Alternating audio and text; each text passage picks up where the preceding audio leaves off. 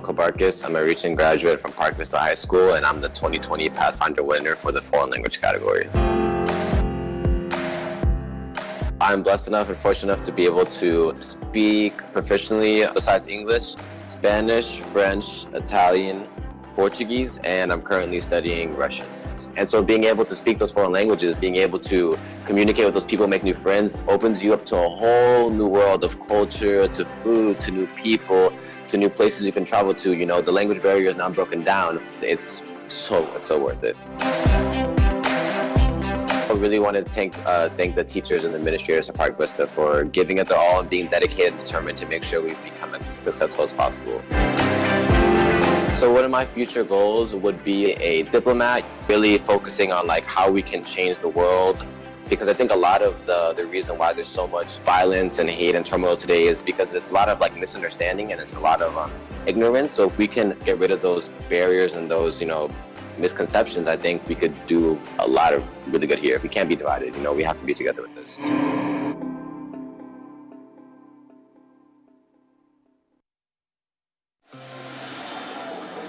We're doing anything from stripping and waxing to disinfecting. The main thing that we're really focusing on this summer is the disinfecting process. We really want to make sure that we're getting all those high touch points, those doorknobs, areas that kind of go overlooked. The Clorox 360 machine is a machine that we recently brought into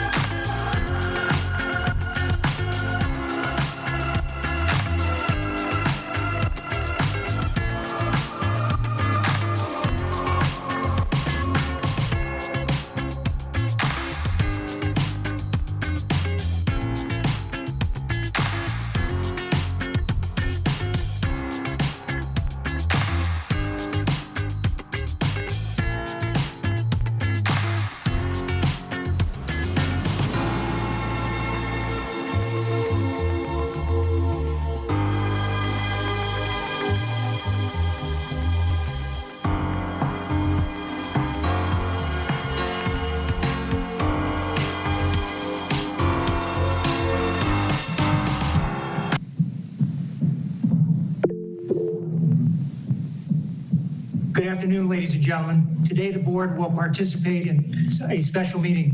It will be conducted using Google Meet technology for board members and staff who are participating live. Viewers and listeners can access the meeting today by either watching on Comcast channel 235 or by using the YouTube link on our webpage at palmbeachschools.org.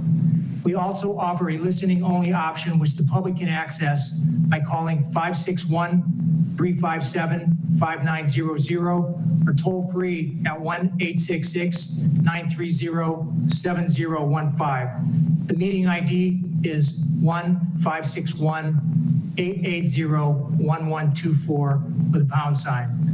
I now call the special meeting to order. Mrs. Bass, will you please call the roll? Yes. District 1, Barbara McQuinn. Here. District 2, Chuck Shaw. Here. District 3, Karen Brill. Here. District 4, Erica Whitfield. Here. District 5, Frank Barbieri. Here. District 6, Marcia Andrews. Here. District 7, Deborah Robinson. Here. We have quorum with all 7 board members present. Also joining us on our virtual dais is Superintendent Dr. Donald Fenoy, General Counsel Julianne Rico, Inspector General Teresa Michael, and Board Clerk Carol Bass. Senior staff members will join us periodically as directed by the superintendent. This meeting is being transcribed by a closed captioner, so remember to speak at a reasonable pace. Now please direct your attention to the flag on the screen. Dr. Fenoy, will you please lead us in the Pledge of Allegiance? Yes, sir.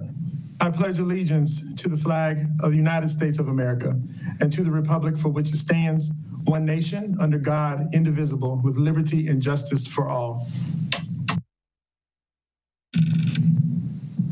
Thank you, Dr. Fenoy. A quick review of our meeting protocols. Remember, if you're not speaking, your microphone should be on mute. And please raise your hand to get my attention. I'll acknowledge that I saw you by shaking my head. If you need to step away from the meeting for a moment, please turn off your camera. This is for the public. When the cameras are off for our board members, they are still present in the meeting and they can hear and see what's happening. I'd like to welcome the public speakers who are joining us in person today. While your attendance here at the board office is appreciated, please be mindful of important safety protocols that the district now has in place to conform with COVID-19 safety guidelines.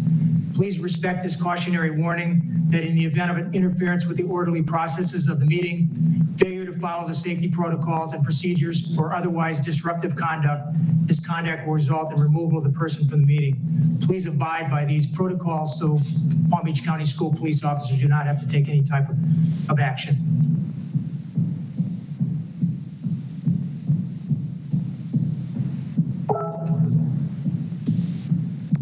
We have no minutes to approve, board members. There's 3 items added for good cause. Item AD1, come on, open up computer. AD1, the school reopening plan for 2020-2021 in response to COVID-19 emergency.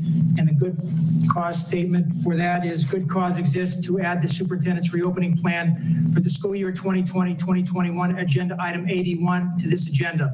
Last Wednesday at the board workshop, a presentation was made to the board concerning the reopening of schools.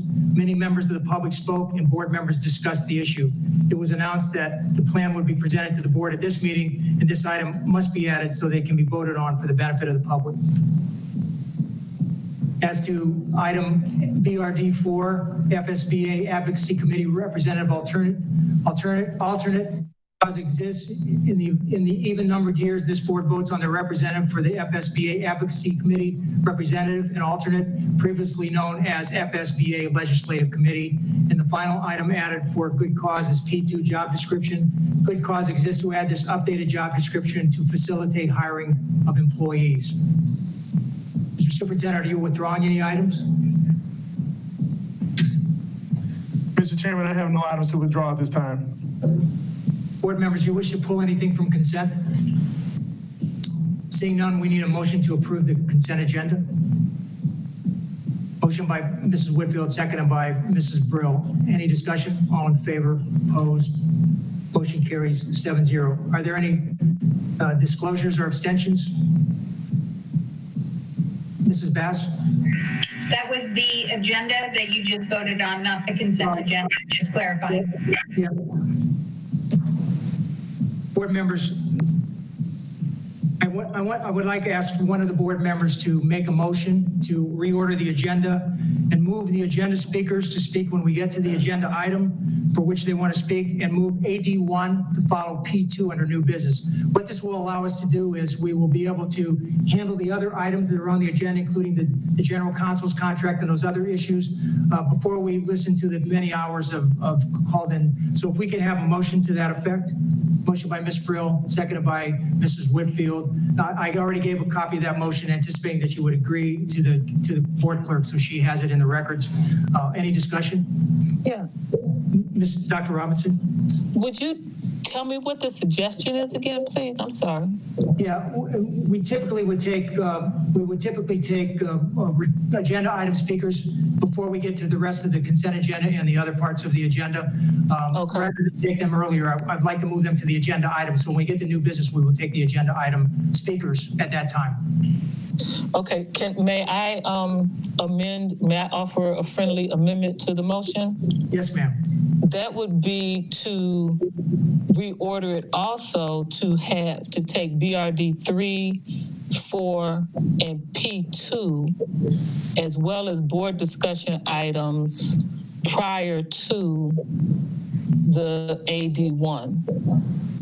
Okay, so we're because the motion that was already read included moving the 3 board new business items. So we're going to add the 2 board. What Okay. Dr. Robinson is doing is adding the 2 board discussion items. Move those up also. So do we have a second on Dr. Robinson's amendment? Seconded by Mrs. Whitfield. Any discussion? All in favor? Opposed? Motion carries 7-0. Mr. Superintendent, before your comments, I would like to take a motion of personal privilege and make a statement, if I might. I would like to take a point of privilege to share a very private story with all of you. The story has a point, so I thank you in advance for listening with an open mind. My mother died in 2010. After Mom died, Dad was never the same. They had been married for 60 years. 4 years after Mom died, Dad died. He willed himself to die. He told my brothers and me that he was not going to take his medications any longer because he was ready to go. He stopped taking his medications at the end of March in 2014, and he died 11 days later. I tell you this story because of what Dad said to me when I asked him to please stay with us so he could see his grandchildren grow up, and what I'd like to share with you. He said, "Frank, I'm 87 years old. I've seen a lot in those years, and I'm sorry for my grandchildren and great-grandchildren. This world has changed. This country has changed. People don't care about each other anymore. They don't want to help one another. They aren't nice to one another. I've seen enough, and I really don't want to see any more." Why do I tell you this? If Dad was here and read the cruel and bitter attacks on social media that members of the community are lobbying against one another, or some of the comments and the emails that the district and board members are receiving, he would be ashamed of all of us. His look into the future is coming true. When did we lose the ability to feel empathy for one another? When did common courtesy become politically incorrect? When did we forget that at times of great national peril, the way out of harm's way requires everyone to work together to compromise where there are differences of opinion? The virus is not conservative and it's not liberal. It will infect anyone, irrespective of your political affiliation. There is no doubt in any of our minds that no matter what plan this board approves for the reopening of our school system, that there are going to be a great many of you who are not going to be pleased. In fact, really the only common element of the emails we are receiving is that the writer says something to the effect that we know you are facing an impossible situation. We know that no matter what you do, there are going to be people who won't like it. And then the writer goes on to tell us how to do it to satisfy them. They are correct. It's been over 100 years since this world was in the midst of a pandemic that has affected almost every country on the planet. There is no rule book here. We have no script prepared for us. This board will do the very best it can, as we always do, to make a decision which we believe is the best interest of the children in this district. So when you next log onto your computer phone and are ready to comment on something you hear today, if the only thing you can think of to say is cruel and bitter, I suggest you rethink the words you want to use, and remember we are all members of a community. We are part of something that is greater than ourselves. We are all in this because we love children, and our children are watching and learning what they see from all of us. Thank you. Mr. Superintendent, do you have a comment? Your comments, please. Yes, sir. So good afternoon, everyone, and thank you for joining us on this very important day in our district's history. Later this afternoon, I will read my official recommendation to the school board regarding the reopening plan for the 2020-2021 school year. Before that, we will hear from public speakers who are each passionate about the way they feel instruction should begin in the new year. I am appreciative of everyone who has taken the email or call the district or step forward to have their voice heard during our meetings. While opinions run the gamut, all of these people have one thing in common. They are passionate about our children and the future of education in Palm Beach County. With back to school just weeks away, I empathize with teachers who are anxious and parents, guardians, and students who are frustrated as we contemplate how to reopen schools amid a pandemic whose skyward trajectory has recently gained momentum here in Palm Beach County. I am in agreement with the Health Advisory Committee, which emphasizes the reopening plans must be driven by safety and science.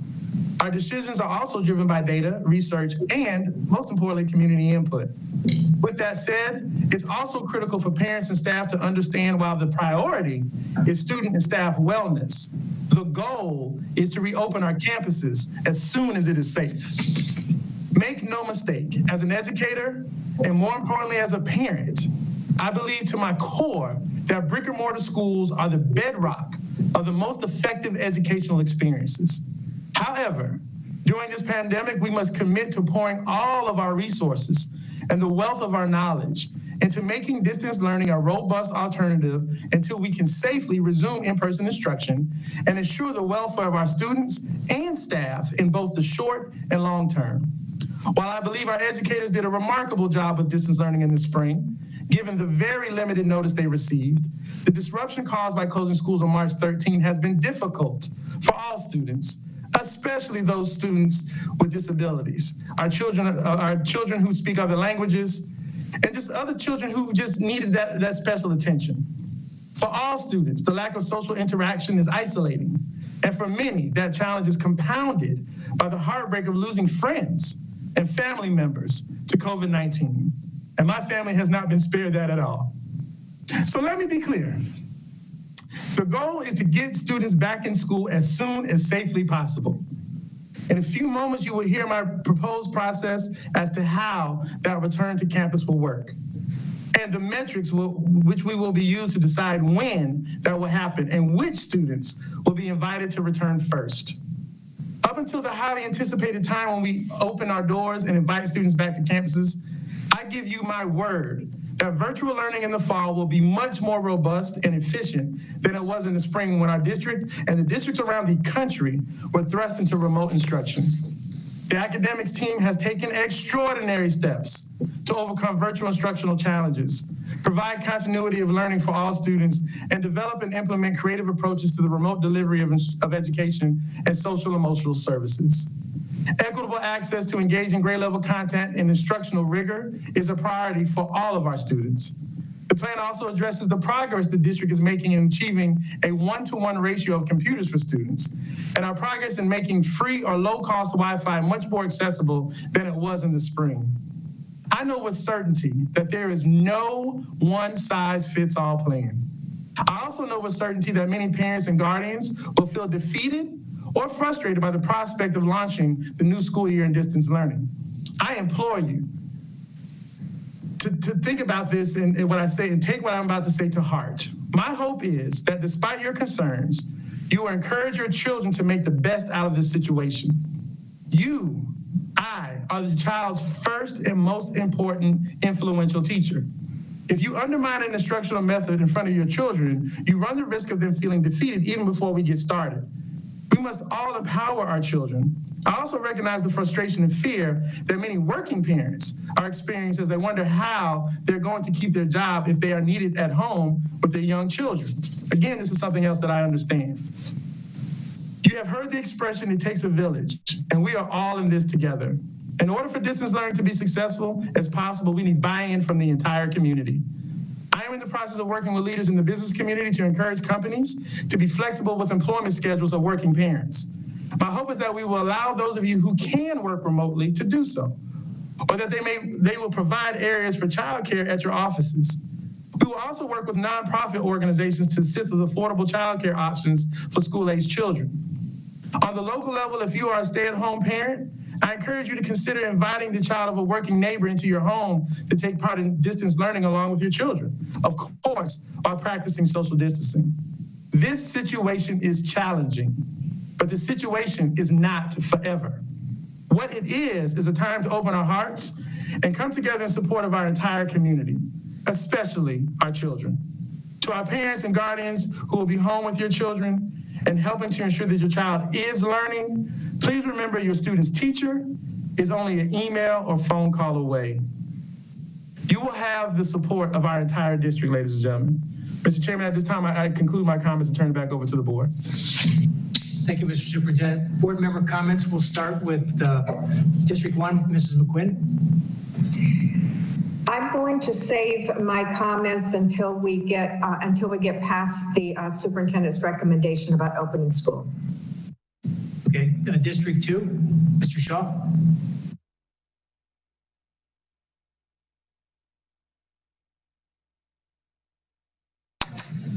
I too will hold mine.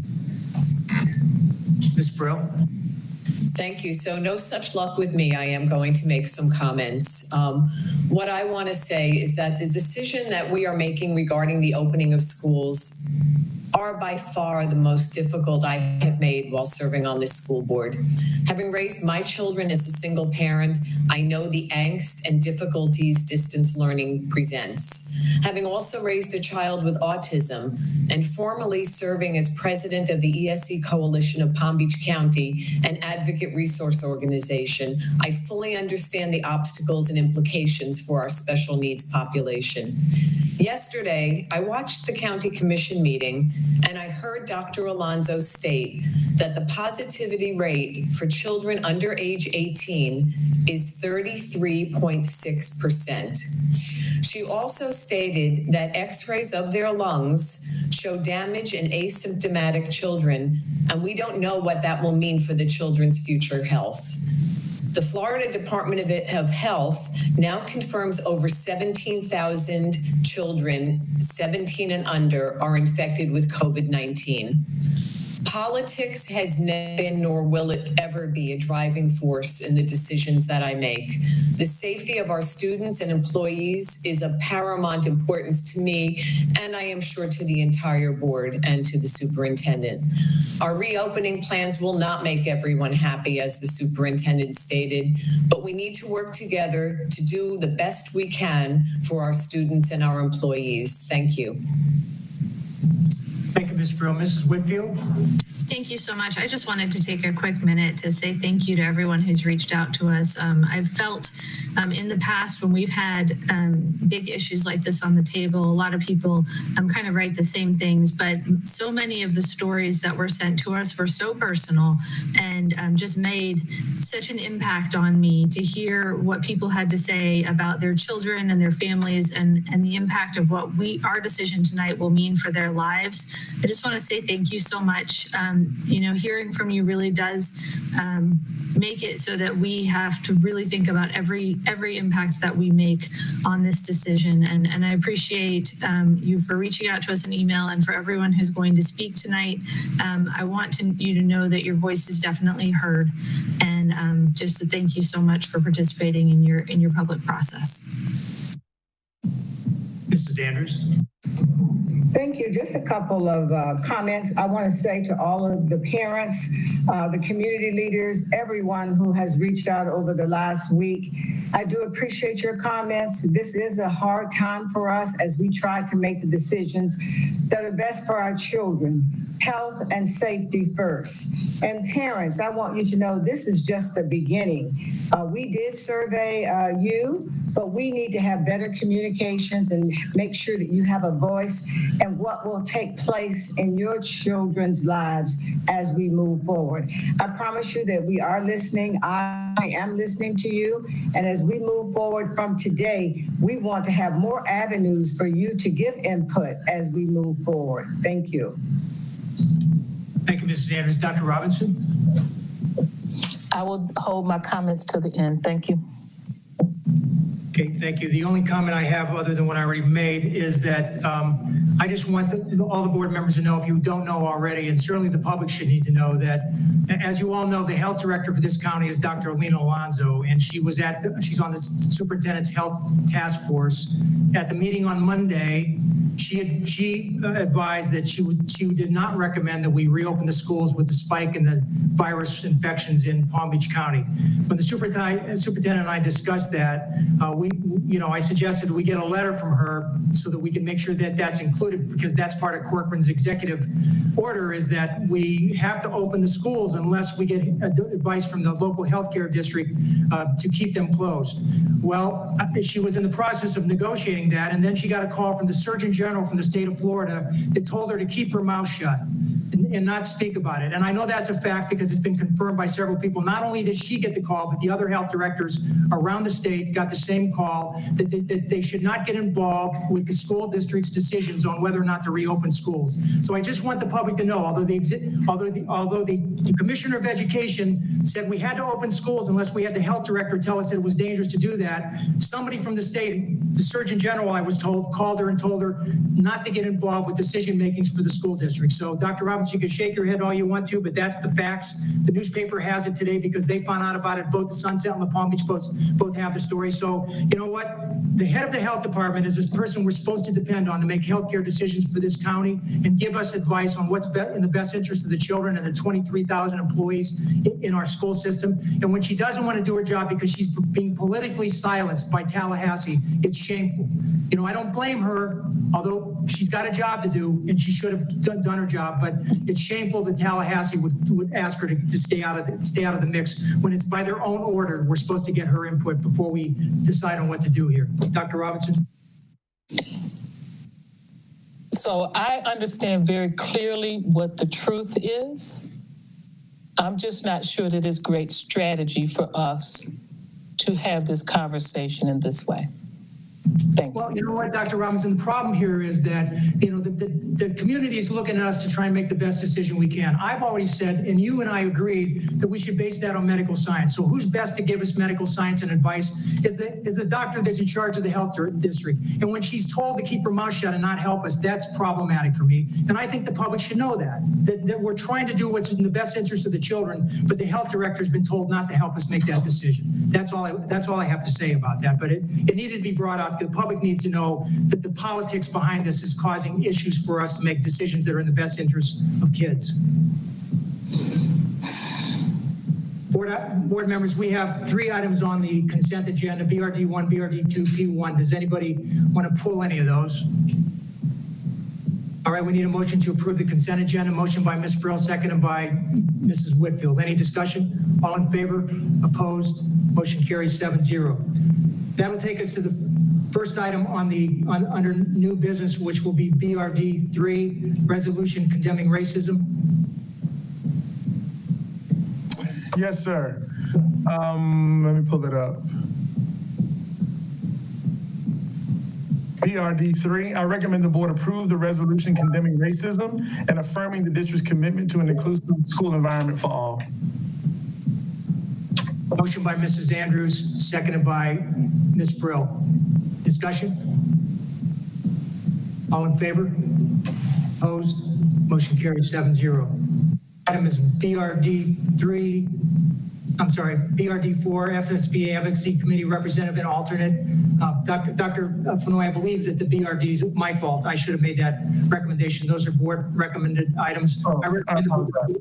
No problem. It was my fault. I recommend the board vote for their FSBA Advocacy Committee Representative and Alternate, previously called Legislative Committee. Motion by Ms. Brill, seconded by Mrs. Andrews. Mrs. Andrews, you want to take this? Since you know who's who and what's got to be done? No, I'm asking if you want to start the discussion off. Go ahead. Yes, I will. I've served as your legislative appointee, and I think Mrs. Brill has been my backup. I've attended all the meetings, and it has been a pleasure. I would love to continue, but I'm always willing to step up if someone wants to take that position. They've changed the name to advocacy, but it's the same as what we have been doing before, really working on the legislative issues. And now more than ever before, as as we look at the state as well as the federal. It's just so critical that we are very much involved from FSBA, state level and national level. And I've enjoyed my time. Ms. Brill. Thank you. And I think that Mrs. Andrews has done a fabulous job. I don't want to see her leave. What I will tell you is that you will see me more active as well as your backup, since I've made the commitment to stay on the school board to get us through this crisis. We all need to work together. These are all our babies, all our employees. And so I look forward to supporting you, Mrs. Andrews, in your efforts. All right, board members, does somebody want to make a motion to modify the motion to add in that Mrs. Andrews and Ms. Brill are two people that will be doing that? Motion by Mrs. Whitfield, seconded by Ms. McQuinn. Any discussion? All in favor of the amendment? Opposed? Motion carries 7-0. All in favor of the motion that said we were going to vote on, discuss it? All in favor? Opposed? Motion carries 7-0. Mr. Superintendent, the next item on the agenda is P2, job description. Yes, sir. I recommend the board approve the job description as submitted. Did you guys? Oh, I'm sorry, yes. Motion by Mrs. Andrews, seconded by Vice Chairman Shaw. Any discussion? All in favor? Opposed? Motion carries 7-0. The board discussing, the next item is BD1, which is a board discussion item. Mrs. McQuinn, I have a suggestion for you. If you do it as a board discussion item, then it's got to be put back on the agenda for next week. If you just want to wait till we get to 81, if you want to make a motion or change the start date of the school year, that's probably the appropriate time to do that. Yes, I had let Mrs. Bass know that that is my intent, so I will wait until we have the motion. Right? Is that okay? Absolutely. I think that's the best place to do it. Otherwise, remember, on the board discussion items, we discuss it and then we put it on the agenda for the next meeting. So we don't want to have to do that next week. We have to obviously do it this week. Thank you. PRD2, Mrs. Andrews.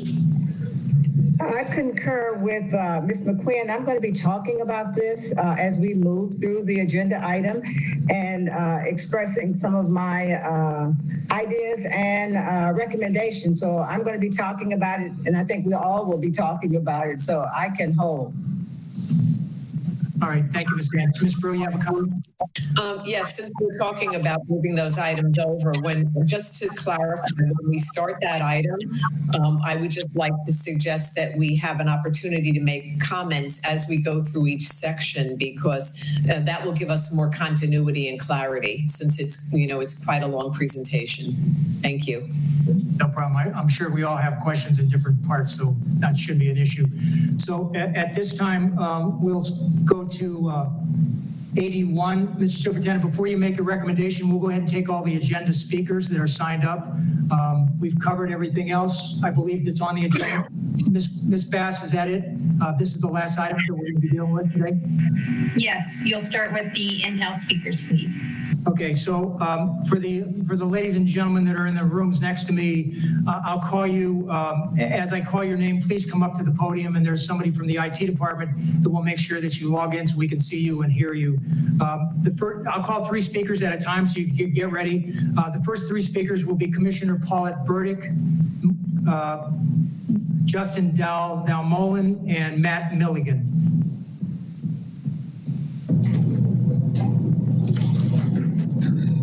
Dr. Fenoy, esteemed school board members, staff, guests, and Roberto, our graduate from Forest Hill Community High School, who is providing technological support. My name is Paulette Burdick. I'm from West Palm Beach, and I'm here today in support, let me say it again, in support of keeping our K-12 education online. As our community, our hopes of opening schools have faded over the past few weeks with the unrelenting, record-breaking cases of the COVID virus. Our Palm Beach County Fire Chief has told us that things are not getting better, but only getting worse. Many of our first responders, the men and women, are under quarantine. Our Director of Public Health, Dr. Alonso, has said that the county is heading in the wrong direction and is in fact failing many of the benchmarks. And sadly, over 1,700 children in the state of Florida have the COVID virus. Over the weekend, because I love reading my newspapers, on Saturday, as reported by Derek Karn, the news service of Florida in Tallahassee, even the incoming Senate President, Mr. Simpson, has established the following guidelines in Tallahassee. He has limited attendance to half of the capacity in his meeting rooms. He's emptying rows, seating, there are 2 seats apart within those rows, and he is considering temperature changes for anybody that enters the building. As a board and superintendent, our community has witnessed and seen your struggle with this decision. I support you keeping classes in line and keeping our 23,000 employees and students safe. We all need to heed the advice of medical professionals. We all need to take personal responsibility and do the right thing. Thank you for your service. Be safe and be well. Thank you, Commissioner Burdick. Justin Dalmolin.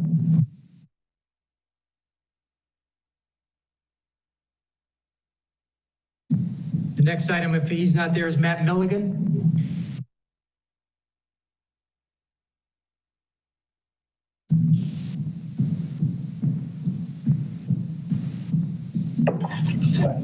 Am I good? Okay, sorry. Hi, my name is Matt Milligan. I'm a father of 3 young children. I have an 11-year-old that is ready to be enrolled in Omni Middle School in Boca. I also have a 7-year-old that is ready to go back to school at Del Prado Elementary. It's going into 2nd grade. And I have a 3-year-old that's currently at preschool at the YMCA in Boca, which they've been open now for 2 weeks. They use masks, hand sanitizers, and temperature checks at the door. The kids don't wear the masks because they're all preschoolers, and well, they don't need to. I'm here today to voice my support for reopening the brick and mortar schools. And the reason is because there's a big gap going on, and it's increasing between the haves and have-nots. We'll talk about the fortunate and the unfortunate. During the shutdown, my family and I have been extremely fortunate. My wife works from home for a large tech company and is very skilled in her career. I'm a realtor in Boca, which allows me to work from home and around my family's schedule. We literally grow thousands of pounds of food a year at our home. We have jobs that allow us to stay home for the most part. We have incomes that stay relatively, excuse me. We have incomes that have relatively stayed unaffected by the shutdown. In fact, sometimes there's even been an increase because of the amount of people escaping New York.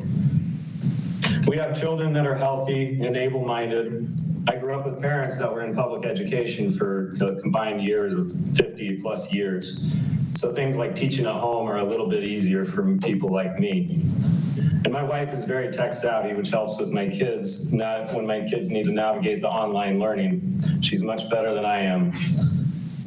We are and have been in a good situation during this whole lockdown. That's not to say, though, that it hasn't affected us. My daughter, who's looking to go to middle school, has been depressed and sad, and I get it. It's just her social atmosphere right now. But she's very academically focused, and she can adapt to the online learning. But my 7-year-old child, who doesn't do the same, who doesn't act the same, and who doesn't learn the same, isn't getting the same quality education.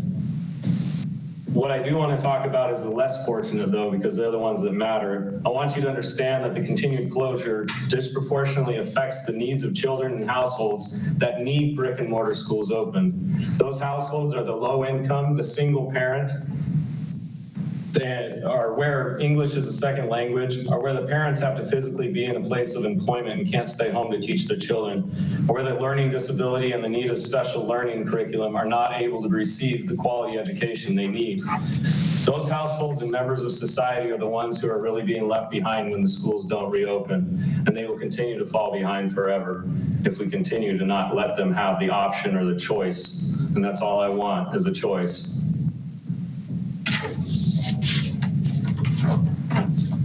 you. Our next speaker is Summer Toscano. The next speaker is Summer Toscano, and after that, Heather Brace.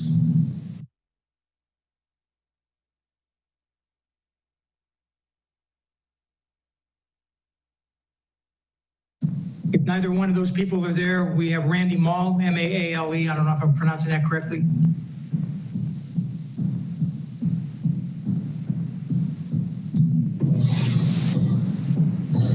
Good afternoon. Please state your name for the record. Good afternoon. My name is Randy Maule. I'm a lifelong resident of Palm Beach County. I'm a retired law enforcement executive, and I'm a father to two twin 9-year-old boys who both have autism. I'm here to talk about choice. We need to have choice in schools. One of the greatest things about Palm Beach County school system has been choice, whether it be virtual learning, brick and mortar, or homeschooling. Eliminating those choice for children that have an IEP, individual education plan, is not a choice. I'm here to advocate for the children and for the families that have special needs children. Allowing only virtual learning for children that cannot learn in a traditional online system is no choice at all. Let me tell you a little bit about my two sons. My one son, Noah, has been at Alamanda for 2 years and has done very well. He has an amazing teacher who has been an absolute gift to us. What I will tell you, though, is he has no idea what it means to sit in front of a computer screen and interact with his teacher or his classmates. He simply does not understand the concept. He has an IEP. The school is mandated to meet the needs of his IEP. His IEP, the first word is individual. I have heard nothing about how the school board is going to meet his IEP and his individual needs. His speech therapy that he needs, his occupational therapy, socialization, peer cueing, many other issues that he has that will not be met virtually. He does not understand what it means to sit in front of a computer screen. He has no idea that that person on the other side of that screen is his teacher. He will not sit there. My other son, Jacob, his twin brother, is 9 years old. He is nonverbal autistic. He speaks through an electronic device that is an iPad, a screen. He does not understand anything about a computer and a video screen. He cannot speak for himself except through his device. How are you going to meet his needs in a virtual environment? Under Florida State Statute 1003.571, you're mandated both by state law and federal law to meet his needs. Explain to me how you will do that in a virtual-only classroom. He cannot hold his device up and show it to the teacher when he wants something or needs something. The teacher cannot see the device in that little tiny computer screen. Explain to me, how are you going to meet his needs? I understand the risk, I understand the concern. I also understand that there are some folks that don't want to come back, that are teachers that don't want to come back. But for those of us who have special needs children that have IEPs, we need a choice. It's simple. Delay the class start if you have to, but start it nonetheless. That is what I'm asking. Thank you, Mr. Maule. The next people on the list are Kathleen Crum and Sarah Reingold.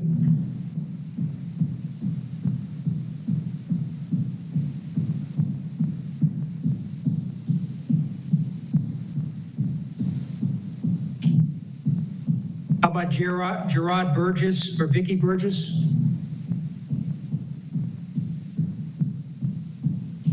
Good afternoon. Please state your names for the record. Yes, we're going to be removing my mask. So is my husband. We're 6 feet away from everybody else. I speak with an accent, and I want to make sure that everybody is able to fully understand what we have to say. My name is Maria Victoria Burgess. And I'm Jared Burgess. Yeah. Good afternoon, members of the board. My name is Maria Victoria Burgess. I'm the mother of a 5-year-old who will be starting kindergarten at Jupiter Farms Elementary this year. We want to thank you for the opportunity, and we want to use our allotted 3 minutes wisely to highlight why you must understand that in this matter, one size does not fit all. While we respect parents that have decided not to send their kids back to school, an option should be available for those that think otherwise. In this country of ours that proudly respects different different races, ethnicities, and cultures, the same principle should be applied for parents with different needs in these matters, since there is no ending in sight for this virus.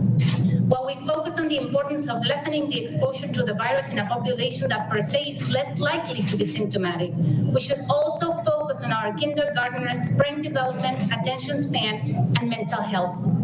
Expecting a 5-year-old to learn only by exposure to virtual meetings and assignments, while having one parent dedicated 100% of the time to support the child, is simply not feasible. Not feasible because a 5-year-old needs that emotional connection to learn, and also not feasible because several households are composed of full-time working parents that don't have the luxury of not working in this difficult economy. Our kids and teachers' safety is paramount, but there is a proven way to do this already, following expert guidance. If what you're looking for is a more tangible example, please remember several daycares and summer camps have been open throughout the pandemic, doing a stellar job in maintaining high standards of hygiene and keeping our children and staff safe. If you think that by keeping our schools closed to all kids, you will be protecting our children, please consider the domino effect on this decision. What are parents expected to do if their jobs cannot be done remotely or are essential and can't take time off? Those parents that can afford it will turn to using daycares or private schools. Others are already looking into grouping their kids in different homes, while those that can't afford it will look into the help of grandparents, exposing one of our most at-risk populations. This defeats the whole purpose of school closings to keep our community safe. Let those families that want to homeschool or do virtual learning go ahead. We respect them, we really do. By default, less kids will be attending school physically, allowing for a less crowded environment and more social distancing, which will in turn also improve our teachers' safety. We parents that would like our elementary school children to go back to the classroom as soon as possible understand the potential risks in the decisions that we've made. That decision comes as a result of a benefit risk assessment on what is best for our family. And as tax-paying, responsible, thinking adults, we should be given that right. Thank you very much. Thank you, Mr. and Mrs. Burgess. The next two on the list are Nikki Soda and Cynthia Potenza.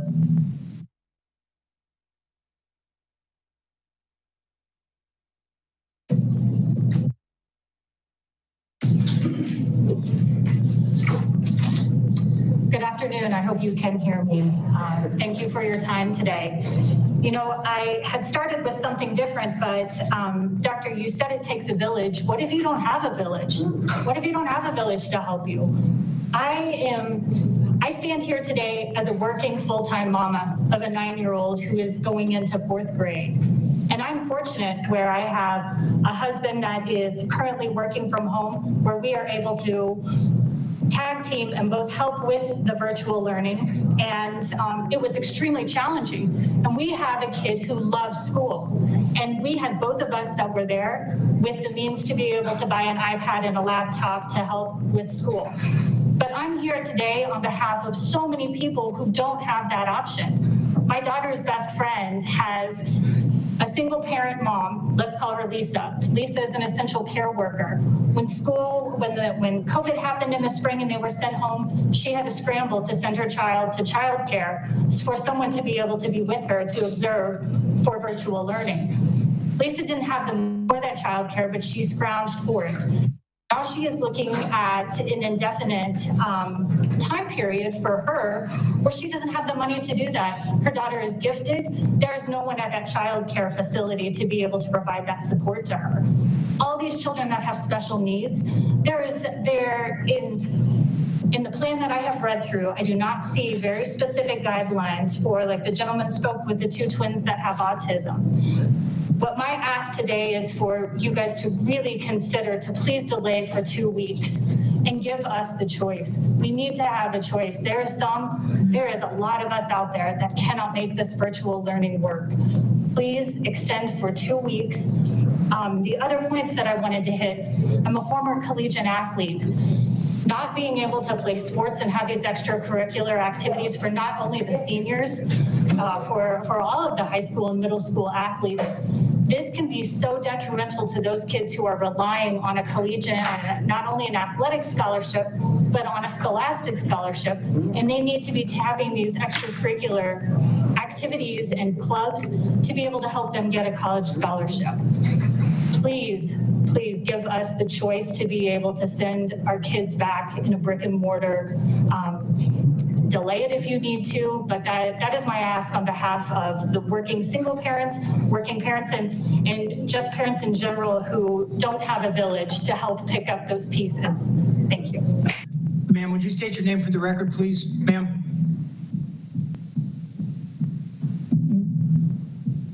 One of the officers in the room, would you please get the lady's name for the record for me, please? Nikki Soda. Okay, thank you, Ms. Soda. Thank you very much. The next item, the next people on the list are Silmo Mora and Brian Norton.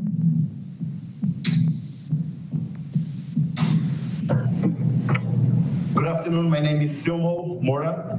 I've been living in Palm Beach County, Boca Raton specifically for over 25 years. My kids went through Palm Beach School District, which I praise you very much. I love this district, great teachers, great schooling. And they went through elementary school, middle school, and high school. But I'm here, as I'm running for state representative of District 81, I'm here for the parents that I've been speaking with. And some of these parents, they can only work if their kids go to school. Yeah. I know it's a tough decision for you guys to make, and I pray that God will direct you to make the wisest decision ever. Some of these kids, believe it or not, in our county, they only eat the meal the school offers them. Yes. I've been to those homes. I have cried with those single moms and those single daddies that try to raise these kids. They cannot go to work. Not all of us have the privilege of working at home. For example, I'm a realtor, so I really don't need an office. I can work from the house, and my wife is a realtor as well, so we can work together right at the house, right in our office. But throughout Palm Beach County, throughout the Palm Beach, not everybody can do this. Yeah. And I praise you again because you're making our kids, you're the second parent, our teachers, making our kids men and women that love God, love their families, and love this great country and the state of Florida, and of course, Palm Beach County. But I believe there is a way out to do this. Especially for those special kids. And I know friends, I've been to this house, or kids that don't speak the English yet. They cannot learn the second language through a camera. We have been practicing the social distancing. We've done this by now. And I think we can do this in school with our kids. You know, I'm not saying that all the kids 100% can come back in August, but at least if we start somewhere doing something with these special kids, those that do not speak the language yet, that just got to this country like I did 30 years ago, and to relieve those parents so they can go back to work and bring food to the table. And I know it is a tough decision to make, but I'm praying for this great district. I'm praying for every one of you, each one of you, that God gives you, God helps you out on this tough decision to make. May God bless you. Thank you very much for being the same parent for our kids in school. God bless and thank you. Thank you, Mr. Mora. Brian Norton, are you there?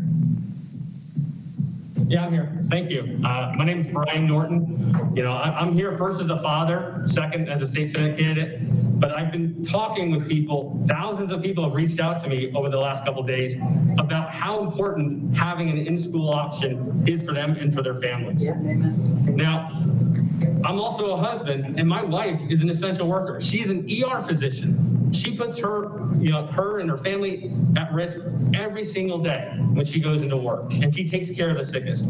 We have been asking our grocery store workers, our healthcare workers, even the people that are cleaning our facilities to risk themselves so that we can go out there and we can continue to go out there. And all I'm asking is that we continue and we have the courage to do the same ourselves. I am in support 100% of giving parents the right to choose what's best for them and their families. Even based upon the survey that this district put out, 40% of parents say they would be willing to send their kids back. Another 40% said they didn't want to, right? You're right there at 50% already. And it is my strong belief that it's the responsibility of this district to provide a safe and effective learning environments for our children. And the one size fits all is not the right way to do it. It is not the way that we're going to continue to move forward. And I have to applaud Mr. Barbieri's comments at the very beginning that this should not be a divisive issue. We should not be calling each other's names. We should be working together because this affects all of us. It doesn't matter your race, your economy, whether you're a Democrat or Republican or whatever. None of that matters. What matters is that we work together, and we have to continue to work together to move forward. This is not going to pass us by like a hurricane. We can't just stand still and wait for something else to happen. We have got to take steps forward, and we have must have the courage to do what we can to support our neighbors, to support our community. And part of that starts with helping those that go out there every single day to help us and helping their children have access to quality education that they deserve, and especially those with special needs, especially those that need the schools for food, especially those that need that attention from the teachers to develop. I have to applaud the school board. In 2 weeks, we went from, going from in classroom to online distance learning. As a parent of 3 kids, a kindergartner, a first grader, and a 4th grader at the time, it was chaotic. It was messy. We had to do it. I get it. And we worked through it. We worked with it, and we all made the best of it. But since then, we've had 100 days to figure out a plan on what to do to move forward. Yeah. And it seems like we haven't been looking and asking the right questions. Instead of asking, well, when is this going to pass us by so we can reopen? The question has got to be the same as our preschools and our private schools have been asking. How do we reopen safely? How do we make it so that we can send some of our kids back, send some of our teachers back, and be safe? And, I appreciate what you guys are doing here. I know it's tough. I know it's hard. And like I said, I appreciate what you're doing, but I strongly believe that we've got to give parents the right to choose. Yeah. Thank you. Thank you, Mr. Norton. Is Shirley Mora there?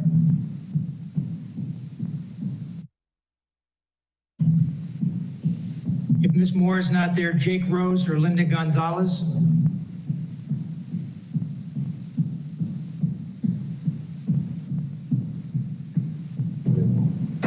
All right. Oh, go ahead. State your name for the record, please, ma'am. Linda Gonzalez. Thank you. Go ahead. I have been teaching for 38 years, most of the time for the Palm Beach County School District. My daughter has gone through the school district. I also have a master's degree from NYU in journalism, so I'm just stating my credentials for the record. And with all due respect to Dr. Alonso, we kind of have better experts. The American Pediatric Association recommends that children go back to school. I don't know where she got that 30-something%. The California teachers who are saying virtual school, 0 children have died from COVID, okay? Also, the statistics support kids are not getting this, they're not transmitting it, so they are the safest population. And we also have our other expert who joined our protest Monday night, Dr. Peters. He's a world-renowned epidemiologist. He brought his daughter to reopen schools, and he says he's been fighting the fight for 100 days, and he's been putting his life on the line. Can't teachers with the proper sanitary environment do the same? As a previous speaker mentioned, half the parents will probably keep the kids home. That will empty the classrooms out. If we're given a choice and they virtual teach their children at home, and then the classes are halfway empty, we can social distance. My daughter right now is in a brick and mortar school. The L school has been open since the beginning of June. No COVID cases. Everyone's fine because they do the proper sanitary methods. Cases are skyrocketing. We know that, but it's not with our children. It's with the millennials who are out there at bars, gathering, etc. The population we're serving is the safety safest population. And I think they're safer in the classrooms probably now if cases are skyrocketing out there. That's my belief. The death numbers are extremely low. For the people who have died, I'm sure that doesn't mean much, but they're very low. That's what I look at. And the numbers for children are almost non-existent as far as deaths. The elementary school population of teachers is usually young as well, so they are safer. The older population is usually in high school as far as teachers are concerned, so maybe that's something that we should also take a look at. This is all temporary, hopefully, so hopefully, you know, this will be over. Personally, I have taught students who have tested positive for meningitis, tuberculosis, etc. They never closed down the schools, and here we are. We survived. Okay, so thank you very much, esteemed school district. Thank you, Ms. Gonzalez. Is William LaRoque in the room? All right, I'm going to go over the list again because I called some names and nobody came up to the podium. Summer Toscano or Heather Brace?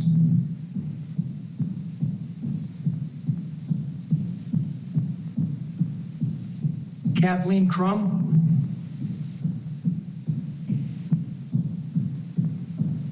Sarah Reingold?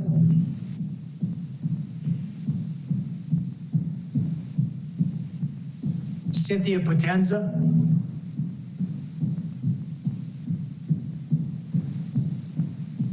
Shirley Mora?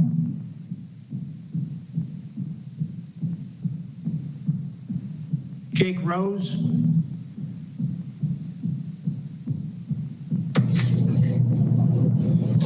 Good afternoon. Good afternoon, Mr. Rose. Having been established, my name is Jake Rose. I've been Northwood. Background, I'm not speaking as an expert on any matter. I'm a father whose children has attended from Belgrade Elementary to Lakeshore Middle School, graduated from some of the finest schools in this country, Dreyfus High School, Atlantic, Suncoast, Park Vista. Also attended Manatee. In other words, I've had a dozen children who came through the school system. I am not now a parent of any child who's presently attending. I have no particular interest whatsoever in terms of a personal one with children. I am speaking only because I feel compelled to. I very rarely speak before this board. In fact, I believe that I should speak only by divine intervention, and the Holy Ghost hasn't yet descended on me. But I feel compelled to first congratulate you on the good job that you guys have done with the opening task force, with Larry Flosson doing a fine job. What I'm saying is not to be political or to consider divisive. Here is what I'm looking for, right to the point. I'm looking to see whether the opening and reopening or the closing would apply applicably throughout your entire county. And I was looking for the words. I didn't see anything concerning the Dunbar Village of West Palm Beach or the areas that are impoverished, as Dr. Alino pointed out, where you must not hit your migrant areas. What I was looking for, and I did not see, was something that was called a subsection called the Glades Individualized Reopening Plan that includes very specifically things that pertain to that community and not others. Here is my point, very specifically and briefly. The Glades area is larger than 19 counties in the state, each of which has its own reopening plan designed for that area. And so when I look at an area that, in the Glades area, that is the most isolated, most separated, most racially segregated, the most impoverished, the most closely housed, in the smallest living quarters, the most systemically neglected, the most vulnerable to the dangers of COVID. And so here's the thing. I understand that a plan for reopening is good. I'm 100% behind opening as it is right now. Here's the problem. You cannot decide to go back to school in the Glades area where there are 3,000 persons living in a square mile and use the same matrix compared to Wellington where you have 1,000 living in a square mile. It doesn't apply across the board. And well, let's say that it's there. I didn't see it inside of the plans. I didn't see the preliminaries, and I've read them all, over 3,000 pages. I'm here only because those people, they do not have a senator who could speak for them. They don't have the powerful, the rich, the provocateur. And frankly speaking, I'm not one of them either, because I'm just an old man with broken iron body. But I'm telling you, I want you to pay more attention, if you will. I pray that would said by the superintendent, one size doesn't fit all. But if you refuse to look very specifically at the area, we may have a situation like we had in 1928 with the hurricane, and also, as well as 1960 in Glaze of Shame. You must look at that area very specifically, targeted. Thank you so much. Thank you, Mr. Rose. I understand that that's Mrs. Potenza that's standing there that would like to speak next. All right, am I on? Yes. Okay, thank you. My name is Cynthia Potenza. I would first like to thank the board for allowing us this public forum. Although some have said that I shouldn't bother, that the board's already made their mind up and my views will not change anything, I disagree. As Americans, we have been assured by our Constitution that we have the right to express our views, and more than ever, we must do this with a passion we've never known before. Never stop believing that your voice is important. Since we are talking today about the very serious issue of reopening our schools for our children, let us focus on some very eye-opening numbers. Today we will focus on the CDC statistics for children ages 5 through 14. Since the CDC began tracking the numbers on February 1st through July 8th, there were a total of 14 deaths in our entire country in this age group from COVID-19. I repeat, 14 total deaths. The seasonal flu, which we don't want to ever compare to COVID, has recorded 46 pediatric deaths, and 71 children have died of pneumonia. Side note, 800 children died in this country last year from drowning accidents. 675 were killed in car accidents. I guess let's not drive our kids anywhere. Now I would like to talk about another virus which surfaced during the early days of the coronavirus. It is called panic. The symptoms of this virus are lack of judgment, severe anxiety, and the worst symptom of all, a loss of perspective. As of July 8th, our state had 0 deaths in children from COVID-19. Yes, 0. And we are not going to open our schools because of that? And no, studies have proven that children are not super spreaders like adults. The largest study recently done confirmed that after studying Iceland, France, and the Scandinavian countries, which have fully reopened their schools, there was no dramatic surge in cases, which, by the way, cases are not the most important number, and I'm tired of hearing it. So what about our teachers? Our teachers are essential workers and have the easiest ability to social distance of any essential workers. Correct me if I'm wrong, but a teacher can literally get out of their car, put on a mask, walk into their classroom, where she can be socially distanced automatically from her students by a thing called a desk. Plexiglass can be installed so that a mask is not needed when teaching the students. I do not understand where all of this hysteria is coming from. In light of the above facts, I believe that the very real risk of children staying home, including isolation, depression, abuse, suicidal thoughts, malnutrition, and falling behind in their learning far outweigh the risks of the COVID-19 virus. I thank you for your time, and I pray to God that each of you will make a decision based on facts, on common sense, most importantly, proper perspective of life and death and what is most important to these children. Thank you. Thank you, Ms. Potenza. I called everybody on the list. Is there anybody still in the room over there that hasn't spoken, that called in and told us they wanted to speak? All right, so at this point, we'll start with the recorded messages.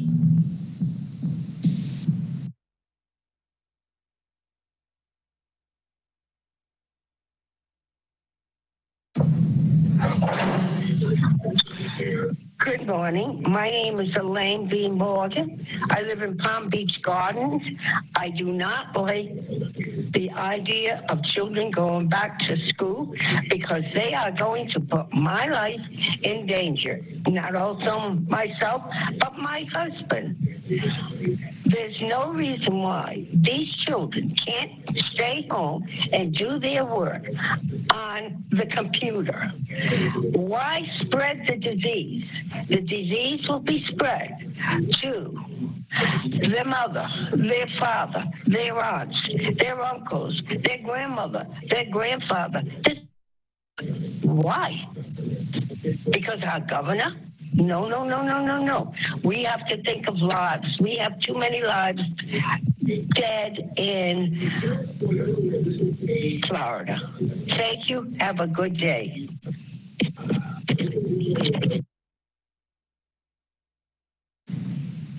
Good morning. This is Laura Dahlman, Palm Beach Gardens, and I am calling about the concern of closing the school and only having online learning and not giving parents a choice whether they would like to send their children to school. And in my opinion, we've kept children away from children far too long, and they need to go back to school, the ones that want to go back to school, so they can be with other children, so they can try to live a normal life. And we know from statistics that the chance of children contracting COVID-19 is minuscule. And when they do, it's hardly harm to almost any. Please give parents a choice to send their children back to school. Let children be children. It's all they've got. Thank you.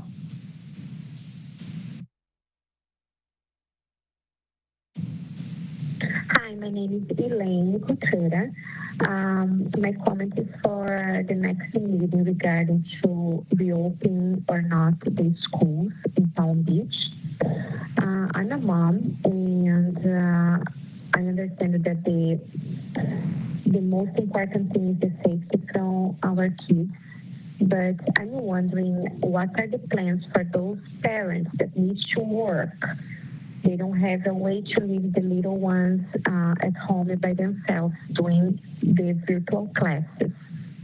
What would be the suggestion to those parents? What they should do in this case? To leave their jobs, to stay home with the kids, or to hire a nanny to help them, to hire a tutor, to stay home with the kids? What would you tell those parents that really, really need the kids at the school? This is a question, not only a comment, but it's a question that I believe many of parents, working parents, would do. I understand that most teachers, they don't want to risk themselves going to the school in person to teach the kids because of the virus. And I understand many parents are afraid to send their kids to the school.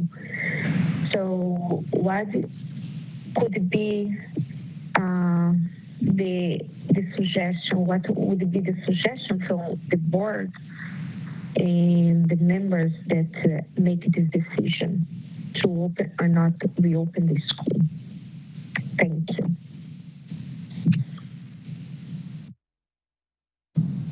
Ladies and gentlemen, I've asked to pause that for a minute. I just want to let the viewing public to know that the speakers are going to go on for the next 4 hours and 48 minutes.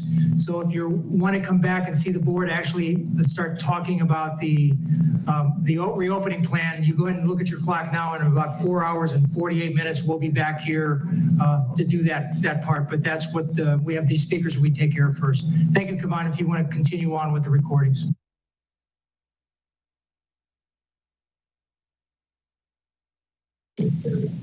Hello, my name is Dr. Rhonda I Trust. The topic agenda item is returning to school choice options.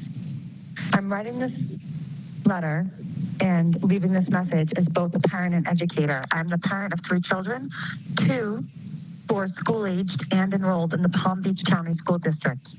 I'm not only writing this letter on behalf of my own children, but on behalf of other children in the district, some who don't have a voice calling in for them. I implore you to give parents the option of selecting virtual person class sessions.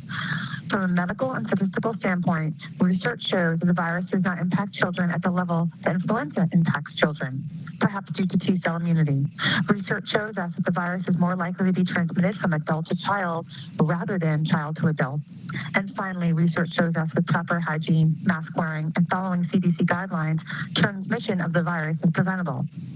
As a health researcher, PhD, and academic, I look at data, research, and common sense to make decisions.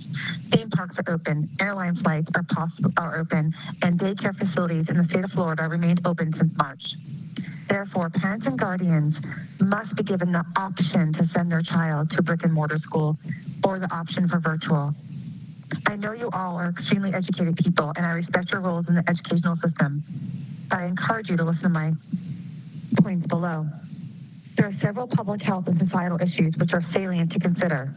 Only a few are mentioned below. 1, mental health of children who are socially isolated and stigmatized because they cannot grasp online learning. 2, mental health of parents and guardians who struggle with online learning and may not be media literate to use this media needed for their children. 3, parents, guardians with no internet connections or devices to accommodate each child in the household. 4, parents of guardians who must remain employed. Has consideration been given to the parents who must quit their jobs in order to stay home with their child? Or the parent who cannot afford childcare where they work their minimum wage job? There are several socioeconomic disparities associated with not giving the choice to send a child to school. Abuse, neglect, malnutrition. Have these topics been discussed in detail? They affect all children, but especially those living in these situations. Not every child is privileged to have a working parent or stay-at-home parent who can afford to feed their child. Some children, if remote learning is the only option, will be left alone or perhaps in the hands of an abusive caregiver and not in their safe haven, which is school. These societal issues need to be closely considered. All communities will be impacted, but those children already living in such situations may be affected the most. And finally, children with an IEP of 504 will be greatly impacted. I speak from personal experience. This is widening the gap of these children who legally require and need services. As a college professor and union member, I understand the challenges teachers face returning to the classroom. I want you to know that I'm not advocating that the teachers be forced to go back. Some may be comfortable, some may be uncomfortable. However, I'm advocating for those teachers to have rights and parents and guardians to have rights, to at least have a choice of a brick and mortar option. We must have choices. The consequences will be dire for the children, parents, and community if options are not given. I implore you as a parent, educator, and expert in communication, please give us a choice. Respectfully, Dr. Rhonda I Trust.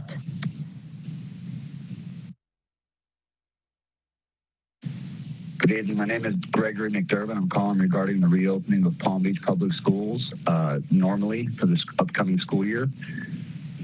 Please reconsider your decision to open up schools on time, as it's going to do far more damage to the well-being of the students as well as parents and our local economy not to open it up. I'm not trying to be insensitive to the risk of high-risk individuals, but please consider quarantining or keeping high-risk individuals at home opposed to the entire student body. I think it's far more important to the psychological development of both my children, one in grade school and one in high school, to be back in school on time, as it's also important the psychological effects of the parents as well as the working parents that need to get back to work. Please reconsider your decision as the cases are going up because of more testing. The death rates remain relatively steady, if not declining. Again, I ask you to please reconsider your decision and open up school on time. Thank you.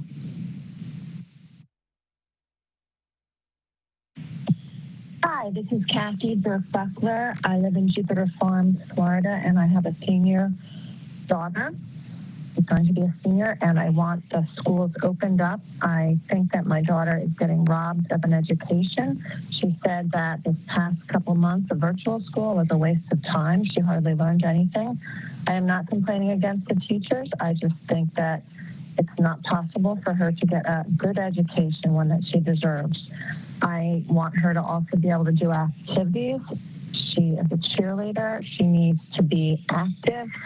If our kids are not involved in activities, that's what keeps them from, at times, going down the wrong path.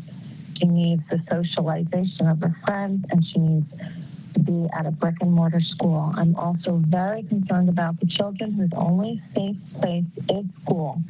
I am a licensed mental health counselor in Palm Beach Gardens, and I see the results of abuse of adult people that I treat therapeutically. These kids need to be in school. The risk is low. Let the 55 and under teachers teach at the brick and mortar schools and let the other ones do virtual, but give us an option, please. We need an option, not just to have virtual school. Other counties are giving options. I request this, and I really hope that you will do this. Thank you.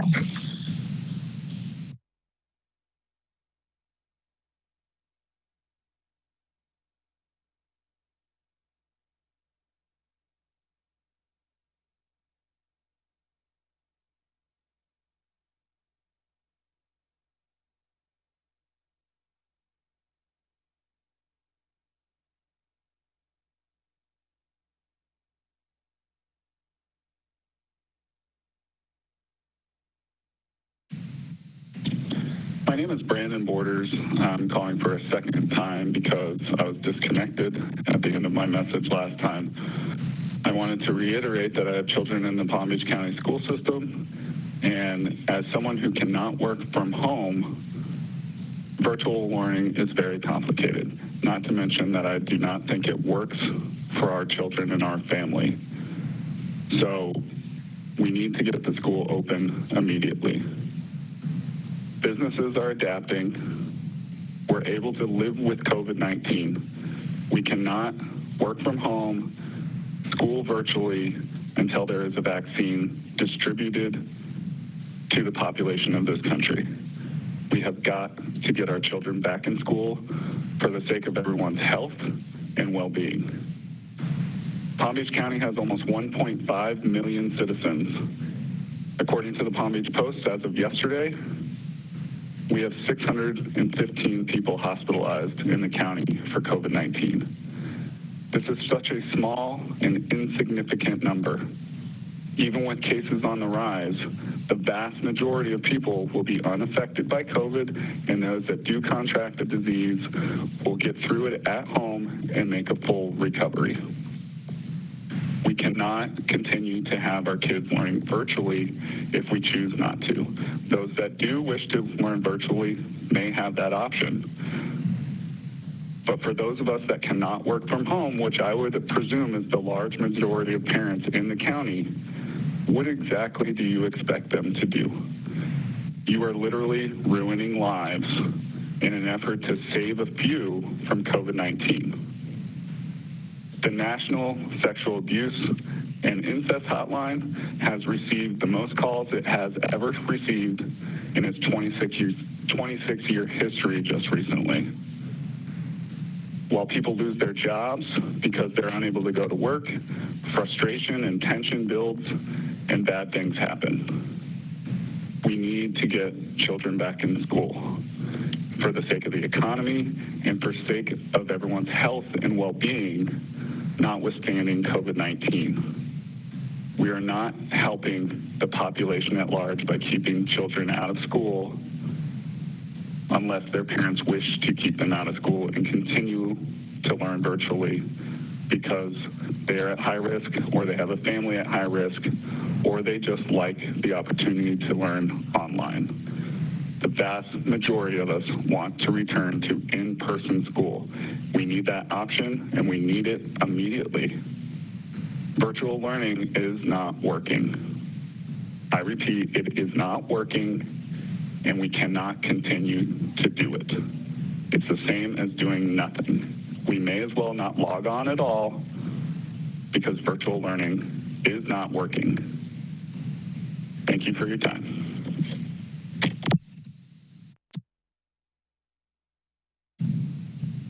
Hi, my name is Allison Negri. I am a parent of a student starting BPK in Palm Beach County in August.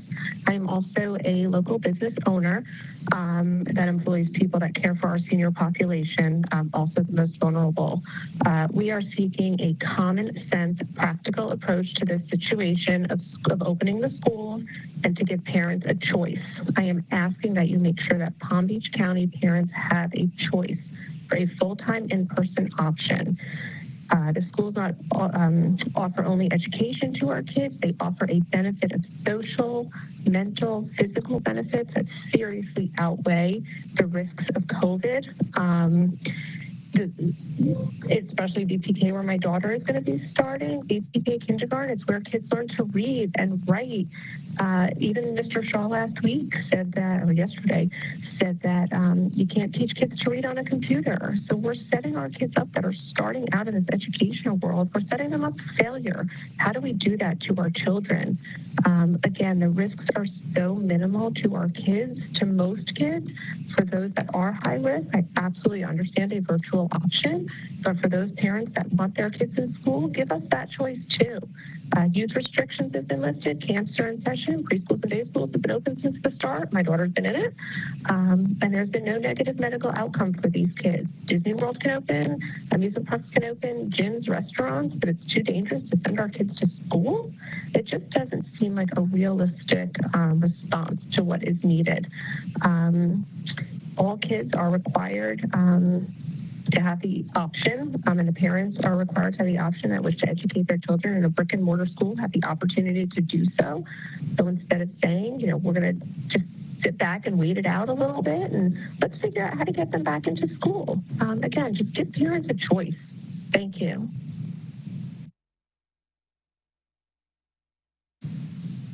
My name is Jackie Restivo. My son and daughter-in-law have 3 boys of elementary age. I have flown in from San Diego in March to help out, as both parents still have their jobs. I did not know that this would go on so long, and I'm greatly disappointed that you are not opening the schools. I am 70 years old, and online school with 3 boys was at the least challenging, and I cannot see it going on. So my thoughts would be, it would be easier to homeschool at my own pace than this online school. Thank you.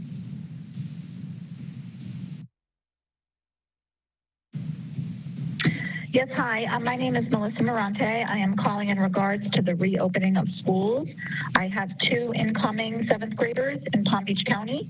I feel strongly that my kids are more at risk being home than they are going to school and potentially getting sick. There's academic implications, there's emotional, mental, and physical implications, and I believe that everybody should have the choice of whether or not to return to school. I understand there are folks who are not comfortable doing so. That is their choice, and I would like my choice as I feel that my kids need to be in school. Thank you for listening.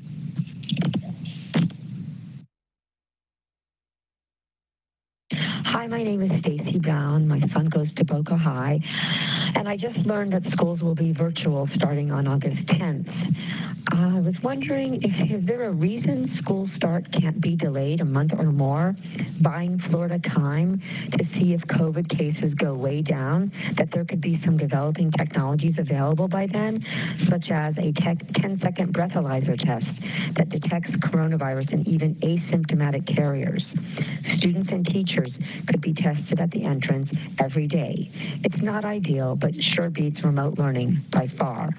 Also, there is a new air filter that was just designed that kills almost 100% of coronavirus in a single pass that researchers developed for schools, planes, cruise ships, offices. What is the rush to start? Even before the pandemic, August 10th was so early, but now there's every reason to delay. Why should children have a subpar education for any time, even if it's for a few months? Months they will never get back. Even if remote learning is improved over the travesty it was in March to May, it will never be sufficient or a substitute for in-class learning with wonderful teachers and, of course, the social aspects that are so vital to the emotional and developmental health of our kids. I do not work, so my strong beliefs have nothing to do with needing my child at school. This will be his senior year, the only one he will ever have. We are devastated that he will be missing that, even if it ends up being for one semester. Please strongly consider delaying the start of school so kids can have the possibility of returning to campus for the full 9 months. Thank you.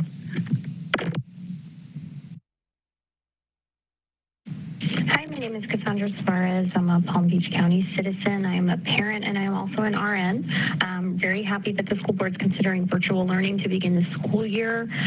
I support that 100%, and I really hope that that's the final decision going forward. Thank you so much for your commitment to the safety and health of the students. I would love an in-person option, but safety really needs to remain our priority, and we should not be going back to facilities right now.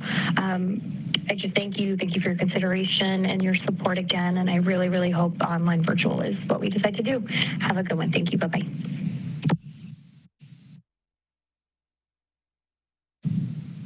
Hello, my name is Yvette Baker, and I'm a parent in the Palm Beach County School District. I have a son going into 3rd grade and a daughter going into kindergarten. And I wanted to leave the comment that I 100% support remote learning until the pandemic is better controlled and it's safe for people to gather in large groups. At this point in time, I feel very, very unsafe sending my children physically to school. And I think the health and safety of the children and also the teachers and the staff need to be our number one priority.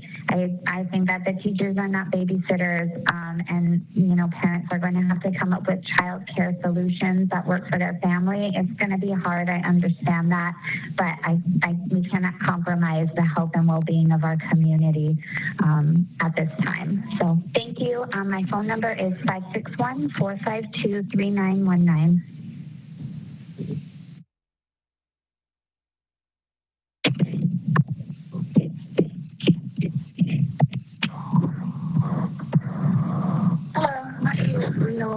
And I'm a parent and a teacher at the Conservatory School in North Palm Beach. I'm very pleased that the school board is considering virtual learning to begin the school year, and I want to say thank you for your commitment to our safety and health. I would love an in-person option. Safety must be our main priority. We should not be going back to school in person until we have at least 14 days of declining new cases and a positivity rate under 10%, like the CDC currently recommends. Thank you for all your support, and please let us start back virtually. Thank you.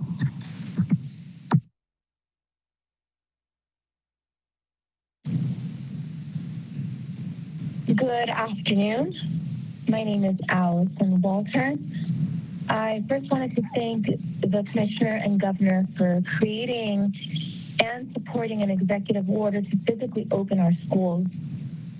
So can the Palm Beach County School District tell me why we're still voting on a virtual-only school option for this week and leaving that as the only option? My husband and I find myself not being the only person in this situation, but my husband and I work full-time outside of the house. We have 4 children, 3 of whom are school-aged. We do not have the financial means of transferring them to a private school or hiring a private tutor. If school is being held virtually, how are we supposed to supervise them? What's the solution here? Why are both options, meaning virtual and in-person, not being offered to parents who all face different circumstances? Every parent has a different situation. It's crazy that any of you think that virtual learning is a one-size-fits-all solution. It isn't. And I'll give you a couple of scenarios here. One of them is mine, which I already stated. The other one is, what about single parents? Single parents who have no relatives, no support system here locally, and who have no other choice but working outside of the house. What about parents who have these kids? The virtual learning platform was not designed to address the needs of special needs or special education children.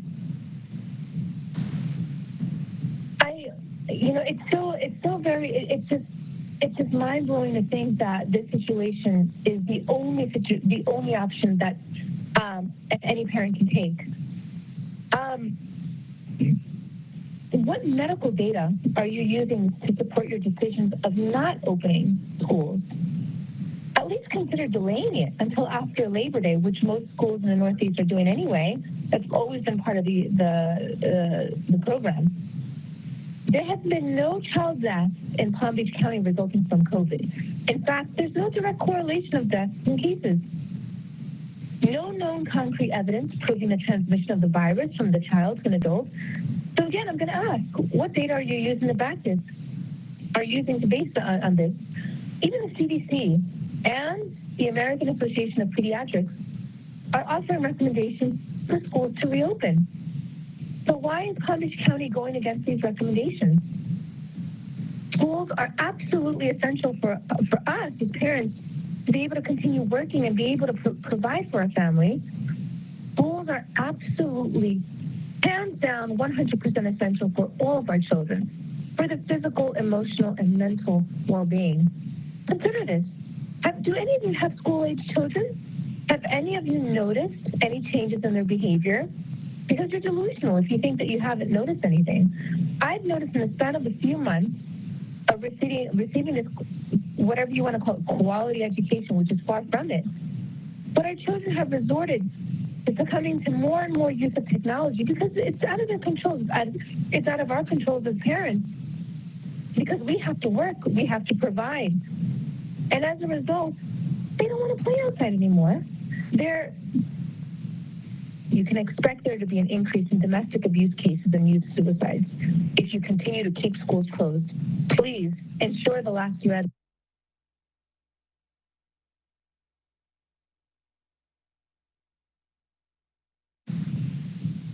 Hello, my name is Jenny Bermudez, and I am a parent and teacher in Palm Beach County. I am pleased that virtual learning is being considered for the start of the 2021 school year. I believe that it is our responsibility as a community and as leaders to ensure that our kids and staff are safe in our schools.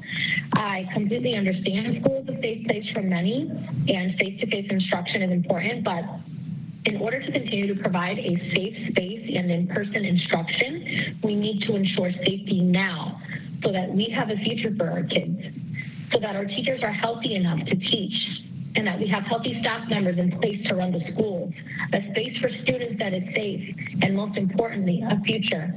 What good is in-person instruction right now if we may be negatively affecting the future of many people or lack thereof? I've lost count of family members that have been affected by this virus, some of them who didn't make it home. This is a world pandemic, and this is something that is affecting people worldwide. We cannot put our preference to have kids in classrooms over safety and over data and over facts. I have a child whose doctor told me and wrote a letter expressing that they feel it is best for my child to continue to attend virtually until it is safe to return to school. If a doctor can make a recommendation like this for a student, we must not turn a blind eye, and we must do what is best for all involved, not for just a child that has underlying medical issues like my own. Also, what about other teachers and staff with kids with underlying health issues, or teachers that are at higher risk themselves?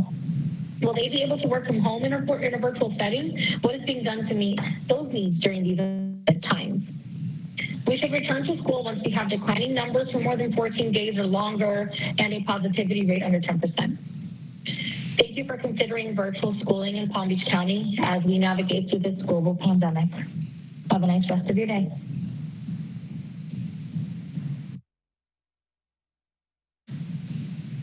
My name is Pam Weisbrod. I'm a grandparent of a first grade student at Lighthouse Elementary in Jupiter. I'm pleased that the school board is considering virtual learning to begin the school year, and I'm very appreciative of their commitment to health and safety. Although in-person instruction is optimal, safety must be our main priority. I do not want students and staff to go back into school facilities in person until we have 14 days of declining new cases and a positivity rate under 10%, as is recommended by the CDC. Returning to brick and mortar schools would not only put my grandson, his classmates, and staff at risk, but would further the spread of COVID-19 within our community. Our hospitals in Palm Beach County are already maxing out on ICU beds, medication, and staffing, and we must all do our part to slow down the spread. Thank you.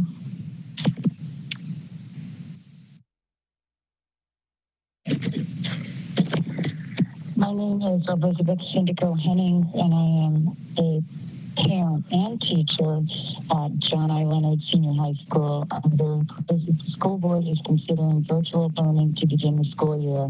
Thank you for your commitment to safety and health. My school has almost 4,000 students in it. While I would love an in-person option, safety must be our main priority. We should not go back into school facilities in person until we have 14 days of decline in new cases and a positive under 10%, like the CDC currently recommends.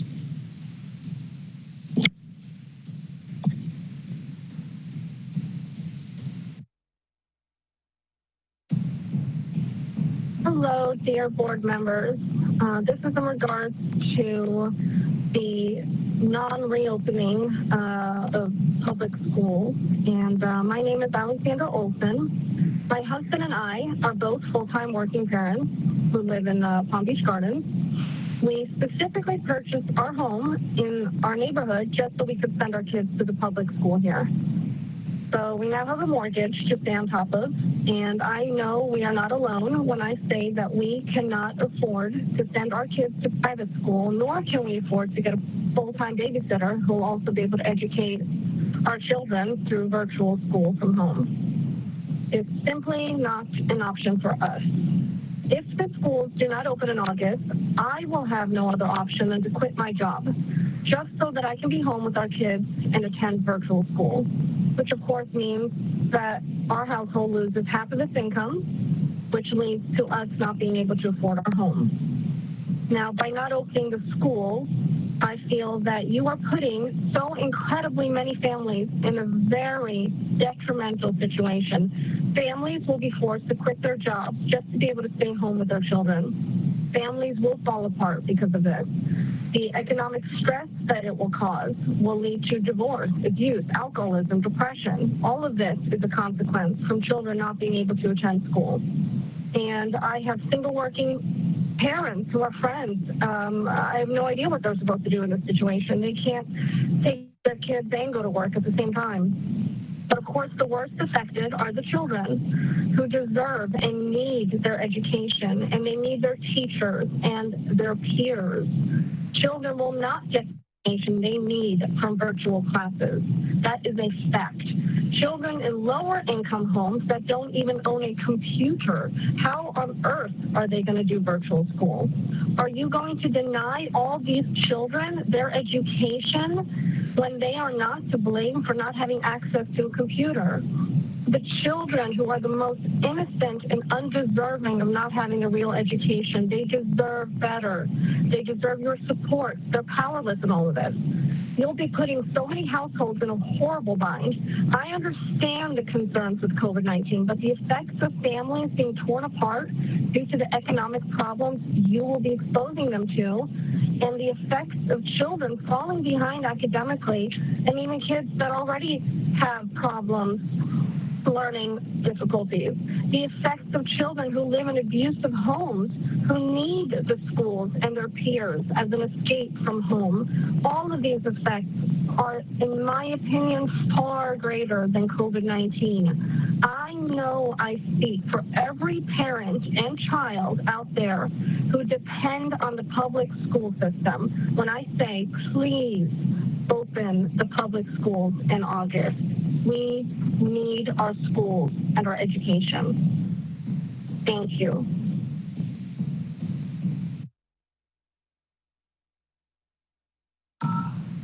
my name is Julia Sanderson, and I'm a parent at Dreyfus High School for the Arts. I'm very pleased the school board is considering virtual learning to begin the school year. Thank you for your commitment to safety and health. While we would love an in-person option, safety must be our main priority. We should not go back into school facilities in person until we have 14 days of declining new cases and a positivity rate under 10%, as the CDC currently recommends. Thank you for your time.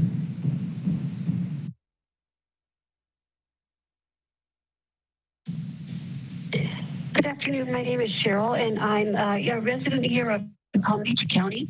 My zip code is 33406. And I just wanted to call to say that I'm very pleased that the school board is opting for virtual learning until it's safe for kids and staff and teachers to return to school. And I expect and encourage them to continue with this option. Nobody loves it, but really until it is safe.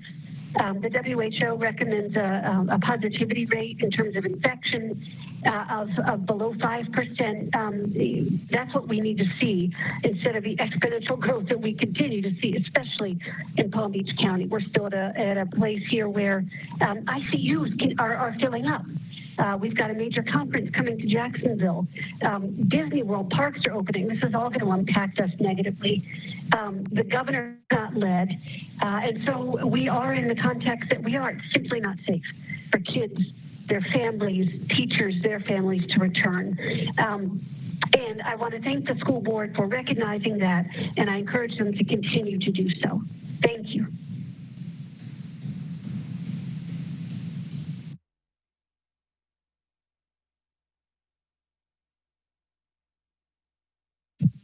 My name is Beth Levy, and I'm a parent as well as a teacher in Wellington. I am very pleased that the school board is considering virtual learning to begin the school year. Thank you for your commitment to safety and health. While I'd love an in-person option, safety must remain our priority. We should not go back into school facilities in person until we have 14 days of declining new cases and a positivity rate under 10%, like the CDC recommends. Thank you.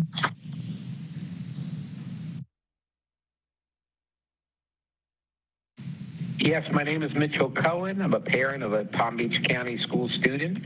I'm also an attorney and former healthcare administrator. And I just wanted to call and say that the school should not reopen to brick and mortar learning until it's totally safe. Forget about phase 1, phase 2, phase 3, phase 4. They're all just political statements on different things. We have to look to the experts, the infectious disease doctors, the scientists, to determine when it's proper to open the schools. Currently, the new news articles that are coming through show everything's getting much worse. One of the articles stated that in WFLA.com states Florida records more COVID-19 cases than all of Europe combined. In addition, they're now saying that the COVID-19 virus stays for a longer period in the air.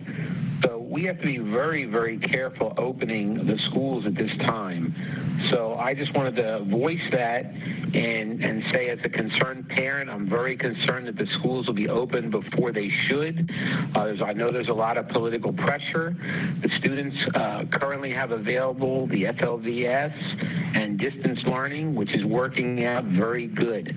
So therefore, there's no reason to expose them, the teachers, and also the extended families. A lot of people are living with grandma and elderly people in the house, people with immune problems. Also, a lot of the children now are getting sick, and a lot of them have immune problems, different diseases that may cause them to really have a bad outcome with this. So I really suggest and hope that the school board will continue to do the responsible thing and not open the schools until the experts agree that it's safe to return. Thank you very much.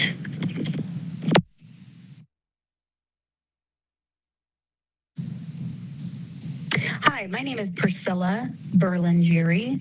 My daughter is Summer Berlingeri. She attends Don Estridge Middle School in Boca Raton, Florida. This would be her 8th grade year. The topic that I'm speaking about is returning students on August 10th, 2020. Due to my child being out since March 13, 2020, there have been several mental breakdowns. I am for students returning to school full-time for medical as well as mind, health, body, and soul issues. I do think that children need to be around other children their age and cannot stay home for months on end. So I would like my voice to be heard in sending students back to school when they are scheduled full time in order to keep their mental sanity. It's that serious. Thank you very much.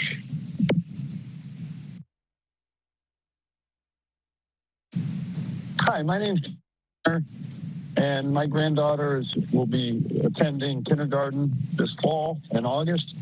And my concern is what the school reopening plan is and trying to determine how working class parents are supposed to carry on with their lives if the schools aren't open for their children to attend.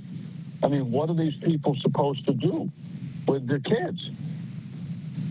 Just stay home and not work? I mean, it's the schools are a vital component of the entire society and how it functions. What we're going to end up with is continued income disparity as the wealthier parents can send their kids to private school, which will most certainly be open in the fall, and the working class and lower income kids all fall behind. I mean, we're going to lose an entire generation of children if the schools are not open and educating our kids. So anyway, that's my question, and my concern is, how is it that we're going to reopen? And not that, what the union wants or what, this is about what working class people need to have to educate their children and, keep a roof over their head and food on the table. So that's my concern. Thank you. Reopen the schools.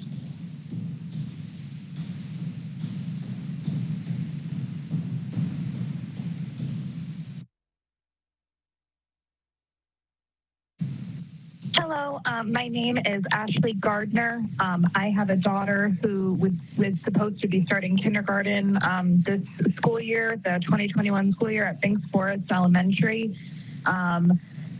I don't even know if anyone's going to listen to this message, but I felt like it was important to at least try to reach out and leave a comment regarding how I feel about the type of schooling that will be happening for this school year. I'm a single mom. I have to work full time to pay my rent, to pay my bills for my daughter and I. If for some reason it is decided that school will be completely virtual this year, I am going to be in a complete, I don't even know how to express it. I have no idea what I will do as far as being able to work and make sure that my daughter has everything that she needs to complete virtual school. I don't even have words. I really, really need the school year. I'm sure with a lot of other single parents, I know I'm not the only one out there. I speak on behalf of the single mothers that I know feel the same way, and I've told everybody to call to say their piece. It's really important for people that have full-time jobs that need to work, all the single parents. Like we can't have our kids in virtual school. There's absolutely no way that we can do it while also having jobs. So I just wanted to say that and hope that somebody will listen and try to understand and relate to the other single parents out there who need to work and need their kids to be sent to school. It's so important. This is such an important time, especially for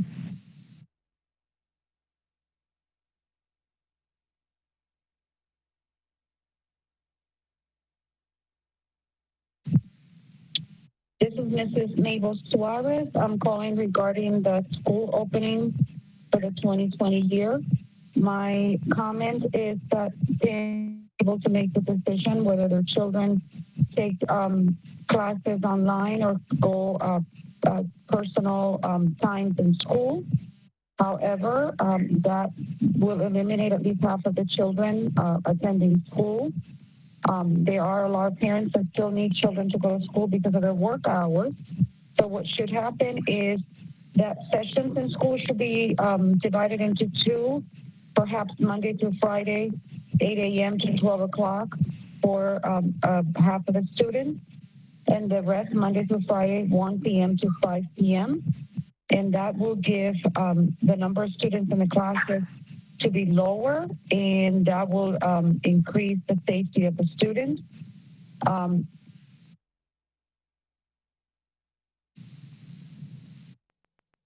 The governor, which include wearing a mask and washing, should be strict in the schools to protect the students and the teachers.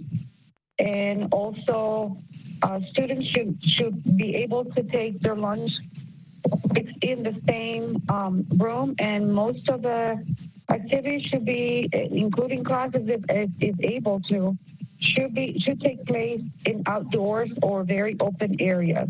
Thank you.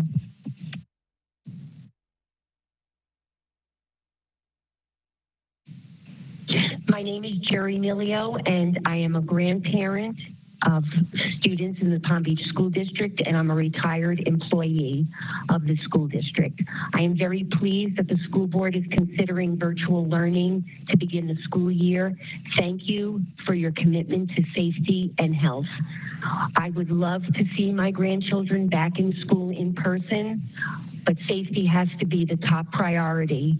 We should not go back into school facilities in person until we have at least 2 weeks of declining new cases and a positivity rate well below 10%, like the CDC currently recommends. I realize the difficult decisions that have to be made, and I thank you for making them and for taking care of our students and our teachers and all the support and administrators in the school district. Thank you very much.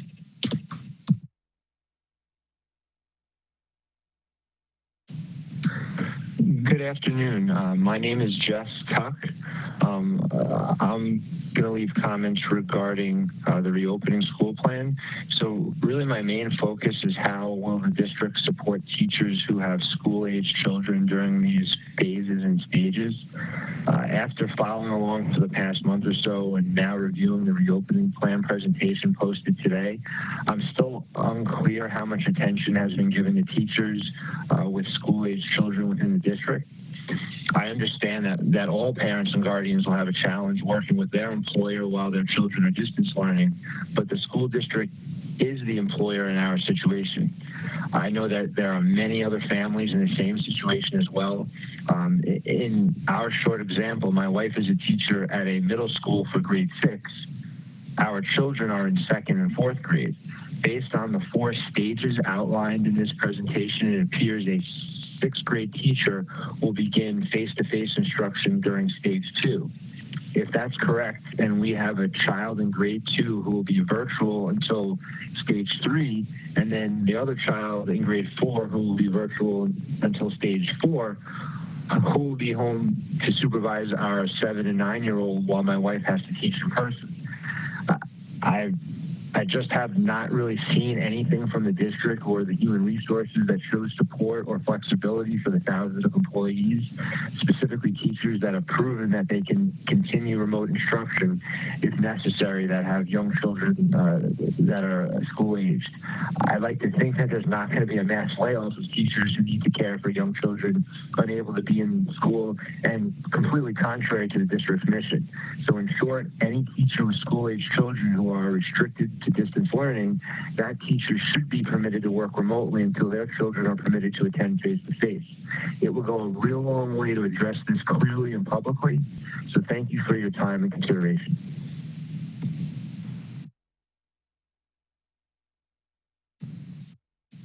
Hi, my name is Melissa Martz, and I am calling to express my support for the reopening of schools as usual without masks over our children's faces in light of the fact that we do not have evidence of harm in doing so. And in fact, we have much evidence that children are already being harmed by the way our county has handled this alleged pandemic. Thank you.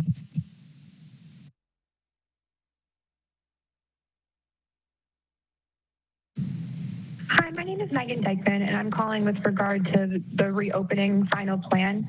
I would just like that Dr. Fenoy and the board discuss what could happen if the state does not approve the plan that is submitted at the end of the month. There has been a fair amount of discussion about the ability to pivot and the adaptability of a single plan, but are there other plans in discussion if the state does not approve what is being discussed today? So I would like to hear a bit more about that. Thank you. Bye.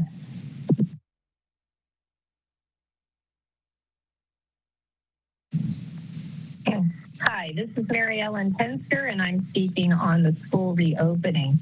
I believe that all parents should have the choice to choose what is best for their children. The medical literature has consistently established that children are not carriers of COVID-19, nor are they at risk of dying from it. However, we know that social isolation and being home with no place to go is bad for our children. It increases their depression, loneliness, and anxiety, and will increase the child suicide rate, which has already increased by 56% from 2007 to 2019 in 10 to 24-year-olds. As a mental health practitioner, I'm worried about my children with IEPs who receive therapies and are not able to learn online effectively. This violates IDEA and state. The virtual plan calls for the whole school day to be online, plus the additional screen time spent on completing homework, especially for high school students in rigorous classes. This egregiously neglects the harmful effects of prolonged screen time, including decline in physical health, sleep problems, vision issues, increase in the mental health problems, including depression, anxiety, and the need for medication for behavioral or psychological issues. Early data from a landmark National Institute of Health study that began in 2018 indicates that children who spent more than 2 hours a day on screen time activities scored lower on language and thinking tests, and some children with more than 7 hours a day of screen time experience thinning of the brain's cortex, the area of the brain related to critical thinking and reasoning. Is this really safe for our kids? No way. What about the kids who will be on the computer unsupervised because the parents have to work? In March 2020 alone, the National Center for Missing and Exploited Children observed online child exploitation rates doubling compared with the previous years. Despite being virtual, such victimization is very real and can result in severe lifelong harm to children. School provides a safe haven for kids, especially those kids who are homeless, suffering domestic abuse at home, or coming from at-risk homes. Since the schools shut down, 14 million American kids have gone hungry. This is why options are needed. Children's lives depend upon it. Please offer a brick and mortar option in addition to virtual. We know that most kids will not be returning. So those kids that do need the brick and mortar could be physically distanced, and the school could be sanitized with plant-based products, and this could be done appropriately. Thank you for your time. I also want to implore you to think about all of the school staff that will be laid off as a result of this. The custodians, school bus drivers, specialist teachers, a lot of issues. And the district may also lose money at the federal level for not adhering to the IDEA and state. I could understand the closings during the shutdown, but we are no longer in shutdown mode. We're in reopening. At the end of July 31st, the stimulus checks will be gone and parents will be expected to go back to work. And how can we safely do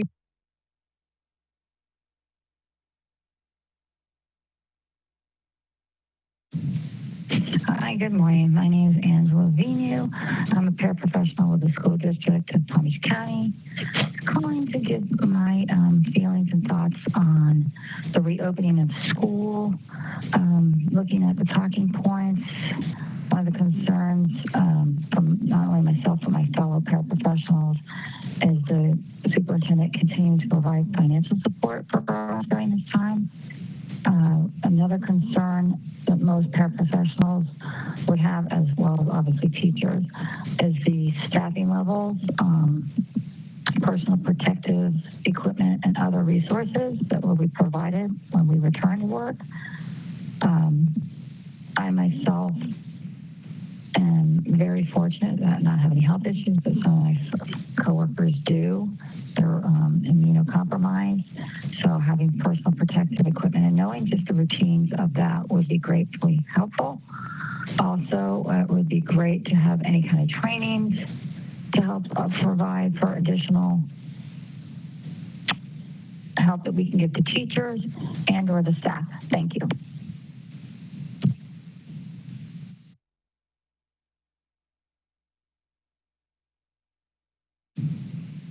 Hello, my name is Sarah Hackbarth. I am a teacher in Palm Beach County. I am also the mother of a toddler who normally attends daycare while I work during the school year.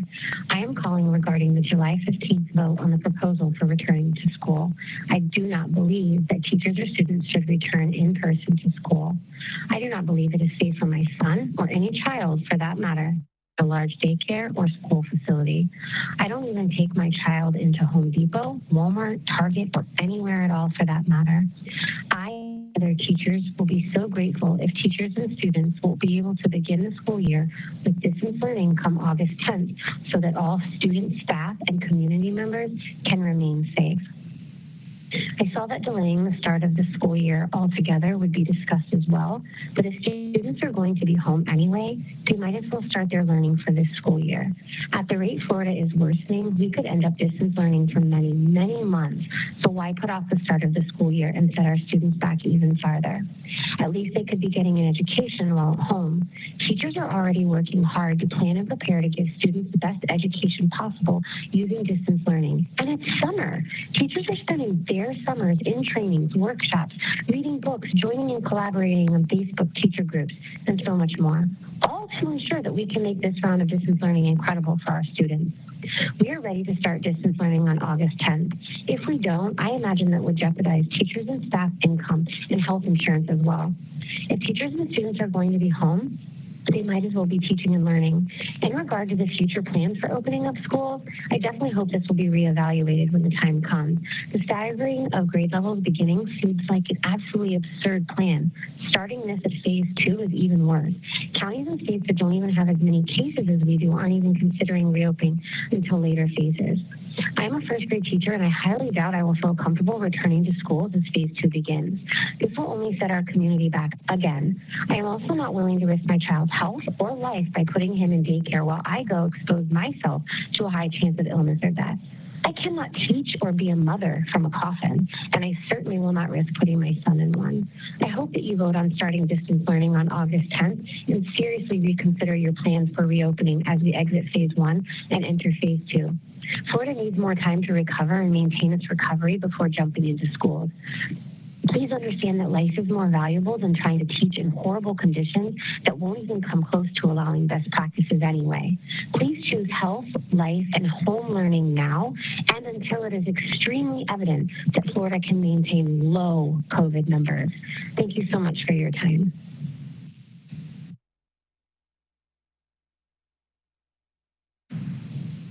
Hi, my name is Nalini Singh. I am a school board employee. I work with special needs kids, and I want to voice my concern. Number one, schools should continue distance learning or remain closed until all campuses are safe for both students and staff. Number two, the school board and superintendent must continue to provide financial support during this crisis. Number 3, adequate staffing, personal protective equipment, and other resources must be provided upon returning to school. I'm also concerned about us getting our sick time when we are doing virtual classes. So that's something that the school board needs to also consider. Thank you. Have a great day.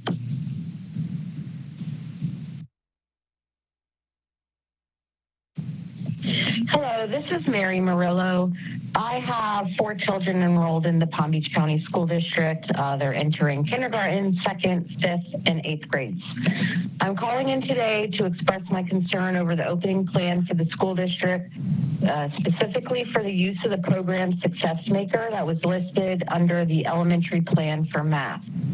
Success Maker is an app that the district has used previously. In spring, when we had our emergency closures, my 1st grader was assigned 15 minutes daily in the program. The program does not teach math skills. It is merely a program that tests the current skills that they are learning for math. The program is designed to automatically build on itself. When a question is answered correctly, it'll push and test the student to answer a question at a higher level. While this premise isn't necessarily a bad one, it lacks in design to allow the teacher or parent to customize the questions. In my 1st grader's example, she had effectively mastered 1st grade math, so the program was testing her on 2nd grade math and even 3rd grade math. She had not learned the math skills of higher level multiplication, yet she was being tested on it daily.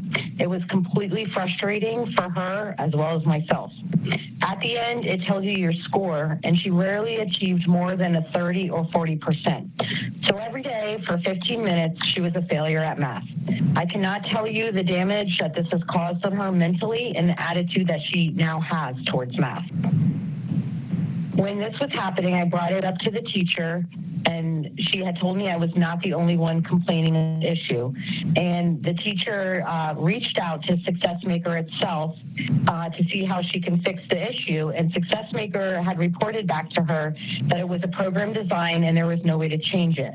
While I could understand the use of the program for supplemental math learning or being tested on current grade level math, and even for the emergency closure because we were all struggling to find things for the kids to do virtually, I'm asking and begging you to do some further investigation into the program before using it for the virtual school plan for this year. Thank you so much. Have a great day. Bye-bye.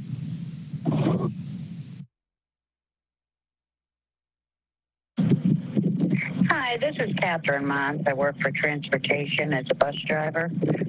I'm calling on the topic if school does not open, and I believe that all employees for the Palm Beach County School District that aren't able to work from home, like transportation, should be financially supported until the school is open back up. I also believe it should be a choice matter. I mean, I understand that many don't want their kids in school, but many do. Some are unable. I mean, I think this will be a complete circus for some students who aren't gonna excel through this because they need guidance and parents need to work and they can't hire daycare. It's just crazy, this whole situation. We all know it's a dangerous situation, but we still have to look out for everybody. Everybody involved, parents that can't stay home with their children, parents who can't afford to put their children in any sort of daycare. This is a scary time for them. They have to work. They have to feed these children and house these children. Without a paycheck, they won't be able to do that. So please consider making it a choice and financially supporting all of us who are out of work right now. Thank you so much.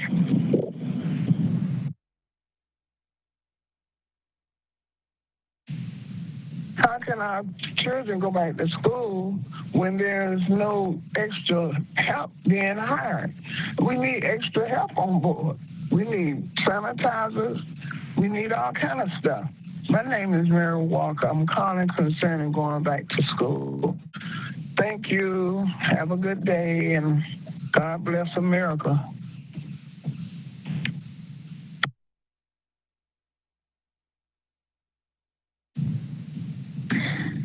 Hi, board members. My name is Melissa Fernandez. I have children. One will be going to 5th grade and the other one will be going to 6th grade. They both have ADHD. My older one has autism. He's high functioning, but when we were under quarantine, they were very, very depressed. I have them in camp all summer. There are no issues whatsoever. They are having a great time, I think in desperation of seeing friends. I am an essential employee. I work at a hospital, and their father is also an essential employee. He is a firefighter. So we have to go to work. There's no way that we can stay home. I have no one to care for these kids. I cannot leave them home by themselves. They did virtual. They did not do well. They were very withdrawn. They were not interested, and it's just really not good for their overall mental well-being. I did see the phase 1 and phase 2 and phase 3 and phase 4. That would mean my 6th grader would go into phase 1 and my 5th grader would go into phase 4. That's not going to work either.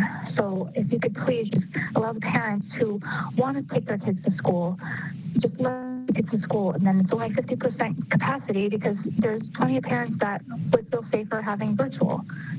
That's my take on it. Thank you very much.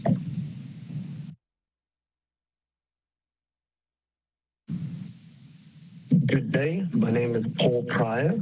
I have read through the superintendent's reopening document, and while I appreciate the plan moving forwards, I would like to understand one major concern of mine.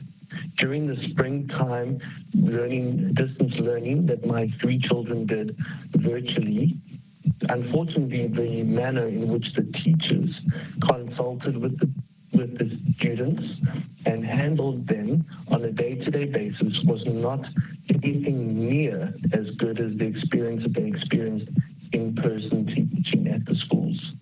I would like to understand what consequences and how can teachers be held accountable should they not comply with the superintendent's detailed daily instructional live virtual teaching from the teachers. Thank you very much.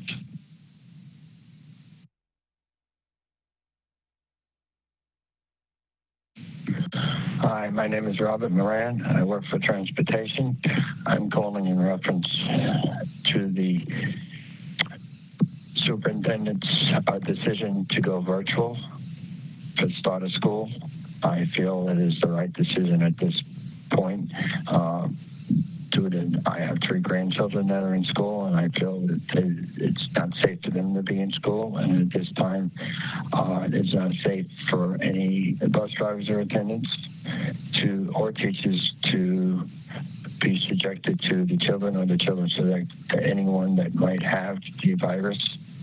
And with that, I'm for the virtual at this time. It's a shame, but it's something that needs to be done at this time. Also, I'm talking to Dr. Fenoyd in the school board. Hopefully, you will be able to find a way to compensate everyone that will not be working because of the virtual. It's not that nobody does not want to work. We do want to work. We want to come in and bring our children to our schools and bring them home to their parents. But at this point, we're not going to be able, if it's voted that it is a virtual school year starting. And I was hoping that it will be where everyone will be getting paid until, and hopefully this will be a short period of time. Because a lot of the drivers and attendants in transportation and through the system, they need the money because they can't work without it. They don't have nothing other than that to work with. Also, when we do go back to school, that we are able to be protected health-wise, and the children, most of all, are protected going back to and from school and while they're in school. That all health reasons are taken care of. Thank you very much.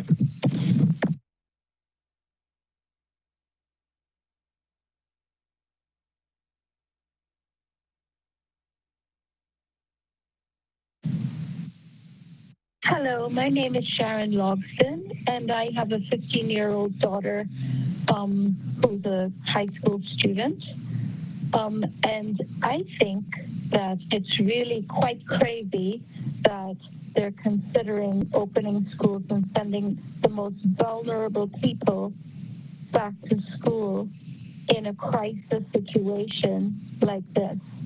We're tightening up everything else, making everyone wear masks, closing everything down, as far as freedom to do whatever you want to do without being totally masked up. And yet, we're considering sending our children back to school with other children who, basically kids don't wash their hands well. Half the time the schools don't even have the soap and paper towels that they need to wash and clean their hands. Cleanliness is not a top agenda of children. And where parents getting new masks and PPE for children to be wearing, or N95 masks to properly protect their children, we don't have that. So why are we considering sending our children back to school? It makes really no sense at all. And whoever's considering that, I think, is a monetary decision. It has really nothing to do with the health and well-being of our children. I think this is a serious consideration, and I would like this voiced in the July 15th meeting. Thank you. Bye-bye.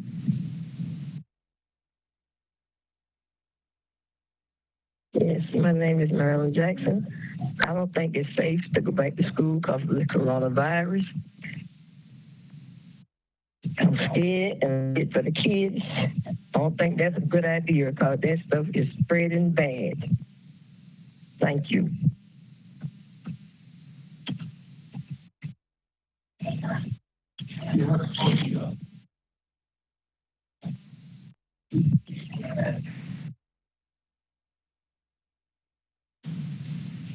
Hi, my name is Monique Velez. I'm calling, leaving this message regarding the special meeting topics for tomorrow's July 15th board meeting.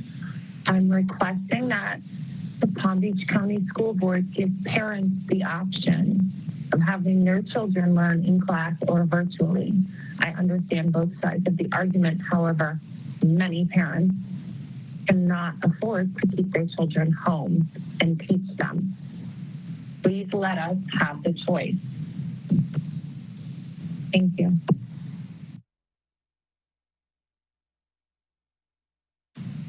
Yes, my name is Richard Penaleo, and I want to discuss AC1, the reopening vote on schools. I was a former guidance counselor, retired.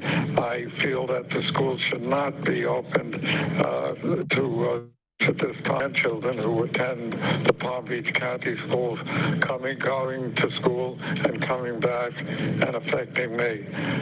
That's my only comment. I think we can wait and wait till the numbers go down, hopefully, and then we can open the schools again. I feel very strongly about this, and I feel that it's only in the best interest of students, parents, and grandparents that we wait and open at a later date.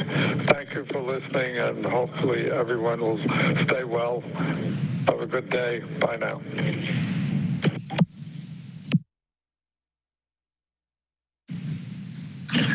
Hello and good afternoon, school board members. My name is Evan Ortiz. First off, a sincere thank you for having to deal with the decision to open up for students to attend our schools for the upcoming calendar school year. I'm sure everyone's heart says one thing, while in my opinion, the moral and logical thing to do is most pressing. I feel us as a non-support staff employee of each compound in the position of driver one feel that the schools should remain closed. And teaching for students, if having to happen on time, August 10th, this should be done on a virtual basis. Once the numbers decrease substantially, along with proper monitoring and adherence to rules and regulations, in dealing with the ongoing COVID-19. This then, I feel, would make parents, along with teachers and employees of the school district of Palm Beach County, feel more comfortable about returning to work. My personal history that I am where I am a very high risk to contract the coronavirus, along with my health and weight issues. So the decision to turn to work would depend heavily on what kinds of protocol will be put in place. I look forward to coming to work and picking up and dropping off my kids. But it can't be at the cost of those children and us workers walking around wondering, am I going to be the next one to get this virus? The cost is too high. And think about the liability. For we know, being in transportation, liability is a very big concern. There are more points I would like to express if we as a district decide to remain closed to students in classrooms, but I will patiently wait for another date to do so. Whatever is decided, I am behind you 100%. And what decision I make personally will be solely on my shoulders. Be well, be safe.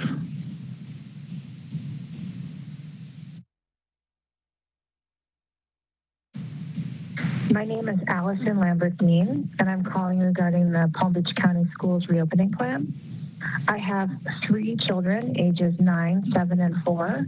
My 2 older children attend Palm Beach Public, a school and community we absolutely love and respect. Last week, on July 8th, the Palm Beach County School Board and members of the community were presented a proposed plan that included phases 1 through 3. And now it appears as though some of the details within those phases have changed, yet now include opening some middle and high schools in high school grades in phase 2, notably opening grades 6 through 7 for middle schools and grade 9 for high schools, while leaving grades 4 through 5 of elementary until phase 3. I want to express I am disappointed with this change. As a former educator, I feel that 5 students need the utmost constant, direct, guided, individualized instruction from a teacher to build the essential foundational elementary academic skills. So I believe that they deserve utmost priority. And I also want to note that supplemental programs such as iReady, Success Maker, and Brain Pop clearly do not take the place of instruction, and I feel should be used less rather than more often. And from a personal side, I can say that my son, who turns 9 just in June and will be entering the 4th grade, has been experiencing social emotional strain due to distance learning. Distance learning for so many, especially younger children, is so hard. So I hope and plead that the district will add K-5 students into phase 2. And while I appreciate and respect and concur with the recommendation that students resume learning remotely at the onset of the school year, with the hope of schools as soon as it is deemed safe for educators and students to do so, I think that all students in elementary schools should be included in phase 2. Thank you.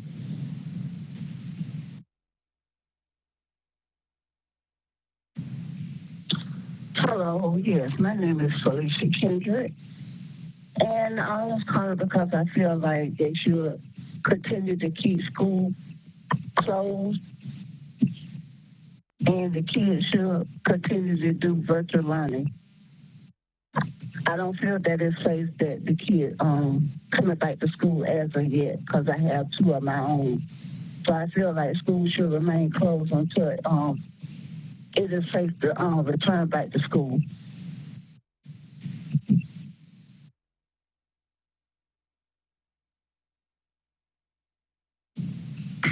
Yes, good afternoon, Dr. Fenoy and School Board Executive Leaderships. My name is Virginia Jambrone, and I am a paraprofessional working at Sunrise Park Elementary.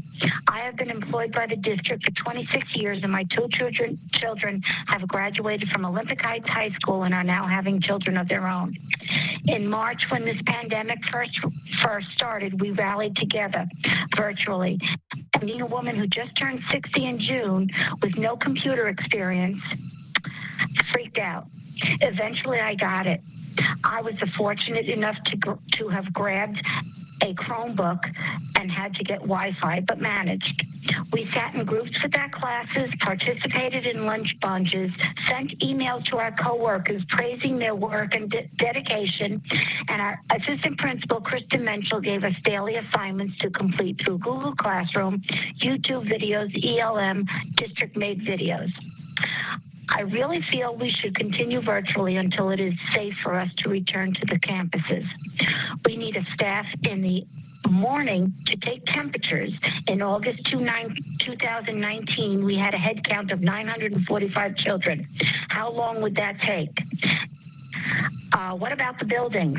I am in a portable, and every year, I've been working in the school for 7 years. For 5 years, we've always had a problem with the air conditioning coming back.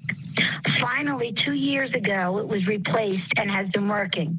And not to say that the building has problems too. I have passed through the halls different times in different days. The air conditioner filter card being changed September 2019, but I have not ran into any air conditioner filter man after that.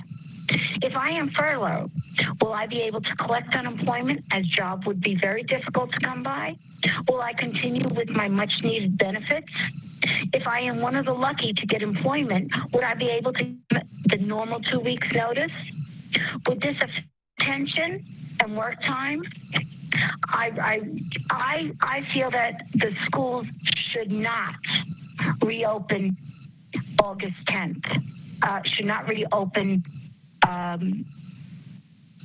August 10th for the teachers, August 13th for the students. Thank you for listening and have a great day. Bye.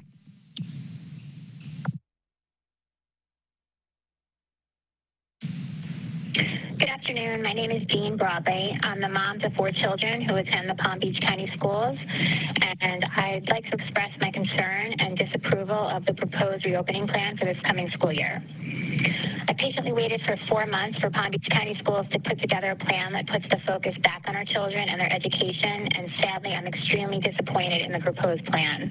The plan clearly does not provide an equitable education for all students.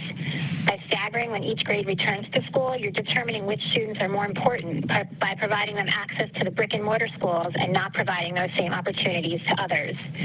In addition, I'm extremely concerned about how the district plans to address the needs of our youngest learners through virtual education. I have an incoming kindergartner this year, and I'm very worried about him beginning the year virtually. Beginning a year learning virtually is very different than ending a school year that way. Children will be meeting their teachers and classmates for the first time through a computer screen, and there are so many issues with this, so I feel this is setting kids up for failure before the year has even started. Future academic success relies heavily on their kindergarten success. The first few years of a child's educational experience are crucial for establishing a solid foundation for their future school success. Developing peer relationships and crucial social skills are not things that can be learned at home. Children need these important interactions in a school environment. Even with rising positive COVID-19 cases, there is overwhelming evidence that kids should be back in school. In my opinion, the risks of keeping children out of the classroom far outweigh the risks of this virus. I don't understand why these facts are being ignored. It's understandable that these are unprecedented times. That's why the solution cannot be a one-size-fits-all approach. I'm just asking for a choice. I want to be able to decide what is in the best interest of my children and my family. I realize you have an impossibly difficult decision to make, so I'm asking that you allow the parents to make that decision for themselves. Leave the decision up to the parents who have the most at stake here. And I just want to end by reading a letter that my 10-year-old daughter wrote, and these are her feelings about virtual education. I'm 10 years old. I go to Waters Edge Elementary School. I think I'm old enough to know that learning is important. I feel online learning is not teaching me, just giving me worksheets. If online learning continues, you should not call it online learning. You should just call it online, because there is no learning. So I just want to thank you for listening, and I just hope you take these things into consideration and vote no on the proposed plan, and just give parents a choice. That's all we're asking for, an opportunity to be a voice in making decisions about our own children's education and their future. Thank you.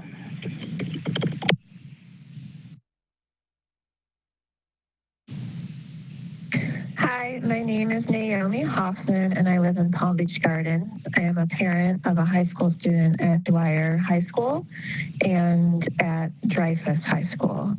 And I'm very pleased that the school board is considering virtual learning to begin the school year. Thank you so much for your commitment to safety and health.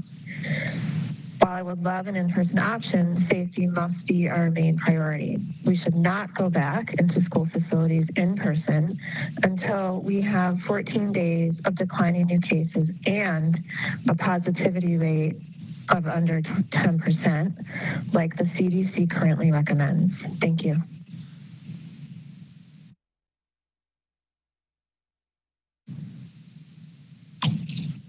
Hi, my name is Matthew Busey. I would like the schools to be open. I think it's important for the children in public school system that they receive an education in the classroom, in the buildings. Precautions can be taken within reason, and I think it's important that our children have the opportunity to attend school, public schools, like many of the private schools. Thank you.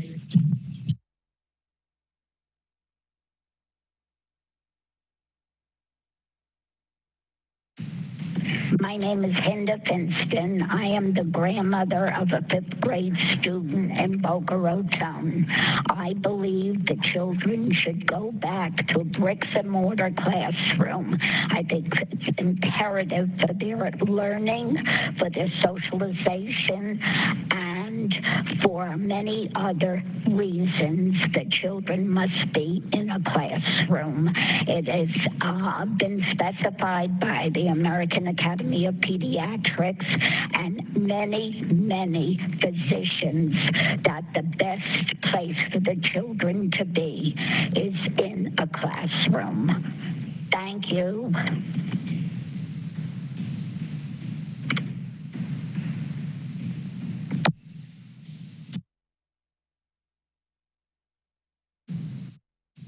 Good afternoon. My name is Cheryl Crump.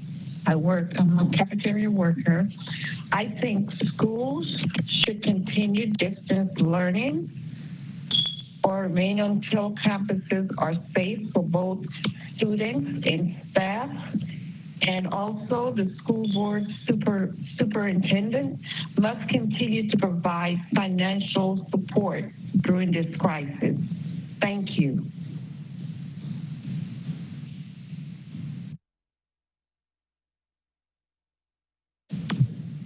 Hi, my name is Maria Clemente, and my question is, the paraprofessionals and the one-on-one workers in the school board are going to continue working the same time and receiving the same salary as we did last year?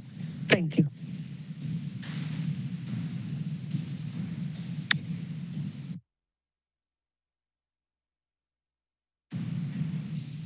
Hello, I'm calling regarding the reopening of our schools in Palm Beach County, Florida, period. I feel it is vital and extremely necessary for the children to be able to go back to school on a full-time basis in person.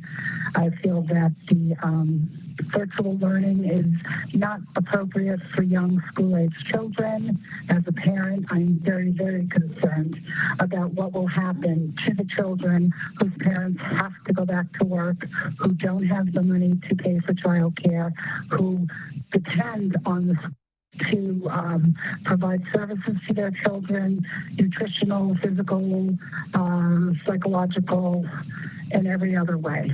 I urge you to please let the children go back to school in August of 2020. Thank you. My name is Elizabeth Velez, V-E-L-E-Z.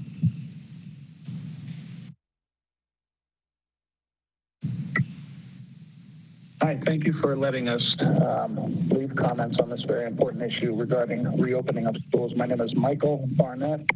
I live in Boca Raton, Florida, and I'm calling to urge the members of the school board to cast their vote to keep schools open, to reopen schools in the fall. It's very important for our kids, their academic, mental safety, and health well-being.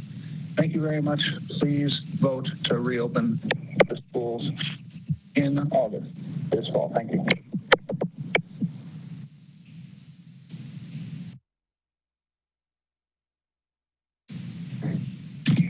Dear school board members, my name is Victoria Mesa Estrada. I am the mother of 2 children at South Olive Elementary and Back Middle of the School of the Arts. I am calling you today out of concern on the proposed virtual education plan. I am in full support of keeping our teachers, staff, and children safe and not reopening our schools at this time. Digital learning was difficult in the spring, both for our children and for us as working parents.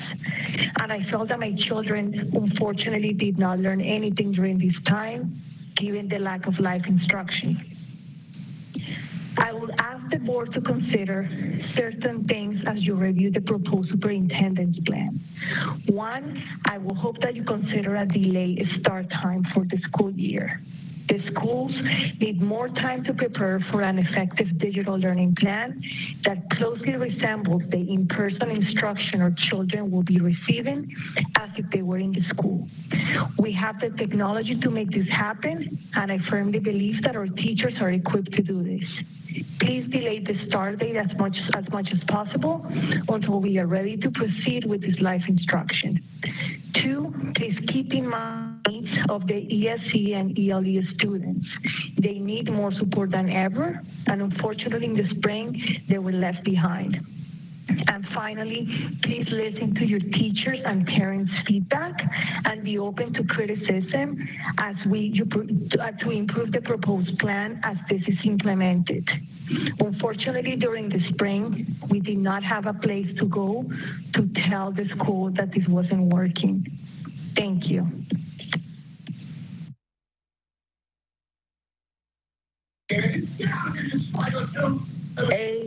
AD1, Aaliyah Smith. I think if we can open up schools in a fashion as to whereas we are safe and we do not get, exposed, then we should go for that.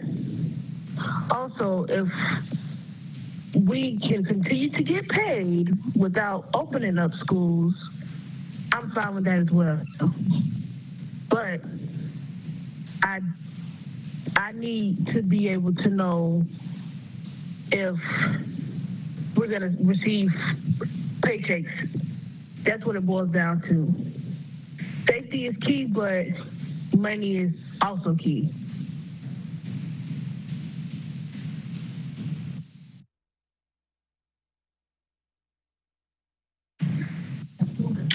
This is Lonnie Jenks Snadowski. I am an employee of Palm Beach County School District.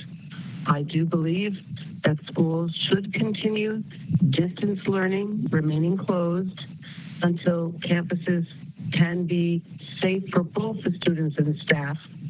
I work with disabled children who are constantly touching one another and us, those that educate them. And I am concerned that through no fault of their own, that this will attempt to cause an issue for those working with these children.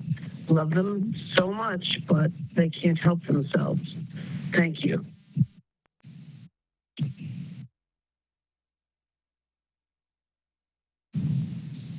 Hello, good afternoon. My name is Liliana Barajes, and also I'm calling about my husband too, who is also a employee from the school district. We both work for the school district of Palm Beach County. I'm a para and he's a custodian. And I'm calling because I'm so concerned about going back to school with this spike in coronavirus. I have a medical condition, I have diabetes, high blood pressure, and it's so dangerous to going back to school, especially because I work with the special needs of PDK students, and I think this is so dangerous.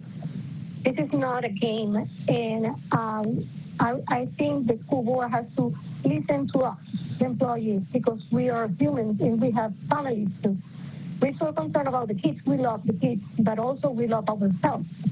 And the parents need to know that we love the kids and we want the best for them and we want to teach them, but also we need to be with our families. And this is not something that we can go to school and get it like a regular flu. We can die. And it's so many problems related to this virus. Thank you, and I believe in you guys, and I know you're going to do the best for everyone, and I know the school board takes care about their employees. Thank you, and have a great day. God bless you, and God bless America. Bye-bye.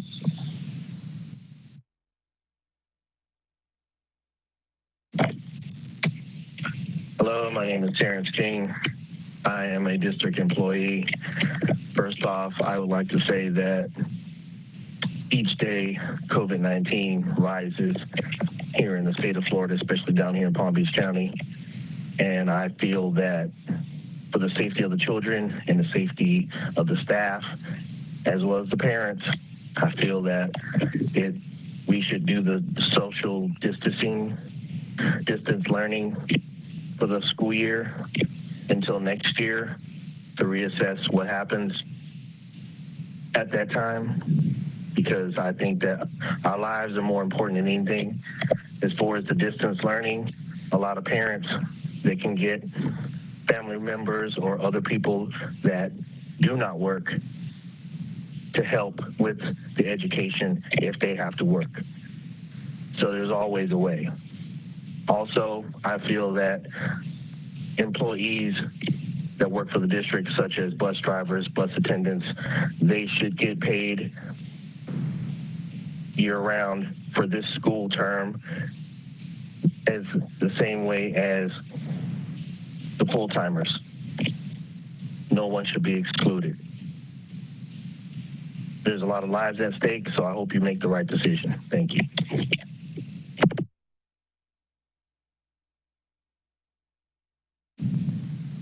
This is a comment for AB1. This is Trevor Kazaks. I am a sign language interpreter in the school district, and I support full virtual learning for the incoming 20 to 21 school year. My wife and I are we both work for the school district in the same capacity. I have been type 1 diabetic my whole life. My wife has had asthma her whole life, and we are both highly skilled practitioners who work in underfilled positions at the school district of Palm Beach County. I urge the district to remain fully online for the safety of the children and the staff. We are very susceptible to getting this COVID-19 disease, and if so, I'm not sure how long, if we would last with the disease. Thank you so much, and thank you.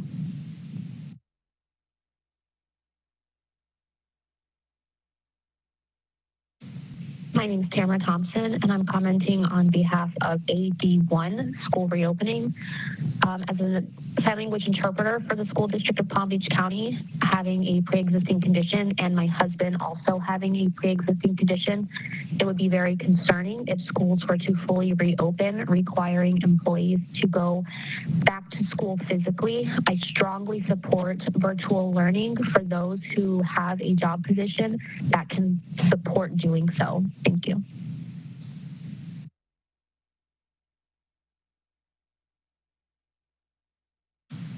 My name is Dr. Marvin Finston. I'm the grandfather of a fifth grader in a Boca Raton elementary school. I believe strongly, as the American Academy of Pediatrics also agrees, that the schools must reopen this fall, full attendance. The fact that the school board is wavering on this is, I hope they are not taking the teachers' unions and teachers' pressures to be insurmountable in making this what I believe to be an obvious decision. These teachers are and no more at risk than any other medical provider, any other first-line provider in hospitals anywhere by being in this classroom with proper precautions.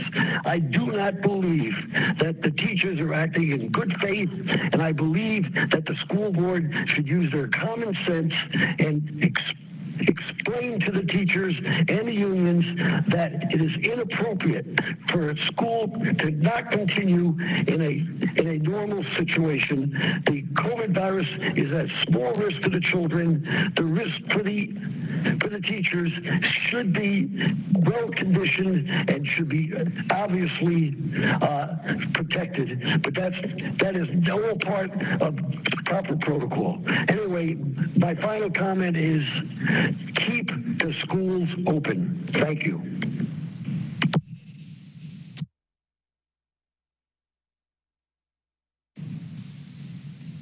Good afternoon. My name is Laura Pope, and I'm calling regarding the reopening of schools, topic AB1. Good afternoon, Superintendent Fenoy and the school board. My son is 16 years old, autistic and nonverbal. Virtual/distance learning is not appropriate for him or for many special needs children.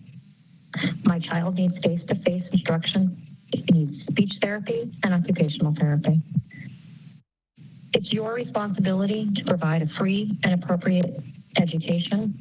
You're obligated to do so by the Federal Individual with Disability Education Act. Without this, my son's schooling is left detrimental. He can't make progress virtually. He doesn't like virtual. It overwhelms him sensory-wise. I just urge you to rethink your position. There are several children in the same position, and I think it's a mistake not to give us parents choice to do what's best for our own child. I understand people have a fear, and those who fear should stay home and have their children learn virtually. But my son doesn't have that ability. So I ask you to rethink your position, as I said, and give us parents a choice and let us do what's best for our child. Thank you.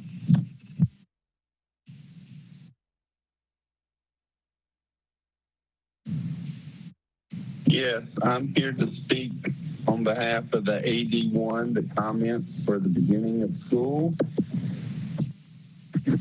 Good afternoon.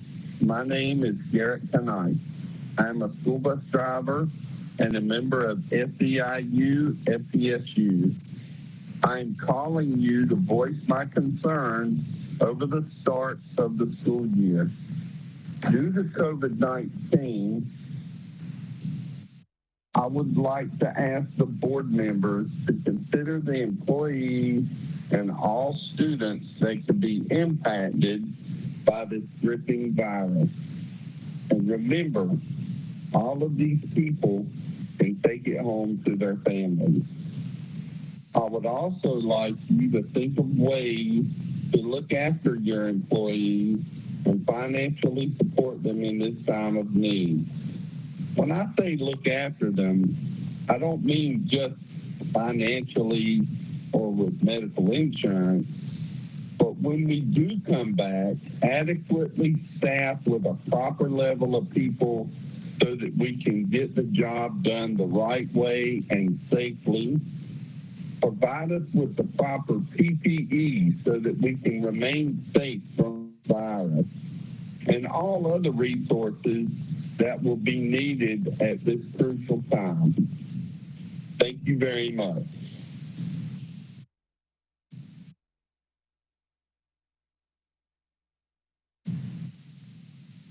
Good afternoon. My name is Dr. Jean Letsky. I'm calling to speak on topic AB1, reopening our schools. I'm speaking today as a pediatrician to advocate for my special needs patients. I was happy to read the Department of Education statement on reopening our schools. However, the school district of Palm Beach County has come out with a position that seems to be in direct opposition to the DOE recommendations. I have been in practice for over 10 years and have got to know many families with children who have special needs. When I speak to these families, they are distressed because their children with IEPs did not get the services they're entitled to when schools went to distance learning. At best, these children did not progress. At worst, they lost milestones that they worked so hard to achieve. I'm asking you to please consider these children as you plan for the school year. These children deserve better than virtual learning. The Department of Education stated that institutions must offer the same services as brick and mortar schools. Virtual therapies do not have the same impact for these children. Please do not leave them behind. Thank you.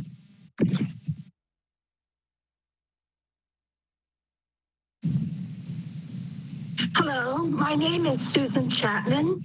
I am calling regarding the reopening of schools, which is agenda item AD1. I'm a retired Palm Beach County school counselor, and more importantly, the grandmother of 2 Palm Beach County school students. I was the person monitoring my grandchildren's learning for the 4th quarter, and we had a variety of experiences, some of which I wouldn't want to repeat. So even though there are definitely some kinks to work out in the remote learning model, I know teachers have been thinking about this and preparing on their own time during their summer break to make it more meaningful. Even though it was pretty grueling, and I'm really dreading it again, I would take grueling and dread until the very end of my life if it keeps my grandchildren alive.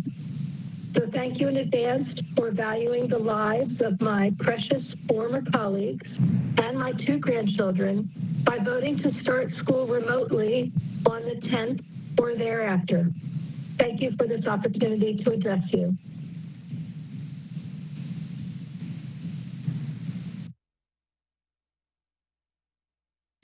Hi, good afternoon. My name is Gina Russell.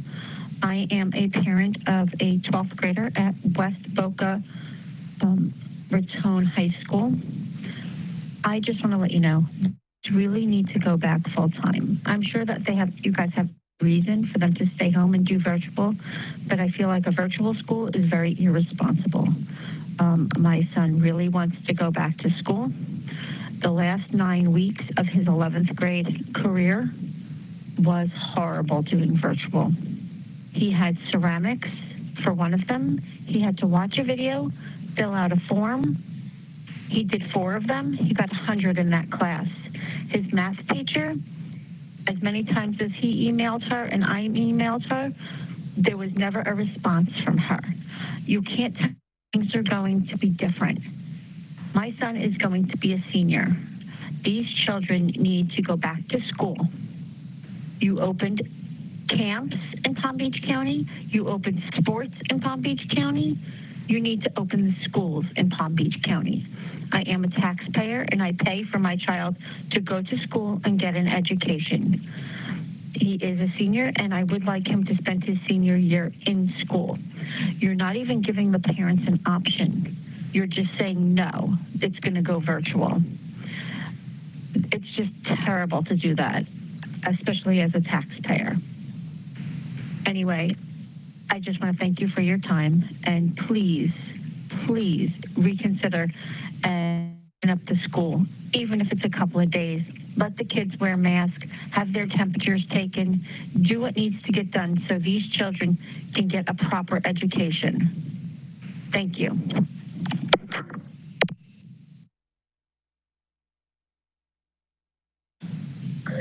Hi, this is Jessica Diaz. I'm calling regarding the reopening plan for the school year. I have 3 children. I have a 1st grader, 4th grader, and a 9th grader. And I see you guys are already going to start virtually as much as I wanted them to go in person. But it is what it is. We're going to start virtual. I'm really just calling about the staggering reopening plan that you guys have. So when that happens, when you guys go into phase 2, my 2 children, my 1st grader and 9th grader, will be going to school while my 4th grader has to stay home. I would really appreciate if you guys could reconsider that reopening plan. If you're already going to have kids going to school face-to-face with their teachers, why can't all of them just go to school at the same time? My child's going to be left at home doing virtual when I know she's going to want to go back to school just like her brothers. And I don't think that's fair. If some are going, they should all go. It kind of just makes no sense to me.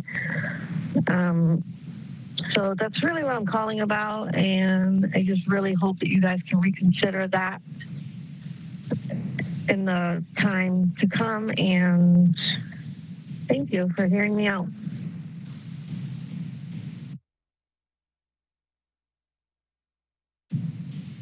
Yes, I'm a member of SEIU, and I agree with what SEIU is saying, that schools should be continued distant learning or remain closed until all campuses are safe for both students and staff.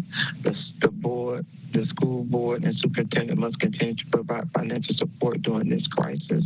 Adequate staffing levels, personnel, protective equipment, and other resources must be provided upon returning to work. I agree with all of that, and my name is Angela Akins. Thank you.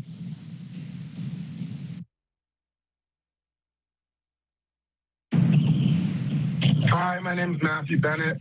I'm an employee of the school district, and I wanted to say thank you so much for your hard work.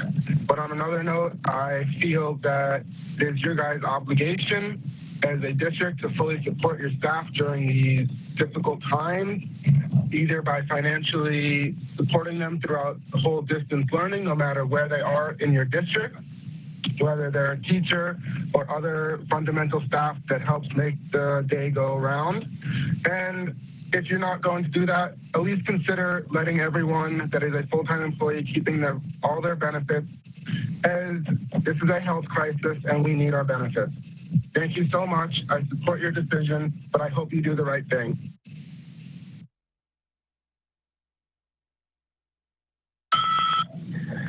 Hello, my name is Billy Zama, and I'm calling because my son is starting kindergarten this year, and I feel it's very important for him to be in school to start his school journey.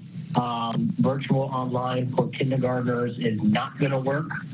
Both of his parents work, and I just don't see how it's going to work for a kindergartner to not go to school.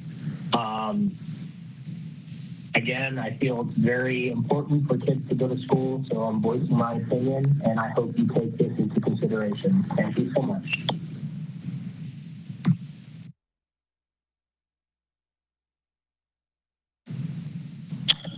Hi, my name is Erica Lighting. I'm calling to leave a comment regarding agenda topic AD1, the reopening of schools, the vote that's happening today. I just wanted to say that I feel personally, as a parent of a third grader, that I'm just not comfortable sending my son back to school right away. What I would like to see happen is a delayed start, maybe, and no one can, really determine when this virus will die down or level out. But if it does, maybe October or November, and then the children would have to probably go to school during the summer and maybe only get a month or less off next summer, but at least it would allow them to have some safer time at school when they actually return. Or if distance learning, is something that you're considering, maybe the teachers would have an opportunity in those first couple of months to really prepare. I know that last time there was very little, if any, instruction, at least in my situation, for my second grader at the time. I would like to see actual instruction time. Maybe they could have some time with this delayed start to prepare how to, properly distance learn. Anyway, those are my comments, and I appreciate it. Just want to say that I appreciate all of the teachers and everything that they do, and I know that our kids are really looking forward to going back to school, but we just want to make sure that we do it safely. And I just want to thank you all for everything that you do. Bye-bye.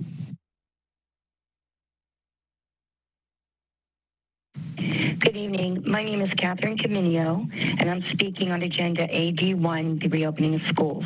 I'm a retired school teacher who worked for the Palm Beach School District proudly for over 32 years. My husband still continues to work for the school district after 41 years in the system. Both my husband and myself were raised with parents, teachers, and communities during the 1970s who remember John F. Kennedy's words, "Do not ask what your country can do for you, but ask what you can do for your country." We worked our whole career with inner city children. We both come from working class families, who my husband is a third generation teacher and I am a sixth generation teacher. I thank the Palm Beach County School Board members' courageous decision to keep teachers, staff, and children safe by keeping schools closed until we enter phase 2 of the pandemic. Those parents that protested at the school board office July 12th, Monday evening, because they want school to reopen at any cost, I will tell you what the school board cannot. You hail from Wellington, North Palm Beach, Boca Raton, and Jupiter. Don't you dare pretend to know how the people who have children in inner city schools know how or what they need. Your ability to send your children, as one North Palm Beach parent said and quoted, at a church preschool that has no problem with COVID, is spending more money in daycare than those families I worked with can spend in a month. I can't do it, said a woman from North Palm Beach, as her son requires special learning. You said we are failing as teachers. I guarantee you, you're failing as a mother. Teachers pay taxes, have children who are autistic, learning disabled, physically and mentally handicapped, and we're doing it. We have cancer, diabetes, heart disease, lupus, and depression. We're dealing with it. We do not want to get COVID-19 or bring it home to our children, parents, or grandchildren who have disabilities or underlying health problems. The school district, by law, must find accommodations to guarantee that every teacher who has an underlying illness or condition does everything possible to protect them. And parents, let me get you clued on something. Students are not entering the College of Education. The 50 and older teachers, they're relics now. You will never find the dedication in those teachers. There is no one to replace us. And with 3 and 5 years, you will have no one to teach your children. We made sure our generation is the last in our family to be teachers, and it's because of parents like this. Let that lesson sink in, my last lesson. Thank you very much.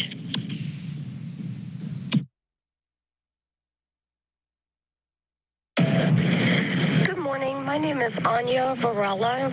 I would like to have a comment on the topic of AB1. I would like for someone to exactly and truly answer me some questions. Palm Beach County School District will start the school year virtually. How am I supposed to work and pay my bills and at the same time supervise my children as they do their schooling?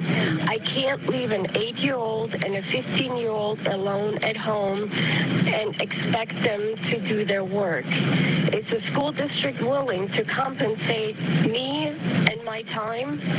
Is the school district willing to pay rent for my husband's and my restaurant, electricity and employees and any other costs that we have to unfortunately close our restaurant again to take care of our children?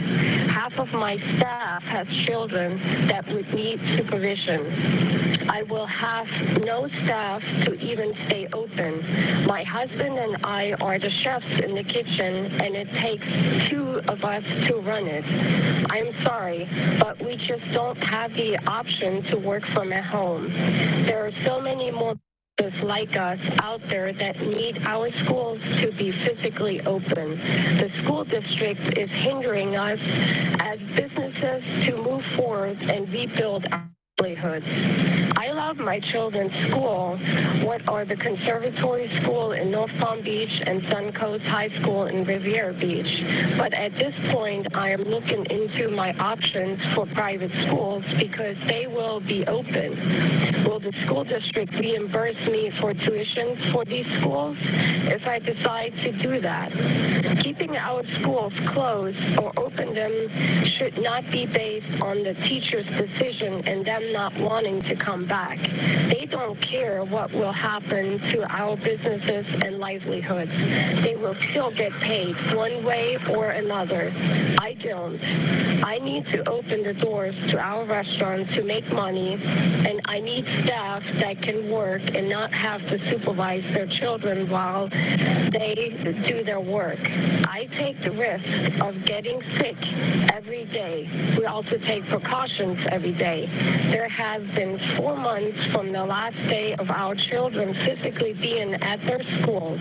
Why isn't there no plan in place for the start of school? If we want our children to physically go back, we need our schools open. Please give us the option to send our kids to school. Thank you very much for your time, and I hope you guys can make a decision based on this. Thank you.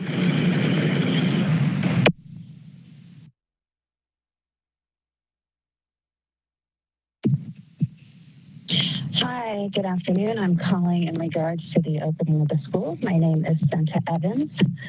This message is directed at Dr. Fenoy. By not reopening the schools, you are actively contributing to the demise of our society. You'll be contributing to the social and economic downfall of our children and our economy.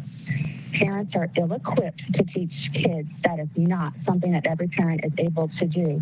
Parents who have to work will be forced to quit their jobs and stay home.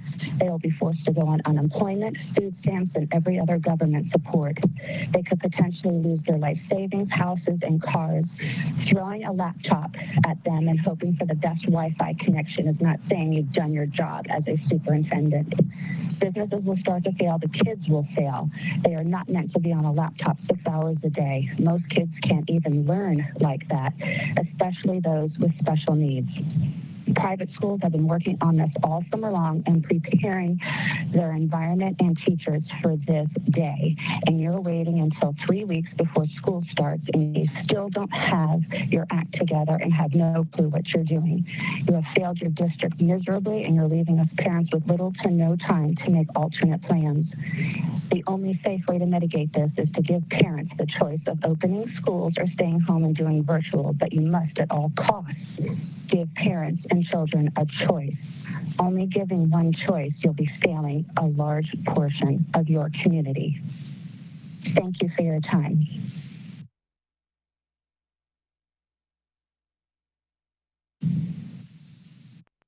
My name is Christopher Morris. I'm the parent of 2 children at Banks Forest Elementary, and I was calling in regards to subject AD1 school reopening plan for 2021, response to COVID-19 emergency. Obviously, we'll try to keep this brief, but I just want to start by saying give the parents a choice. Give us a choice. All of that survey you did, I'm assuming you did that for a purpose. It seemed political in nature to me at the time, but hopefully there was a purpose for that. But if you learned anything from that data, the feedback is people feel differently about this, so give us a choice. I've read the proposed plan for the reopening, and I'll paraphrase, but what I'm gathering from that is that, we're not going to open. It's going to be strictly virtual until it's safe. I can't understand or even begin to understand how somebody would think they know the answer to that or even comprehend what that even means with the complexities of everything that's going on. But I can tell you that, a lot of people would suffer in that scenario. So there's more to it than just strictly believing in your heart of hearts that you're doing the right thing, which you may very well believe. But there would be collateral damage for kids in need, kids that need to be there, kids that need meals, that need the education that the schools are going to provide, the safety, social, emotional, physical well-being that they're going to get from being at school. In addition, parents, working parents, what are they going to do?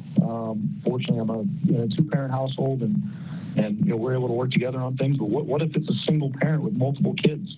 How are they going to get that done? They're going to suffer. The child's education is going to suffer. They're going to end up with in-laws, hopefully not with grandparents, and it's going to be counterproductive to what we're trying to accomplish in the first place. And literally everybody will suffer in that situation. And you can give us assurances that the virtual learning will be much better and improved experience. That may very well be the case. But again, there's added burden there that'll fall on different people, and everybody will suffer in that situation. And not to mention, there's jobs on the line here, not for people that just work at the school board, and related to that, specific vendors or adjunct professionals. but also people in their homes that have to do their work. I'm leaving this message because I have to be at work tomorrow. I'll be around other people. I'll be doing so with common sense precautions, and I'm hoping that common sense will prevail here. Again, give us a choice. If people don't feel comfortable sending their kids there, they should have that choice as well. I can understand that in certain situations, depending on the family experience, personal health conditions, it makes sense. But again, going back to when is it safe? Well, the CDC, the American Academy of Pediatrics, there's a study out of Germany, basically took 2,000 samples from schools, and only 12, this is students and teachers, had antibodies, and it didn't lead to an outbreak in any cases, and they even went as far as to say that children may even act as a brake on infection. There was an interview last night on MSNBC with 5 highly respected pediatricians across the country. All of them, all 5 of them, were for reopening and said they would send their kids to the school. So I'm reading here in what the task force is trying to do: protect student, staff, and community health and safety, provide a world-class education with excellence and equity, foster student emotional health and well-being, ensure equity for vulnerable and underrepresented populations. Well, guess what? That means something different to everybody. So if it's somebody that wants to, then you need to give them the choice. Otherwise, you have failed in that manner, and you're not accomplishing what you set out to do. Thank you very much for allowing me to voice my opinion.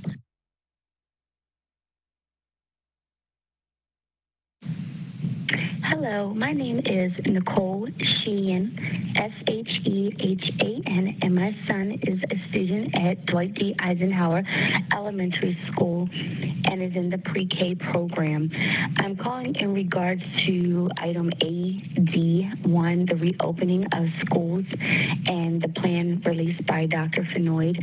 I first want to thank him for putting together such a comprehensive plan and taking the situation as a whole into consideration and thinking of our faculty, our staff, our students, our bus drivers, our cafeteria workers, our nurses, and all other individuals who will be servicing the students in the schools in comprising his plan. I believe it was very thought out and very well organized, and I'm in support of opening school virtually.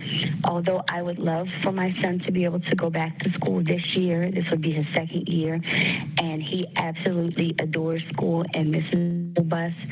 I believe at this time, with the positivity rate of children under 18 at 33.6% and the increase in numbers each and every day significantly, that it is not in the best interest of everyone to open schools at this time. However, I also propose that maybe considering a later start date of September 8th, which would be the day after Labor Day, opening schools. This would possibly give the current situation as is, with the COVID numbers rising, a chance for the curve to flatten, and hopefully those numbers would go down, and we could possibly start maybe our elementary schools at that time in person, if not continuing to do the virtual learning. But this would give our teachers enough time to plan their curriculums adequately for their students. At this time, I feel as though teachers have been at such ends as to how to prepare their lesson plans for the upcoming school year that they are not prepared to either go in the classroom or to do virtual learning. And I think virtual learning would be the best solution for the current situation. And I also think delaying school to September 8th, and it would only be 3 weeks, would be a good solution for all. Again, this would allow hopefully the numbers to go down some, and it would also allow teachers to prepare their curriculums adequately to teach our children the best that they can, via it be virtually or in person when that option should arise. Again, I'd like to thank the school board for their hard work and dedication during this trying time, and I'd like to thank Dr. Fenoy for his leadership during this time and putting the needs and concerns of all that are affected. This disease is not just affecting our children, it's not just affecting our adults, but it's affecting everyone. And being logical and realistic in making decisions that are going to affect thousands of people is what we need at this time, and I thank you.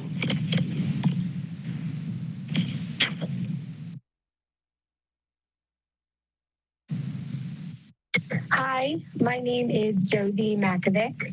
I'm calling in regards to AB1, the school reopening. I am very much in favor of the Palm Beach County schools reopening and going back to full normal for several reasons. Number one, the American Academy of Pediatrics has recommended that for the children's mental health, it is imperative that they do return to school. I've seen several interviews with several physicians all across the country who are in support of schools going reopening at full levels with very little social distancing because children are not affected by this virus the way that the more immunocompromised and elderly adults are. So there's very little to no risk. There has been 0 documented cases of a child transmitting it to a older person and that person suffering from the virus.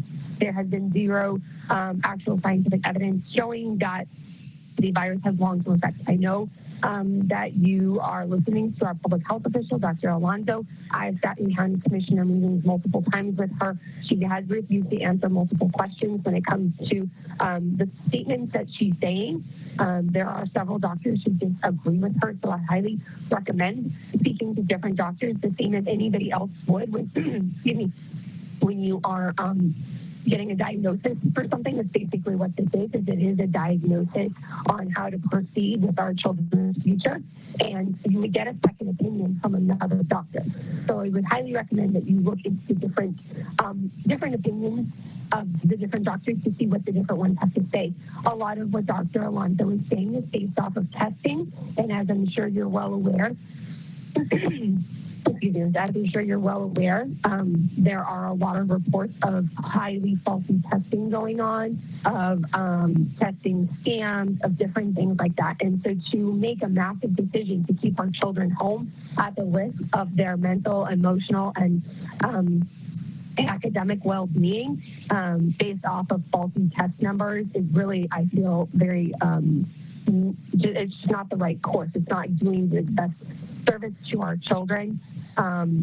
The way things that it's basically making a decision off of things that might happen and ignoring the things that will happen. We know that with the school closures, there have been rises in domestic violence against children. Children are at higher risk of sexual violence. They're at higher risk of suicide. They're at higher risk of depression, anxiety, so many things. And keeping them home keeps them in that risk, high risk. And those things will happen. Versus if we send them back to school, we're looking at something that might happen. So we really don't want the treatment to be worse than the illness itself. And now we know so much more about this virus. Everyone likes to claim that we still don't know anything about it, but we know so much more. Thank you.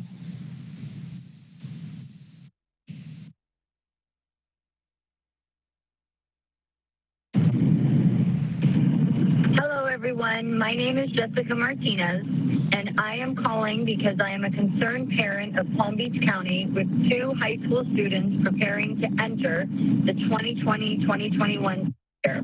Both of my children struggled with virtual learning in March due to the isolation factor of being home with none of their peers and no teacher to guide them. Furthermore, in virtual learning, they were challenged daily with an excess amount of busy work that evaded no educational merit for them. It was simply busy work. My daughter, who is on the Honor Roll Society, who is an overachiever, and who will do whatever work is necessary, spent 7 hours a day in her room stressing over virtual assignments. I do not believe this is the way we want to see our children. I understand there is a concern, but there is a concern every year during the flu season. My son caught a cold from school several years ago. His cold turned into walking pneumonia. He ended up staying home for 2 weeks, having to go through breathing treatments.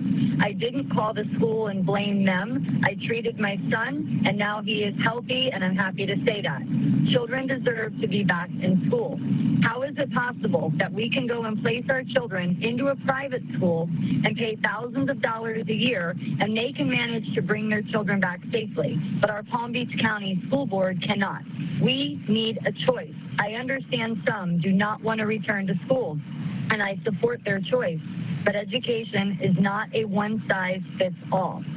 My son also has ADHD. He has a strict 504 plan to help him with some of his learning disabilities and comprehension. Online learning does not offer any help. The most his teachers were able to give him last year was extra time. I am not a teacher. I am their mother, and I am in full support of helping teachers. But I do not have a teaching degree, nor do I have the ability to teach my students at home because they cannot be with their teachers and peers. What about sports and activities? These are the very programs that motivate our children to obtain their goals. My son was on the basketball freshman team last year, aspiring to make JV team this year. My daughter is in a choice program for fine arts. Now she's missing out on some of her future plans because we cannot come together to find an opening safe for our children and our teachers. I would like a choice. Online school is not an option. Thank you very much for your time.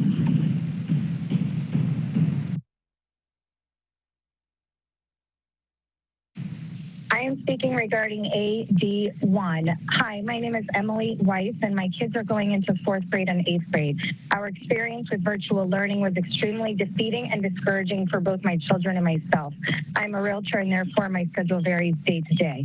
I wasn't able to give my children the structure that they need to be successful.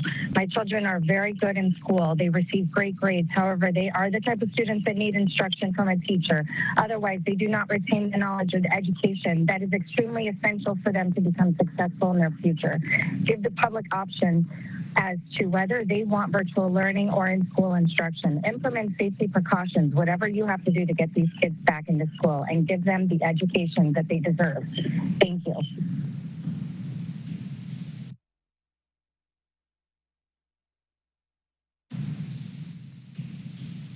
Hello, my name is Jennifer Ponson. My son is Maddox Ponson. He's 11 years old, and he's entering the 6th grade, Don Estridge. We have been working really hard for his acceptance in this school. My husband has been essential since day one, being a first responder and being there for the taxpayers of this city is a duty, as well as it is for our teachers to teach our children. I was worried to reopen my business. However, knowing what we know today and how COVID can be spread, we could prepare and be safe. Giving us a choice is our right. And I'm just calling not only for my son, I'm calling for other children. I'm upset because we've had since March to figure out a system, and it hasn't been done yet, and it doesn't seem like we're getting a choice, and my son just cannot be unsupervised at home on the internet. He's going into middle school, and these are very crucial times. They cannot be isolated like this. It is not good for their mental health. I know teachers are worried, but we've learned a lot about COVID these past few months, and we've had time to understand how to keep ourselves safe. We cannot keep these kids on house arrest any longer. There's lots of children that depend on schools to escape their inadequate homes, and the only way to report problems is my communities. It's communities reaching out to these children in need. There's a lot of space in the schools, so spread them out. I don't know. I just don't understand why we aren't fighting harder for these children. Please reopen the schools. They need hope. Thank you.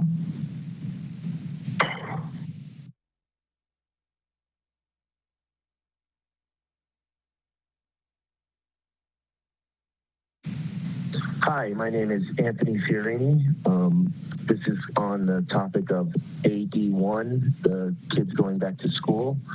And as a concerned parent with a student who is an ESE student who has needs and has challenges that he crosses every day with speech, reading, math, virtual school is not a good platform for a student like that. He needs the attention, he needs the extra time, he needs that one-on-one teacher time. Also, my son is a very passionate, loving kid who is excited to go to school and is happy to go to school, and that platform allows him to succeed. This virtual school that he did this past year was very difficult for him. He was tired, he was getting headaches by watching the screen, and it is not a good platform for many students who need to be in school. I think as the school board, you should be giving the parents the choice for their students to be able to go to school or not to go to school based on the parents' decision, not school board's decision. It goes against our rights as citizens, and it needs to be addressed that students need to be in school. If a parent chooses not to send their child to school, then that is their choice. But me as a parent of an ESE student, I know my son is going to lag behind way more that him not going to school, and it's very upsetting to me. And my wife, our challenges with our son, and he needs to be in school. Not only for him, but so many other kids that have these challenges. And how about single parents that need to go to work? Their kids need to be in school as well. You really need to think about this decision, and you need to do it in the right manner, thinking about not only your staff and your people, but also the parents and the children. Thank you so much. Again, my name is Anthony Fiorini, and I really hope that school is reopened on parents' choices if they want to send their kids to school. If they don't want to send their kids to school, then they have the choice to do virtual school. But these kids need to be back in school. Thank you so much, and have a wonderful day. And thank you for allowing me to speak.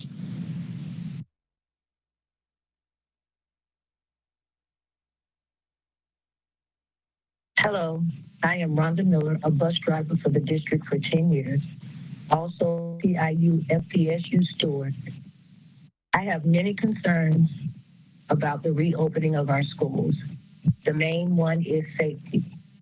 With our state becoming a hot spot for COVID-19 and going into the cold and flu season, how can you assure our safety? I believe that this should be thought about longer. Our support staff needs that assurance before we are asked to move forward.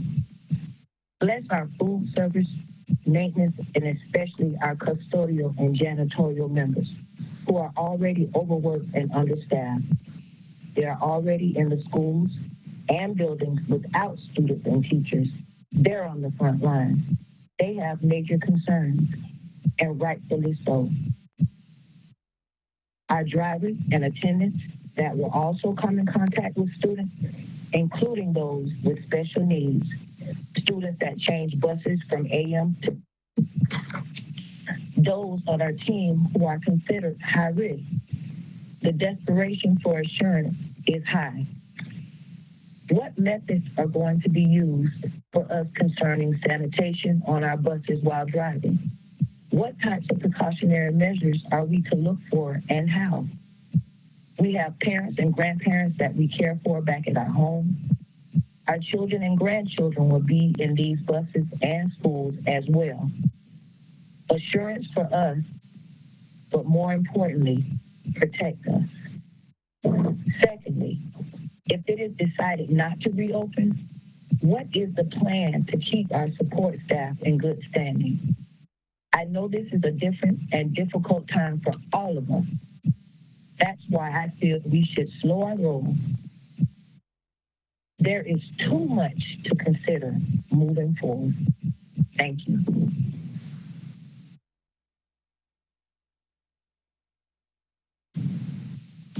Hi, my name is Ruth Shelton, and I'm speaking on item AD1. Our son Dawson is in the ESE program at Olympic Heights High School. He has nonverbal autism. I plead with you, the school board members, to really think about these ESE students. Some ESE students will be fine virtually. However, most need the one-on-one that only a classroom can provide. We have been told the teachers will do their best across the county to engage in a virtual format. My son and countless other ESE students need more personal assistance to have their IEP implemented than virtual could ever allow.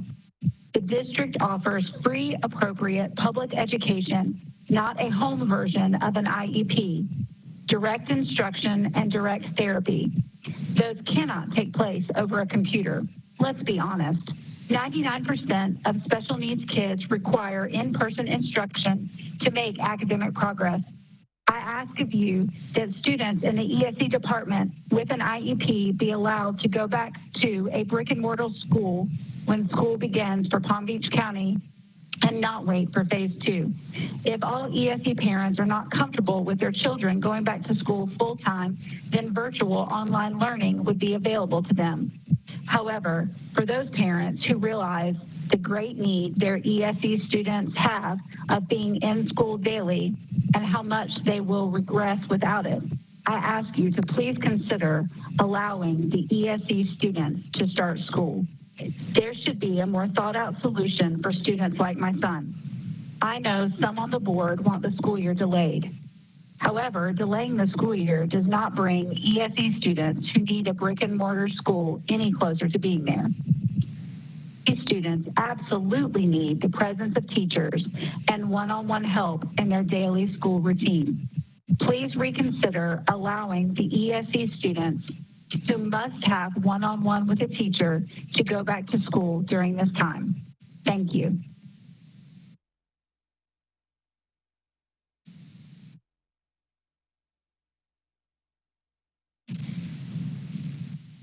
Hi, everyone. My name is Sarah Henning, and I'm a parent and teacher at the conservatory school. We are very fortunate as a community that you are considering to start our school year virtually. This will ensure the safety and well-being of school and staff, the students in Palm Beach County. We are definitely missing our school family and wish to return to TCS. However, we know that safety must be our first priority. We love and support our parents and children who will do whatever it takes to deliver an excellent virtual learning experience. When the positivity rate is under 10% and we have a steady decline in cases, we will be able to safely return to school. Until then, it's vital we come together and take necessary safety measures to reduce the spread of COVID-19. Thank you for your time and dedication to our community. Stay strong and stay safe. Goodbye.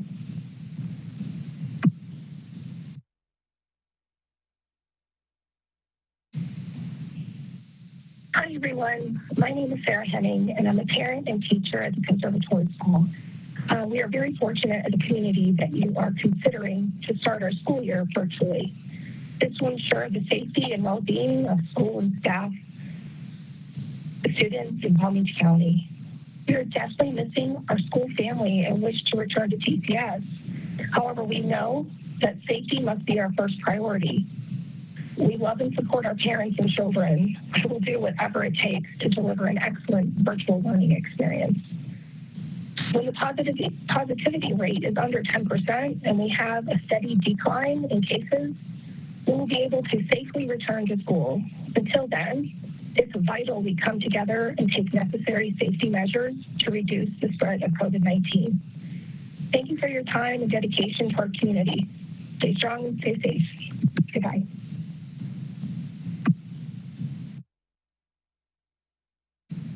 Hi, my name is Salida Hernandez, and I'm calling to, if possible, my daughter back to school because I had to work, and I need to leave my daughter in my house, and I think it's not fair for her, for my daughter, because it's too much time, and it's so stressed.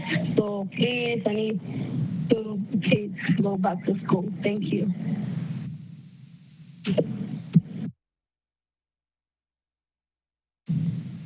Hello, my name is Martina. I'm from Wellington, and I believe that school is a really important part of every student's life. It gives us a chance to make friends, learn new concepts from professionals, and even get much-needed exercise and serotonin from switching classes.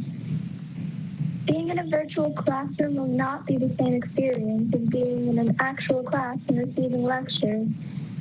Normally, we have about 8 hours of instruction. Now it's being split into such a small time frame. When you were younger, you weren't denied a proper education. What makes this any different? Recent studies have shown how unlike you.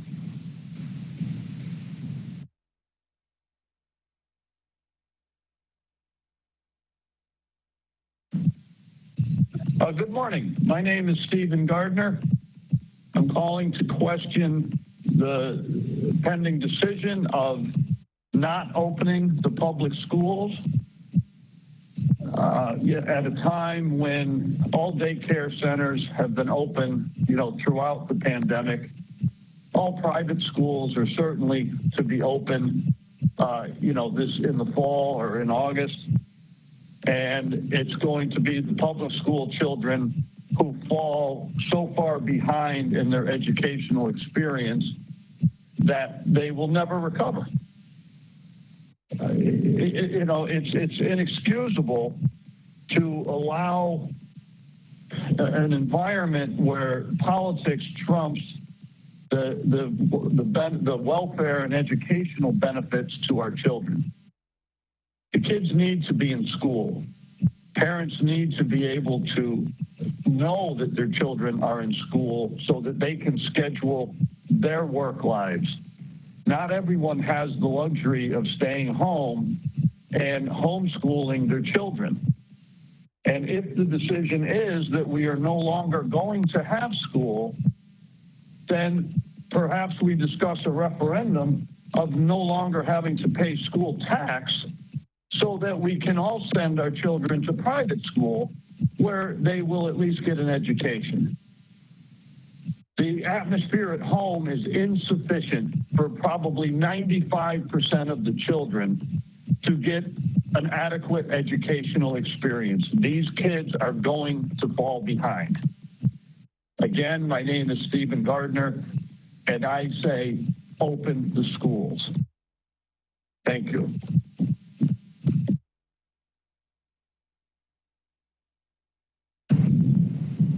I'm calling to speak on item AD. My name is Anna Panzik, PANSVPZYK. I'm calling on behalf of my 2 children who are on the autism spectrum. I am voting to have a parent to have a choice to send their children to school. My children were cognitively unable to attend virtual learning this past spring. They are in need of in-person instruction and support. Please provide a choice for parents with special needs children to attend school in person. They are needing valuable support and in-person instruction. Please provide us a choice. Thank you.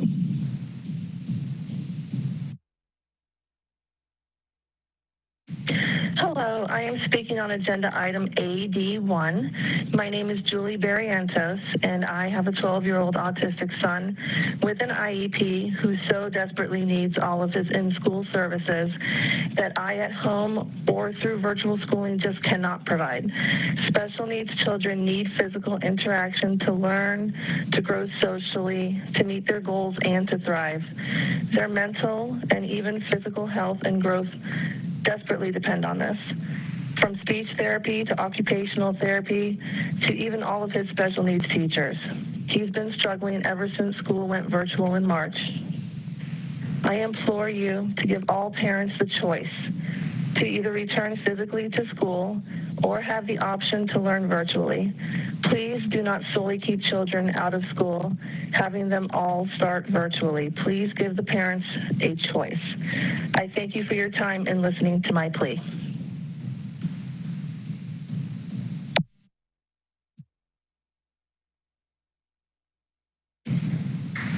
Hello, this is Jennifer Berlatsky. As a teacher in the Palm Beach County school system and a parent of a child in the Palm Beach County school system, I feel it is absolutely imperative that we begin the school year virtually.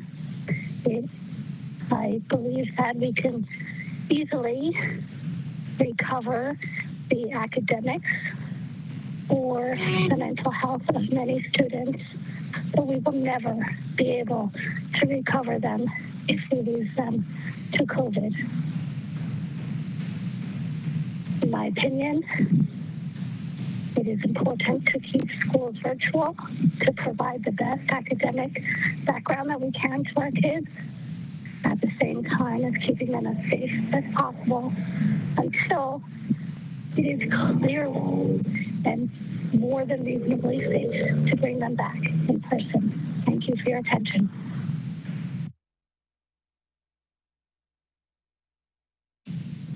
Hello, my name is Heather Brace, and I'm calling to comment on the reopening of schools for two important reasons. The first is I have two beautiful children in Beach County school system. They are in 6th grade and will be attending JMS. They are so blessed to have had such amazing, loving teachers throughout their elementary experience. And their 5th grade teachers last year were fabulous and navigated the virtual learning experience amazingly. My twins are well-balanced, very intelligent children who have always loved going to school. I saw a drastic change during virtual learning as far as their social emotional learning. I saw depression, anxiety, and many, many tears. Both my children absolutely need visual, auditory, and hands-on direct instruction in order to learn their best and be successful in the classroom. Watching a teacher on a screen for them was depressing and lacked what they needed to learn their best. Like I said, the teachers are amazing, but virtual learning was not something that worked for my children. I'm not trying to take away other parents' rights to choose virtual learning for their children. But for me, as a parent, I demand the choice to make the right decision for my children and their education. I am also here today as an ESE teacher in Palm Beach County. I teach students with autism, some who are low functioning. Virtual learning is almost impossible to meet the needs of most ESE students. My students have maximum prompting and hand-over-hand learning, which is impossible to do over virtual learning. Most students with autism have a difficult time understanding the virtual world and would need parent supervision 100% of the time in order to use the computer and complete assignments online. I have had several students last year who were afraid to even go on a Google Meet for social skills because it was hard for them to understand that their teacher was there live and it wasn't a video. It is unreasonable to expect these students and families to sit in front of a computer for a large amount of time per day. It is my belief that the entire IEP cannot legally be met during virtual learning. Let's give parents of ESE students a choice whether or not they would like their children to continue with virtual learning or send them back to the classroom physically with a teacher who loves them and wants to be there with them. Remember, it's our children, our choice. Please do not take that away from us. Thank you.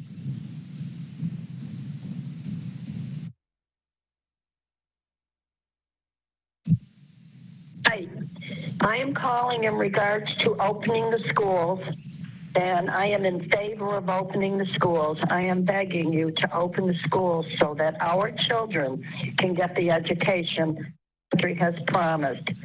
We have other workers that have been working through this pandemic that have made out just fine, and having to go back to work with proper masks and taking care will be, I think, proved to be perfectly okay.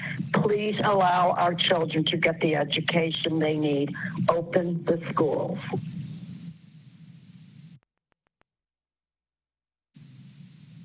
My name is Georgia Gardner.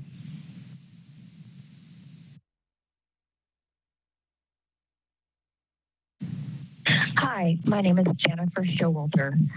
I live in Wellington, and I am calling about AD1, the in-school, out-of-school virtual learning decision. I want to let you know that I have 3 children, 2 in high school, 1 in elementary school. I have two of my children are autistic, with one has ADHD. They both have sensory processing disorder, and they require therapy. They have IEPs, and they are not receiving the therapy that is required by law. And they can't get that through distance learning. Also, I want to let you know that my 2 high schoolers are trying to get into college, and college requirements dictate that you must be in extracurricular activities and sports, which you can't do through virtual learning. There are no options that I've seen in your proposal that addresses those needs. Those children, not only just for admission, but they also are looking for scholarships. There are children who are looking for sports team acceptance, and they can't play. So how are they going to get on a team? Also, Fox 35 News reported that they found clinics throughout Florida were skewing their numbers. They said that even Orlando Health admitted that their number of confirmed cases was 9.4% instead of the 98% that they had posted.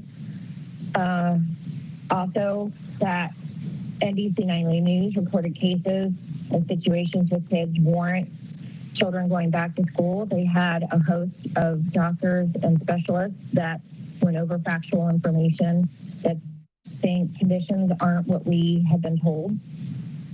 I think we need to get actual scientific data, not anything that's adulterated. We need to be smart about it, not listening to numbers that have been skewed. Also, there are children who are in abusive homes, children who most likely need to get out of that house for safety reasons. Most cases of child abuse are reported by teachers. Those cases, there's millions of cases that are not getting reported because they're not in school for the teachers to see it. I'm speaking up for all children who need help. They're the children who are hungry, the children who are being abused, the kids who have high anxiety, like my son, who needs the social interaction, ADHD kids, autism kids, other kids with special needs, high schoolers desperately need to have their extracurriculars. There's too many reasons why we need to have an option for in-school. And frankly, I really hope that you guys will be open-minded and listen to all of our concerns, because honestly, the facts are coming out, like Fox, the Channel 35 stated, numbers are being skewed. We need to think about this rationally, and I really hope that you take all of our concerns into consideration. Thank you for your time.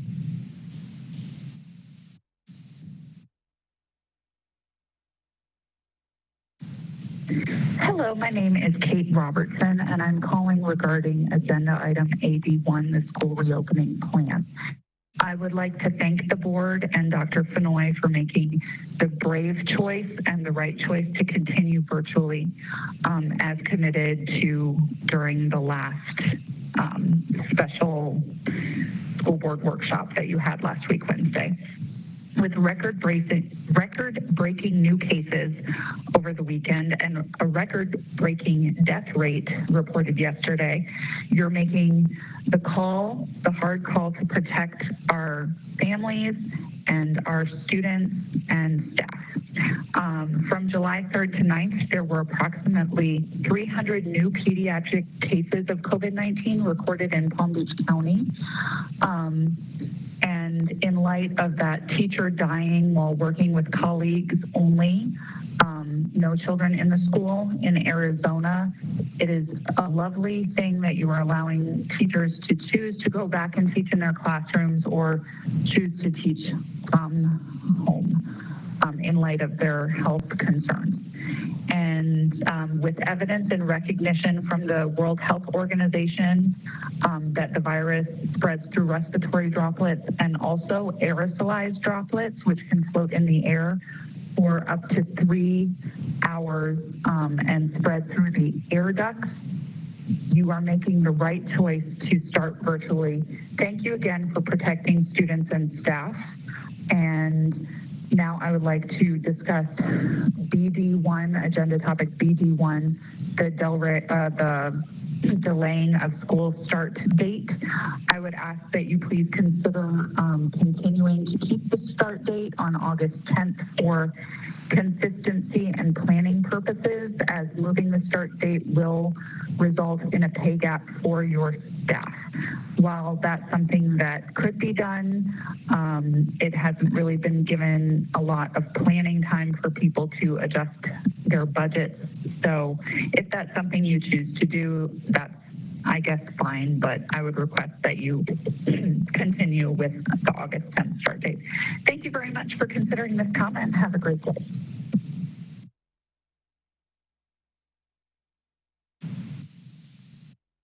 Good afternoon. My name is Sir Howard McKinnon. I'm a school board employee in the transportation department. I'm also a union representative for SEIU, Florida Public Service. Good afternoon to the board, and good afternoon to our Superintendent Donald Fenoy. I'm calling in regards of the reopening of school. Right now, a lot of our bus drivers and bus attendants are afraid to come back to work.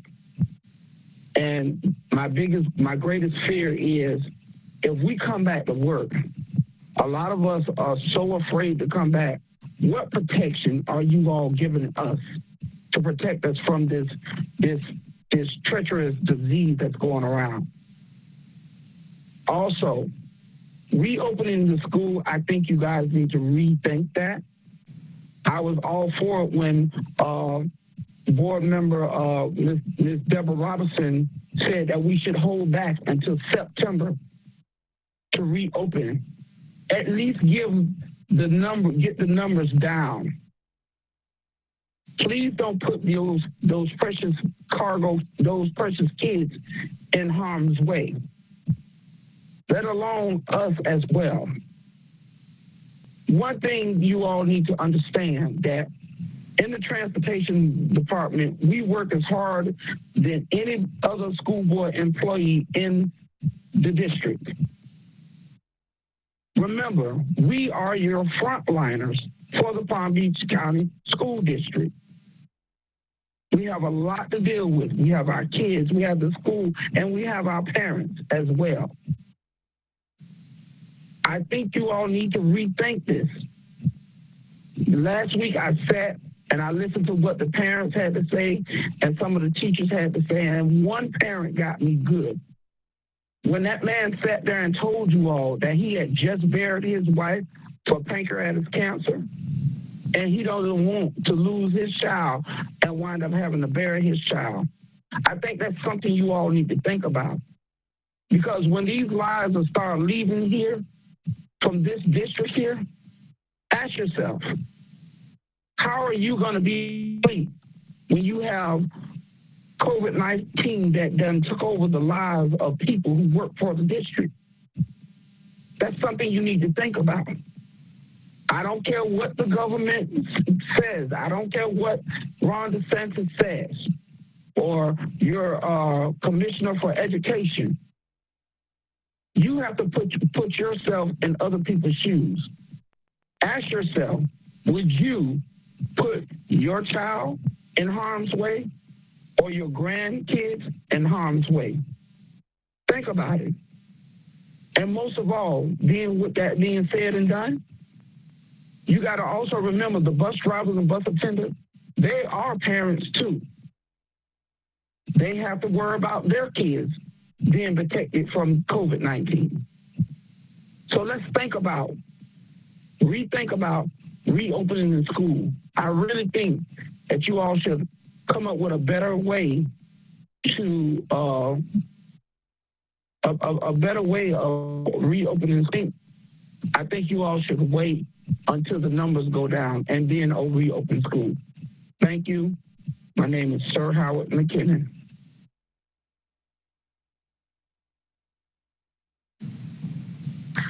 Hi, my name is Brian Henning. I have a wife that's a teacher and a son that attends public school. And I'm really concerned about kids and teachers going back to school right now in the middle of a pandemic. People are dying, the numbers are spiking, and people are arguing that our children need to go back to normal. Well, my response is we're not going back to normal until we get a vaccine. We cannot send our kids and teachers into school in an unsafe situation. What is going to be the psychological impact on a child when we sent them back to school and we sent teachers back to school? And if we do that, there's going to be teachers and students that are going to get extremely ill. There's going to be teachers and students that die. And we know this is going to happen. You know, think about that. What's going to be the psychological impact of these children watching their friends and teachers getting extremely ill and dying? What is going to be the impact of them knowing that we sent them to school in an unsafe situation? I would like you guys to think about it. Thanks for considering a virtual start to school.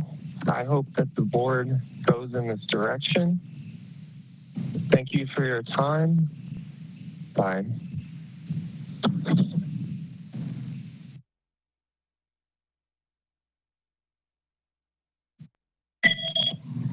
Yes, my name is Judex Thomas, and I'm a bus driver. I drive at the East Compound, and I'm calling regarding the opening school. I don't think it's safe right now for us to get back on the road with the kids, crowded on the bus, because it's not safe. The coronavirus is getting so high right now in Florida, and I don't think it's safe for the bus driver and the kids to interact, with the school opening. And I think it'd be safer for them to do online schooling, and then, for us to still, be there for them. All right, thank you.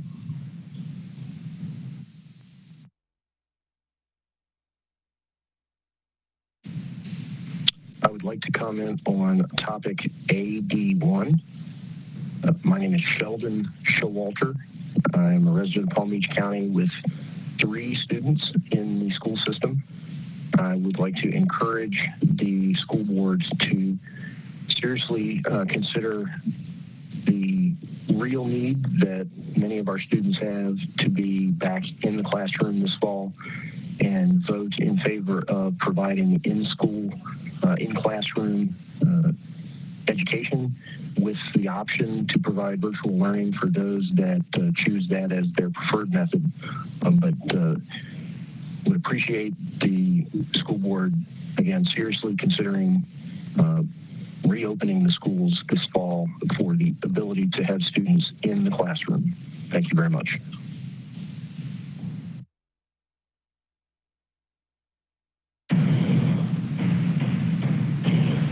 Good morning. Hello, my name's Shirley Dorsonville. I wanted to voice my opinion in reopening of the schools. I believe parents should have a choice whether they decide to send their children virtually or in person. So just wanted to voice my opinion. Again, this is Shirley Dorsonville. Thank you.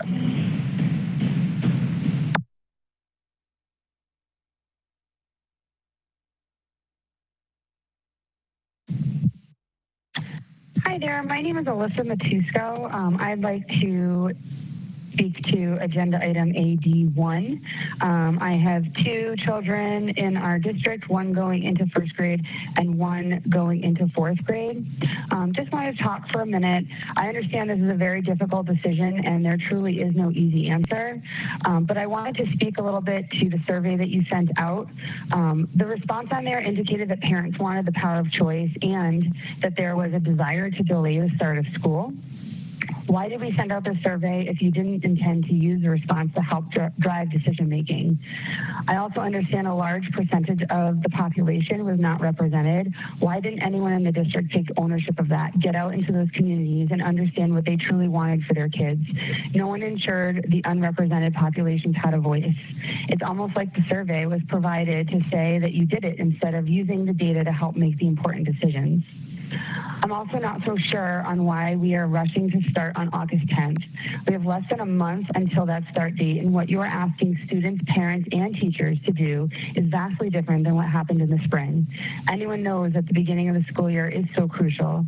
This does not feel like we are starting with a purpose, but rather we are just starting to start.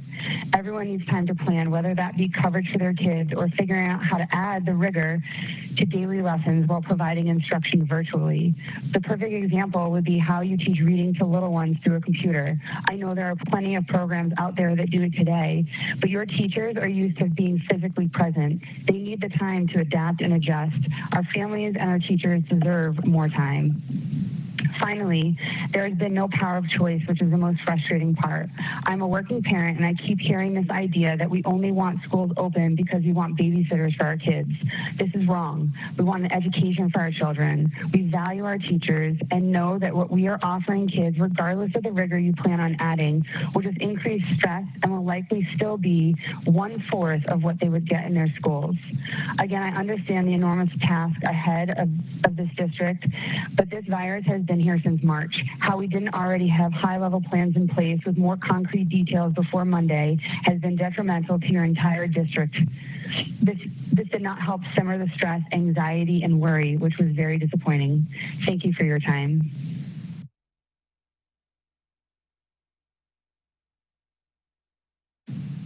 I would like to speak to agenda item AD1, school reopening plan for 2021 in response to the COVID-19 emergency. My name is Kizzy Frazier, and I am a school teacher for the Palm Beach County School District at Crossroads Academy. Over the summer, I have been a part of the Boys and Girls Club Summer Camp program at Pioneer Park, which was staffed at an off-site location due to the renovation. We took the best possible protocols following CDC guidelines. We social distanced the kids. They were 6 feet apart. They wore their masks all day. And we even had to sanitize the area every 45 minutes. I fully support the Boys and Girls Club plans to expand their summer camp hours in the grades into the school year. Our children in the grades will benefit significantly from having the supervision needed during the school day while they attend classes and the extra assistance in the afternoon to complete their schoolwork and enjoy the other Boys and Girls Club program offerings. I am committed to continuing my good work with the Boys and Girls Club during the school year after I complete my school day. Please keep the Boys and Girls Clubs open at our Glades Elementary School sites through the fall semesters. Thank you.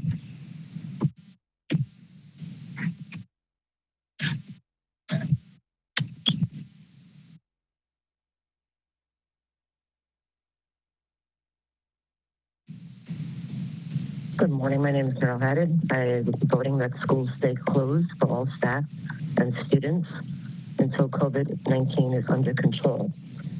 We would need some type of a temperature screening area because there is no way for each student to be individually checked in a quickly and timely manner.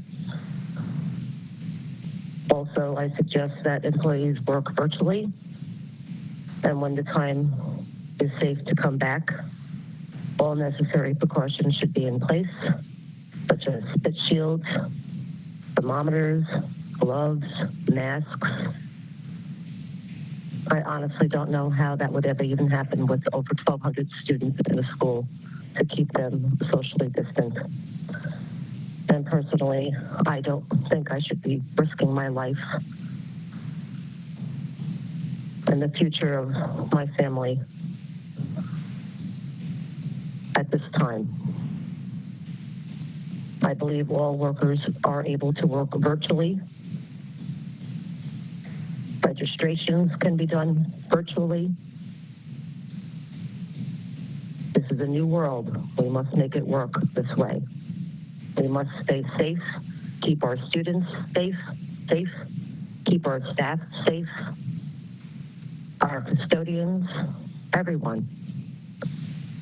This COVID-19 is not a hoax. This is a serious thing. There are so many people who don't wear masks, and that is why this is spreading the way it is.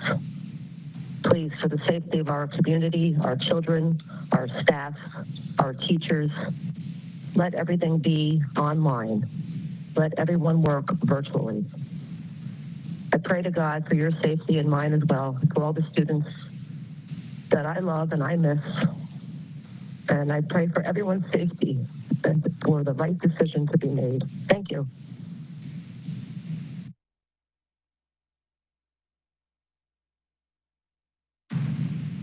Yes, sir. My name is Wilson Fakia, and I'm calling in regards to the school opening. I personally believe schools should remain closed or continue distance learning or remain closed until they are safe for both teachers and staff. School boards and superintendents must continue to provide financial support during this crisis and must provide personal protective equipment upon returning to work. And especially for someone like me, I'm a bus driver, and I can't go to work, so the financial support would really come in handy. Thank you.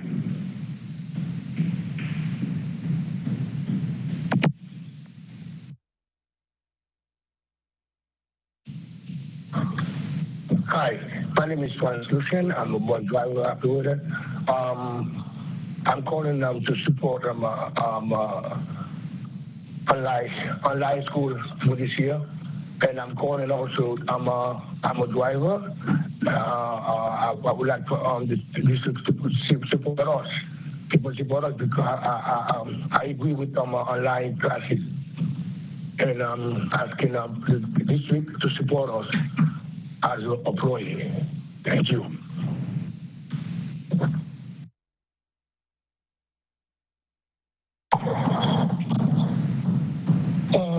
My name is Fernando Joseph, and I'm a school employee. I'm agree for the school, online school, and I'm a school district member, a school district employee, and I need the school district to help me.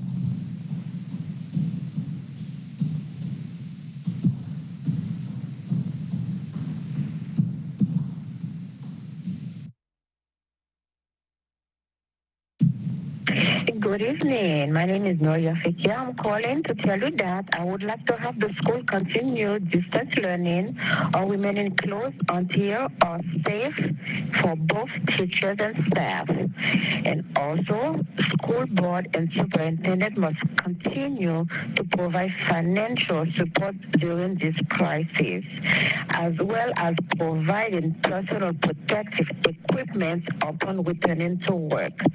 Thank you, and everybody please be safe.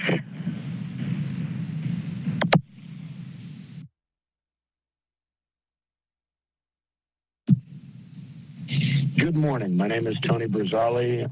My children attend school in Wellington. I am speaking on topic AD1, the reopening school. I do not believe it is appropriate for our children to spend so many minutes each day in front of a computer screen. Our children require the social and emotional growth associated with brick and mortar opening of schools, as outlined in the executive order from the Department of Education at the state level. Additionally, the science data does not support not opening the schools. The financial burden on the district to supply the 192,000+ students with laptops is crippling. A much lower financial cost would be associated with enhanced sterilization and sanitization of classrooms. Additionally, I believe that the board has a fiduciary responsibility to the parents of every student within the school district to allow us to go back to school, go back to work. And the only way we can do that is if our children are attending brick and mortar, especially for those of us with elementary age children. It's not appropriate to leave them at home alone. Also, the state will have to approve any plan put forward by this board. And since the state has already indicated that they want brick and mortar opening, I'm quite certain that those of us that wish the choice of sending our children to school will be heard. That's all we're asking for, is the choice to send our children to school. Those that choose not to and avail themselves of a option will be therefore reducing the number of children within the brick and mortar school, allowing for more distancing. But those of us that want the choice of sending our children to brick and mortar school on day one will have that option. That is all we're asking for, is the choice. And I strongly urge you to allow us that choice. Many of you are up for re-election this year, and your decision on this, I believe, will be very polarizing and could turn many of us into single-issue voters, as this is extremely important to us. Again, I strongly urge you to allow us the choice to send our children to brick and mortar attendance on day one. Thank you.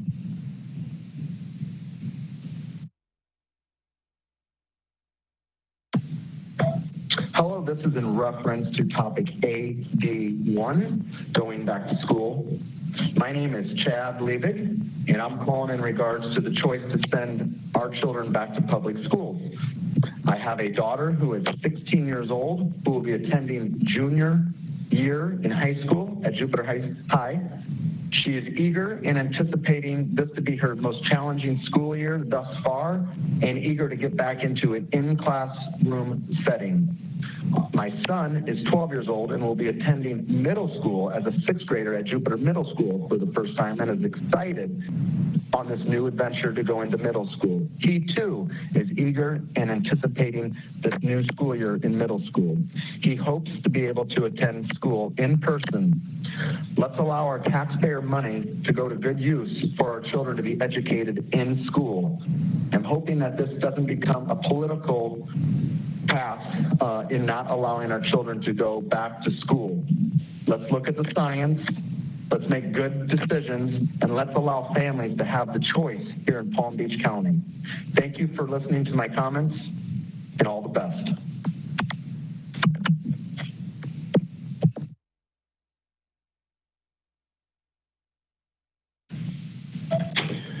This is Dr. Carlos Diaz, Professor Emeritus at Florida Atlantic University and Chair-elect of the Hispanic Education Coalition of Palm Beach County. I have read the district's school reopening plan, and I have a series of questions I hope will be addressed. The first is, what guarantees are there that the 16,000 students who were not reached by virtual instruction at the end of the past academic year will have appropriate instruction in the coming academic year? What is the follow-up when students are chronically absent? Whose responsibility is it? What was the ELL plan waiver requested of SALA? Where do we stand on district ELL plan guidance from the state? How do ELL students access supplemental tutorial options? Are there enough tutors, and who are they, to meet the potential need? What are the specific resources mentioned in the plan available for ELLs and newcomers? What are the automatic exit criteria for ELLs? Do they continue to receive some support upon exit? If so, what? Currently, we have 105,000 Chromebooks, 93,000 of those for students and 12,000 for teachers. 82,000 new Chromebooks are on order. The academic team is going to prioritize the new Chromebooks for equitable distribution, beginning with 10,000 on August 17. Who is the academic team, and what are the criteria for equitable distribution? If there are not enough Chromebooks in students' hands when the term begins, what are the plans for those who may not get theirs until November or December of 2020? What is the state of Wi-Fi connectivity in the district on August 17? And what are the arrangements for students who may not have a computer or who have one but cannot connect to the internet? And my final question is, what are the medical criteria in Palm Beach County for returning to hybrid or full face-to-face instruction? On behalf of the Hispanic Education Coalition of Palm Beach County, thank you very much.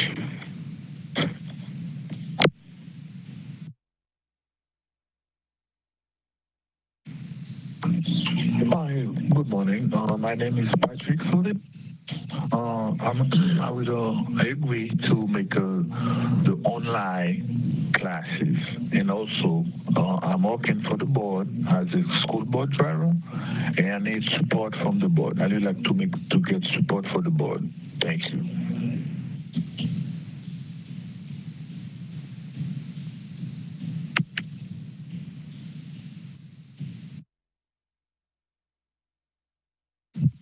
Hi, my name is Lynn Fields Jr., and my comment is schools should continue distant learning or remain closed until all campuses are safe for both students and staff.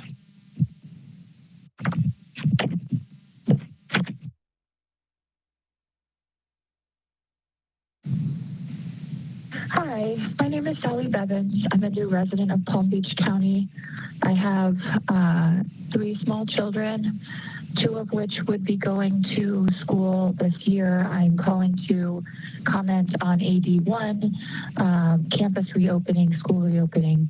I was hoping to just present a different perspective than many who are already residents and children who have already been enrolled in school.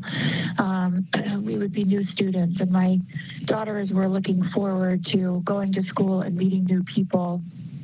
And while I understand that all of this might be temporary, it's pertinent that these children be able to go to school. While my children don't have any academic issues, they're not hindered at all in regards to how they learn. It was frustrating, to say the least, in the last 3 months of their school year prior to moving down here. And with my middle child going into kindergarten, it's something that I feel is necessary for her now, having moved, being acclimated to a new area, finding and making new friends, and finding her little place here at her new home. I pray that you guys open schools back up and allow the parents to make a choice. Give them an option. If parents want their children to stay home and distance learn, they can do that. If parents want to send their school or their children back to school, let them do that. The research is there with regards to the science of spreading per the younger generations, the younger ages. I truly don't feel that it's necessary for these kids to stay at home any longer and quote unquote distance learn, which I feel is a complete disservice to these children and something that, should it happen long term, will significantly impact where they are from an educational standpoint. Specifically, these girls are in the midst of learning to read. Literacy is huge, and it is important at their age to be able to go to school and have this control over, how they're learning. So please, I vote to reopen schools as soon as humanly possible. August 10th would be amazing. Thank you for listening. Goodbye.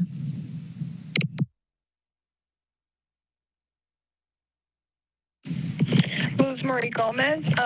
The reason I don't want my daughter to be attending school, she has a compromised system. She's asthmatic. I work in a hospital, and I see day to day what this virus has done to young people, older people, and I'm fully aware of everything that's been going on. Like I said, I live it day to day, working a full-time job, and I'm not ready for her to be exposed in a hospital as it is.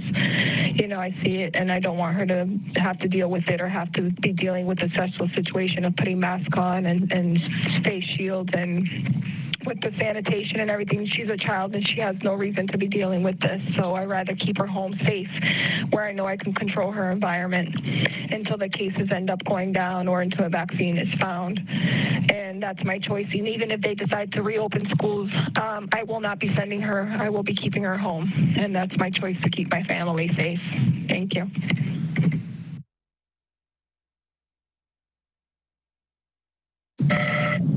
Good morning. My name is Ryan Wheeler, and calling in regards to item number AD1. I want to voice my opinion and support for the rights for parents to have the right to choose whether to send their kids to school or not. Thank you and have a good day.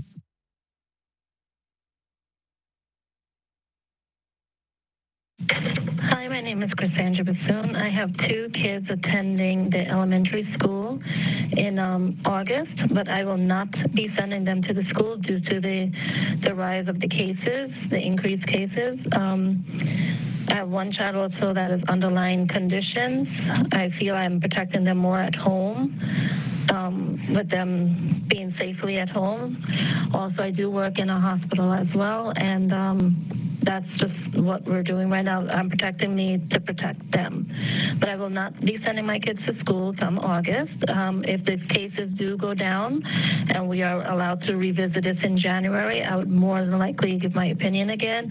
I would like my kids to attend school, but right now it's not safe for them, and family comes first. Thank you. Bye.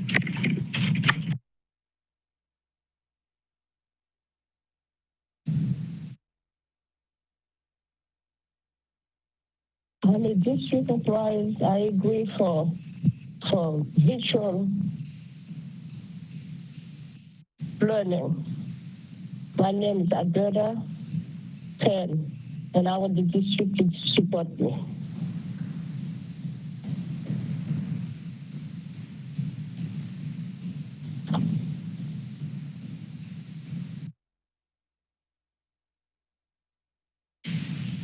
Good afternoon, school board and superintendent. My name is Chuck Ripley, and I have the privilege of being the political coordinator for Florida Public Service Union. I am calling today to speak about item AD1. The pandemic brought on by COVID-19 has disrupted the functions and operations of school districts across the state of Florida. This disruption does not only impact your instructional staff, it also disrupts the lives of the non-instructional staff as well. Our non-instructional employees are some of the district's most loyal employees. Long before there was a pandemic, They place their lives on the front lines to ensure all children receive high-quality service. They are custodians, office workers, bus drivers, food service workers, just to name a few. Our members, many that are also parents, watch the number of Floridians affected with COVID-19 skyrocket. They have been extremely concerned about the safety of children, school-age children, as well as their own safety. They're even more concerned that because of the current political climate, they will be placed in a position to have to choose between their health and their jobs. These aren't easy answers. As a school board and district, as you finalize your plans to reopen school in the fall, FPSU would like you to consider the following. Schools should continue distant learning or remain closed until all campuses are safe for both students and staff. The school board and superintendent must continue to provide financial support during this crisis. Adequate staffing levels, training for personnel, protective equipment, and other resources must be provided when the employees return to work.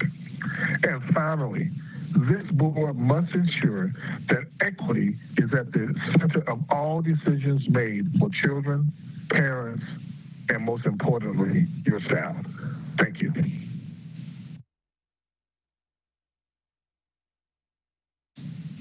I would like to speak to agenda item AD1, school reopening plan for 2020 to 2021 in response to the COVID-19 emergency.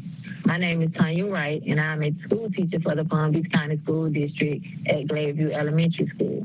Over the summer, I have been a part of the Boys and Girls Club summer camp program at Gladeview Elementary. I fully support the Boys and Girls Club's plans to expand their summer camp hours in the Glades into the school year. Our children in the Glades will benefit significantly from having the supervision needed during classes and the extra assistance in the afternoon to complete their schoolwork and enjoy the other Boys and Girls Club's program offerings. I am committed to continuing my good work with the Boys and Girls Club during the school year after I complete my school day.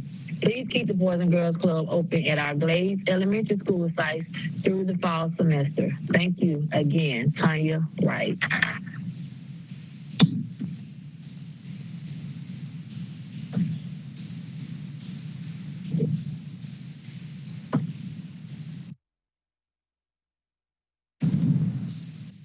Hi, my name is Nina Boyton. I am calling about item AD1, and I am calling in support of keeping the schools closed. Schools should continue distance learning or until all campuses are safe for both students and staff. The school board and superintendent must continue to provide financial support during this crisis. We need a plan for internet access for all in place before classes start. We need flexibility for working parents who may not be able to supervise their kids' online learning between 8 a.m. and 2 p.m., including teachers who will be online with their own classes. How are we expected to manage both at the same time? We need grace and flexibility. We need community support for families. Can we use libraries or churches to provide that support? The school board needs to make clear how they are reaching out to these organizations who want to help. Thank you very much. Have a good day.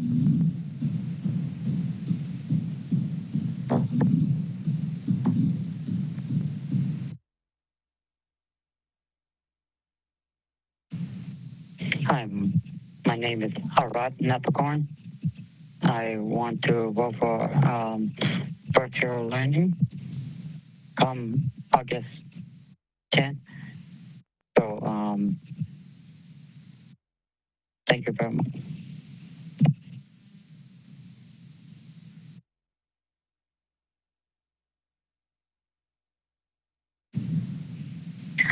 Hello, this is Adriana Semide, parent of Palm Beach County school children. I'm calling to discuss the issue of the stages plan.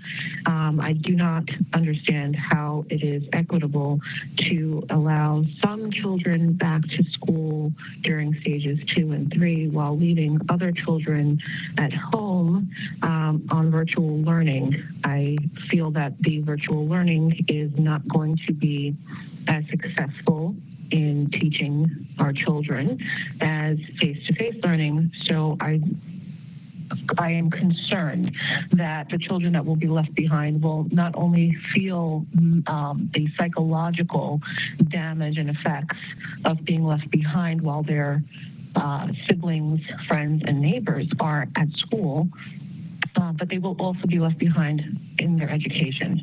I don't feel that it is fair for some children to be just born at the wrong time. That is my first concern.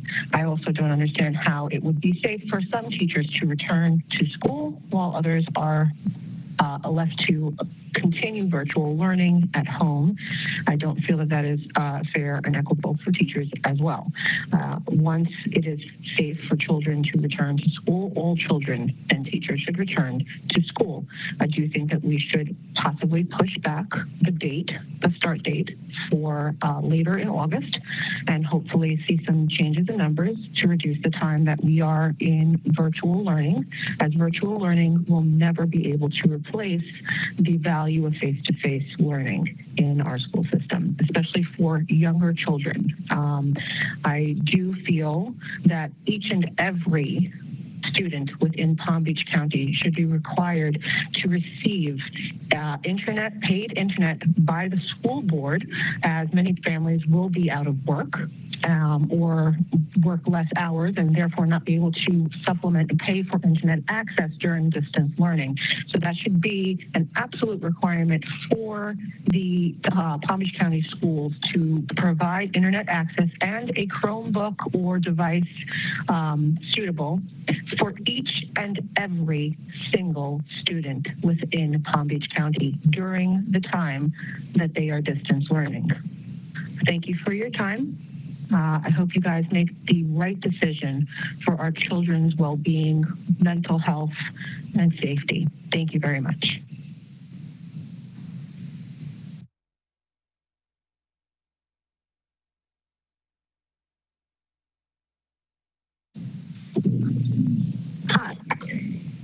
Hi, my name is Moselle Biggs. I'm the club director at Boys and Girls Club of Palm Beach County, Cornell Point. I would like to thank the school district for our partner to allow us to serve the children in our Glades community for the past 20 years. Over the past 5 weeks, our elementary site in the Glades has been safely open for summer camp.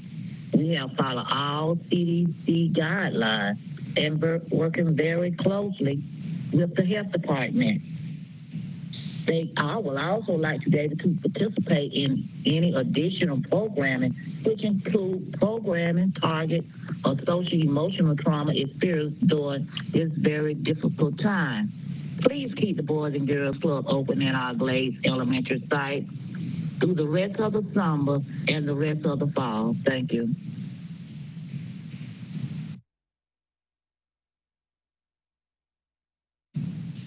Hello.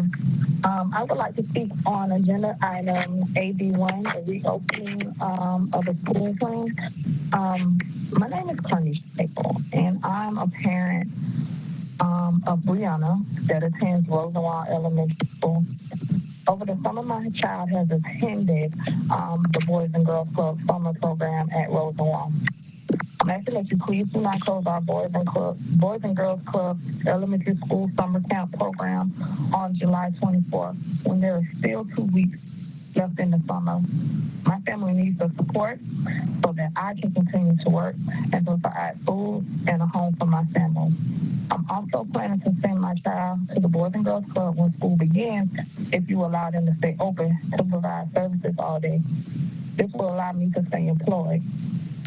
My child will require supervision during the school day while they attend classes,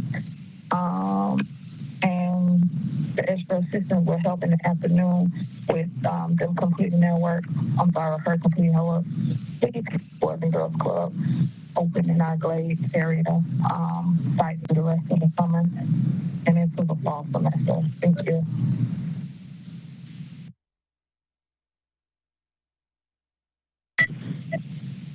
Hello, my name is Nika Willis, and I am a parent of a child that attends Pioneer Park Elementary School. Over the summer, my child has been attending the Boys and Girls Club Summer Camp program at Pioneer Park. Please do not close down our Boys and Girls Club Elementary School Summer Camp program on July 24th because there is still 2 weeks left of summer. My family needs the support so that we can keep working to provide food and home for our children. I am also planning on sending my children to the Boys and Girls Club when school begins, if you allow them to stay open to provide services all day. This will allow me to stay employed.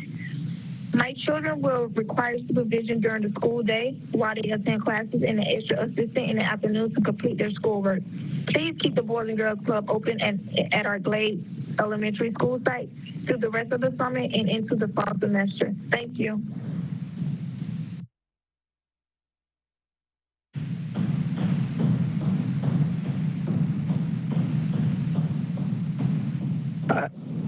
I am Pradel Baji. I agree for online classes. And I'm working for a school board. I want the school board to support me.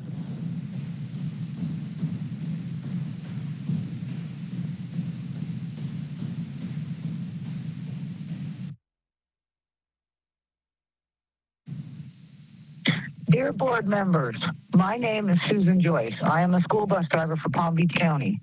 Thank you for the opportunity to provide comments regarding the reopening of school, AD1. I am writing today on behalf of myself and coworkers who are bus drivers in attendance. Many drivers are deeply afraid to return to business as usual driving a school bus. Due to the nature of our job, many already struggle with diabetes, high blood pressure, obesity, and are of the older generation, which has proven to make us more susceptible to the COVID-19 virus. This virus has increased substantially in Palm Beach County. Many may not return due to the risk involved. I suggest that this board take every precaution possible to ensure the safety of our drivers, attendants, and all school staff before reopening the schools. And at that time, let the students be students. One, I suggest plexiglass enclosures around the drivers with hinged doors. Also, maybe one in the back for the attendants on ESE buses. This is used on buses already.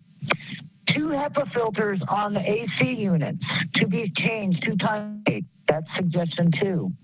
Number 3, all buses should be sanitized every night by the maintenance department using UV lights, just like they do in New York City subways every night. 4, issue 2 N95 masks per week to both drivers and attendants for use when not behind the barrier. 5, hazard pay. All drivers and attendants should receive hazard pay at $5 per hour additional as long as this virus is threatening. Many school districts, particularly North Carolina, and many are seeking this very same hazard pay. Drivers should receive hazard pay. This is a hazard. 6, should any staff contract COVID-19, and the district should pay for all co-pays and deductibles and should be on contract pay. It has come to my attention that the CARES Act has given each state $13 billion for schools. 90% must be forwarded to the schools from the state. These funds could be used, more could be sought to make it safe and opening the schools as well as the state wants you to do. Thank you for your time. Susan Joyce, Bus Driver North.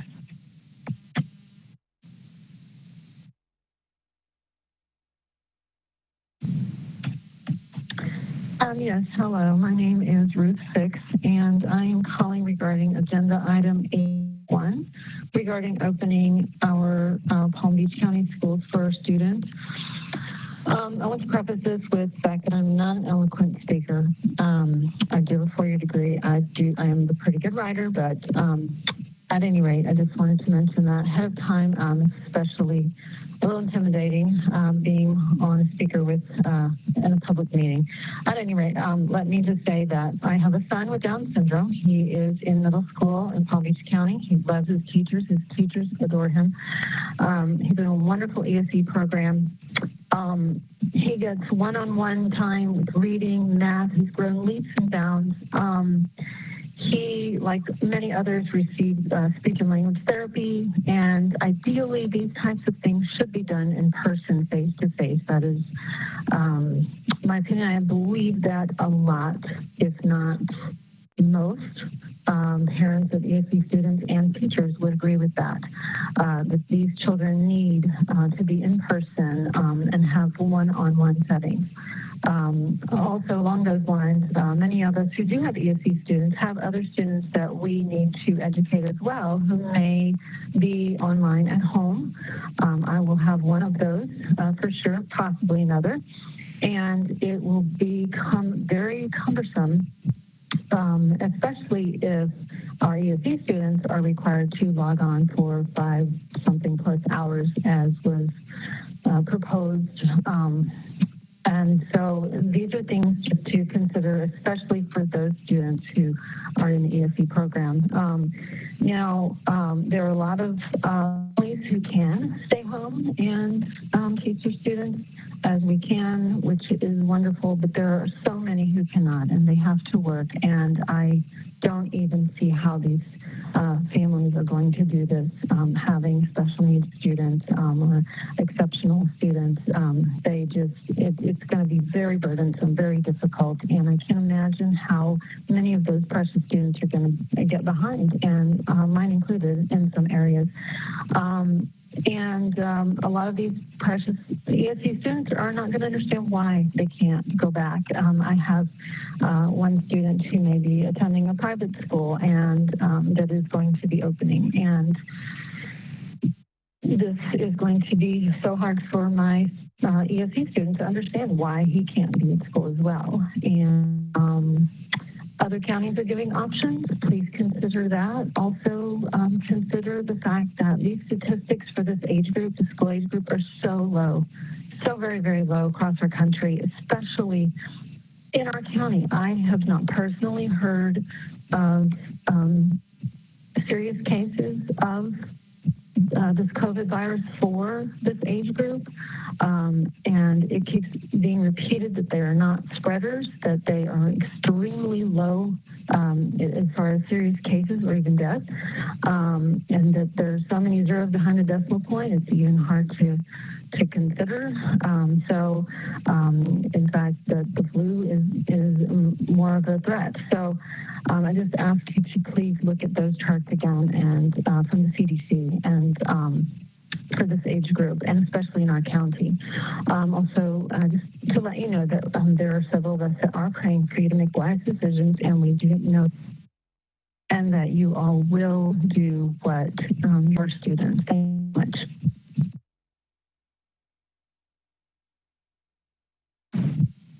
I would like to speak to agenda item AD1, school reopening plan for 2020-21 in response to the COVID-19 emergency. My name is Mary Jones, and I am a school teacher for the Palm Beach County School District at Glazeview Elementary School. Over the summer, I have been a part of the Boys and Girls Club Summer Camp program at Glazeview Elementary.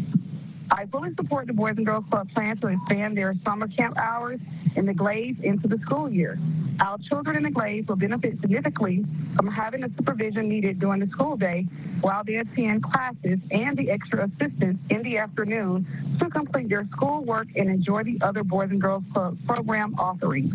I am committed to continuing my good work with the Boys and Girls Club during the school year after I complete my school day. Please keep the Boys and Girls Club open at our Glades Elementary School site through the fall semester. Thank you.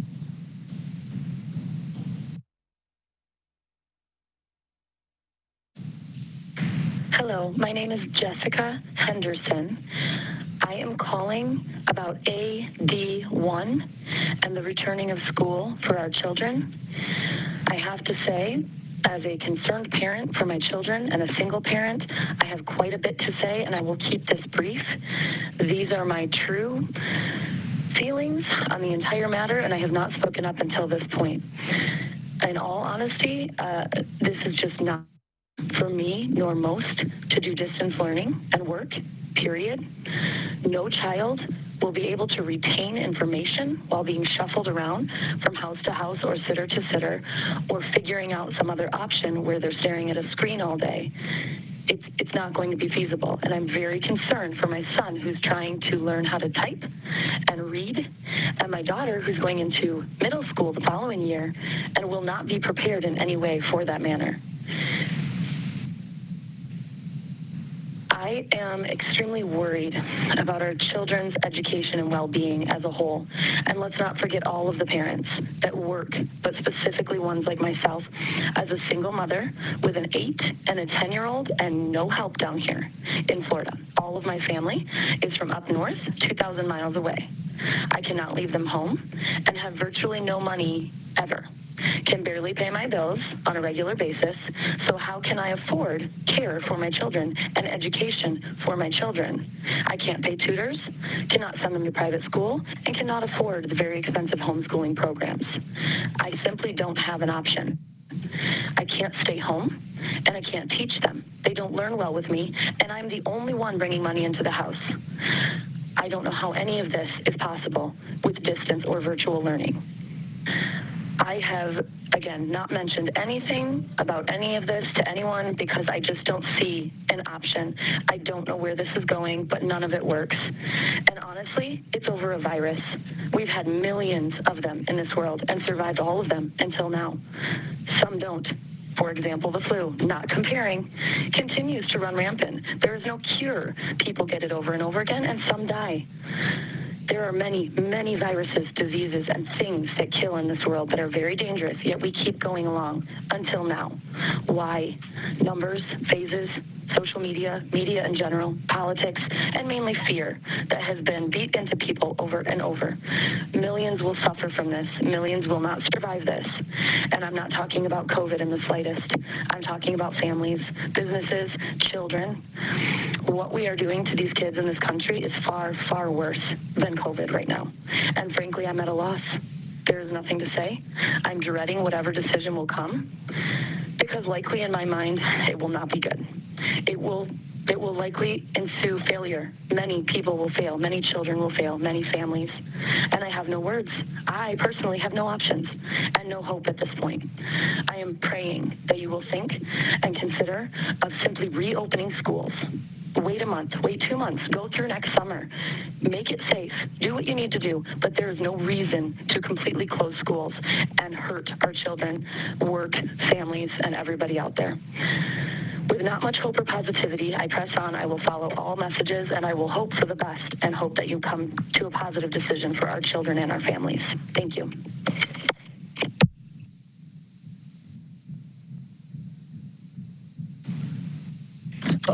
My name is Jamal Bryan, and I was wondering if the school board and superintendent must continue to provide financial support during this crisis.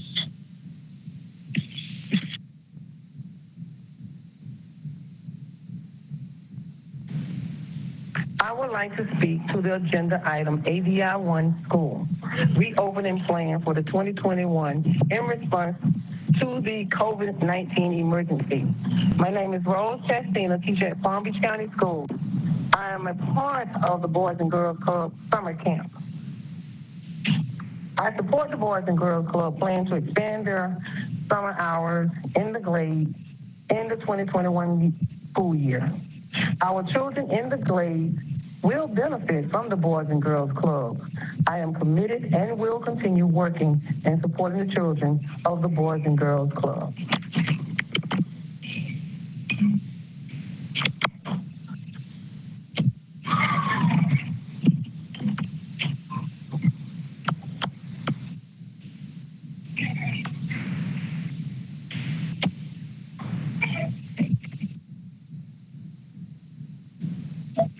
I would like to speak to agenda item AD1, school reopening plan for 2020-21 in response to the COVID-19 emergency. My name is Kusana Peterson, and I am a school teacher for the Palm Beach County School District at Pioneer Park Elementary. Over the summer, I have been a part of the Boys and Girls Club Summer Camp Virtual Teacher Program. I fully support the Boys and Girls Club plans to expand their summer camp hours in the Glades into the school year. Our children in the Glades would benefit significantly from having their supervision needed during the school day while they attend classes virtually, and the virtual assistance in the afternoon to complete their schoolwork, which can also be offered by the Boys and Girls Club through a virtual homework program. I am committed to continuing my good work with the Boys and Girls Club during the school year after I have completed my school day. Please keep the Boys and Girls Club open in the Glades, school sites, or virtually through the fall semester. Thank you.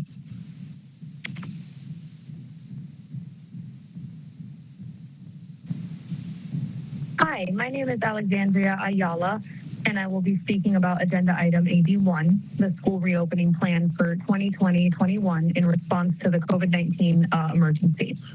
Good afternoon, Board Barbieri, Board Vice Chair Shaw, members of the board, and Superintendent Dr. Fenoy.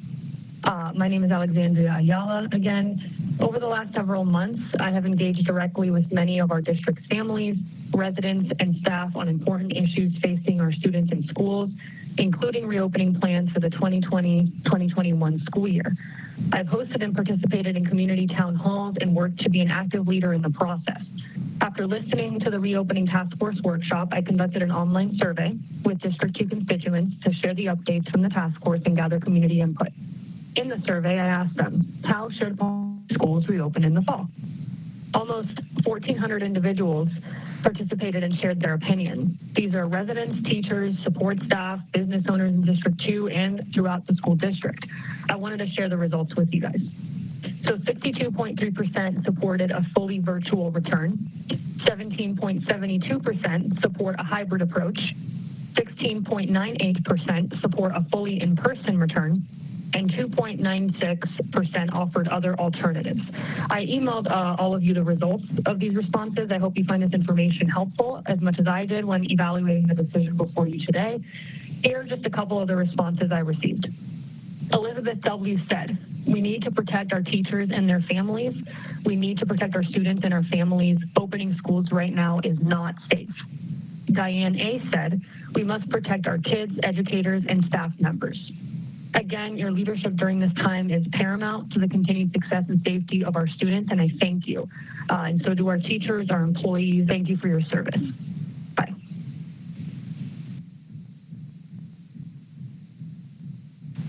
Hi, my name is Nicole Daly. I just wanted to say I know this decision is very hard on everybody, and we support everyone's choice, teachers and parents and students' choices, either to stay home or go to school or do a hybrid method. If full-time schooling is not an option at this moment, we understand that. Why not a hybrid method? Delay the start of school by a couple of weeks, 2 or 3 weeks, just to not have that gap of widen with the students by doing 100% virtual at this time. I believe parents would be support of that, as teachers and students also. I think it's important that if we delayed this gap, maybe our chances of going back into a hybrid method would be greater. 2 days in the classroom, 3 days at home. At least you could give parents and working guardians the chance to work part-time if that was the case. We support your decision and the teachers' decisions and the parents out there.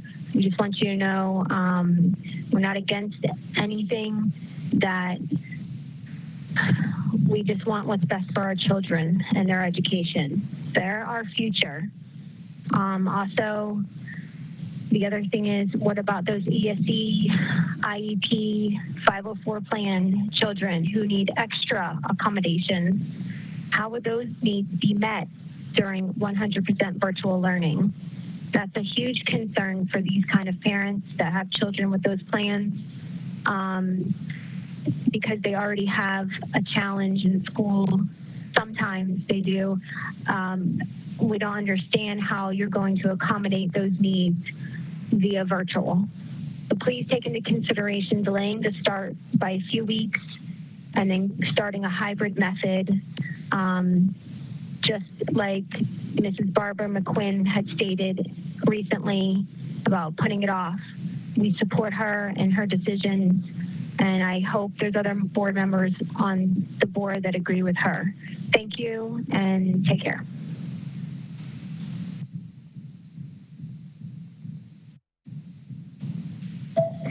Hi, my name is Robin Steiner, and I am a speech pathologist at Boynton High. I am very pleased that the school board is considering virtual learning for the school year. And I want to thank you for your commitment to our safety and health. I am very concerned about the fragility of our students and teachers and the health and safety of all of us with the spread of the virus going as rampant as it is. I believe that we would be at great risk. I do take care of an elderly parent on the weekends, and I feel that I would be putting her at great risk if I came in contact with people who may be carrying the virus, even if they are asymptomatic, and that's the fear and concern. So thank you so much for considering our health and safety. And again, I would prefer not to go back until we do have a 14-day declining new cases and positivity rate under 10%, like the CDC recommends. So thank you for your consideration.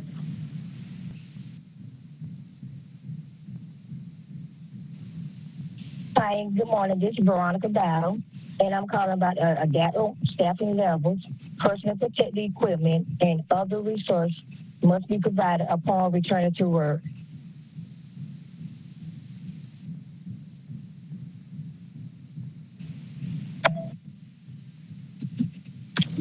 To the members of the Palm Beach County School Board, my question is, how will the current plan provide equal opportunity to all students in Palm Beach County? Aside from education, school provides other important functions in the lives of our children. Providing reliable childcare is an issue relevant to working parents.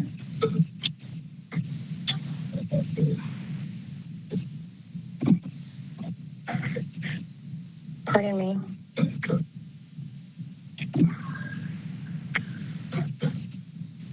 Nutrition. Schools provide breakfast and lunch 5 days per week. Food has been made available at schools across the district. However, some parents are unable to access this due to transportation issues or scheduling conflicts. 2, routines, important for all children, however, especially for children with special needs. 3, specifically children with special needs. Teachers are trained to educate children with special needs, parents are not. How can we assure that these children will be provided with equal opportunity and to follow their individualized learning plans? 4, economic factors. Many homes do not have high-speed internet access. Families with more than one child may be challenged to provide devices. In addition, many parents are struggling financially and under unprecedented amounts of stress. If children are involved with no other adults, such as teachers who will report abuse. Possible alternatives to allow the school district to catch up on new requirements for social distancing. 1, changing the school schedule from the current plan August through May to match our northern schools September through June. Number 2, convert to year-round education with a staggered schedule, eliminate summer vacation. Thank you for the opportunity to be heard. I am confident that Palm Beach County School Board will make the best decision for all of our children. Thank you. My name is Kathleen Hoffman.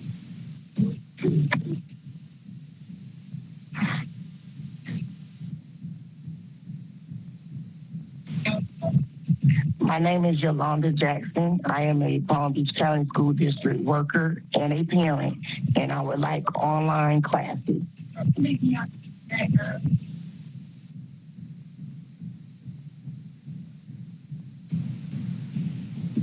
Hi, Hi, my name is Brendan Nixon. I am a school board employee. I'm a bus driver for Palm Beach County School District, and I'm also a parent, and I agree with online schooling. Please and thank you.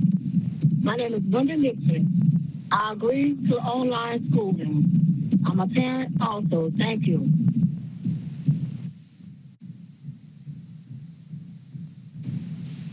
I am Dr. Robert Pinsker, and I am advocating for parent choice this fall. I am the parent of 2 school-age special needs children. The reopening plan fails many kids by assuming they will learn by looking at a screen for 6 to 7 hours per day, plus homework.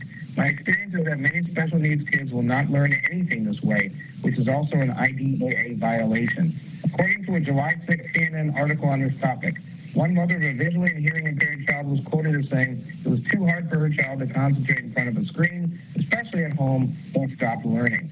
Another child with ASD, in quotes, didn't focus well. The mother moved boldly over to the cliff and got shoved and is falling. Special needs parents like me can relate. To paraphrase Dr. Robinson last week, there are several really good online programs, but none compared to the face-to-face classroom experience.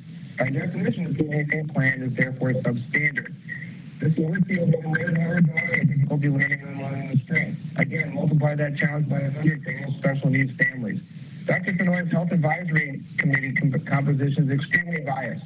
Pediatric mental health experts are severely underrepresented, and even more so, there are no parent groups. For Quantum Foundation United Way, included because they gave the district money for Wi-Fi, they are not experts on our children. Further, Wi-Fi is not secure, as there have been an increasing trend of pedophiles hacking webcams and recording children for which they are not aware. Dr. Fenoy's plan states, COVID cases for children under 18 years old will increase exponentially if schools open prematurely. Where is the crystal ball? Unfortunately, this statement is unethical, fair, and anxiety-provoking. COVID is not influenza, which tragically killed 106 children in Florida last year. Is Dr. Fenoy ignoring the daycare data and data from the 26 European countries that reopened schools earlier this summer and plan to do so in person this fall? A recent study found that there was almost no spread in the entire country of Germany.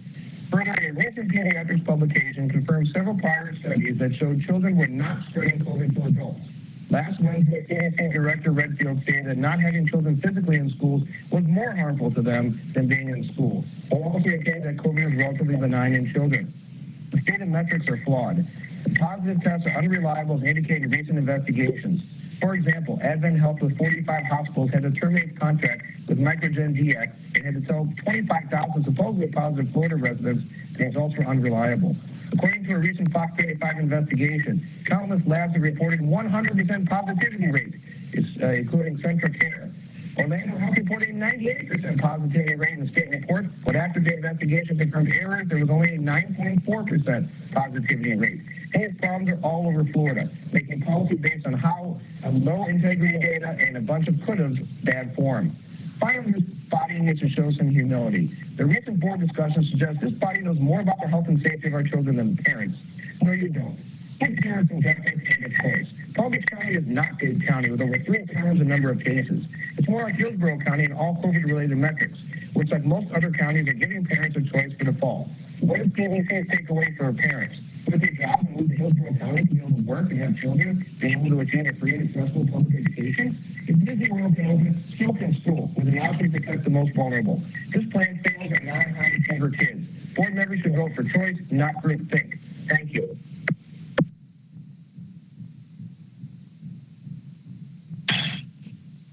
Hi, my name is Evie Amaya. My son goes to Morikami, and he's a 4th grader. I don't feel safe for the kids going back to school now. I agree with online classes.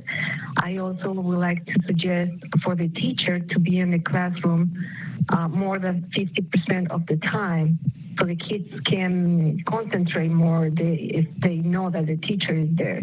They don't have to be talking to the teacher all the time, but at least if they have work to do, they can do it and still the teacher be in the classroom. I think that that's very important, and that will help us to improve the experience that we had last year. My son, he did a good job. The only thing will be that the teacher was, like I will say, maybe a little bit more than 50% in the class, but it is important for them to know that the teacher is there. And for elementary kids, most. because of their age. I also think that it's very important to have a budget for screening equipment for the kids, like fever detection systems. So we know that the flu season is coming, and as parents, we know that the kids, they get sick very easy, and some parents send the kids to school with fever or runny nose or whatever. So it is important to detect the kids that they have fever or they are sick, and to prevent them to get in touch with the other kids, and so they don't get sick. So I think that part is also important, not only like cleaning schools and the social distance and that stuff, but also to have equipment. So for the kids and the parents, we also will feel, I think, safer that way. I also agreed if you decided to do the mix, the online classes, and like one day they go to school, the other one not. I agree with that too. But I think that at a certain point, no, right now. Okay, thank you.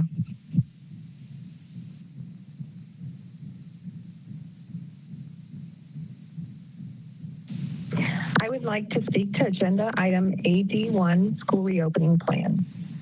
My name is Jeannie Miranda, and I am president and CEO of the Boys and Girls Clubs of Palm Beach County. Good afternoon, board chair, board members, and Dr. Fenoy. I want to start off by thanking you and the staff at the district for being a strong partner with our agency out in the Glades for nearly 20 years. Of the 13 clubs we have throughout the county, 7 of them are located in the Glades area. 6 of those 7 clubs in the Glades area are on elementary school sites. Over the past 5 weeks, our elementary school sites around the Glades have been safely open for summer camp. We have worked very closely with Dr. Alonso and the staff at the health department to make sure that our clubs are following all recommended protocols. The safety of our staff, children, families, and the community is of top concern. As our community transitions into the start of the school year, we would like to make 2 requests of the board and the staff for our Glades community. First, please do not close down our Boys and Girls Clubs elementary school summer camp programs on July 24th. We had a late start due to the school district's approval delayed to June, and there's still 2 weeks left to summer before the school year begins.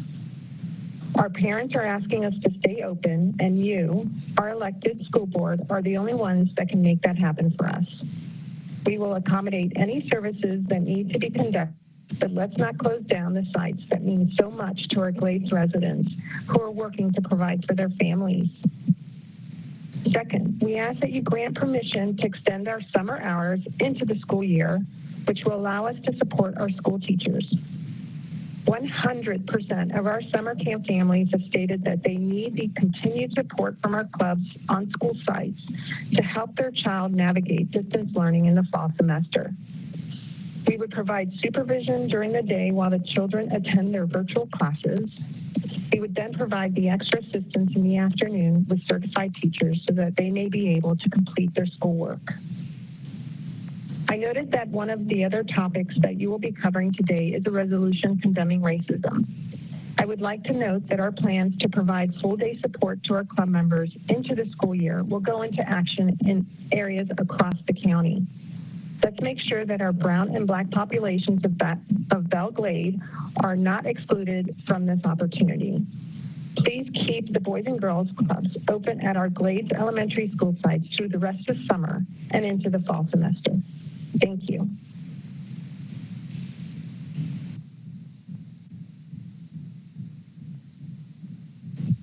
Hi, my name is Logan Showalter. I'm an incoming freshman, and I'd like to talk about AD1, the in-school distance learning decision. I am autistic, have sensory processing disorder, dysgraphia, motor planning delay, and clinical high anxiety. I need to be at school. My pediatrician can tell you that I physically suffer more when isolated, and she is also seeing more depression in patients than before the lockdown. I am also gifted. I scored a perfect 1440 last year on the PSAT as an 8th grader. I need to be at school even I found online learning difficult, and I am supposed to take almost all ACE and AP classes, which are a senior and college level course. How would you accommodate me as a freshman when you want to send us in by grade level? My brother has ADHD and autism, and his occupational therapist told us most of their kids are really having serious issues with the physical isolation as well. I am joining marching band, but we need to meet together to practice formations. My older sister will be a junior. She and I both need extracurriculars, clubs, and sports for our college applications. Orlando, Channel 35, USA Today, LA Times, NBC Nightly News, among many other now, are reporting clinics skewed the case numbers way higher than actual fact, by more than 70%. Please allow us to have an option of in-school learning. Thank you.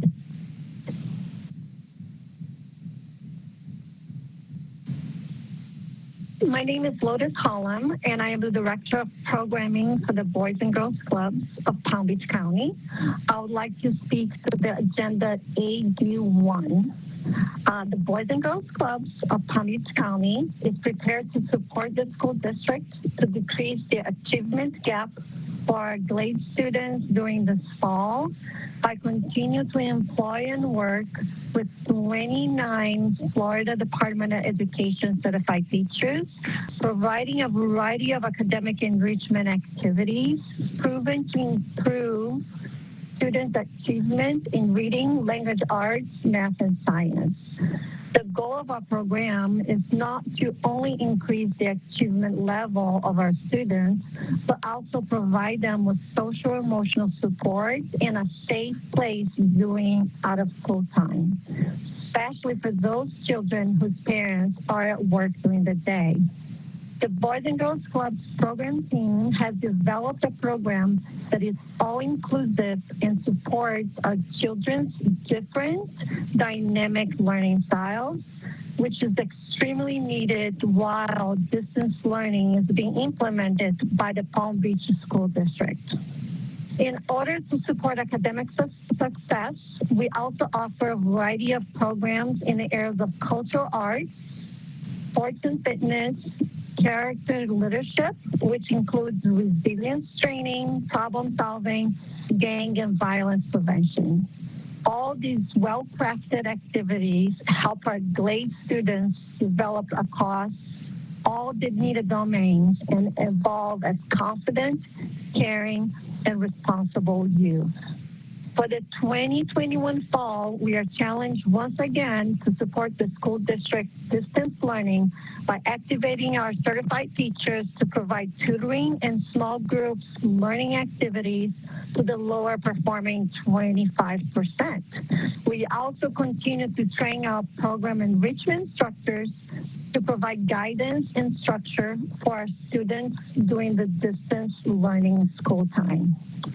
It is evident by the GLADES community and our parents' feedback that our services are much needed at this time, especially for our working parents that need a safe place for the children to stay during work hours. I implore you to all Boys and Girls Club use of the GLADES school campuses. Thank you.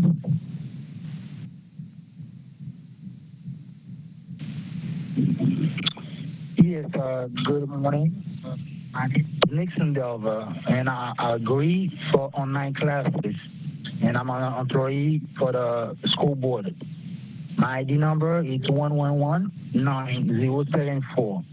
Again, I'm agreed to stay for the online classes, and I'm an employee for the school board district.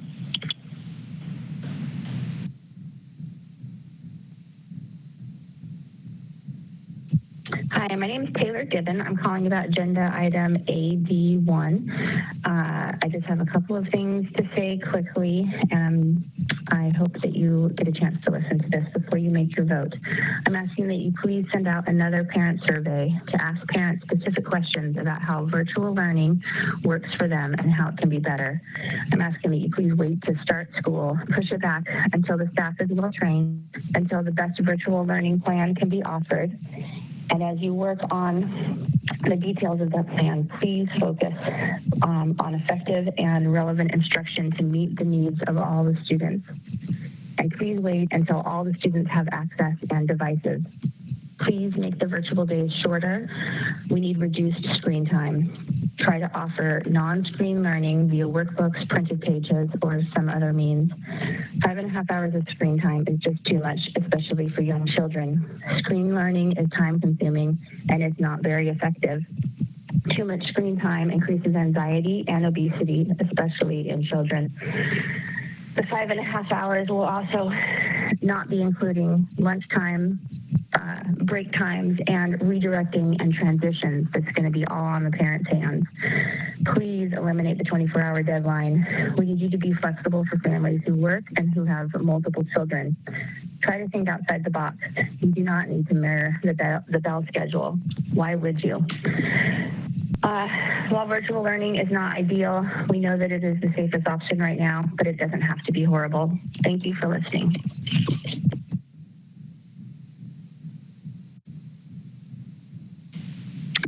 Hello, I'm speaking in reference to item AD1, school reopening. My name is Christina Mulcrone. I am a parent of 2 elementary school children. I'm also an essential healthcare worker.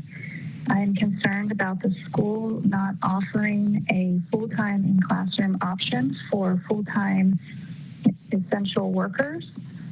I have a 6-year-old and a 9-year-old, and I'd like to know if only virtual learning is offered, who's going to supervise my children during the day during their virtual learning while I'm at work. I feel as though if I have to work, then I feel as though there should be an option for my children to go and receive an in-school, in-classroom education. It's not fair to ask parents to quit their jobs, especially essential healthcare workers, to stay home to do your job. Children need to be in school, and I really think there should be an option for parents who work to have their children learn in school. Thank you.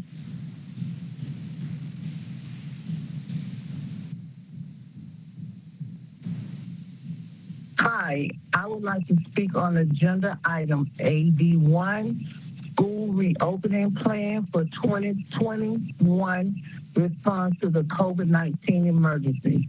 My name is Deanne Pearson Greer, and I am a school teacher for the Palm Beach County School District at Belle Glade Elementary School. Over the summer, I have been a part of the Boys and Girls Club summer program at Rosenwald Elementary School in the Glades. If you would like, I fully support the Boys and Girls Club plans to extend their summer camp hours to the Glades into our school year. Our children in the Glades will benefit significantly from having the supervision needed during the school day while they attend classes and the extra assistance in the afternoon to complete their schoolwork and enjoy the other Boys and Girls Club programs offered. I am committed to continuing my good work with the Boys and Girls Club during the school year after I complete my school day. Please keep the Boys and Girls Club clubs opening at our Glades Elementary School sites throughout the fall semester. Thank you for your time.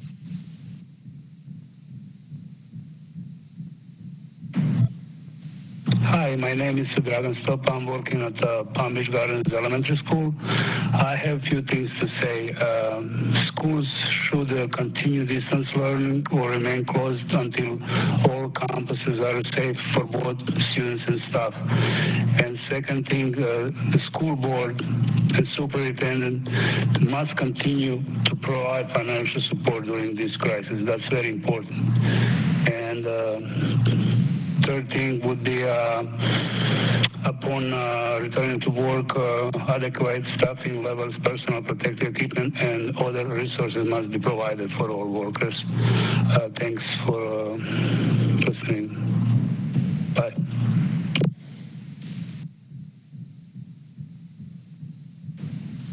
Hi, my name is Kimberly Ellis, and I would like to speak on the topic of in-school, in-person school or remote school for the August 2020-2021 school year. I'm highly in favor of the kids going to school in person.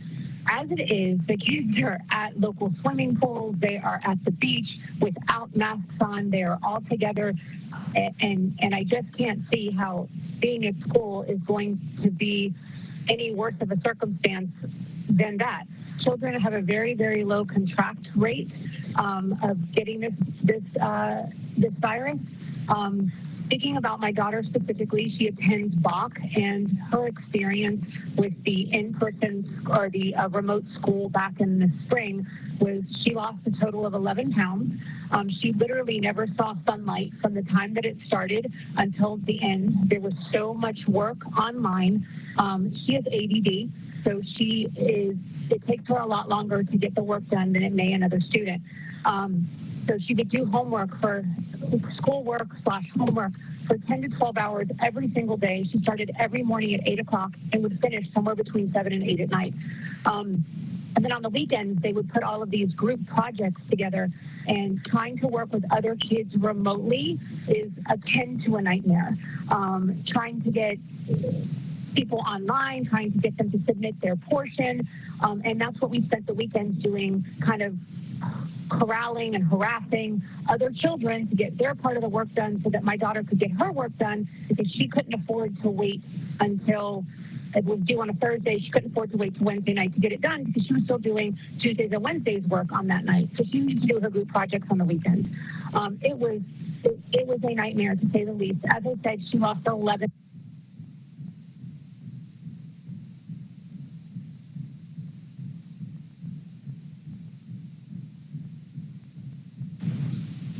I'm calling about the reopening of schools. My name is Shannon Stockton, and I'm an early childhood professional at Spanish River High School. It's important that the district keep the health and safety of not just the students, but all of the employees on a school campus in mind.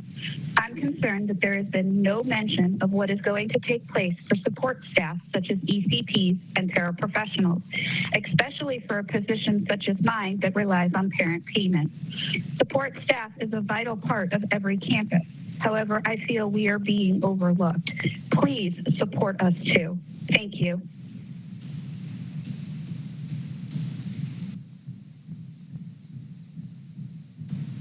Hello, my name is Eileen Martinez, and I'm a student from Wellington. And I believe that school is an important part of every student's life. It gives us the chance to make friends, learn new concepts from professionals, and even get much-needed exercise and serotonin from switching classes. Being in a virtual classroom will not be the same experience as being in an actual class and receiving lectures. Normally, we have about 8 hours of instruction. It's being split into such a small time frame. When you were younger, you weren't denied a proper education. What makes this any different? Recent studies have shown how unlikely it is for students to pass COVID-19 onto each other. So why should we miss out on such an imperative aid to our futures just because of an 8% chance we might get infected? I have friends who have not attended a single online class, and they use all that time to play video games and relax. There's no way to ensure that every kid enrolled in online school is actually attending. The system is just so flawed and unfair to the kids who are getting stressed and even showing signs of depression. It's so sad to see my friends and even my brothers suffering in front of a computer screen, slowly getting sadder and sadder. We should get at least one option that is in online schooling. Thank you.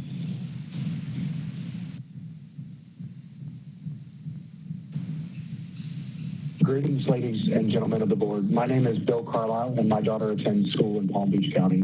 I'm speaking today as an advocate for her and the other students of the district on item AD1. As a network and web security professional, I know how critical data is to making informed decisions. Good public policy should be data-driven. Decisions made by elected officials and other authorities should be deliberative, dispassionate, and free from emotion insofar as it is possible. This is especially and particularly true when considering policies which will have a substantial impact on the day-to-day life of a large swath of the population. I've been following the data regarding COVID-19 closely, the actual data, not merely reports from one political bias or another. Among the states, Florida has one of the lowest rates of death per 100,000 people at around 21. To put this in perspective, New Jersey's rate is 175, New York 167, Connecticut 123, and Massachusetts 121 deaths per 100,000. Around 40% of our deaths have been from nursing homes. Nursing homes, as you may know, have a substantial mortality rate within the first 6 months of a patient's admission, even apart from a pandemic. As of yesterday, there have been 4 deaths of minors in all of Florida attributed to COVID-19. To put this in perspective, in Palm Beach County in 2018, there were the same number of pediatric cancer deaths as there have been in the entire state of Florida from COVID-19. That is to say 4.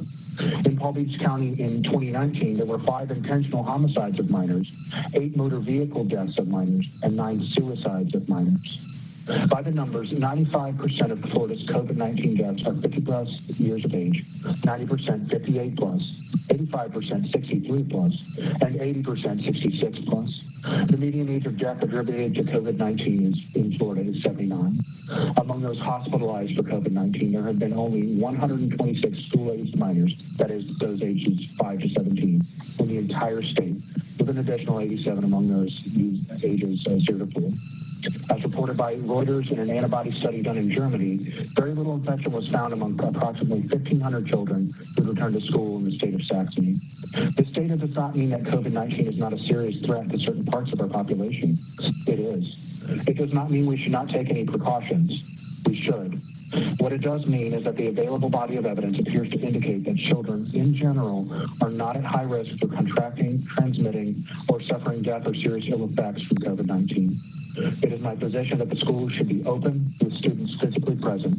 It would be prudent to take reasonable precautions to protect students and staff, such as mandating symptomatic students and staff remain at home, providing N95 or P100 rated respirators to staff, and or accommodating immunocompromised students and staff with alternative methods of learning and or teaching where feasible. Thank you.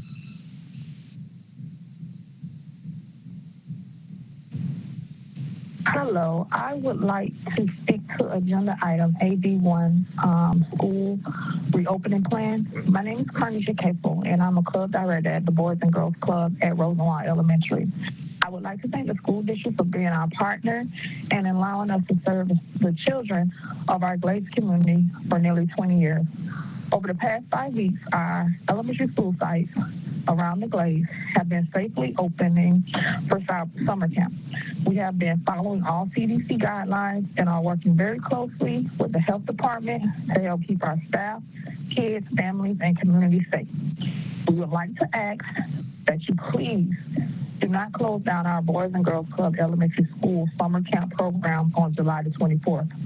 We had a late start due to the school district approval delayed to June 10th, and there are still 2 weeks left to the summer.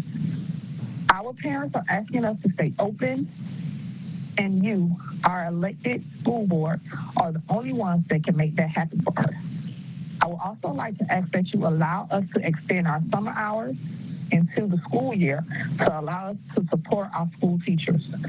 We will provide supervision during the day while the children attend their classes virtually. We would then provide the extra assistance in the afternoon with certified teachers so that they may be able to complete their schoolwork. They will also be able to participate in our additional programming, which includes programming targeted at social and emotional trauma experience during these very difficult times. Please keep our Boys and Girls Club open at our Glades Elementary School site through the rest of the summer and into the fall semester. Thank you.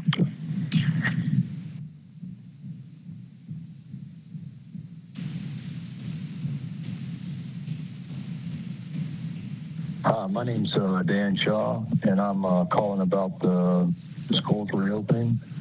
My son went to Beacon Cove last year and was a fifth grader, and I think the virtual online school was a disaster. They worked for about an hour and a half a day, and at the end of the school year, I think he basically didn't gain any knowledge after the school closed. I've worked with him all summer to try to catch him back up. I think the kids need to get back to school immediately at the first of the year. I think the virus is basically political. I think there's only been one or two deaths of kids in the whole state of Florida. I think this is unnecessary. And again, I think they should get back to school immediately. Again, my name is Dan Shaw. I live in Jupiter, Florida, and my son will be attending Jupiter Middle School this year. Thank you.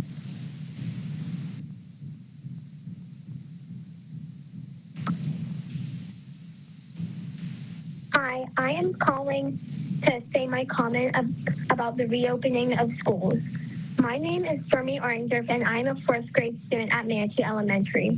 I would like the school year to start online to keep me, my friends, and my teachers healthy and safe. I miss my friends, but it is just not safe to return to the school building where it will be very hard to stay socially distanced, to wear masks, and to keep our hands clean. I say no. I get strep every year. Please let us learn from home until the COVID-19 cases go way down, or all of our sacrifices since March will be for nothing. Thank you for listening and stay safe.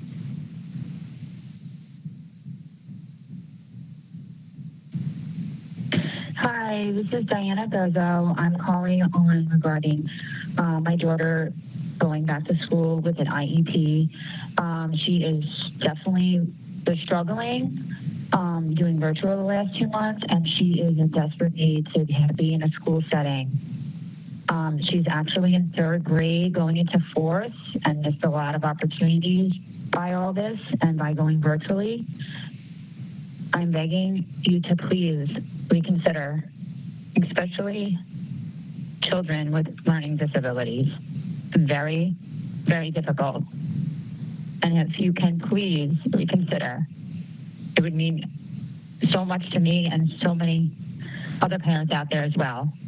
Thank you.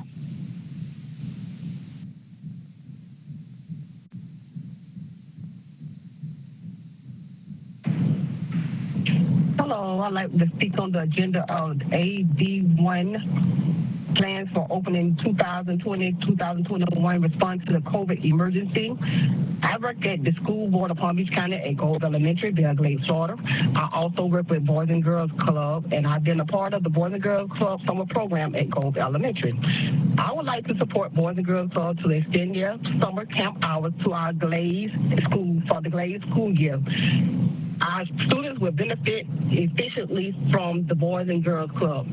Boys and Girls Club give our kids a place to be safe. The after-school program help the kids with their homework and to help them be successful in school. I continue my good work with the Boys and Girls Club during the school year.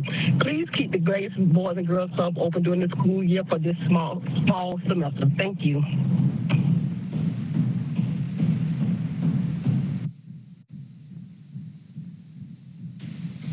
Hello, I I am calling about item AD1. My name is Dr. Owen Reingold, and I have been a practicing physician in Palm Beach County for 35 years. The plan Dr. Fenoy has proposed is an excellent one, comprehensive and well thought out, to accomplish the objective of distance learning.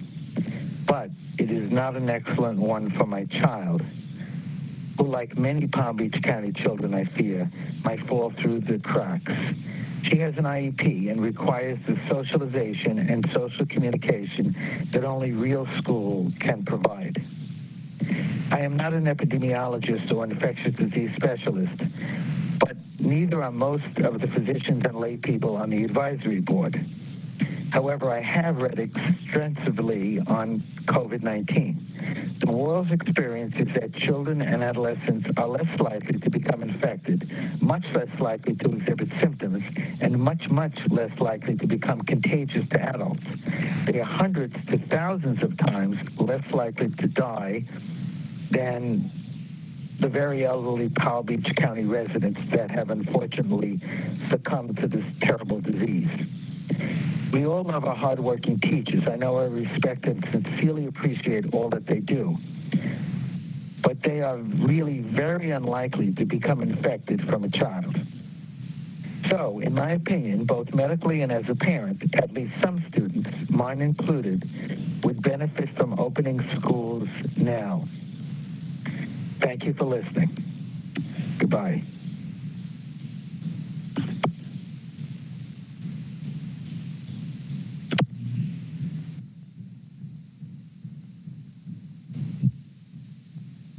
Good morning. My name is Gina Guillaume Sam, and I'm here to approve for the online classes. And I hope that the school board still can support me as a bus driver. Okay, thank you.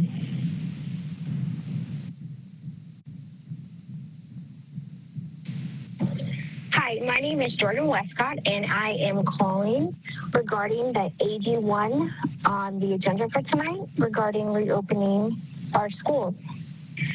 I am a taxpayer for District 1 as well as a mother to 2 elementary age children, and I am requesting that you open our schools and send our children back in person in order to provide them the education that they ask. Virtual learning was not something that was strong in our household, and that ended in a fight every night. Not every child fits your cookie cutter agenda to send them to school and benefit from online learning. My son requires special assistance that I was not able to provide him in order for him to get the benefit of education that everyone deserves. I am begging you to either provide us more options or send our children back to school for their benefit. Thank you very much.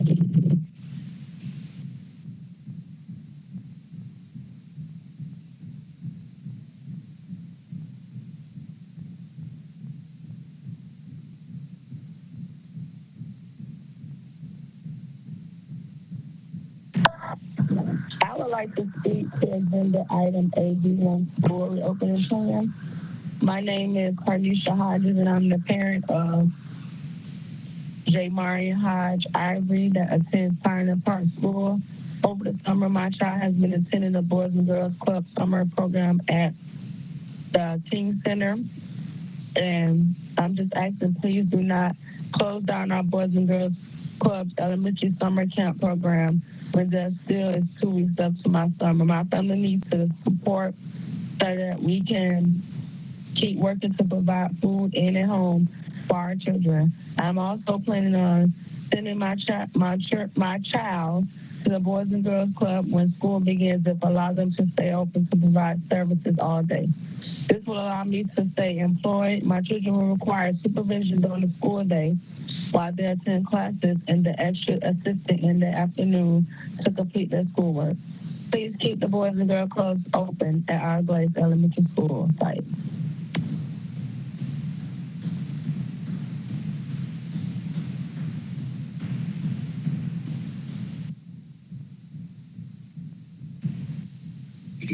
Hi, Hi, my name is Katie Chandler, and I'm calling in regarding the agenda topic AD1 for the reopening vote. I have two children within the Palm Beach County school system. One is entering middle school and one is entering high school. One has a 504 plan and one is an IEP student with a physical disability. I am calling to vote that I would like for schools to reopen physically and students to return physically to school in August. My daughter with a physical disability is not getting the services that are required by law at this time and will not be able to do this through distance learning. Both of my children did very poorly with online learning, and as with many other children, not all children can learn this way, not all children have access to learn this way. And I think we're doing a disservice by not being able to allow other options for them. Additionally, I have been a mental health therapist in Palm Beach County for the past 17 years, including going into many of the schools within Palm Beach County. And I have seen a decline in functioning, not only with my children, but with many children. Personally, my children are starting to exhibit signs of anxiety and depression, and this is a commonality along many other children. Just due to the lack of normalcy, lack of social isolation, and inability to be around other children to develop proper play skills, socialization skills, and again, my vote is that I would like for schools to be open and children return to brick and mortar and be able to get services and education that they need, that online distance learning is not able to provide. Thank you. Bye-bye.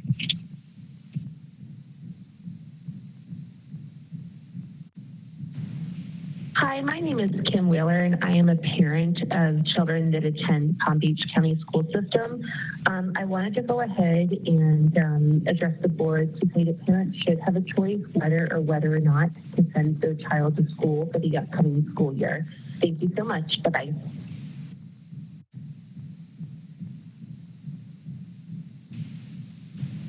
Hello, my name is Oppenheim. I was calling about the reopening of the schools. I believe it was item 81. I personally understand completely how it's difficult. I'm a single mom, and I understand that it's completely difficult to send children back, or to not send children back. I understand it's hard to work. It's a very difficult, nuanced situation, but we cannot use our children students and their teachers, and we do not have a plan in place. And I mean, what's going to happen when teachers don't forget it and they have to quarantine for 13 days of the whole class, and they have to quarantine, or if it's like a PE class, so they should everyone is going to have to quarantine. Like, there are too many cases that are moving and up in the air, but we don't have the proper protocols in place to be able to safely get our kids back into school. So we do not need to be back in school at this time. We have to continue distance learning if at all possible, because it's not safe. It's not safe for the students, it's not safe for the staff, it's not safe for the families that they're coming home to. We need, a plan with better flexibility, and we need a more. We cannot just go back because it's more convenient to go back, because even if a very, very small percentage are sick, or a very, very small percentage pass away, that is still our youth that we're talking about. That is preventable deaths of our children, and it's completely unfair to use them as a basis to reopen. Thank you.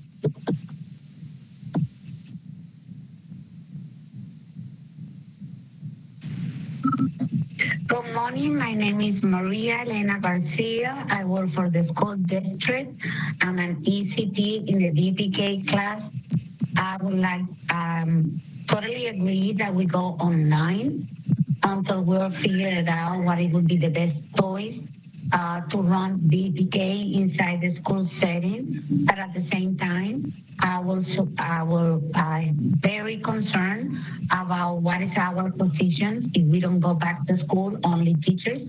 Nobody's talking about the support people, bus drivers, ECPs, teacher assistants, and what we're going to be able to do with our salary, if we're going to get in furlough, if we're going to have getting pay, or what is going to happen with us, because we've been with the district for many, many years, and we finished with the school board doing virtual school, helping the teachers, and nobody's talking about the personnel that is support the rest of the school setting. I would like to know what is going to happen with us. Thank you very much.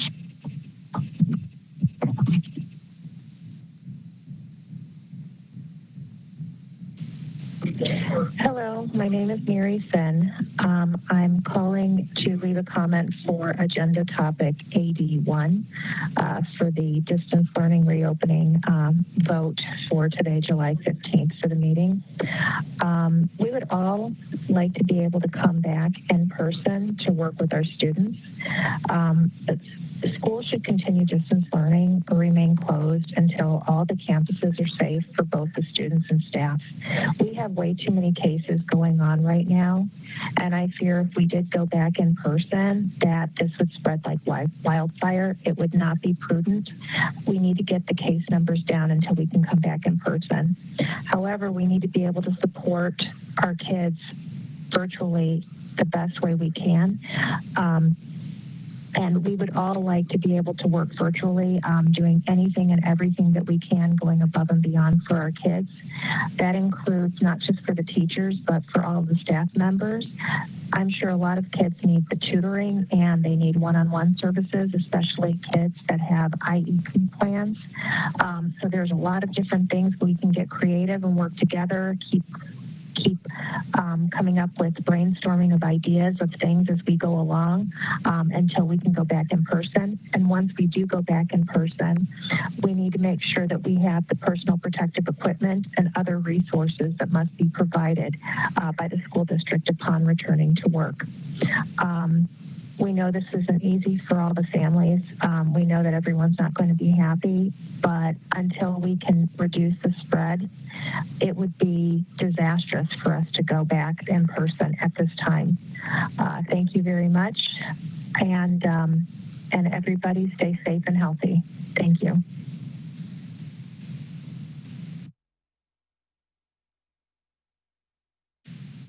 I would like to speak to the AD1 school reopening for 2021. My name is Mary St. Lot, and I'm a teacher for Palm Beach County Schools.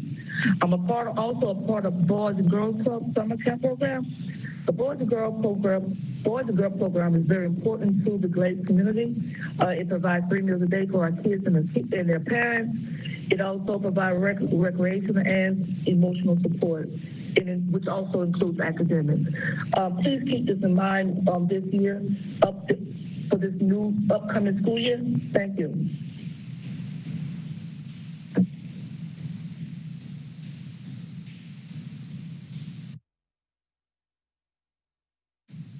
Hi, this is Megan Bell. I am a parent and a teacher at the Conservatory School in North Palm Beach, and I'm calling to speak on agenda item AD1.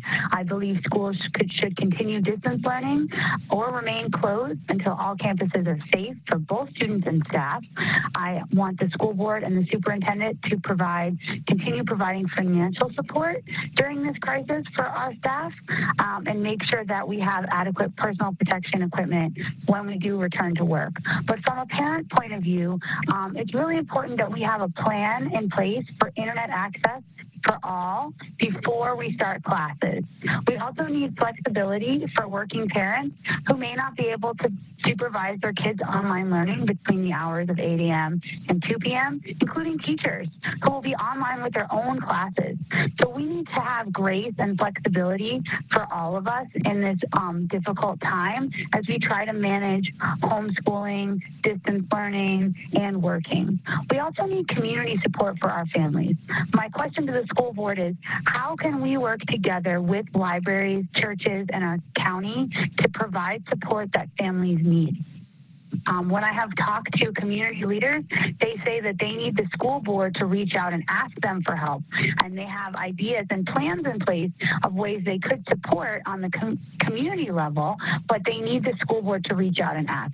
So I'm asking the school board, please do everything in your power to help our community come together to provide the support that we need for families during distance learning. And finally, do everything in your power as a very trusted organization in our community to help slow the spread of COVID, because we can have distance learning for a very short period of time, which is what we all would like, if we get our community spread of COVID down. Please encourage everyone to socially distance.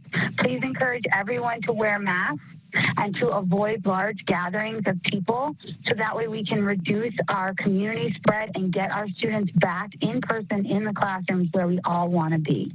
Thank you very much for your leadership in this really difficult time, and I look forward to hearing your recommendations.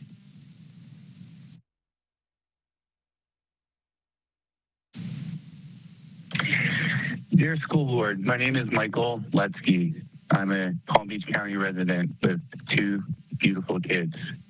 I am here to discuss topic AD1, the reopening plan. I know you guys have what seems to be an impossible decision to make, and I applaud you, for making that decision and trying, to appease everybody. I really do. But the current plan, though, seems to be missing some key factors. Okay. First, like a lot of parents, I was forced to be the kid's educator, and all I saw during that process was my kids' mental health deteriorate because of lack of socialization that they were used to getting in school. And kids need socialization for their mental health. It is a part of life. It's what school provides. And without that, we can't. Our kids just can't have strong mental health and social skills. Furthermore, both my kids have 504 plans, and from experience, I can tell you that virtual learning is not for them. They need in-person instruction. They need socialization. It's a constant struggle, okay, to get them to do virtual learning. It is not a conducive learning environment, for my kids, for a lot of kids. And special needs kids seem to be, maybe absent from this plan. The fact that my 9-year-old daughter would be going to the 4th grade may never see the inside of the classroom according to your plan is scary. Okay, that is just no way to go. That is no way to go. Okay? We know as educators, as parents, as teachers, kids learn differently. Not all kids learn the same. So don't treat this reopen plan, this solution that you have, as a one-size.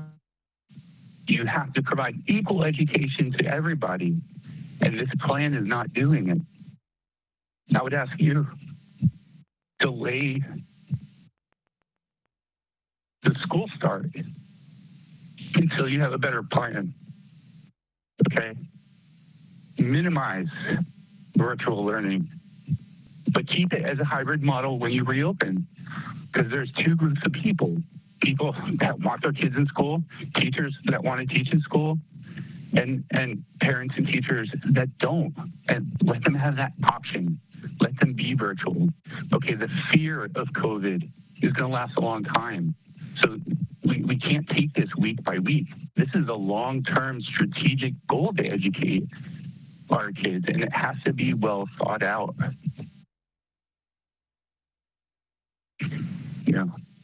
People that are high risk should be virtual. And at high risk of bad health should be virtual. Everybody else, right? So thank you for your time and hearing me today. I appreciate it.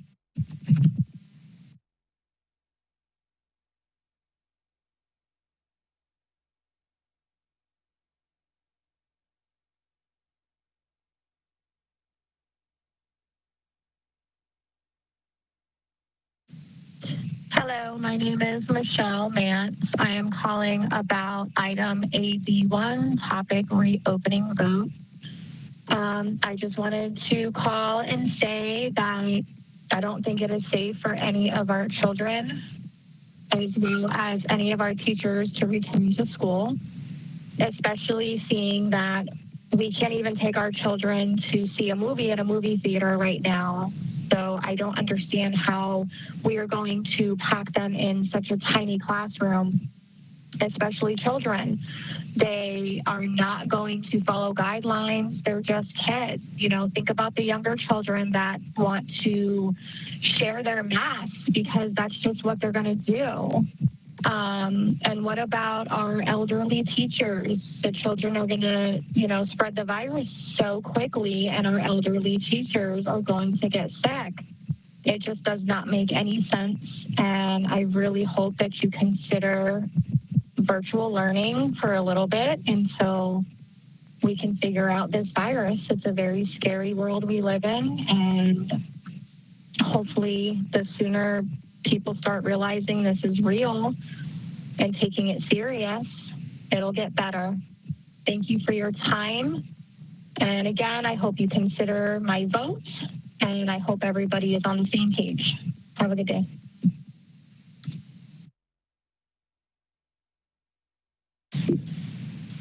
Hi, good morning. My name is Renee Villamarin. I'm speaking on behalf of AD1. I am currently a single mom of 2 children, 2 boys, ages 6 and 8, one going into 1st grade, another going into 3rd grade. I am struggling because I'm supposed to be working full-time as a single mother, and it is extremely challenging to get these children to A, sit in front of a laptop for hours on end, and see that their assignments completed and listen to their mother as opposed to their teachers. It is my opinion and my vote to get these kids back into their schools where they have social interaction, they have their teachers to support them, and they get the right education that they deserve. At this time, these parents, especially single parents, are not designed to do homeschooling for their children. And I do believe it should be an option for some families to either go virtual if they aren't comfortable sending their kids back to school and they have the support to get them a good education at home. And I also feel that the families that are comfortable sending their kids back to school could do so. I know that some private schools are planning to reopen, as well as some charters, giving them the options. I do feel that that should be the case. And even if it's a part-time thing to begin with and gradually getting back to full-time, I'm totally supportive of that as well. And just we need to support as parents here trying to get back to routine and schedule and try to make a living and do so with our children getting the right education. So please count my vote in to kids going back to school. I do promote that maybe these classrooms are a little smaller than usual, maybe 10 kids per class where they can spread out. Even wearing masks, I support that too. My children know they need to wear masks in public, and we've done everything we could to be safe and to not get sick. And when we are out in public, we keep our social distancing. So it can happen. I support that, and I hope that this gets resolved today. And every parent's opinion matters. And if you need any help with the school systems, we really need our support here. Thank you so much.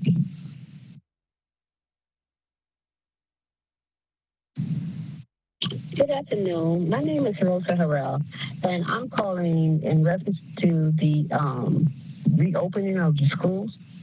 I think that would be a bad idea because they don't have this virus under control, and we have to look out for the lives of the children, the teachers, and every other staff that has to work around children. once they have this virus under control, then we should consider opening the schools, but in a safely manner. I don't know if my opinion matters, but I'm also a mother and a grandmother. Aunt, niece, we have to look out for these children because they can't or will not understand the social distancing that has to occur when they're around each other. And also the facial, the mask. It's like, I don't think they would understand.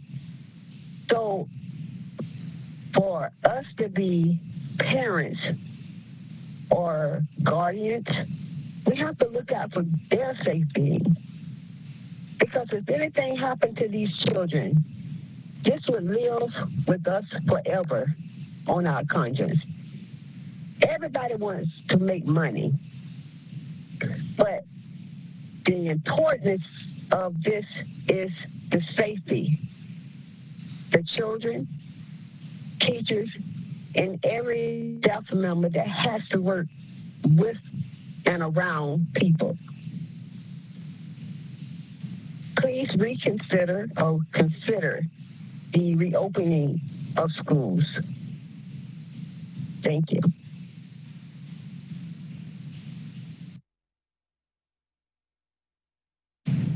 Good afternoon. My name is Shelby Anderson, and I'm calling regarding the opening of Palm Beach County schools.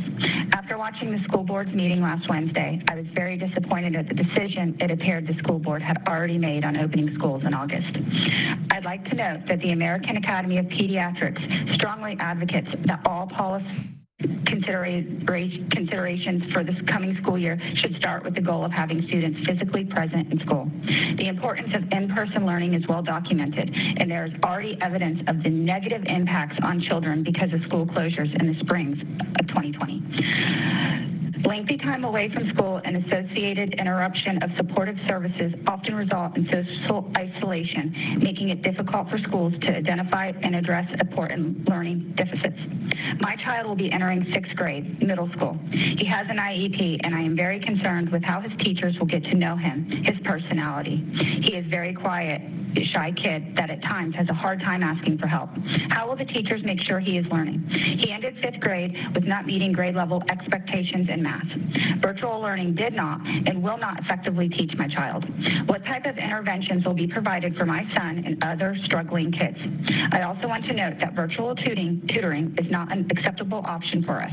Our ESE students need to be in school. Please give parents the choice to send their kids in person to school 5 days a week or delay the start of the school year until students can attend school in person 5 days a week. There is no one size fits all, and I find it unfair that our only option is to start the school year with virtual learning. Thank you for your time and consideration on my choice.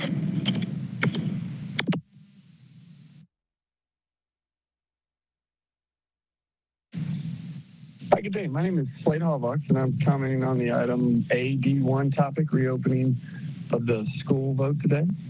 There are a couple of things.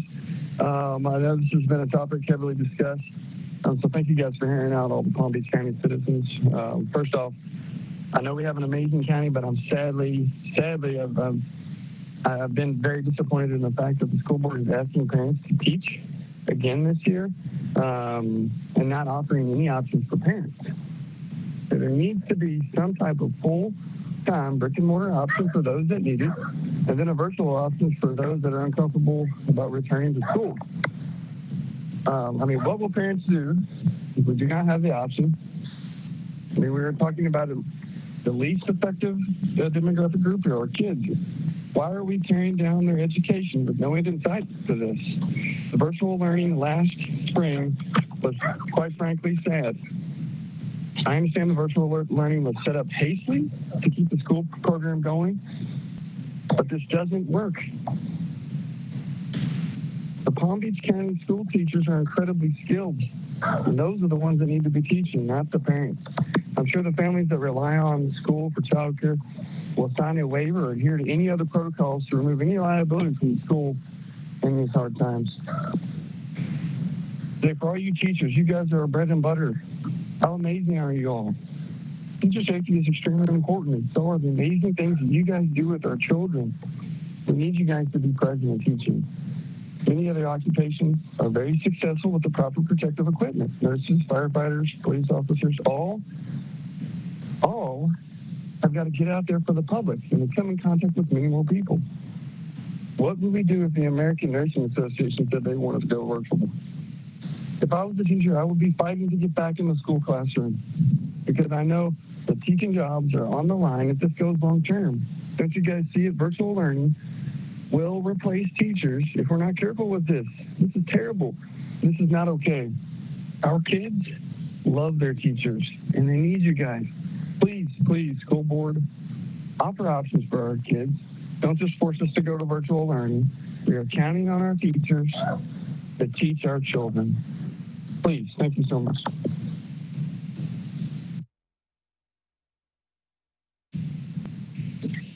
Hello, my name is Stacy Hamilton, and I am the parent of a rising 2nd and 5th grader at Jupiter Farms Elementary.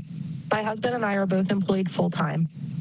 We have one relative that lives 90 minutes away, and the remainder of our family is up in Pennsylvania.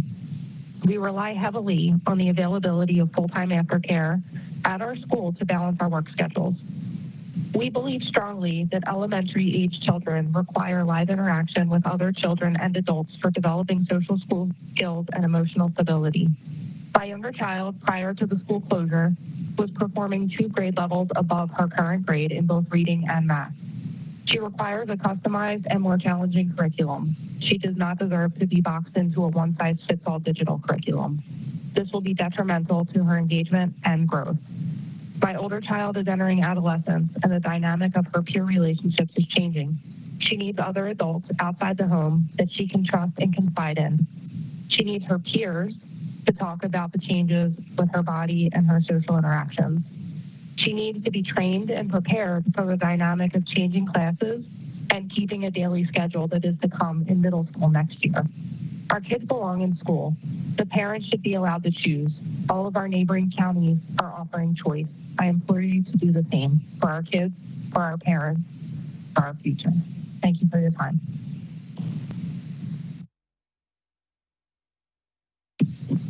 Hi, my name is Steve Cornett, Vice President with the Boys and Girls Club of Palm Beach County.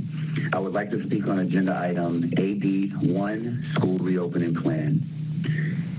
As everyone is aware, safety is our #1 priority at Boys and Girls Club of Palm Beach County. Since the start of the pandemic, we have only strengthened our resolve to make sure that every club and staff member in the Glades area are safe, and the facilities and the school district facilities as well. Before reopening facilities to children, we have had in-depth conversations and cooperations with local, state, and federal health agencies. We continue to follow all recommended CDC COVID-19 guidelines, which include temperature checks before anyone enters a facility, daily health questionnaires, limited entrance to facilities with only club members and staff permitted inside, routine scheduled disinfection, cleanings throughout the day, monitors to make sure that staff and members are washing their hands at appropriate times, stringent guidelines of wearing masks and or face shields, rigorous 6 feet social distancing guidelines, no sharing of summer camp materials as each club member has personal camp supplies to use, and assigned classrooms to reduce mixing of the population, and large gatherings such as lunchrooms are no longer permitted. These guidelines are comprehensive, but the real strength of our safety protocols involves the cooperation with local principals, school district officials, and the health department personnel and staff. Boys and Girls Club of Palm Beach County has a motto of doing whatever it takes, and we followed that motto to make sure that our clubs operate safe during this pandemic, and we will continue to do whatever it takes to make sure that we provide a safe space in our clubs. Please do not close the summer camp on July 24th. Allow us to remain on campus and into the start of the school so that we have all of our kids an opportunity to be able to learn and grow and to ensure that they have a safe place during this pandemic. We will work with each individual Blaze principal to make sure we allow whatever services need to be conducted by the school district. Please, we continue to urge you guys, do not close the clubs. These kids need somewhere to go that's safe, that they're getting a meal, that they're getting programs, and that they're getting care and staff that care about them. Thank you.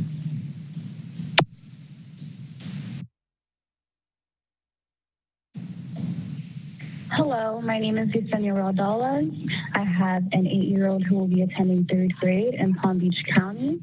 I'm calling regarding the school board decision not to reopen schools. My issue is simply for working families and families that have IEPs and 504s. Both my husband and I work full-time and are going to be unable to accommodate distance learning. There really isn't anything in the plans or in place for families such as myself that are not going to be able to stay home with our children and be able to engage in distance learning, regardless of if we want to or not. And there's been no talk of how that's going to be addressed or how that's going to be helped for the plethora of families that are experiencing the same thing. Additionally, my son has a 504 plan in place. This plan cannot adequately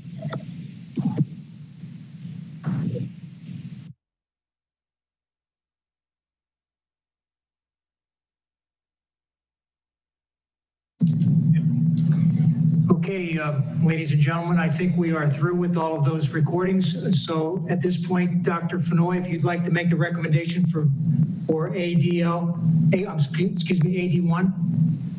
Yes, sir. I recommend the board approve the attached 2020-2021 school reopening plan, including starting the school year with distance learning for all students and allowing for a phased return to brick and mortar in-person instruction when county health conditions permit, and delegate the superintendent authority to implement this plan as is necessary to protect the health, safety, and welfare of students and employees. Dr. Robinson, are you making the motion? Seconded by Ms. Brill. Open for discussion.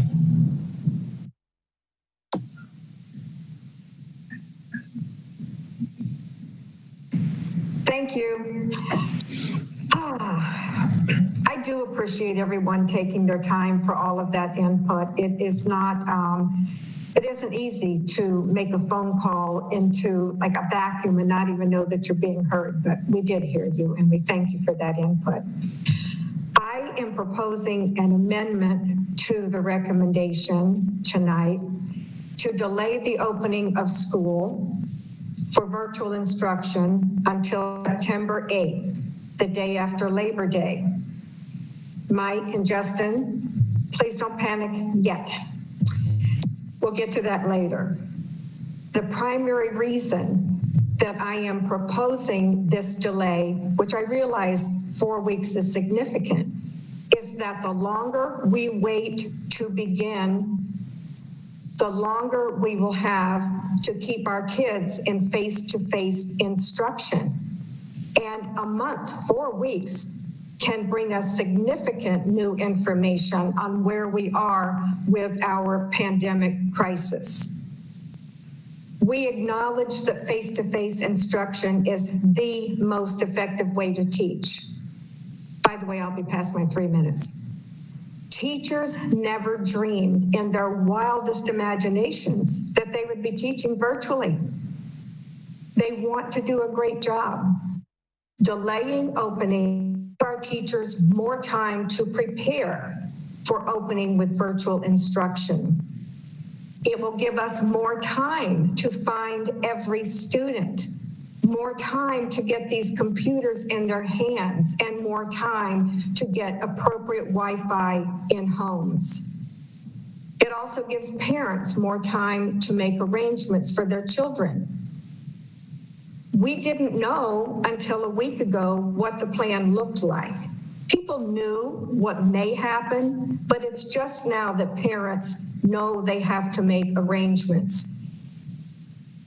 And it isn't about childcare, but certainly that is an issue for so many of our parents in our school district. Parents aren't teachers. I heard this in a few of the speakers. We would not expect a high school math teacher to teach first grade reading. Yet we're expecting parents to work with their children through varying grade levels and courses. And sure, they're being taught, but you know how much work that will require on their end. Our teachers have been using technology in their classrooms for at least a decade, probably longer. However, children sitting in front of a computer is not a substitute for face-to-face teaching. I understand that there is a salary issue in terms of a pay gap. I received an email earlier today, and I have been texting Mr. Burke, with a teacher who had a great idea. I think she's a teacher and a parent. But she said, why don't we go ahead and have teachers begin as scheduled on the 3rd or even the 10th. Let them do their week of preschool, which would then get them started in work days. Then we go ahead, they take a break, and I realize we may be having to take some other days from some other time in the calendar.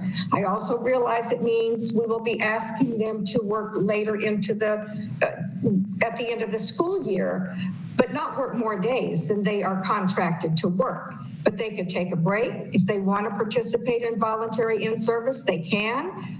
Whatever they need to do, but then we wait and bring our students back on September 8th. Okay, so I realize, staff, that this is a ton of work, and we do also appreciate you. We know that we can't make everybody happy. We can't meet everybody's needs. So it finally has to come down to, what do our kids need? I so strongly ask that I get some support to make this happen. Thank you. So board members, the superintendent had the whole presentation for us. Barbara, Mrs. McQuinn made a modification to the motion. I didn't realize that was coming at this point, so that we can do the presentation first. But if somebody wants a second or motion, and we'll hold the vote until the deputy superintendent presents, or the superintendent has whoever present, and then we can take care of Mrs. McQuinn's motion at that point. So Dr. Robinson, are you seconding that? Okay. All right. So is everybody okay? We'll hold the vote on the motion. Mrs. Brill? Thank you. I'm okay with holding the vote on the motion, but are we going to discuss it now or discuss it later? I do have another piece that I'd like to add to it, but I also have strong thoughts in opposition to it. So are we discussing it now? I think it probably best, because I'm sure that the superintendent is going to go through some part of the presentation that's going to talk about the start date, and we can certainly take care of it then. And then after the presentation is over with, the first thing we can do is vote on Mrs. McQuinn's motion, and we can hold off on the main motion until anybody else wants to make any other modifications to it. Is that okay with everybody? Seeing head shake? Okay. So Dr. Fenoy, do you want to go ahead with your staff presenting to us? Yes, sir. At this time, I have the Deputy Superintendent Keith Oswald come up with his team, Dr. Glenda Sheffield, our CAO, and others. And so at this time, I turn it over to Mr. Oswald. Thank you, Dr. Fenoy, and good evening, school board members. Can you all see my screen? Just want to be sure. Okay, thank you. Tonight, we'll be reviewing the reopening plans for the 2021 school year. This plan is broken into 3 sections. There's a lot of information we will be going through tonight. So if we could try to hold questions, and we'll break that down and take some breaks after these 3 areas. The first around the data and how we point to recommend starting in a distance learning environment. Then second, to really take a deep dive in all the improvements around distance learning that has occurred since we closed out school this past year. And then how do we create that path forward to get back into school buildings, making sure that that's safe, how we use data, and a phased approach to ensure that school administrators, teachers, students can get used to the new routines and procedures that will, under this COVID experience that we're all going through. Starting Starting with our vision and mission, we're always trying to provide that world-class education and ensuring that all of our students reach their highest potential. We know that as we left off at the last school year, it was very difficult to do that in that distance learning. However, we've made many improvements to ensure that we reach our vision and mission as a school district. This information was presented as part of the reopening task force at a previous workshop for the school board.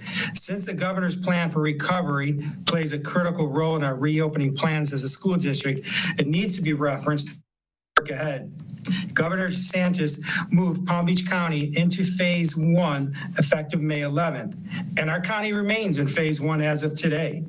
While many Floridians Florida counties were moved into phase 2 on June 5th. Miami-Dade, Broward, and Palm Beach were excluded. Once again, Palm Beach County is in phase 1. So while parents, staff, and other communities may have seen information from other districts around the state regarding their school reopening plans, it is important to note a majority of those school districts are located in Florida counties that are currently in another phase of the recovery compared to Palm Beach County. In a presentation on April 29, 2020, the same day of the recovery plan was released, the governor shared that all schools would remain in distance learning as part of phase 1. So this is a graphic that the governor used during that press conference. Again, Miami-Dade, Broward, and Palm Beach in phase 1. In addition, in the recovery plan, the governor speaks a lot to the use of metrics and data when moving forward to the next phase. So in particular, we can see when we closed out school, the numbers were much lower at that time, and we've had continuous spikes in the number of COVID-19 cases moving forward. And in the plan, it states if there are spikes in the number of cases that we should remain in the current phase as we are today. In addition to the guidance from the state, the superintendent also formed a health advisory committee composed of multiple local health and medical experts across Palm Beach County, including Dr. Alina Alonso, the director of the Florida Department of Health for Palm Beach County.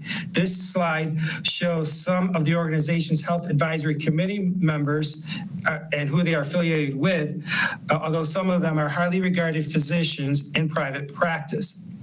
The superintendent formed the Health Advisory Committee several weeks ago in response to COVID-19 and tasked them with providing the district with health-related recommendations and guidance to ensure the safety and well-being of all students and staff moving forward. At the committee's most recent meeting on July 6th, the committee recommended to the superintendent to delay the physical reopening of schools. They cited a number of issues and concerns, including that when we left off back in March, there was approximately 70 new cases per day, where now we are exceeding 400. Also, the concern of children under 18 and those testing positive at over a 30% rate.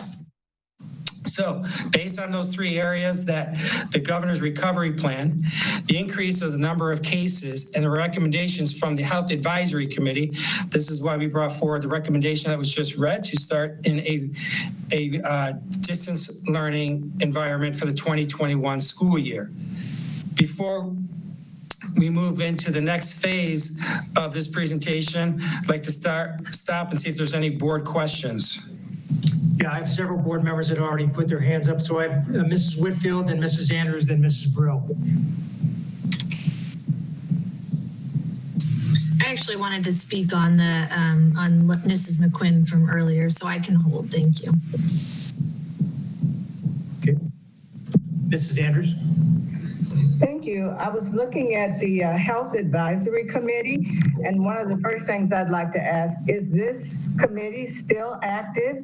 And can you get the board information, as you've said, Elena Alonso, but I would like to know who are the health leaders that's on this committee. Personally, I do see the names of the different agencies there, but I've never seen the names of the folks who've actually been meeting. A little bit more information about how much they were meeting. I see there was one meeting that's on this agenda, but how often they have been meeting. One of the things that we heard from the people on the phones is they had concerns about this health advisory committee. So I think the board needs to know who are the people, how often they're meeting, and if this committee is still intact or has it sunsetted.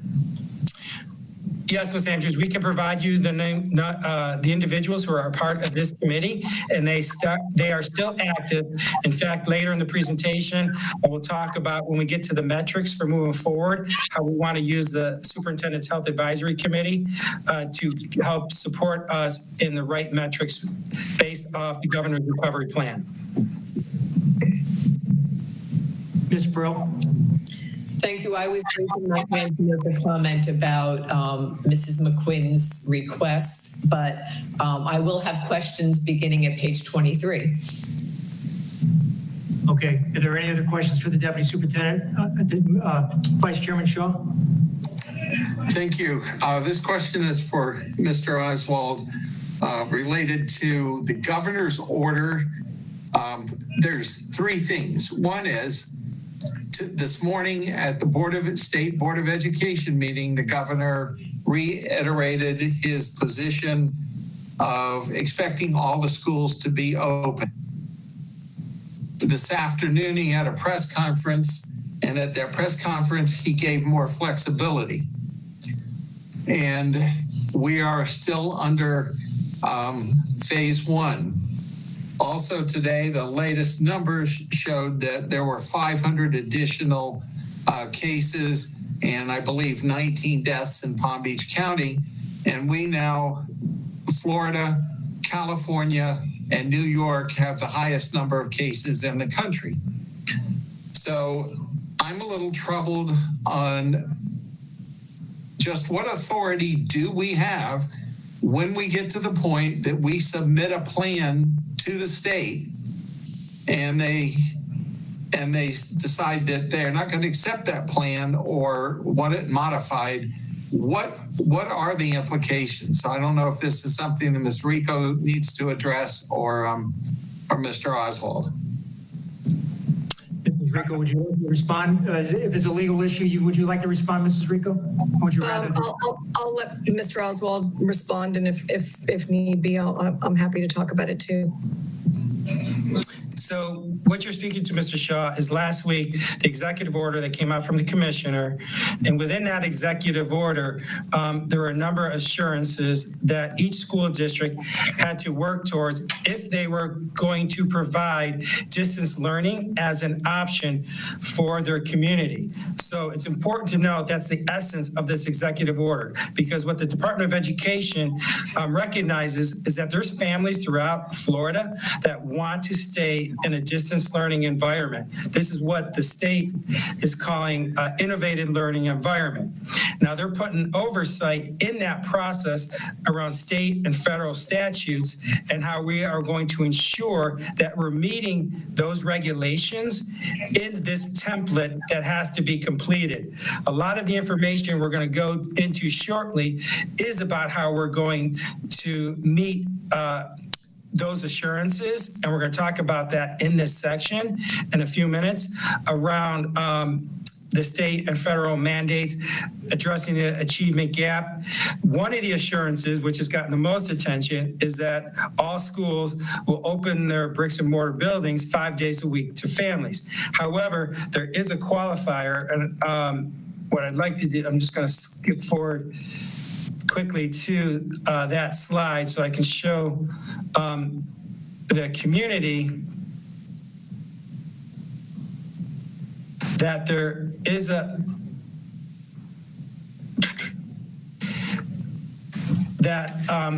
under that reassurance that all schools would open under subject to advice and orders of the Florida Department of Health, local departments of health, under that executive order. So we will, in our template, in our narrative, under assurance number 1, where this is addressed, submit the documentation from our superintendent's health advisory committee and all the membership and what they're advising us on that. So we feel confident that our plan will be supported when we address all of those assurance areas around those other particular mandates. So I think, did I address your question, Mr. Shaw? Yeah, I think so, and because it's complicated, and the motion that Mrs. McQuinn wants us to consider relating to starting school later. How does that fit into how we would address our plan? Because that's another issue that's not consistent with what the governor said. And my concern is that when we go through this and we have a plan, that it actually gets approved, and that we aren't back here with something that's just not approved, and we get into, because the truth of the matter, this is a political fight more than it is anything else right now on the issue of opening schools. And somehow we've got to divorce ourselves from that political part of this and make a decision for these families in our county. Yeah, so if the start date of the school year is moved back, that doesn't affect this particular template and these assurances. In fact, we're seeing a number of school districts throughout Florida who are backing up their start dates.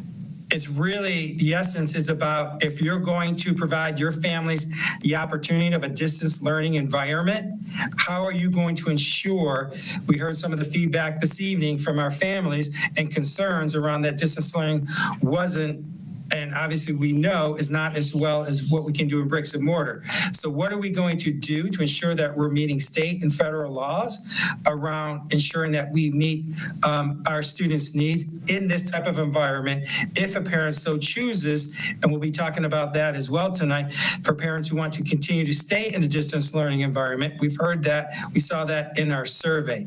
So all districts throughout Florida, the majority of the districts are offering this opportunity for their families and for their students. So we're confident in talking to other colleagues in other districts that information we will put in, because it's about the distance learning environment, or what they're calling innovative learning environment, that we should be approved.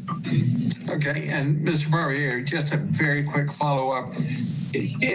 If a change is made in our state, in our start date, and the charter schools in Palm Beach County open on the 10th of August, what impact does that have on our plan?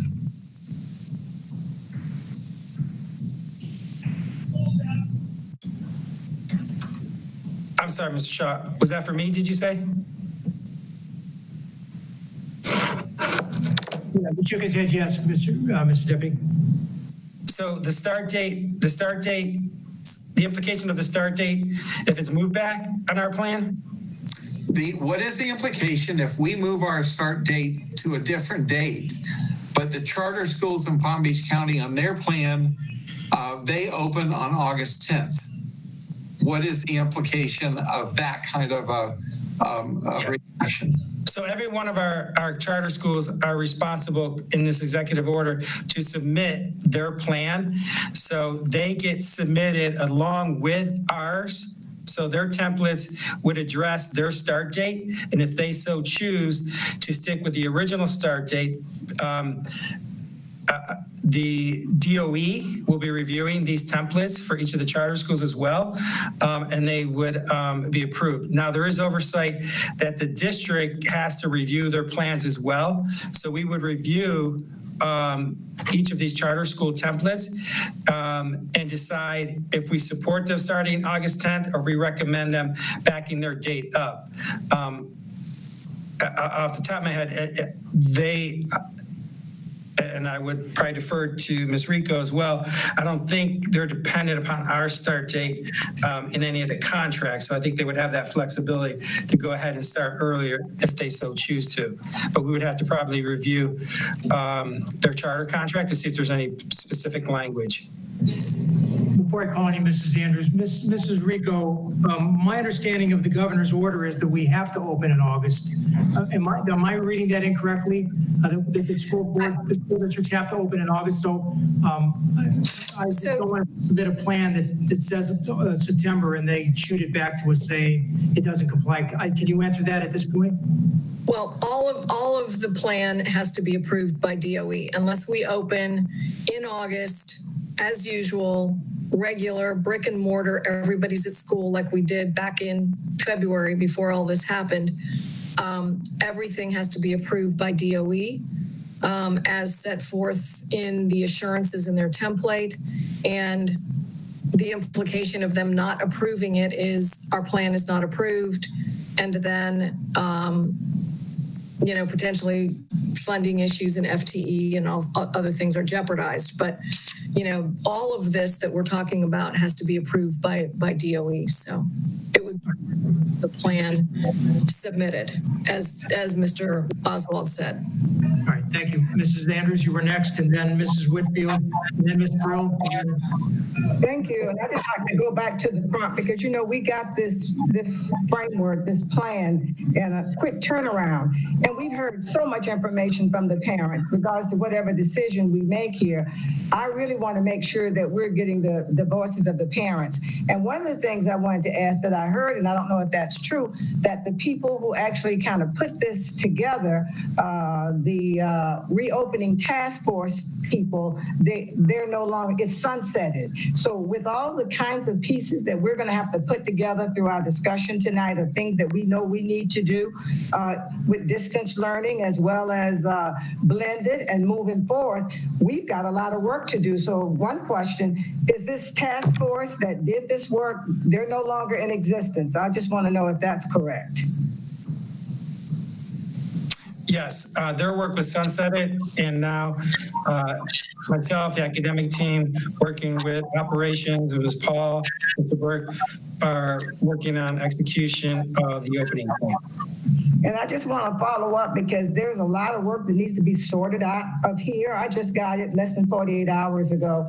And as I heard the parents and from my reading and working with a lot of people, there's a lot more specifics. The governor says it has to be a robust plan anyway if you're going to be doing distance learning. If you're not going back to brick and mortar, the plan has to be robust. So this conversation here tonight almost will have to be extended as we listen to what parents are telling us and how we're going to move forward. There's a lot more discussion. So I would assume that we're going to have some additional meetings to kind of work through this. I mean, this is just the first start in my thinking of where we're going. But I want to ask you, Mr. Oswald, is this just the first step of where we are as we move forward? We're trying to get a plan together for the state of Florida. Yeah, and what the Department of Education has provided is a template around these particular 5 on the screen here, on these 5 assurances. So what we're going to go over in this next section of the plan, all of that information and much more will be they're looking for a narrative in each of these 5 areas for our template. So we are working on that as we speak. You're going to see some of that information in this next section. After it's completed, what we will do is be calling board members to see if you would like the opportunity to take a deeper dive into the template and the information that we will be sending to the state regarding each of those. So we'll provide each of our board members that opportunity.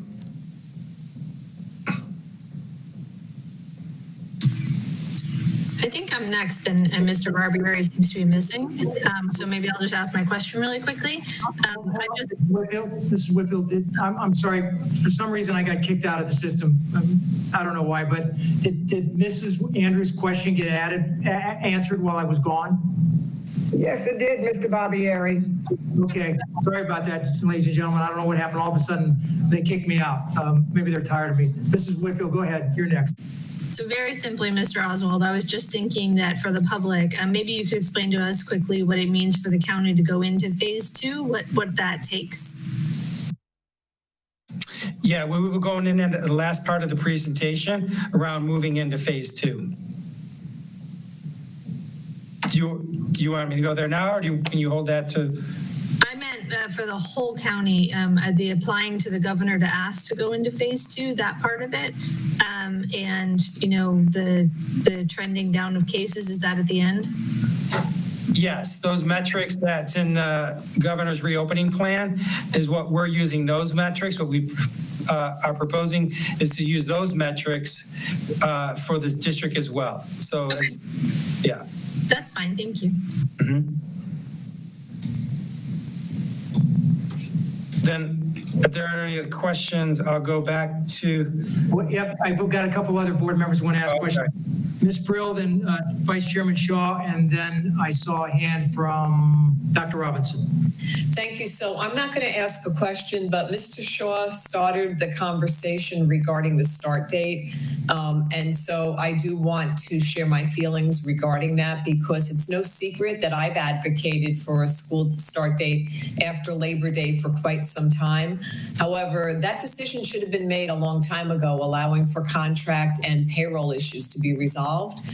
Moreover, my understanding is in line with Mr. Barbieri's that the state Department of Education will not permit a start date in September at this time. And I know that our principals and teachers have been diligently preparing for distance learning 2.0 and that they feel confident it will be successfully implemented. Mr. Burke sent us an email outlining the ramifications of a later start date. Due to the information he provided, I'll just put it out there now that I will support a delay of 1 week and request that we keep the later start date permanent. So I'm just throwing that out there. I don't know when we're going to revisit the suggestion, but you know, I just want to make it clear my position. Thank you. Thank you, Ms. Brill. The next speaker is Vice Chairman Shaw. All right, I think, you know, I don't want to belabor this, but just why I think this is such a critical issue. We submit a plan on July 31st.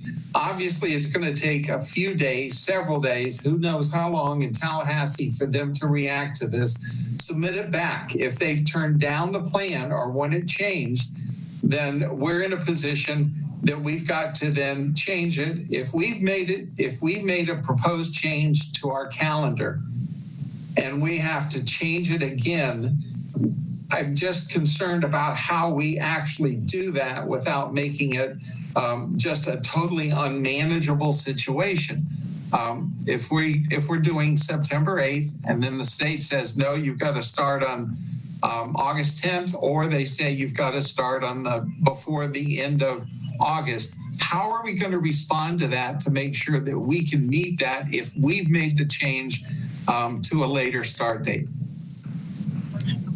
In the technical assistance that was provided in a number of webinars, and I have to go back and review those, there was discussion regarding date, and you can see on the slide, it does talk about starting in August, but I cannot remember if there was a flexibility around that, if school boards chose to move that date back. And we can contact Jacob Olivia tomorrow to see if there is. I know that doesn't help for tonight. But yes, and they also spoke to the issue around the turnaround time of these templates that we have to submit. And they said they were diligently to turn those around in a quick time frame, and they were devoting staff. However, again, to your point, yes, it could be some implications there if there's changes requested and if we have to go back and forth. All right, Dr. Robinson. Yes, thank you. So first, starting with this DOE order, this emergency order, it says in here that the statute requiring school districts to establish a uniform and fixed date for the opening and closing of schools is waived to the extent necessary to give effect to this order. I don't know. I interpreted this as them understanding that the situation might change and that we could request a waiver for that. But the other thing that I want to say about these assurances, because it seems to me that that they painted with a broad brush initially, and that maybe now, based on the governor's comments this afternoon, as I understand them, that there is some recognition of the fact that everybody in the state of Florida does not have the same viral load, right? And so that they may be, I think that they may be waking up to the fact of the situation we find ourselves in. But, you know, by the state's own recovery plan, the White House coronavirus task force, the CDC guidance on reopening America, World Health Organization, by everyone's criteria, we're in phase 1 and schools should not be open, right? And so assurance number 1 in my mind is contrary to that. And I think that we need to explain to them that their own documents would say that Palm Beach County should not be held to the words in assurance number 1. Because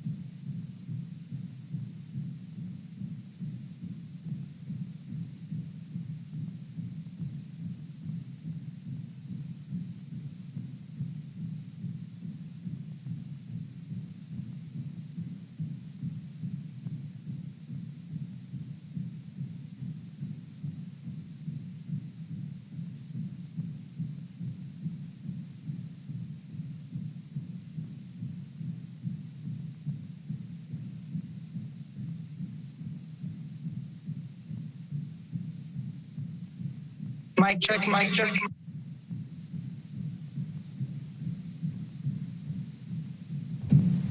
Mr. Ruiz, did you say we're back on?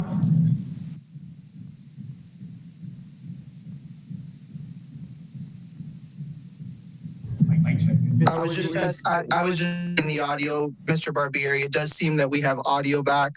Basically, we had an internet hit, and so we lost connection with the Google Meet. But it has been restored. And so if we want to do a 30-second count, we can go ahead back on the air. Okay, we'll start 30 seconds right now. Okay.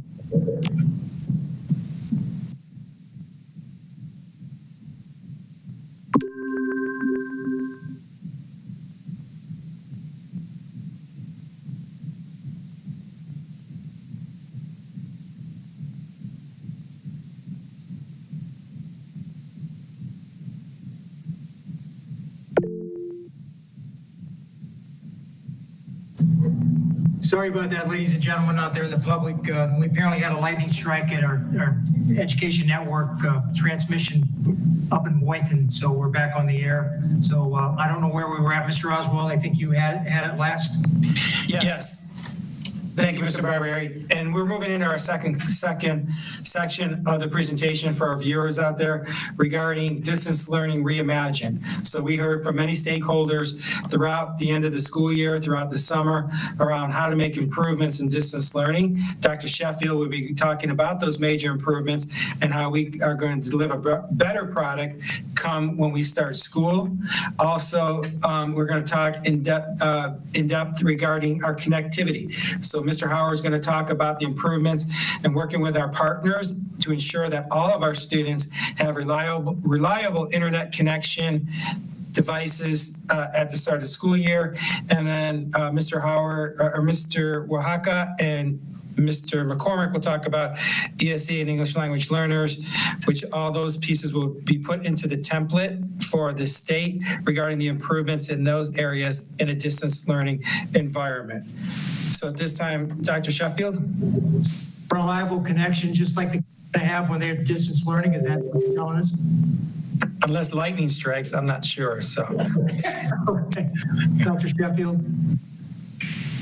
Well, good evening. And as we continue to review the district's reopening plans, it is important that I stress that this reopening plan is an overarching for all district operating schools.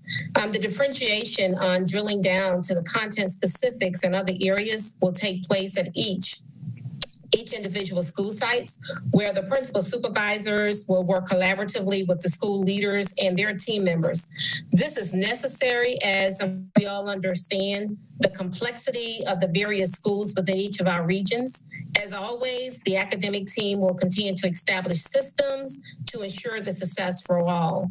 As we planned these past few months, the academic team took time to view comments and receive constructive feedback from our parents, our students, school leaders, and teachers as they were contacting the offices, the academic office with many of their challenges and successes, I should say. I'm in the midst of reviewing the constructive feedback. It was evident that should we need to continue with distance learning, that we needed to provide a more robust experience in a few of the following areas that we're going to mention tonight, such as scheduling, the instructional delivery, and the service expectations. And when I say service expectations, I'm referring to our services for our ESE and our ELL students. And most importantly, our attendance and our grading expectation. We know that during these last 4 months, some of our students, their families, and even our employees have experienced some form of uncertainty. And therefore, as a district, we have built in activities for our social and emotional learning. This will assist our teachers in building what we have been asked to do, particularly with building a positive learning community within our distance learning platform. In addition, we're excited to say that we're going to be able to continue to provide support for our student wellness, which will include mental and behavioral health services. And these services is going to be able to be continued and provided by our behavior and our mental health professionals.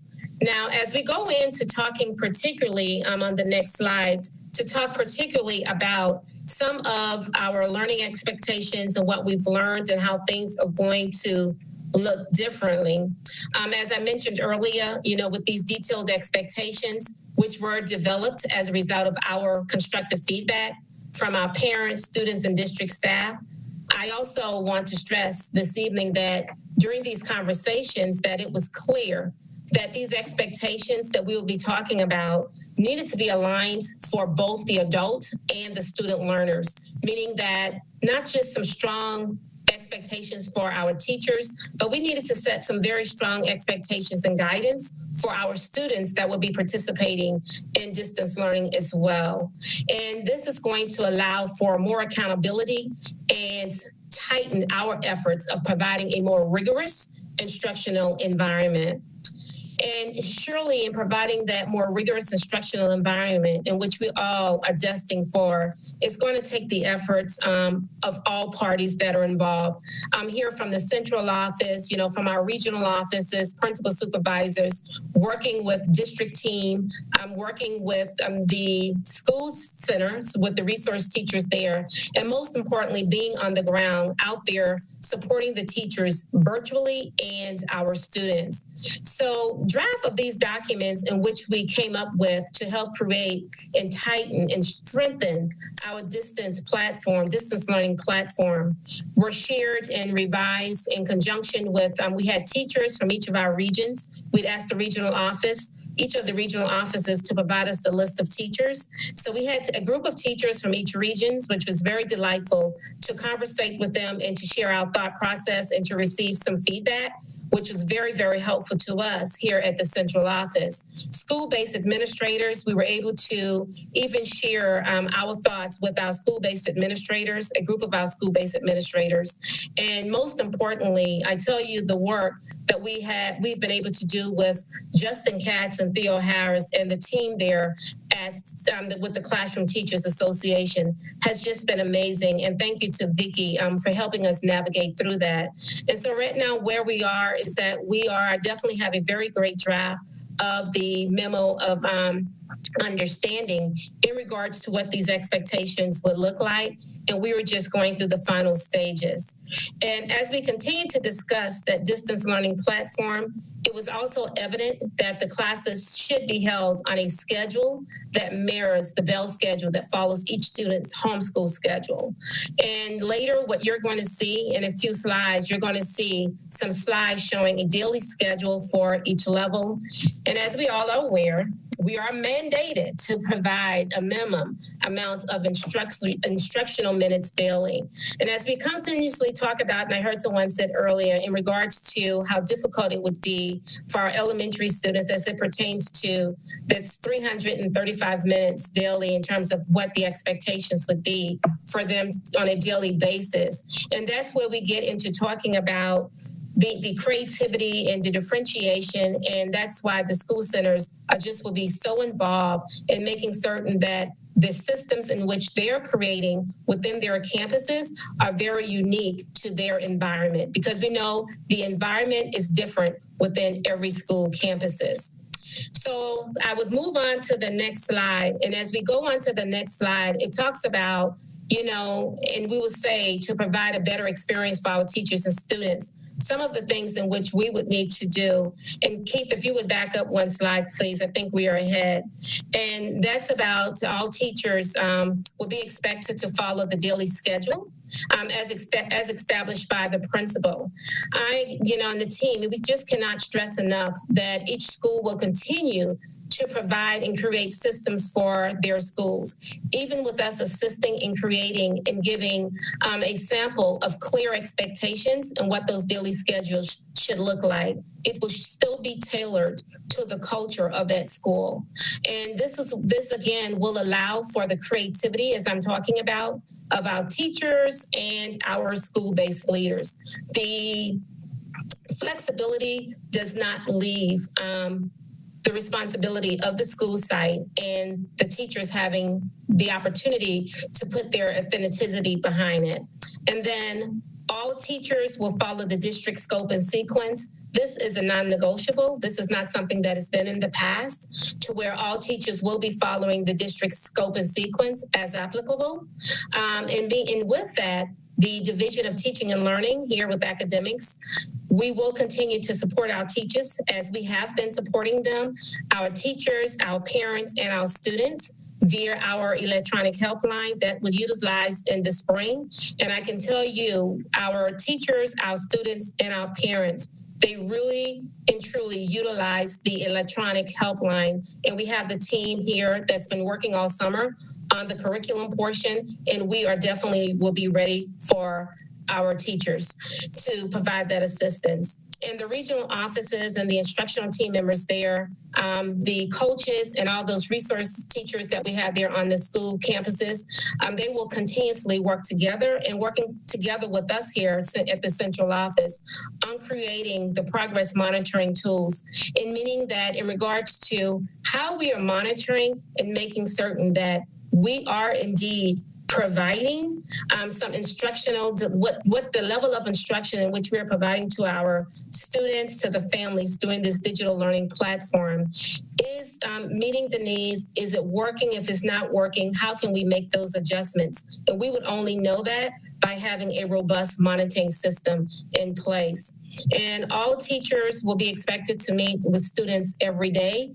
This is something that is definitely new for us for this on-site here for the fall of distance learning, is that all students will have live instruction daily from their teacher. This is a non-negotiable. And this is why the expectation is that students will be logging in daily during their set class time or content area time, a period, based on the secondary schools is by periods, and the elementary school is daily, or what have you.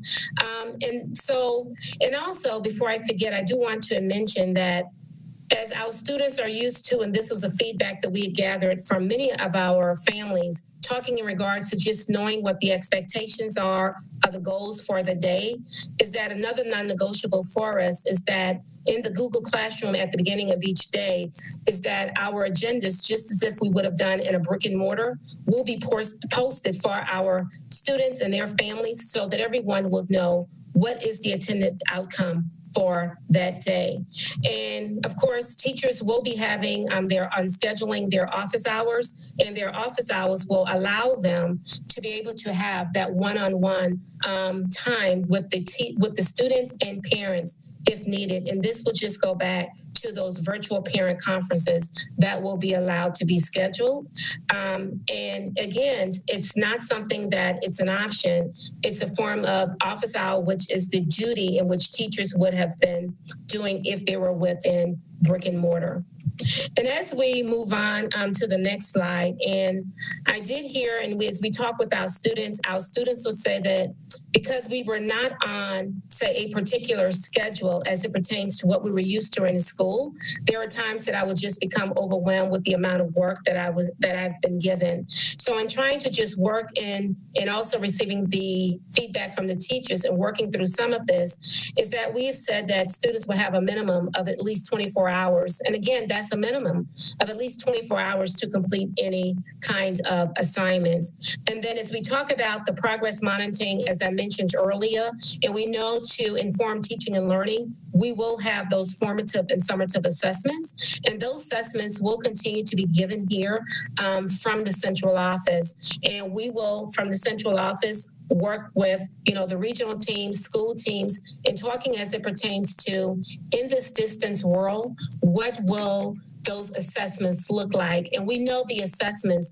is all for the intended purpose of informing teaching and learning so that we can ingest the instruction if our students are not getting it, to try to help to differentiate and to meet our students just as if we were in the classroom to the best of our ability. And again, I am not saying that this instruction is going to be anywhere close to what it was there in the classroom, but what I am saying is that it definitely will be better in where we left off in the spring from what we had to do when we left on March 13th. And we're putting those systems in place.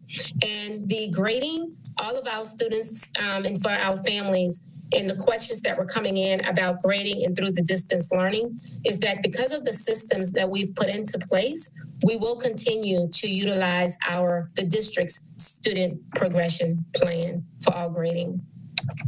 And then we went into talking about the attendance. And as we all know, when we talk about the attendance, and then when we talk about the accountability, again, not just for our adult learners, but for our student learners as well. So if the expectation is that our teachers are logging on into their Google Meet classroom every day live, they are really digging deep because the teachers are just awesome. And they have done some wonderful things in terms of what we had to do last spring, is that we do have an expectation that our students will be logging in, participating in the live instruction during their scheduled class time. We also have the expectation that our students will be logging in on time. And if they're late in logging in, then that's considered to be a tardy, just as if it was in brick and mortar. We do have a responsibility. We do have to, again, account for our attendance. And as we continue to navigate and go through many of what the requirements are from the state, this is definitely a big piece, and which should be an expectation for us in regards to making certain that we are identifying and we are tracking our students, those that are in attendance, and if they're not in attendance, and we do have in a deeper part of our document, which all those pieces are not here, as we worked with the union around the expectations and so forth, is what that looks like in regards to what we would do as a school center and as a district staff, and assisting and reaching out to those families when we've noticed that our students have been inactive and are not participating in our distance learning, because that is the responsibility of ours. And then, yes. Before you move to the next slide, I'm sorry, if you're not done, there's a couple board members who want to ask questions, but if you're not done with this slide, go ahead and continue. And then, yes, and the last piece of this slide was one, and we talked about it and we found that we had to create and work around our student code of conduct in this distance space, and we will continue to work around and work with our students and understanding what does that student code of conduct looks like in this distance space. And all of that will come as I continue to move through the presentation, and as we get later into the presentation to talk about the onboarding for the teachers, the professional development, not just for teachers, but the onboarding and the trainings for our parents and for our students. All right, do we have members who wanted to ask questions so far? Mrs. Andrews, then Ms. Brill, then Mrs. Whitfield. Mrs. Andrews. Yes, I'm really concerned about this piece because I know this is ramped up, and thank you so much, Dr. Sheffield. But the piece is about how we're going to know when students are chronically absent, whose responsibility will it be to help that child? Because we're talking about making sure that every kid has a Chromebook, a laptop, one-on-one. They're going to have internet connection. We really don't have that much time in between all of that. And so as we begin this process, I'm worried that some kids could really fall between the cracks, and they did this past year. And I love it that the teachers are going to be monitoring and doing everything that they can do to give instruction. But if our kids don't have laptops, don't have internet connection, because in some places as we go through this PowerPoint, it's not going to be in place until, later on in the fall. So when kids are not getting where they need to be and they're chronically absent, they can't get on. What's new from what we did this past year to make sure that we didn't lose somebody and we're blaming the child because they don't have what they need? What is new in this? One thing that is new, Mrs. Andrews, is that in the spring when we went to distance learning, and the system in which we had utilized through SIS, and this is just one piece of it, and I'll continue to tell you the other pieces, that will do the phone call to just notify the families that your child may have been absent or may have been tardy or whatever. That was turned off while we tried to navigate through this. So for this form of distance learning, because of the more robust piece that we have around the attendance and the accountability pieces, we are turning that piece back on, and that's with PJ and his team. That piece will be turned on. Also, another piece in which we have put in there into another document that you wouldn't see here is that is that principals will be identifying the individuals on their team that will be monitoring, particularly with the attendance. There's some big bucket pieces around the attendance, and who will be monitoring that. Teachers know who they will make contact with in regards to notifying as it pertains when there's an issue come up around the attendance. Also, as a district, we do have a responsibility as it pertains to when a student has been absent for 5 or more days, where we send out those attendance letters and so forth, where we would go back to our processes that we did just as if we were in brick and mortar. So it's all around at the central office, also have access to that. So we will work with, I would work with my team in making certain that we too are looking at those hits and who our teams seem to be missing, to make certain that we are continuously trying to identify those students, Ms. Andrews. And you are correct.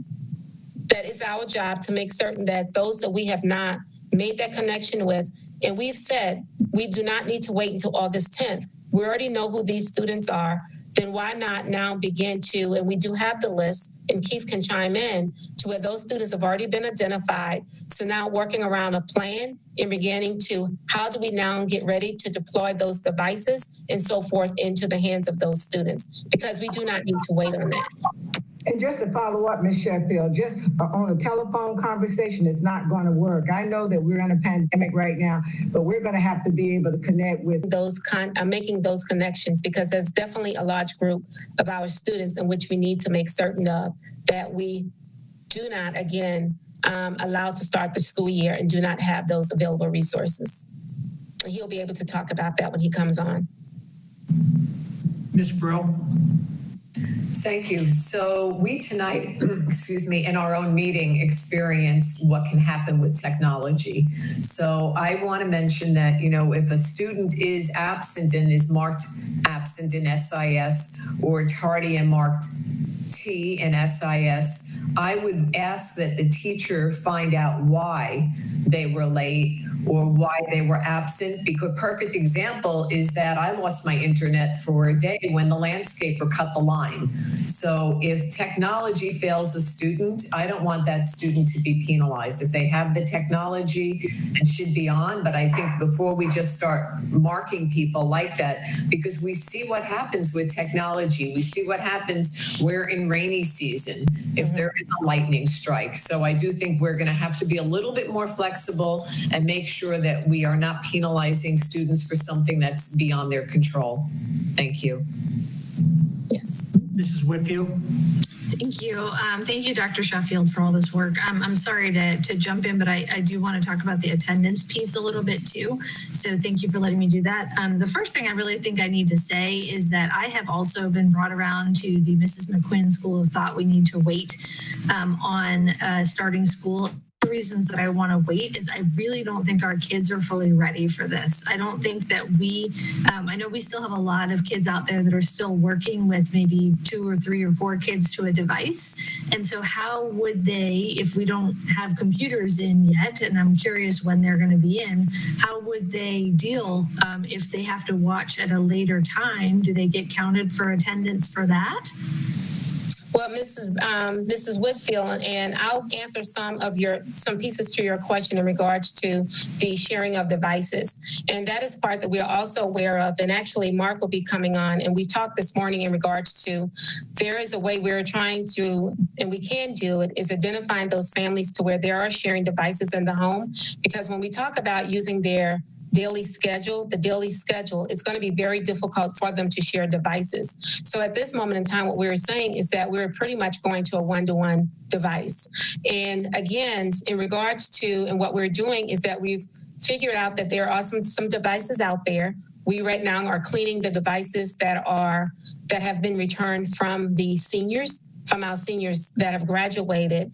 And so we are, again, in a place in terms of, and I'm not the one that are setting up in terms of getting the devices out, but the team will be working in regards to identifying those students and putting these devices out.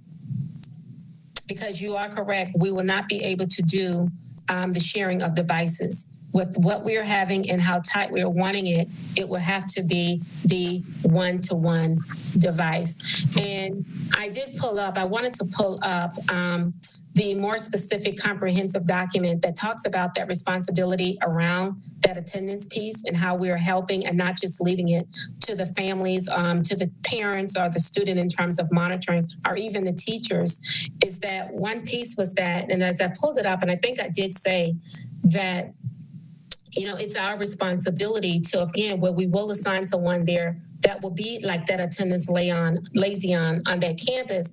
But most importantly, and I had it highlighted here, was working collaboratively, how important it was going to be for the school site to work collaboratively, particularly the administrator, with the teacher and the parent on resolving any attendance issues, simply because of what you brought up, Mrs. Brill, as it pertains to those mishaps. Because things do happen, and we understand, that things do happen. And that's why it's just going to be so important that we just work together and pretty much it has to be some tight monitoring pieces in place, and just making sure that we are maintaining and monitoring accurate records.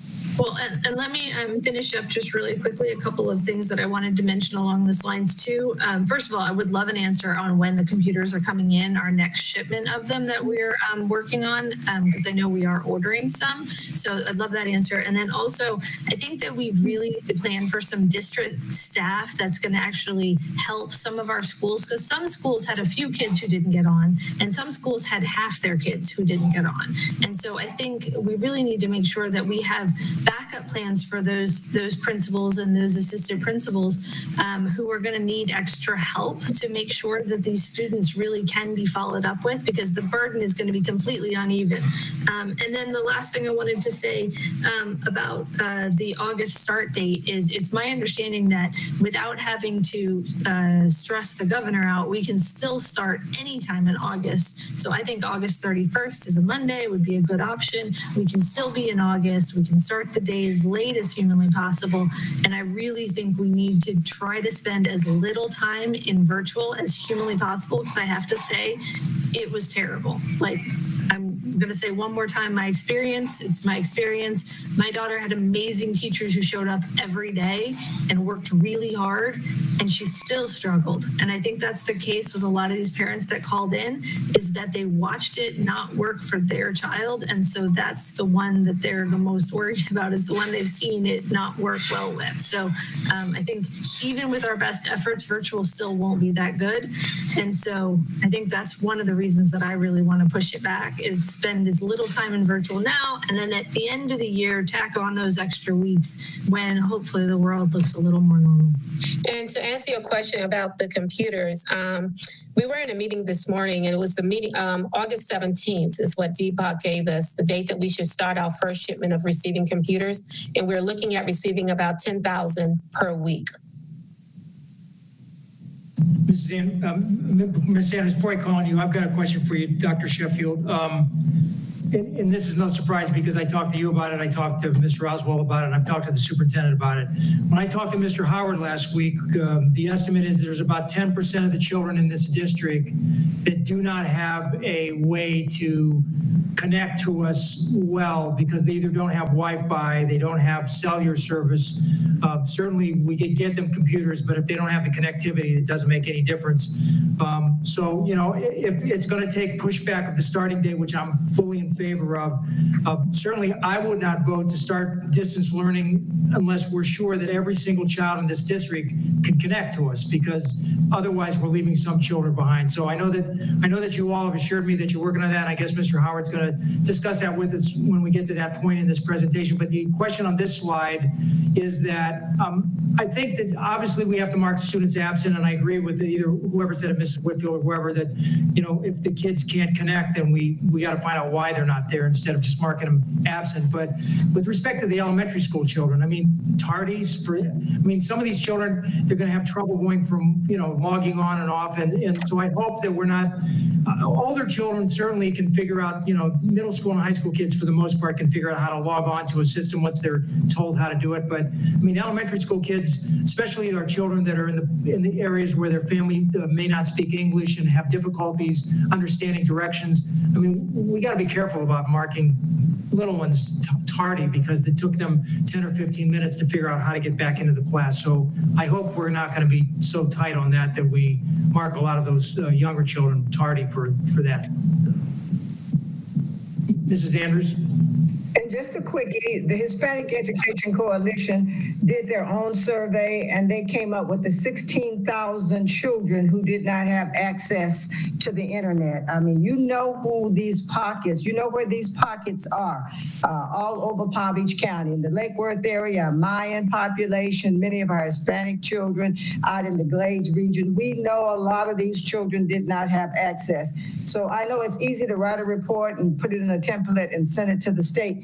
We've got to have something different, not just with our employees, but we've got to partner with the community leaders and stakeholders and these cities out there where these children are, because they're not getting on. And if we don't begin to build that relationship, so we'll find out why and where, and somebody that knows the neighborhood that can help us go from door to door to get these computers there and to make sure they get the hotspots or whatever they need. It can't just be done with our staff. We've got to build these partnerships quickly and effectively so that these children will be able to get on to say they're present, okay?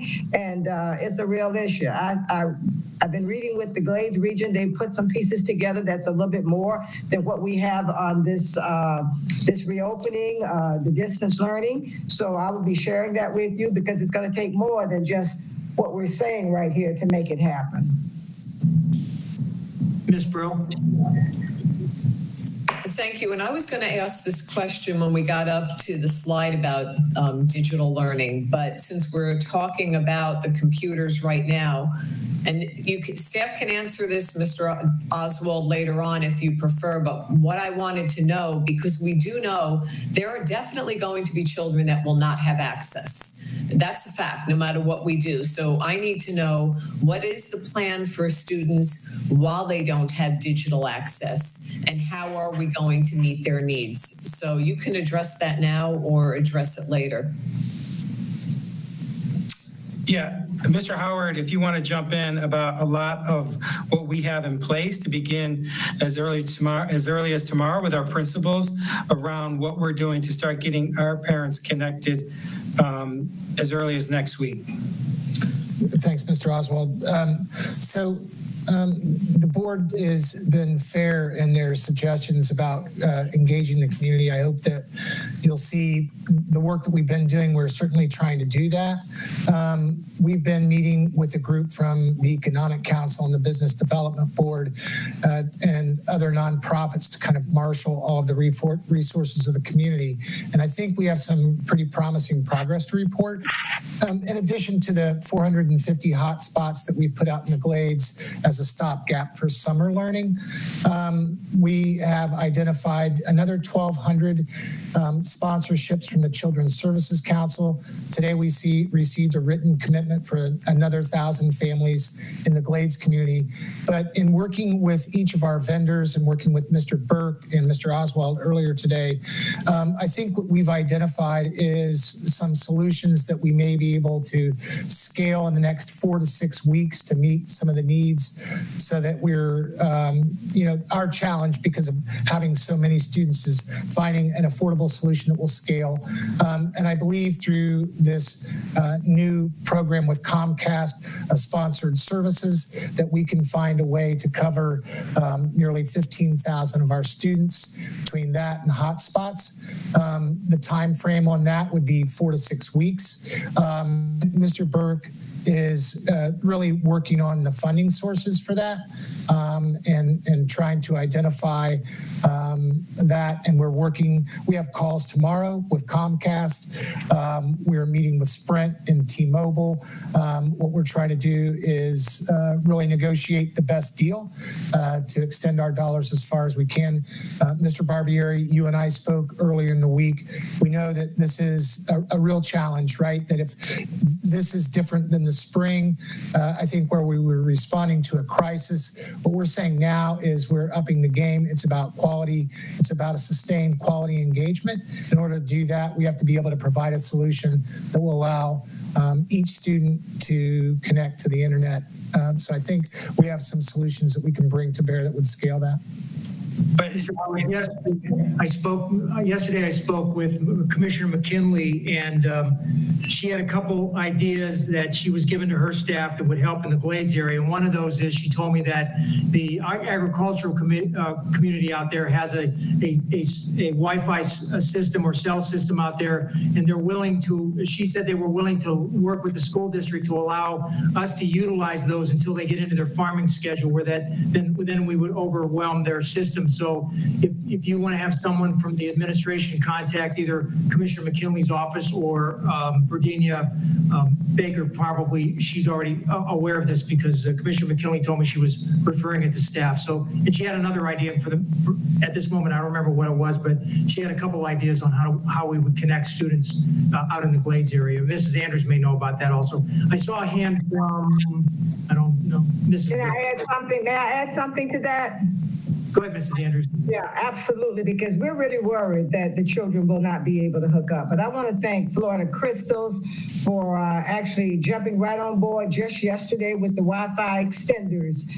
Mark, you know a little bit about that. So thank you so much for working with them. And everybody's trying to work together, because when we have a plan and if we don't have it and ready to go, we're going to lose some children. So I want to thank personally in public Florida Crystals, who just came on yesterday.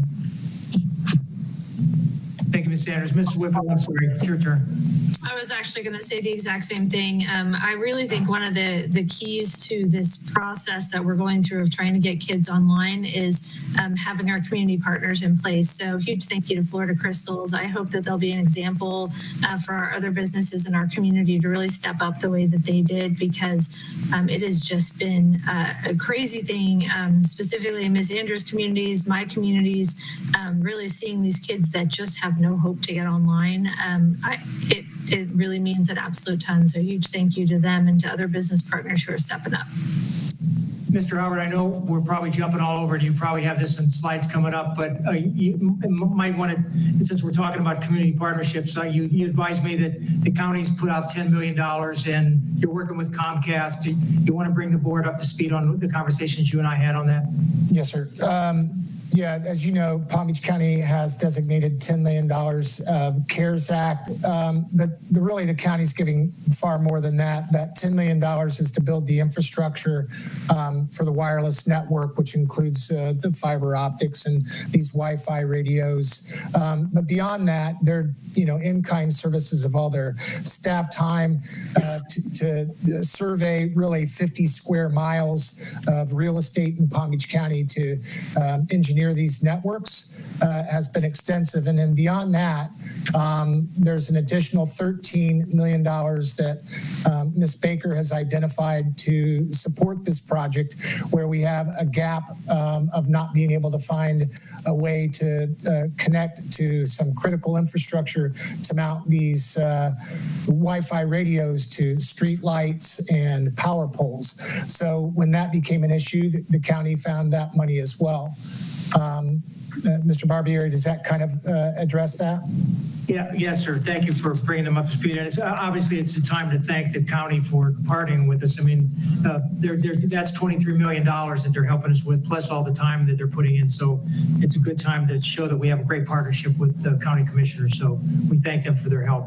Dr. Sheffield, I guess we're back to you, or Mr. Oswald. I'm not sure where we're at. Sorry, we're skipping all over the place, and I've seen through the slides, so I know some of these issues are coming up later. But since we were talking about it here, it was a good time to finish it up. But Mr. Oswald, are you next, or back to Dr. Sheffield? I have a few more slides that I'll be finishing up. And as I talked about earlier in regards to, and again, I have to continuously stress as it pertains to this plan being an overarching plan for the entire district. So as it pertains to being more specific and drilling down to the individual school, that happens at the school sites and within the regions.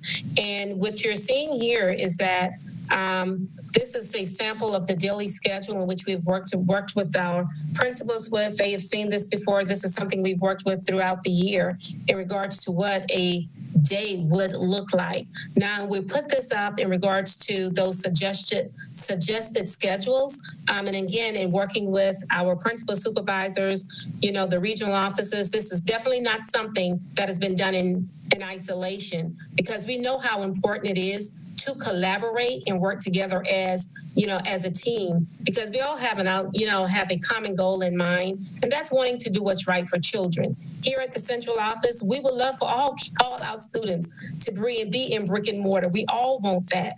But right now, with what we're dealing with, we know right now we're concerned about the health. That's most important right now. So this was a sample of the schedule in which was shared with our principals, again, the teachers in which we work with, and all those groups that I talked about earlier.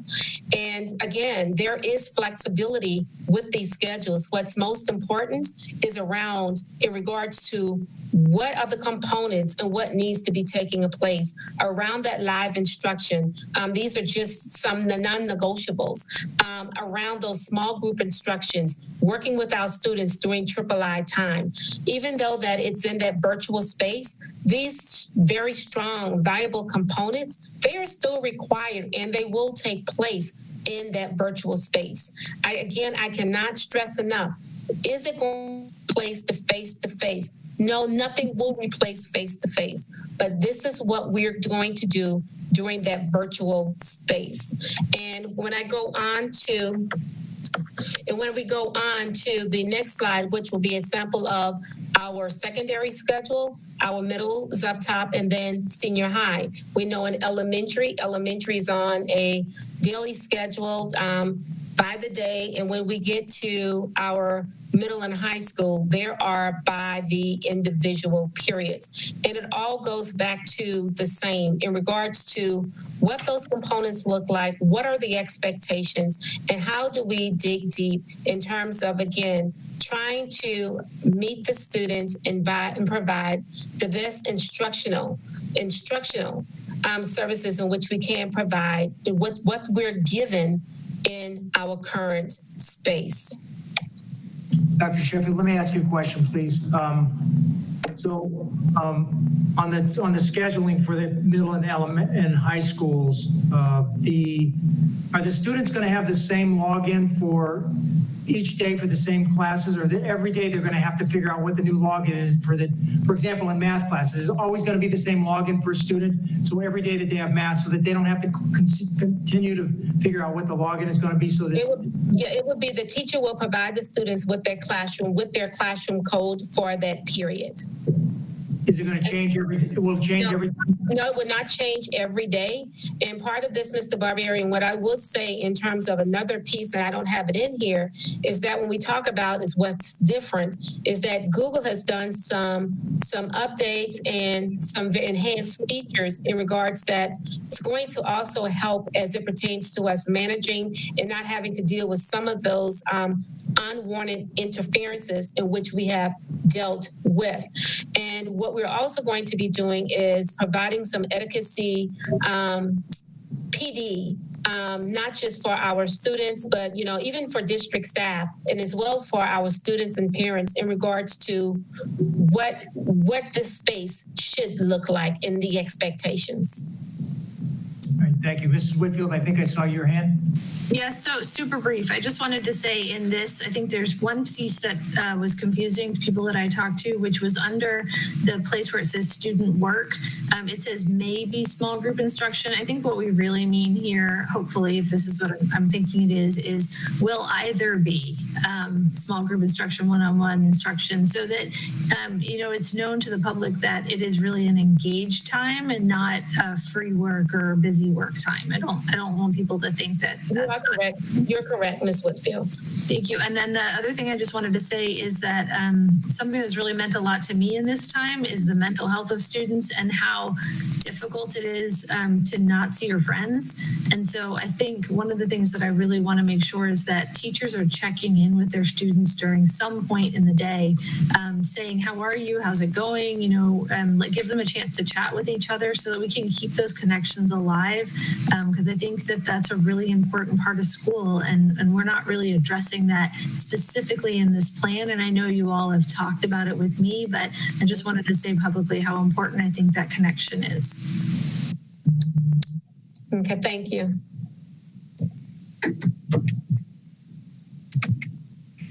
And then as we move on to the next piece of this is that when we talk in regards to and holding tight and around the instructional delivery and how we wanted to bring together some strong pieces within this distance space, we knew that it was going to be important that we continue to develop and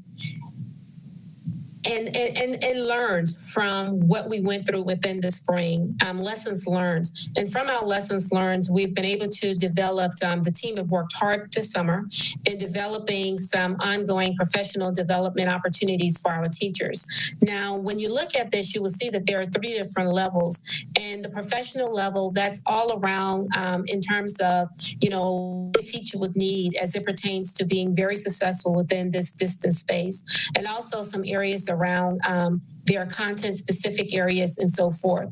Professional level 1, that's a requirement for all teachers. Every teacher here within the school district is going to go through that professional level 1 training and making certain that we know that they have those specifics in terms of what we see and know in terms of what they need within this space. Teachers also have an opportunity to continue on with that professional development track from the champion to level 2 and level 3.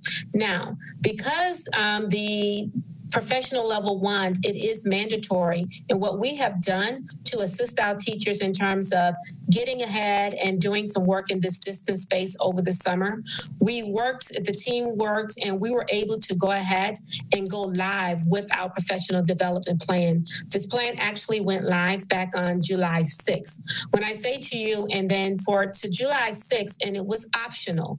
It was optional. It was not mandatory because we know our teachers, they are enjoying their breaks. Many of them are working during the summers or what have you. But I can say to you, I'd asked Mrs. Fetterman for the number while we were meeting here this evening. And thus far, we just, within a week, and this being optional for our teachers, we have over 1,000 teachers that have already participated within this professional development opportunity. It will continue to grow. We are excited about it. Those teachers that were not able to participate during the summer, we will get those teachers during preschool. But will it stop during preschool after we're done with this training in regards to looking for ways within this space to continue to be there and provide the resources and support for our teachers? Absolutely not. That's our role. Now, and also as we talk about this, and just as important as we know for us to be there to support our teachers, we also had a lesson learned is that we need to put in some professional development pieces and some trainings and some go-to for our parents and our students. So we have in this space under construction that we're working with now is the PD, the trainings that we will be releasing for our families as well in regards to how to navigate through this space and making certain that we are there to support them. Ms. Burrow. Thank you. And so I just wanted to acknowledge that many of the teachers that I've been speaking to have been doing the personal development since it started. And they are extremely excited about going back virtually, and they feel that it's a robust program and that it's going to be extremely successful. So I just want to thank the teachers out there that have been able to avail themselves of the personal development, and thank staff because I'm hearing that it's been very well received, and I do want to acknowledge that. Thank you, Ms. Burrow, for the feedback. So in wrapping this up, again, This was just a very quick overview in regards to what we thought in terms of some of the pieces in which we needed to tighten and to work with the union on. And I just cannot thank Justin and his team in regarding to sitting down and working with us. And most importantly, the principals and the teachers, they have just been awesome. Again, we know that this is not the space that anyone would want to be in, but I can assure you the principals, the teachers, everyone have stepped outside of the box, and we are willing, we are ready, we are prepared to do what we have to do in this space. And we are anxiously, and we are ready to get back into brick and mortar, but we want to make certain that it is safe and within health reasons. Dr. Robinson. Yes, thank you. So I kind of saved mine up to go through this section. So first, I also want to thank staff and CTA because the notations under general teacher expectations actually cover a lot of the complaints that I heard during the distance learning 1.0, I guess we'll call it. And so I really do want to thank everyone for that. I want to let you know that there's, some community work has been done, specifically surveying some of our parents by some of our partners at Bridges. And the first wave of those surveys show that 70% or more of the parents want the school to communicate with them via text. And so I would like to make sure that we put whatever in place so that happens. It's important that we know how to reach people. Some of my friends I have to text, some I have to email, some I have to call. So we need to have the same kind of approach with parents. And so we need to support our teachers and school-based staff in being able to do that. Now, there was this article in the Palm Beach Post about the young man. I think he failed algebra because of lack of access. And I know these comments have been made, similar comments have been made by other board members, but I just want to add my voice to say that that's completely and utterly unacceptable. I thought we had kind of covered that in the changes we made before in the student progression plan. And so I would just ask that we make sure we do another look at that, because that just should not happen. I think that, and I'll talk about it more later under the internet access piece, but I think we should know how to remedy those situations. Okay, so now let's see. I'm going to also, I seconded the motion about the delaying the start of distance learning because there's a lot of things that I think need to happen during that preschool time. I think we need to have a longer preschool time than traditionally. And one of the things is that each teacher would find out the circumstances of the child in their class. Does that child have their device? Does that child have internet? And also this, during distance learning, who is the supportive adult? Because some children might be at the church. Some people might be at the Boys and Girls Club. Some children might be with grandma. So the teachers also need to know who is the adult that they need to communicate with in terms of supporting the child during distance learning. Okay, so then I want to go to the professional development plan. So I'm really pleased to see this. I want to add a few things, if you don't mind. First, we need to have, I don't know if it's technically professional development, but we need to have some education for all of our staff about this virus, because there's been so much information that appears to be conflicting. I think that we need to find the platform to educate all of our staff and also our parents, but right now I'm talking about our staff on this virus, right? So I'm gonna give you an example. We have had people who were afraid to go in buildings after they were closed for 4 months. It's no live virus in there. I'm just saying. So we need to do some education, right? So we need to figure that out. I think that some of these buckets that you have listed here might include some of the things I'm going to mention, but I want to call them out. We need to make sure that we're working on culturally responsive teaching. And specifically, we need to have some training for teachers and school-based administrators on how they respond to students and to each other after all these social upheavals that have occurred since we closed on March 13th, right? There's going to be a lot of young people and older people who need some assistance with processing their emotions around that. And so I think we need to be prepared for that. We need to talk to our teachers about sensitivities around distance learning. So this is one of the things that only an educator could have said this, is that if you're having distance learning and parents can see other children, there might be some sensitivity issues there, right? And that might be more if we go into a hybrid model, but just so that the teachers can tell us what the sensitive areas are, excuse me. We also need to talk about protocols. So we will have to have protocols around responses to illness or perceived illness, and we will need to train staff on that. And so preschool is a good time for that. And then we need to also, I understand there was an outstanding PLA on microaggressions. We need to make sure that that is included. And so, and the last thing I want to say at this point is just to back up what Mrs. Whitfield said. So we have layers of social emotional support. We have our behavioral health professionals, mental health professionals, case managers, and our co-located services. It seems to me that each of them is responsible for reaching out to the children at the school and checking on them. And if they already don't have that relationship, to establish that relationship so that child knows that there is, hopefully this is another caring adult that they can reach out to if they're having anxiety or concerns or whatever the problem is. And so we need to set some expectations for our social emotional staff, if you will. So thank you.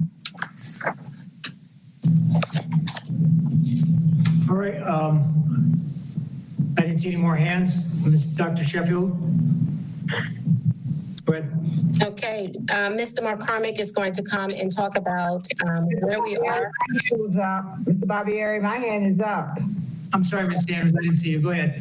Okay, yes. I just want to say, after we've had all these parents talking to us last week and this week, and I know that when you say that the PD for the parents and students is in development, it needs to be hurried, because we heard the disconnect that we have with our parents in our community, from our Wellington communities all the way to Boca, to Jupiter, the Glades, everywhere. We've got to begin to figure out how we have some communications. I know we sent the survey out, to find out what people were thinking. And as you know, we didn't get a lot of responses back, especially from some of our at-risk populations. But as I heard over these last 2 weeks, we haven't asked parents what their thoughts are and how we can help their children as we move through to this distance learning 2.0 that we're doing. So I know you're putting together a professional development plan for students and for parents, but it's an urgency right now to me, as I've been sitting here listening to parents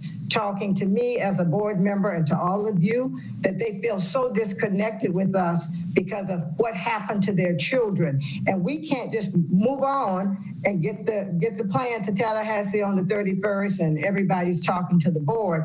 We better quickly find a way that we canvass, we phone call, we do some surveys, we do a whole lot to begin to talk to our parents as quickly as possible and find out from them what issues they're having as it relates to getting their children involved in this 2.0 distance learning.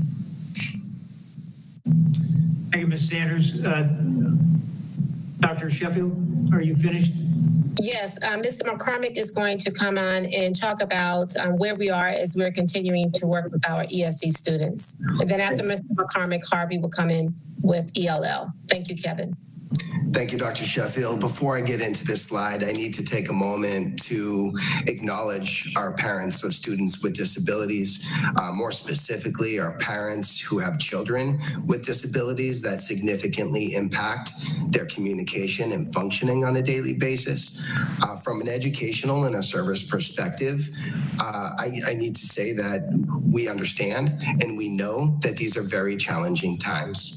So as we prioritize the health and safety, we continue to remain focused on improving academics, services, and instruction. As a public school system, we recognize our responsibility to implement the principles of the Individuals with Disabilities Education Act, otherwise known as IDEA. We also recognize that we have students with disabilities who struggle being educated virtually. I have worked with staff to develop a detailed plan to describe how services will be provided and received while in distance learning. I assure you that we're committed to do our best, and we will have our IEP teams convene to address any loss of skill and determine a plan to remediate. So as we go into the next slide. The information here outlines the guidelines received from the federal and state level. It is important to note that there have been no waivers for IDEA provided at this time. During distance learning, the Department of Exceptional Student Education has provided flexibility consistent with the federal and state guidance while collaborating with other school districts in our state and nationally through our partnership with the Council for the Great City Schools. We do this to innovate and continue to improve our standard of practice. Next slide. We have continued to screen and evaluate our children to the greatest extent possible through parent interviews, rating scales, observations, behavioral screenings, and through existing data provided by affiliates. For example, a student transitioning into our system at the age of 3 or 4, we work with Early Steps, Home Safe, and Head Start to assist with obtaining the information needed for the team to consider ESE eligibility and placement for services. We are also actively working with our national professional organizations of our speech and language pathologists and our school psychologists to be able to resume evaluating either virtually or hopefully face-to-face when appropriate. Next slide. IEP meetings have and will be conducted through Google Meets and by phone. If parents aren't comfortable with meeting virtually, we don't and won't proceed with meeting. And when IEP teams do convene, IEPs are written as if we are in school buildings. And on a side note, we have actually seen better participation from parents and staff, and in most cases, virtual meetings have proven to be more effective and efficient. Mr. McCormick, Mrs. McQuinn has a question. Sure. Sorry, I didn't know it was come up that quickly. I was answering a parent's email, but I'm totally there. I was waiting until we got to, thank you, Mr. McCormick. Your parents love you, all the ones that communicate with me, and they're very pleased with what you're doing. And I'm speaking to North County Schools, so thank you for that. I did parent ask that I bring up 2 issues. One, regardless of when we open, to bring back kids to the buildings.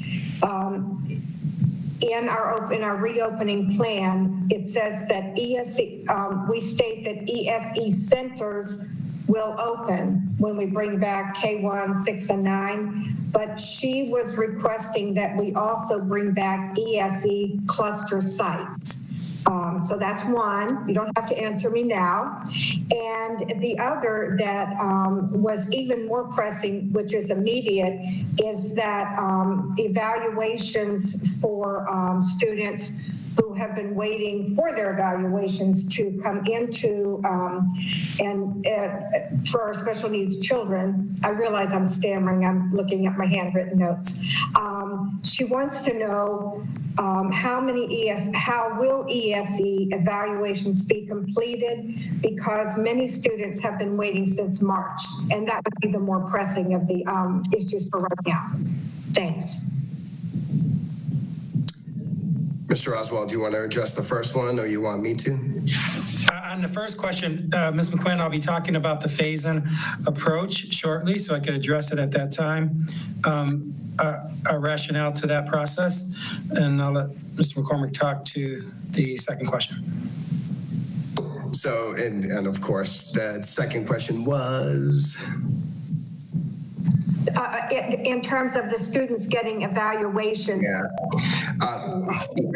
And like we mentioned in the slide just prior to this, it's tough because a lot of our evaluations right now are normed in a face-to-face manner. So the validity of evaluations at this point with our diagnosticians doing it virtually is completely minimized, and it's very difficult to make educational decisions, especially when you're talking about making a child eligible for a disability, and then to determine services based on an evaluation that wasn't normed.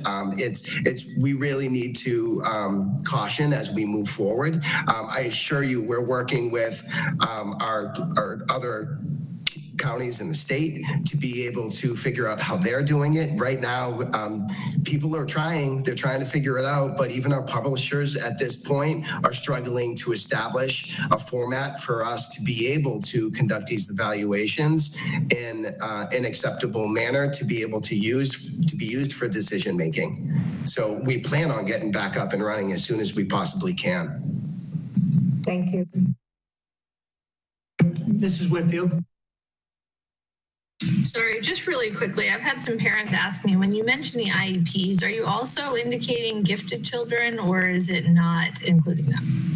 Yes, we are implementing gifted services while in distance learning. So yes, and we are conducting meetings. If we receive evaluations that were done prior to the pandemic, we are considering, we're actually considering any evaluation we receive at this time that parents provide us. And then we move forward and consider the data in that evaluation the best way we can to make the best decisions we can for the students at this time.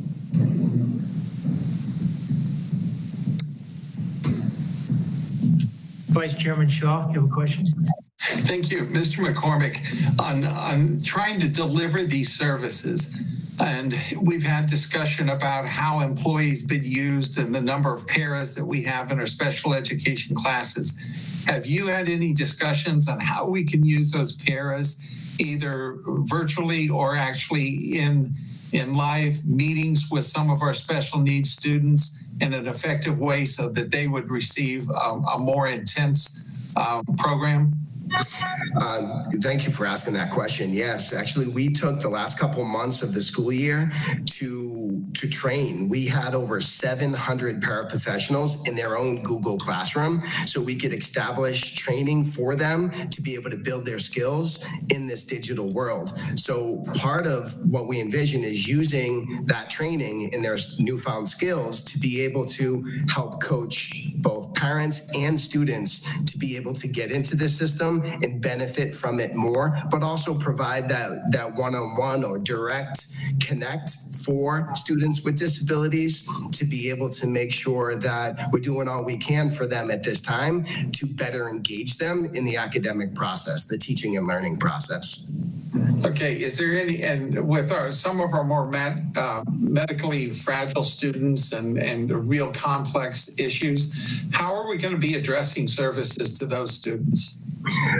So that particular group of students, I'm very concerned about, and especially when we transition back into the school building, because they have significant medical complexities. I'm concerned of the repercussions if infection happens. But so that's one part of it. The other part of it is while in distance learning, we had an opportunity over ESY to be able to set a whole new standard for providing service to our students with disabilities. We required live service on a daily basis. We required lessons recorded on a daily basis. And the feedback we got, specifically even from our administrator over at Royal Palm School, is that she saw better participation from all of those students who participated in the live lessons. So that alone will help improve the level of service. The other aspect of that, Mr. Shaw, is making sure that there are people at home to assist us in making sure that they're engaged in that process. Specifically for our students with significant medical issues, a lot of them are linked up with Medicaid services or agencies. Persons with disabilities. We collaborate with those agencies to make sure we team up with them. So while we're educating, they're supporting on the home side, so we can try to, improve outcomes. Okay, and then just a quick follow-up. And how will we address the issue of students who have various kinds of assistive technology to make sure that that equipment is available? And how would that be monitored at the home in the event that there's some service needed and those kinds of things? Great question. We have a very knowledgeable and dedicated assistive technology team. They know where every single device is, and our data systems track where all those devices are. So at the beginning of the year, even at the beginning, right after March 13th, we made sure that all the devices got to the kids, that they weren't stuck at the school. So we will be working with that team of professionals to make sure that each and every child is using their accessibility, their digital tools, their AAC, augmentative adaptive communication devices for those students who have a difficult time communicating and need a device to do that. We have a team that is willing and able to be able to go and consistently not only update the devices, but train the parents and caregivers on how to assist in utilizing it. And that's a huge benefit for our students and families to be sure that it transcends beyond the educational process and gets more into their daily living and allows the people around them to interact with them better. And how will we provide for speech therapy, OT, and PT? So speech therapy, it's accepted in the practice, teletherapy. So we're actually, in some cases, prior to this point, we've had students make significant progress. Other students did not access the live therapy.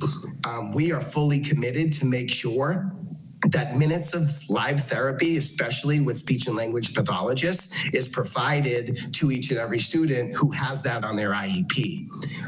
For occupational and physical therapy, it's a little different because their goals are typically to access school in their school campus. So occupational therapy, it's holding a pencil, it's writing, that's more of a direct physical touch and contact.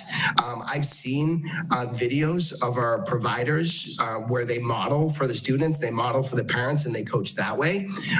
In our physical therapists, it's orientation and mobility a lot of the times where it's standing and moving and positioning. And a lot of our families have, if they get PT at school, a lot of our families get PT at home as well. So it's important for our PT service providers from our system work with the PT service providers in the home. And if there isn't one, we're working directly, one way or the other, we're working directly with the parent or caregiver to make sure we maximize the service the best way we can.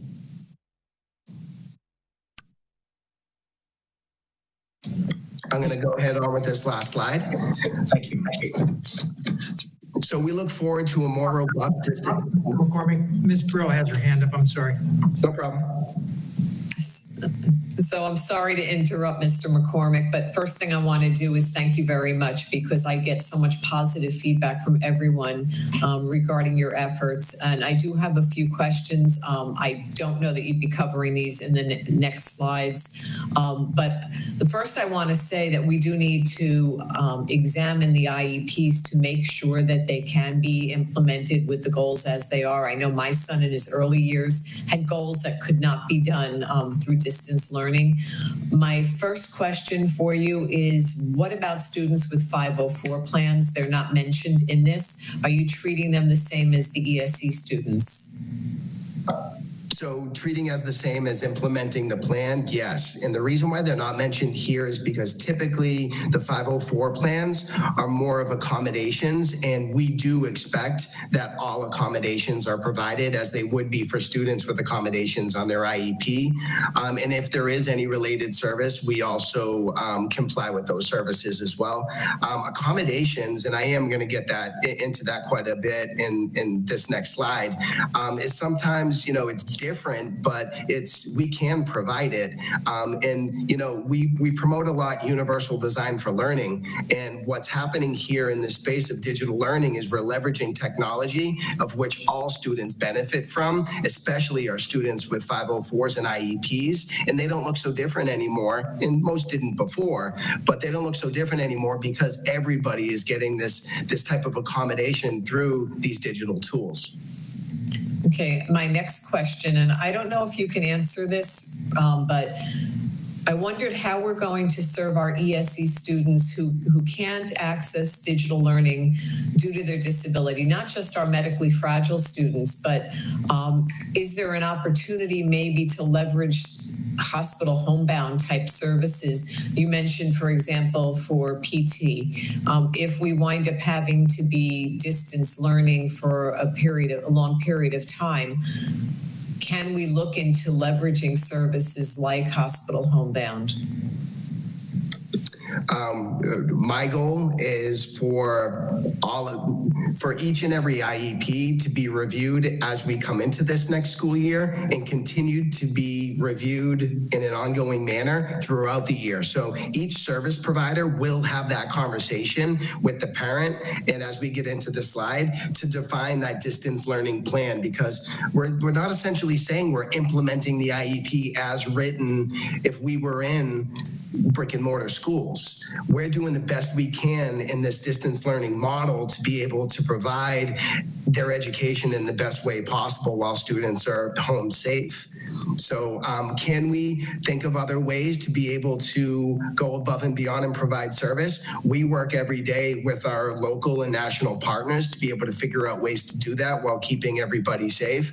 And just speaking with staff, speaking with their supervisors, people want to be able to support their students. They're looking forward to the days that we can go back and, and see our kids again. And watch them progress. And there are some kids that are benefiting. I'm not saying all of them are. Please know I'm not saying all are. But there are some kids that are. And for those who aren't, we're doing the best we can at this time. Thank you. And I think it's important that parents know that there will be the opportunity for compensatory services where we have not been able to meet the students' needs in the manner we're going back. And my last question, and I know that we're going to be discussing the return to brick and mortar later in the presentation, but with regard to ESE specifically, how are we protecting staff and students when we do open up at our programs for our most profoundly disabled students? For example, at Royal Palm School, what is the plan to protect the teachers there?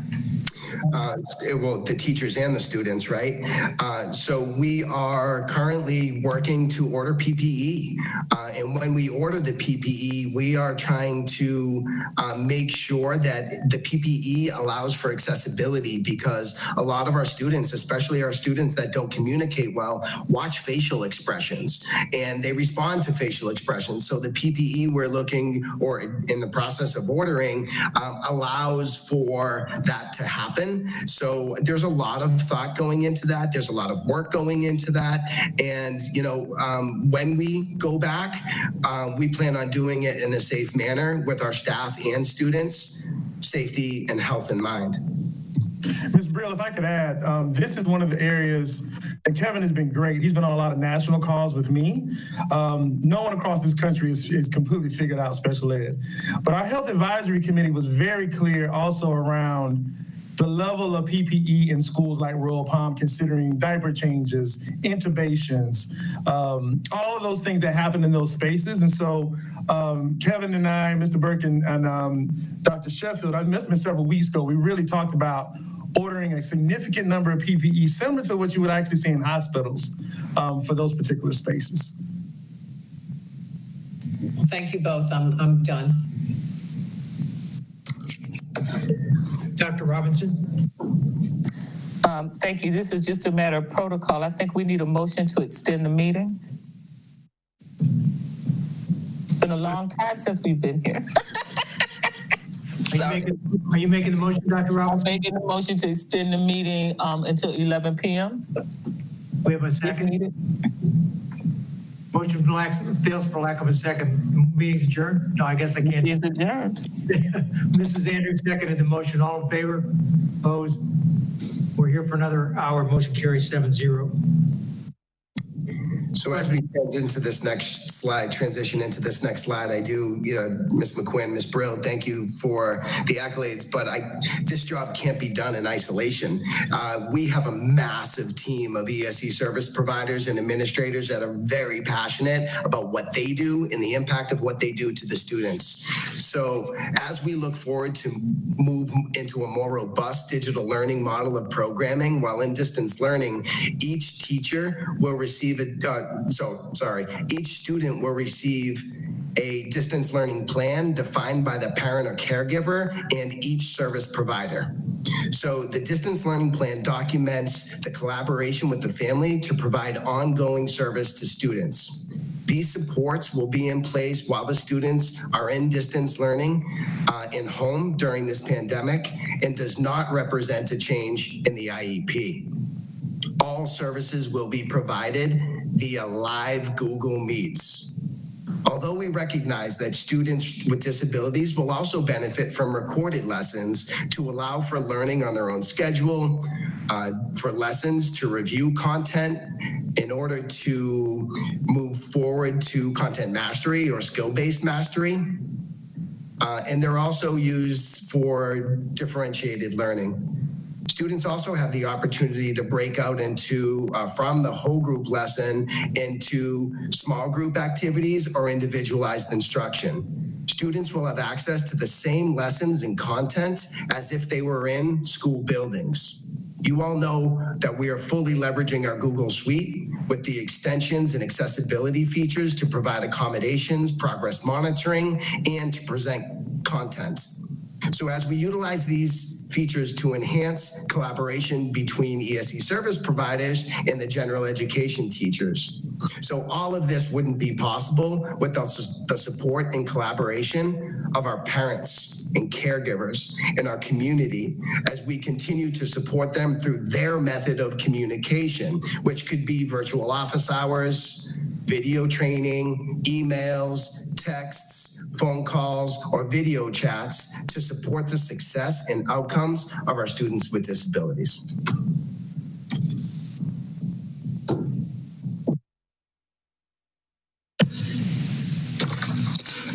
Good evening. So as when we think about our English language learners, there are, just like in the ESC side, we have federal and state requirements that govern our work with English language learners, specifically providing instruction that's comprehensible for ELLs at their language proficiency that is equal and comparable to other students.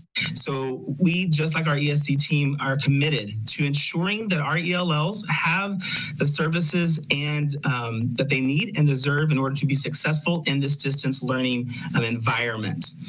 So as we go to the next slide, we have received some guidance from our federal and state agencies over the programs that around the services and how to provide them in a virtual environment. The guidance that has been provided for both Title III for ELLs and for Title 1C for our migrant programs, we are using to just ensure that we are in compliance and following all, emergency orders and things of that nature to make sure that we are living up to our district ELL plan with the ultimate goal of providing quality instruction for our English language learners. Additionally, we have been working in collaboration with our other districts around us to make sure that we are working in collaboration with them and with the Council of Great City Schools on best practices for ELLs in a distance learning environment. So specifically, as we talk about services, our goal is to ensure that the instructional programs support English language development. We will be offering all 4 models that we currently have in brick and mortar, so sheltered services, collaborative, mainstream, and our dual language programs, but they'll all be done in an online format.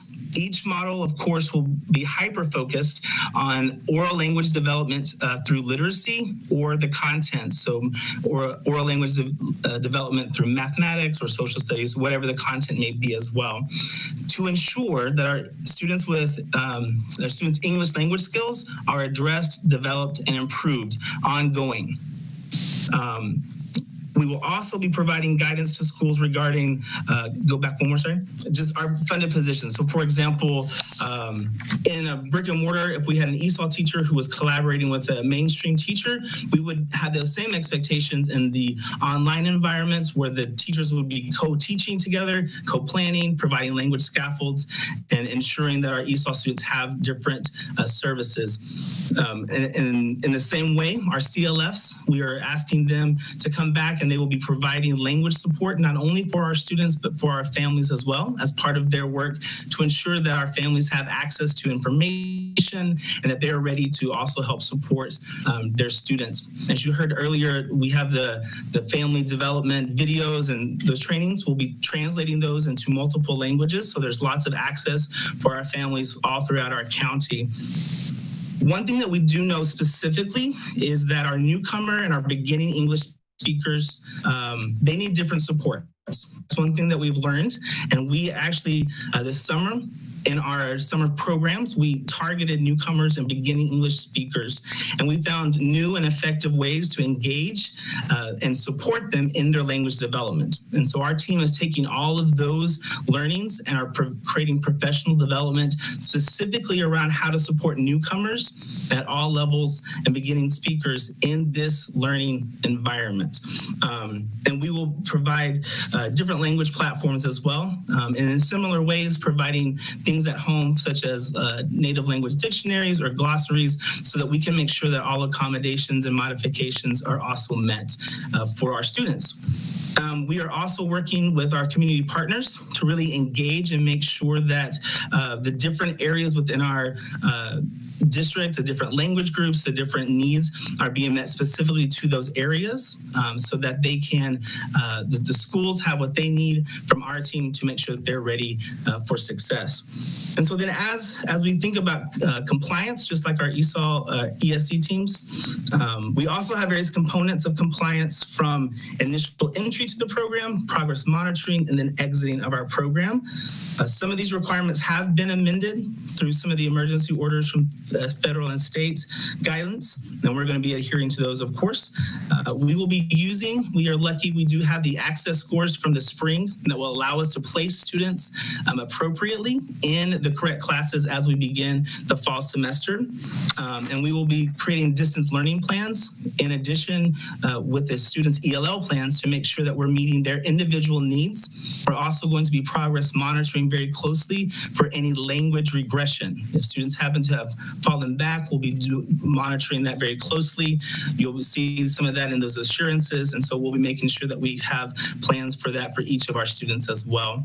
And then in regards to exiting the program, we are still working with the state and our other partners to determine how we do that effectively.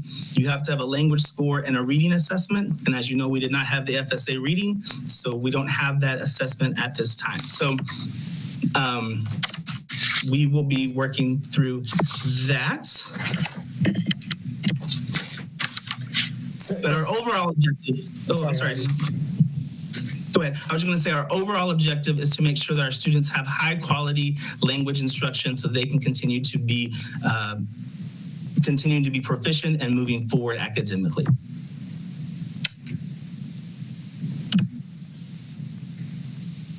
As we prepare for distance learning, we know that the infrastructure is critical. So I think the board is aware that we're preparing to implement a one-to-one mobile computing project, and with the goal to ensure that every teacher and every student has access to a device with a camera for distance learning. As you know, we have over 60,000 student Chromebooks that we've loaned out to families, and each of our teachers should have the appropriate equipment as well. Over 12,000 devices have been distributed to teachers. That leaves the district with a current inventory. As you can see on the slide, it says 32,000. We received about 3,000 devices back from our seniors, so that current inventory of 35,000 devices. We are meeting with principals on Monday to talk about a distribution plan and timeline for getting those other devices out into the hands of our students, and using an equity lens and a prioritization process identified by the regionals.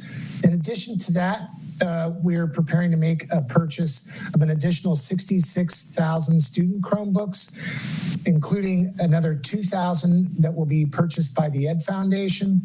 And then we're pretty pleased with this. We've also identified a CTE laptop to meet the needs of our CTE programs, and we're making the purchase of about 14,000 of those student CTE laptops for a total of an additional 82,000 student devices for an investment of $25 million.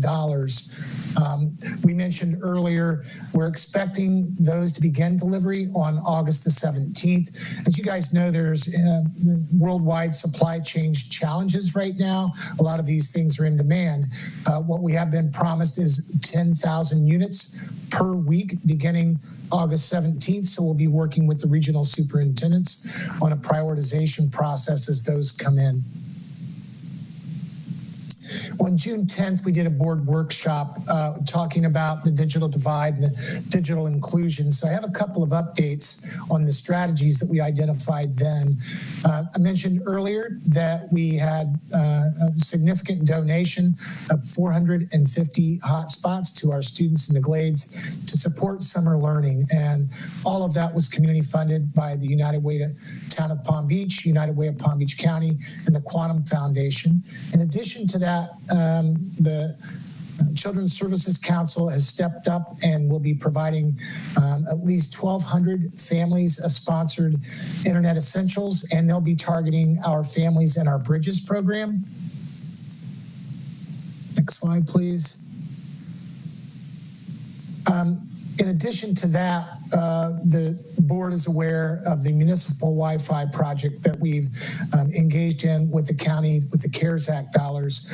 A lot of work has taken place that I just want to quickly outline for you, and then I know that you'll have questions around this. We've identified the county has more than 60 schools where they would like to broadcast a signal from our education network towers. We are working on the agreement with Palm Beach County. We'll be bringing to the board an interlocal agreement.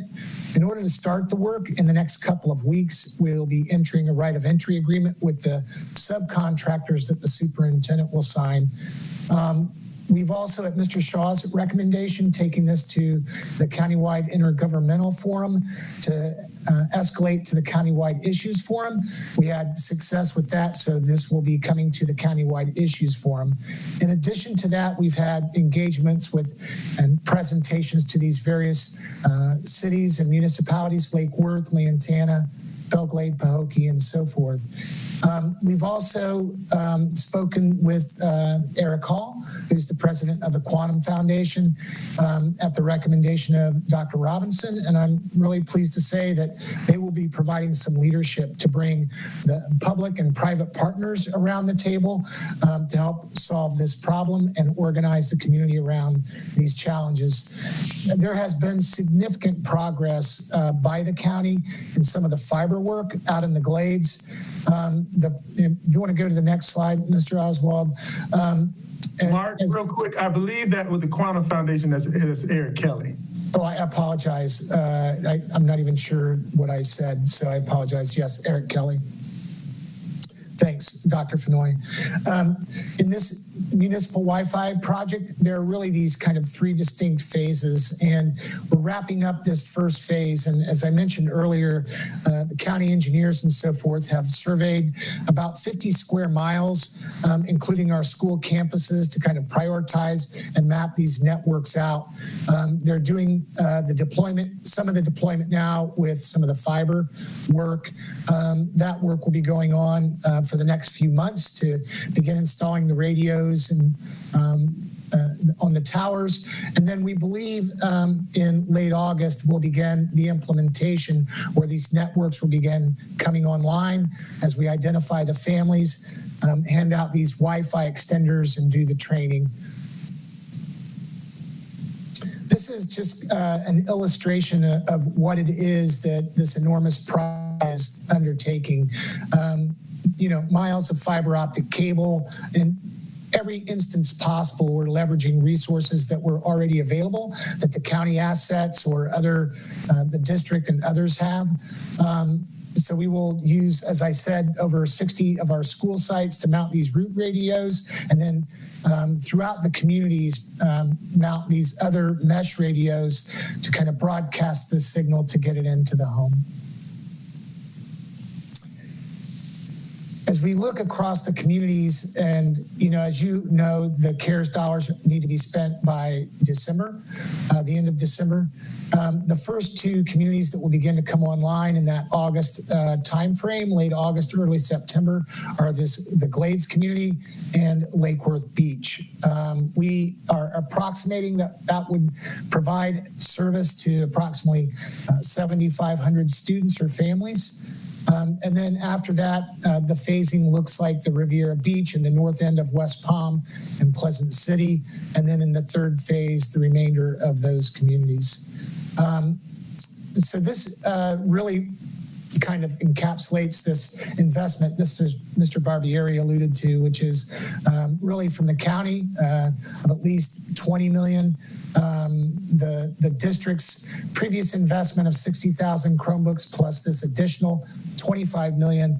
And then our community partners who already donated over $680,000 in laptops to the Ed Foundation, $120,000 for hotspots and Comcast sponsorships. And then we believe that we'll be embarking on a campaign with the Ed Foundation to kind of set a goal and raise money towards these Wi-Fi extenders as our long-term solution.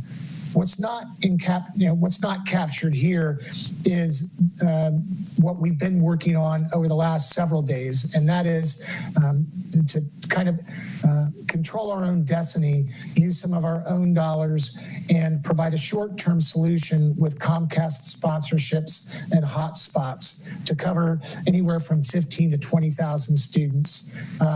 We'll be going into meetings tomorrow with Comcast and T-Mobile to kind of bring that back to the board, and our timeline for implementation is 4 to 6 weeks. There may have been things that I didn't mention, but Mr. Oswald, if either you or Mr. Burke have anything to add, and then we can open for questions. Vice Chairman Shaw, you have a question? For temporary hotspot providing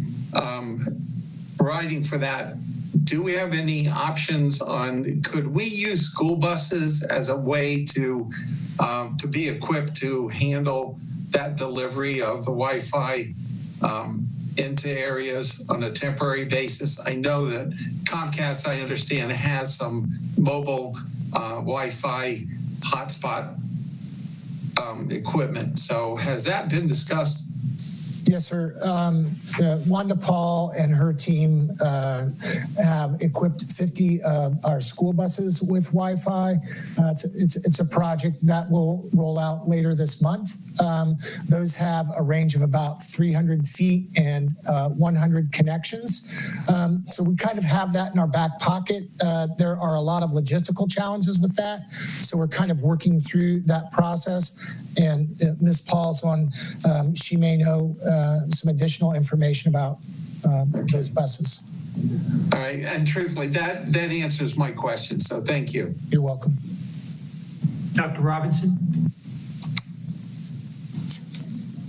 Okay, thank you. So, well, thank you for this good work.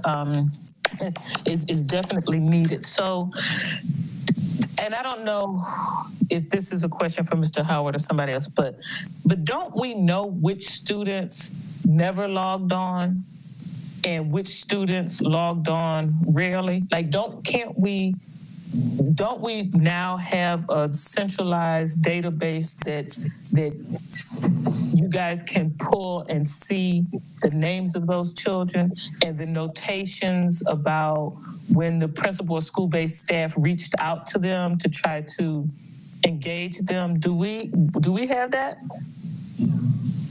Mr. Oswald, do you want to take that?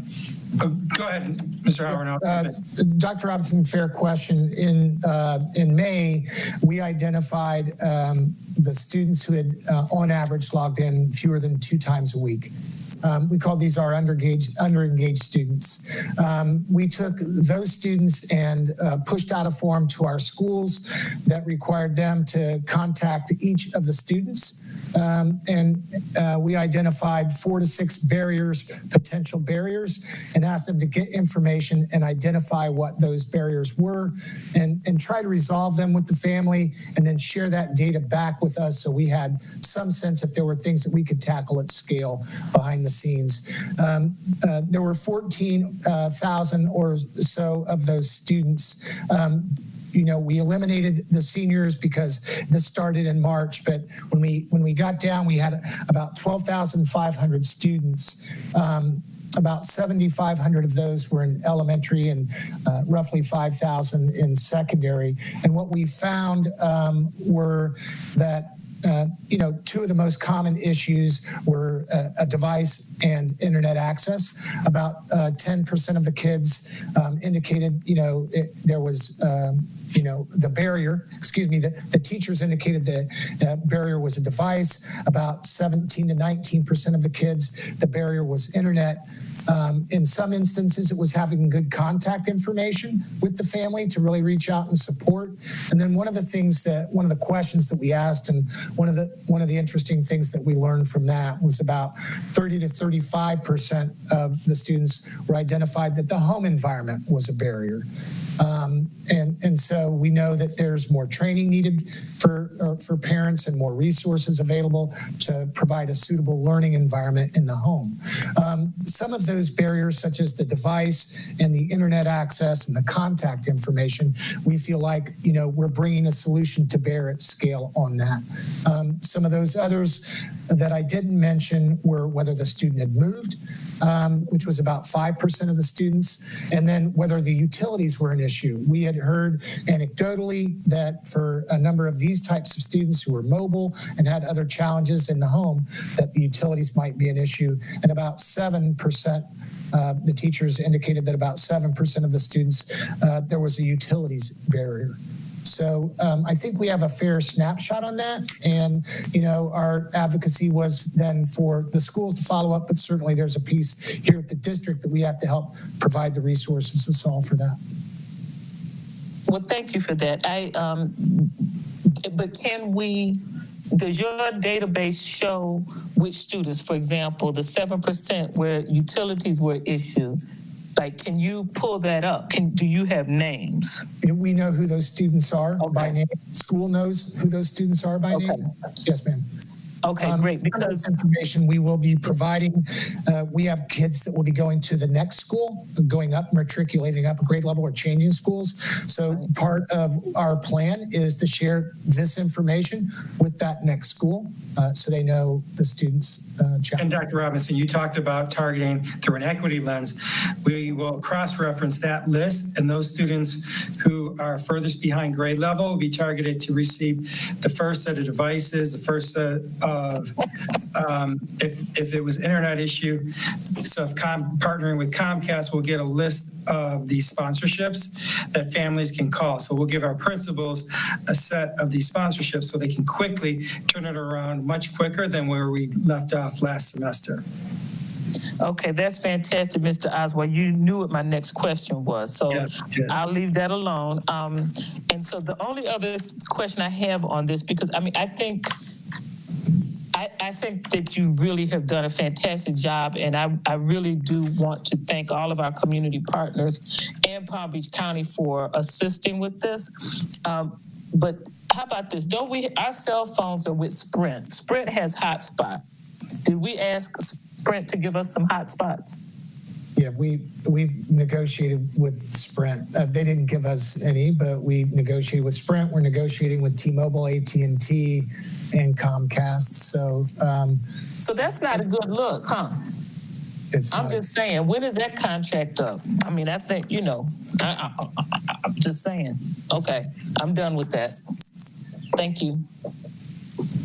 I agree with you, Dr. Robinson. Mr. Howard and I had that same discussion yesterday. It's like, he told me we spend a little over $1 million a year with Sprint. So certainly they can be a good partner here and help us out with some of these kids.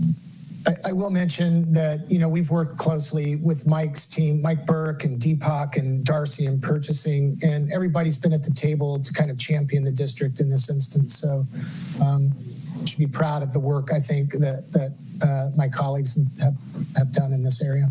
Vice Chairman Shaw, you have a question? Go ahead. Yeah, this is a comment. This goes back a long time ago when the original cable franchise agreements were negotiated in Palm Beach County. That creation of making available the education channel, the governmental channel, and some of the local channels, that was part of the entire original franchise. I don't know how much of that is still active and appropriate, but that may be some leverage that we have in dealing with this issue. And if I can, and this goes into another thing, and we don't need to get into a big discussion on this one, but the one thing that I've not heard any discussion on, and there was nothing in the presentation, is, and you can get back to me or just or in the board on this one. I see nothing about our adult education programs, and I would like to know what options and how we're dealing with our adult education programs. And from my perspective, I think this is something that could probably just be handled administratively, because I think that the issues with adult ed are so different than some of the things we're talking about tonight. But I do want to see some kind of information on how we're going to address our adult education programs. Thank you. Mr. Shaw, we will bring that back. We expect some further guidance from the Department of Education regarding adult education. Mr. Barbieri, if it's all right, I'm going to go ahead and move forward in the presentation. Yes, sir. Go ahead. So we talked about the DOE order and the executive order earlier, so I'm going to go past these slides. You can come back to them if necessary. So at this time, I really want to pivot towards how do we move forward to get back to bricks and mortar schools.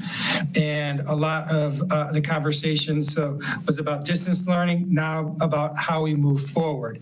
And again, moving forward is really talking about using metrics. And with that, really going back to the reopening plan for Florida.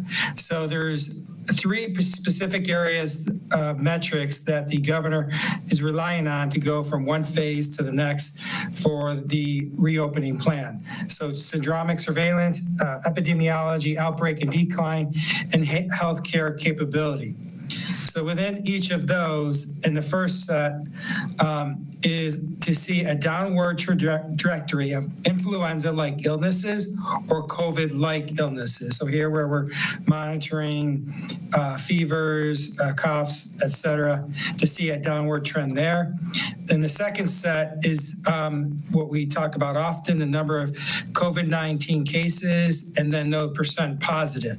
So one or the other there, that there's a downward trend within those. And the last set is really the healthcare capabilities. So the number of beds so that we can serve our patients that are COVID, and then also a robust testing in place for Palm Beach County. So at the time when the Superintendent's Health Advisory Committee met, we were meeting 2 of 5 of those. So what we're proposing is to take these particular metrics back to the Superintendent's Health Advisory Committee to monitor these particular areas to see potentially the 14-day trend of COVID-19 cases decline. So these are the areas that the governor is using, and then each of these to work with the Superintendent's Health Advisory Committee to advise us when we go into the next phase.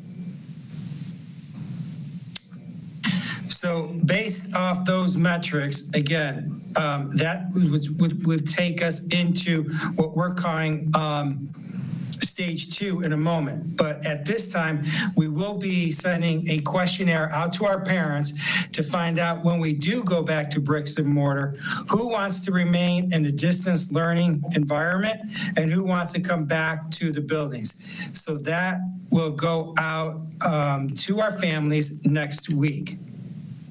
Dr. Robinson, you have a question? Go ahead.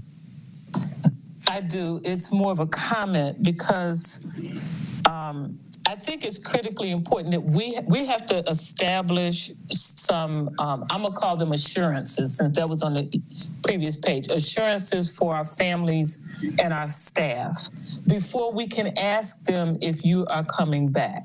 Right. And I think that we might discuss some of these things later, but I'm just saying when we ask that question, we have to say if we're doing social distancing and frequent hand washing and face coverings and whatever, list, the frequent wipe downs at a high touch area, like list those things. If we're doing these things, will you come back? We cannot ask just question, will you send your kid back? Because, or as a teacher, will you come back? That unqualified, I just look at you like you've lost your mind. I mean, we have to put our assurances and then ask the question. So thank you. Yes, and the questionnaire does account for the CDC guidelines, including the social distancing, the wearing of facial coverings, et cetera, in the questionnaire. Thank you. Mrs. Whitfield, you have a question or comment? Go ahead. Yeah, so I've been interested about this. I think that when we send out this survey, it should be really clear about what phase 1 is, what phase 2 is, and asking families if they'll come back then, like Dr. Robinson said, with the assurances. But I also think just explaining what that means to people when we say, would you be willing to come back? And I don't know if we're going to get to see the survey before it goes out this time. I'd really, really like to, so we can understand, I just think if I could have a chance to take it, and we could have a few people take it and make sure that it actually makes sense, because I really want to know the answer to not only how many teachers will come back, how many families would come back, and then what stage they're comfortable coming back in, because I think that that's really going to affect our decision making going forward. And then with all of these things you just mentioned, these benchmarks, I would love to understand if there's a number that's associated with it. I'd love to see that in some documentation somewhere. We have a couple questions for you, Mr. Oswald. First, Ms. Brill, and then Mrs. Andrews. Thank you. And this is more a suggestion, and you don't have to answer now when it would go out. I was going to bring this up when we got to, I guess it's slide 45. But not only should we survey the parents, as been said by Dr. Robinson and Ms. Whitfield, and also the teachers, but we really need to survey all our employees, meaning bus drivers and all staff, just to find out where we are in terms of our numbers, because we can't look at opening up if we don't know who's going to be back. And someone has to determine how teachers, which teachers are able to stay on, if any of them can stay on just virtual due to health reasons or whatever. So I know you probably can't answer this question at this time, but I do think that we owe it to everybody employed by the school district to find out how they feel and whether they do intend to go back to their position. Thank you, Ms. Burrow. We do intend to survey as well. Hopefully that will go out next week as well. All employees as well. And then to Ms. Whitfield's question, we'll work to contact board members who are interested to see the survey. We do want to do that quickly so that we can get that out hopefully by next week.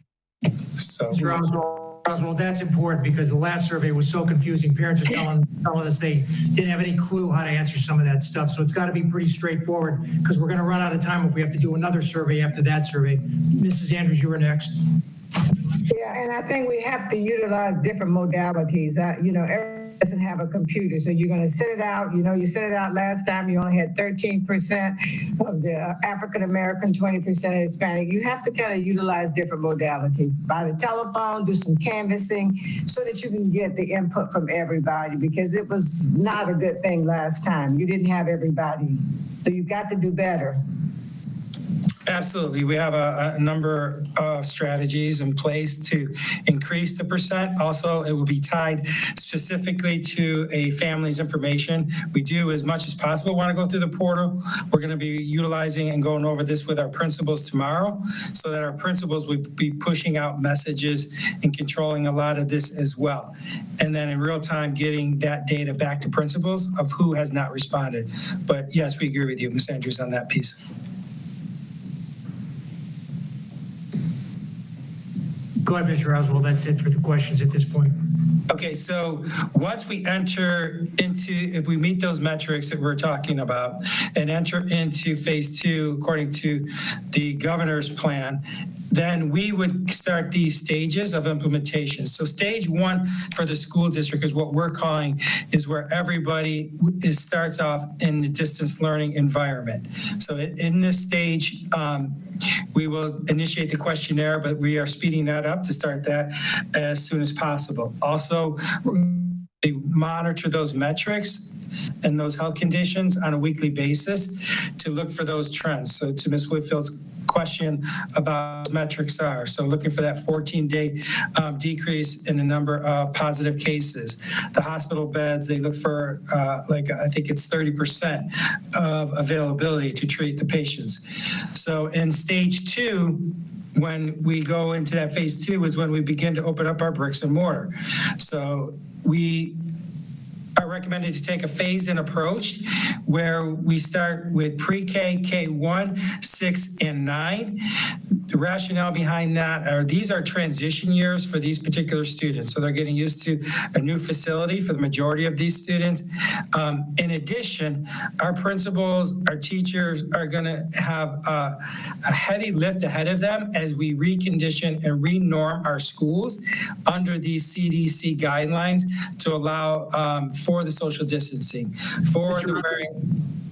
I'm sorry, Mr. Oswald. I didn't know if I have a couple of board members who wanted to ask questions. I don't know where you're at on the slide, but if we could take a couple questions right now, Ms. McQuinn and then Ms. Brill. I am just reiterating Mrs. Whitfield's question in terms of the metrics for us to. I think a survey won't help parents unless we attach a numerical value to the metrics. Thank you. Moving tonight without enough.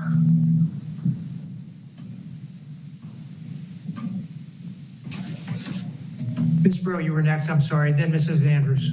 Thank you. And I believe that Mr. Oswald was talking about stage 2 as you came back, and somebody mentioned cluster sites going in at stage 2. I don't know if that's what you mean by the ESC centers. Probably not, but I do support them going back if possible. And then we've all received a lot of emails and had conversations about seniors. Our seniors, this is going to be their last year in high school. So I really would like to hear from the superintendent about, I would like to see the 12th graders have an opportunity to go back right away, because there's so many things that have to be done in their senior year, and this is their last year with us. So to the superintendent, if you could tell us, is it possible to add grade 12 and also the cluster sites? Yeah, I mean, anything is possible. The question is we need to go back to the team and evaluate what that means. So I'm not going to say I'm going to do that today, because our original thought was transitional years. 9th graders have never been on that campus. 6th graders have never been on that campus. Kindergartens and 1st graders typically haven't been on that campus. So, and then that's why you have the 2-week intervals to bring them in. But everything about this process, and the reason why we're doing it in public, is for the discussion. But we have to be able to phase, and then also remember, phasing it in is the only way we can actually control how many kids are in the building. And so phasing that in will allow us to see who's actually coming, who isn't coming, if there's a transmission of the disease, blah, blah, blah. So that is something that we would definitely consider. That was actually an idea we tossed around, but I think the way the deputy superintendent team has created it allows us to get there. But everything is subject to change once we start moving. Right. And just as a follow-up, Mr. Barbieri, to Dr. Fenoy, I appreciate that. I think once we know the number of students that are going to go back, and from the seniors, you'll be able to better analyze it. But you've really answered my overall question, and that is that as we approve this today, this is a work in progress. So this isn't carved in stone, and that you will get back to us on these suggestions. That I would argue to the board that there's not a superintendent in the country that has a finalized plan. It does not exist, and let's be clear, we could have presented you a plan 3 weeks ago. And then last Monday, all of that would have went out the window. So we have to be honest around there are external factors that neither you or I can control, but we must react to it.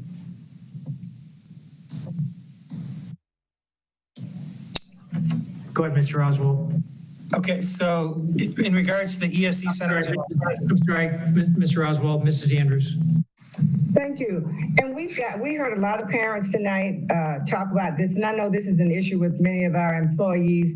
When we begin to stagger into the different stages, you've got some, you're going to be bringing some teachers back, and their children might be on virtual distance learning. So we've got to kind of think about that. And then you had some parents talking about maybe their child was going to go back, and then the other one would be left at home. So that's an issue. So when you're talking about surveying parents about what they want to do, if they're having any obstacles about any of this that we're talking about, hopefully there's going to be a line there that they can tell you what their concerns are so that we can try to address them. We may not be able to meet everybody's needs, but we need to know what kinds of conditions and trouble that's bothering people. Because when they read this, they saw that maybe they had 3 kids in their house, or it could be an instructor that had to come back, and they didn't know what to do. So there should be a little line in there, a little paragraph. What's your issues as it relates to coming back and doing this plan? So I hope you know what I'm talking about, because we heard a lot of people talk about that tonight. Mr. Oswald, I have a couple questions for you also. For an example, AP, Mrs. Andrews, thank you. AP biology, we have a 9th grader, a 10th grader, and an 11th grader in there. The 9th grader is back in his classroom. The 10th and 11th haven't come back yet. How are we going to deal with a class like that? That's my first question. I'll give you the second one after you answer that.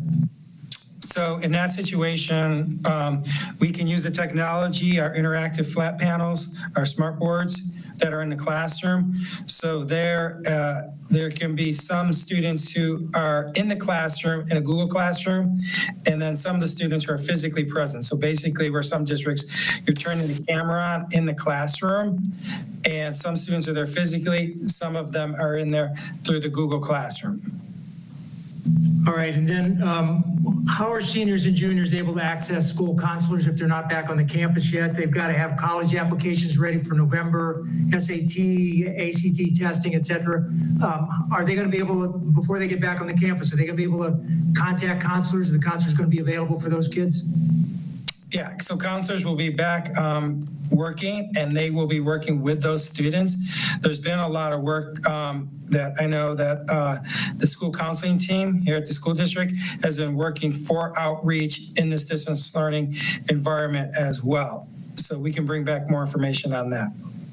Yeah, that's important. A lot of the parents have been emailing me if they have kids that are trying to apply for colleges. There's also the question, they weren't able to take the SAT exams at the end of last year because they were canceled. Now we're scheduling them for, I guess, College Board has them for August and September.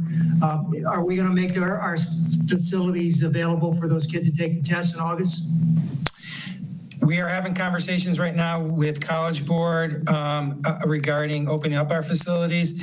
At the time, we're just reviewing their guidelines around social distancing and what we can provide in a safe environment. So we're looking at that. We're going to do our best to ensure that we offer that. We know that's critical for our families to offer that SAT test and ACT. Okay, because a couple of parents said there's some private sites that they can go and get the testing, and they don't want to miss the opportunity to reserve those spaces if we're not going to have a place for their kids in August. So can you get back to us as soon as possible on that one? Yes, I've heard from many families regarding that concern as well. Okay, Mrs. Whitfield, go ahead. Thank you. I just had an idea. So my understanding is the reason why we have certain groups coming back in the first stage and certain groups coming back in the second stage is based on trying to make sure that we don't overload the system at one point or another. We make it so that we have so many students that show up and we don't have the number of teachers for that. So one of the things I would propose is that we, on a school by school basis, not that you have to publish this, have the principals know how many teachers they would need for stage one. And then if the appropriate number of students don't show up for that, then without waiting those 2 weeks, we could open to another group within that school. So like Ms. Brill said, we could bring back the cluster sites on the early end if we knew there was some space, because I agree that the clusters to me are just a huge important group of kids that need to get that face-to-face time if at all humanly possible. So maybe rather than saying this group then that group and this grade then that grade, we say in this priority order, this is how many students we can handle in stage one, and then in stage two, and then in stage three. Does that make sense? I don't know if that'll help. Yes, absolutely. We'll take that back and review it. And as Dr. Fenoy mentioned earlier, I think we will review that, but Ms. Whitfield, I want to be very clear about something. These will not be static numbers. So what I mean by that is, if there's an outbreak in a school, then the number you had of teachers yesterday will not be the same today. And so I think we have to be so the reason why I appreciate the academic team putting the 2-week window in, because it's a benchmark. We will, every 2 weeks we will, but listen, we control, if there's a school that has no kids, we can always say, hey, you guys go now. The 2 weeks, the standard, the minimum standard. We can adjust everything else, but it gives parents some sort of, and I'm speaking as a parent, it gives us some sort of benchmark to know when should we start thinking about that? Because even the 2-week window could be extended if there's an uptick in cases or there's no teachers for the kids to go in there. So we have to just set this standard right now, and you're the board. I'm the superintendent. We can adjust it as we deal with it in real time.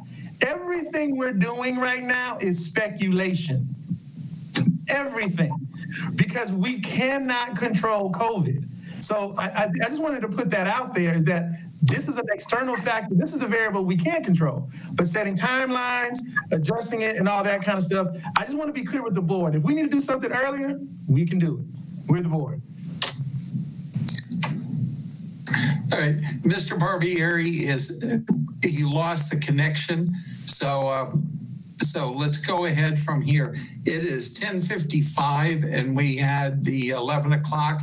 So what is the pleasure of the board, and either an extension or try to come up with how we want to close out by 11? So it looks like Mr. Barbieri, are you back? Yes, sir. I'm sorry. Okay. All right. I just asked him what's the pleasure. We're at 10:55, and what's the pleasure of the board? Do they want to extend, or do they want to come up with something to close out with the items? I know that we had Mrs. McQuinn's issue that she wanted to discuss, so the board needs to make some direction on that. So does the board want to extend the meeting for another hour, half an hour, whatever it takes? If so, we need a motion. Mrs. Andrews? Yes, I make the motion for 1 more hour. Second by Ms. Brill. Any discussion? Opposed? Reluctantly?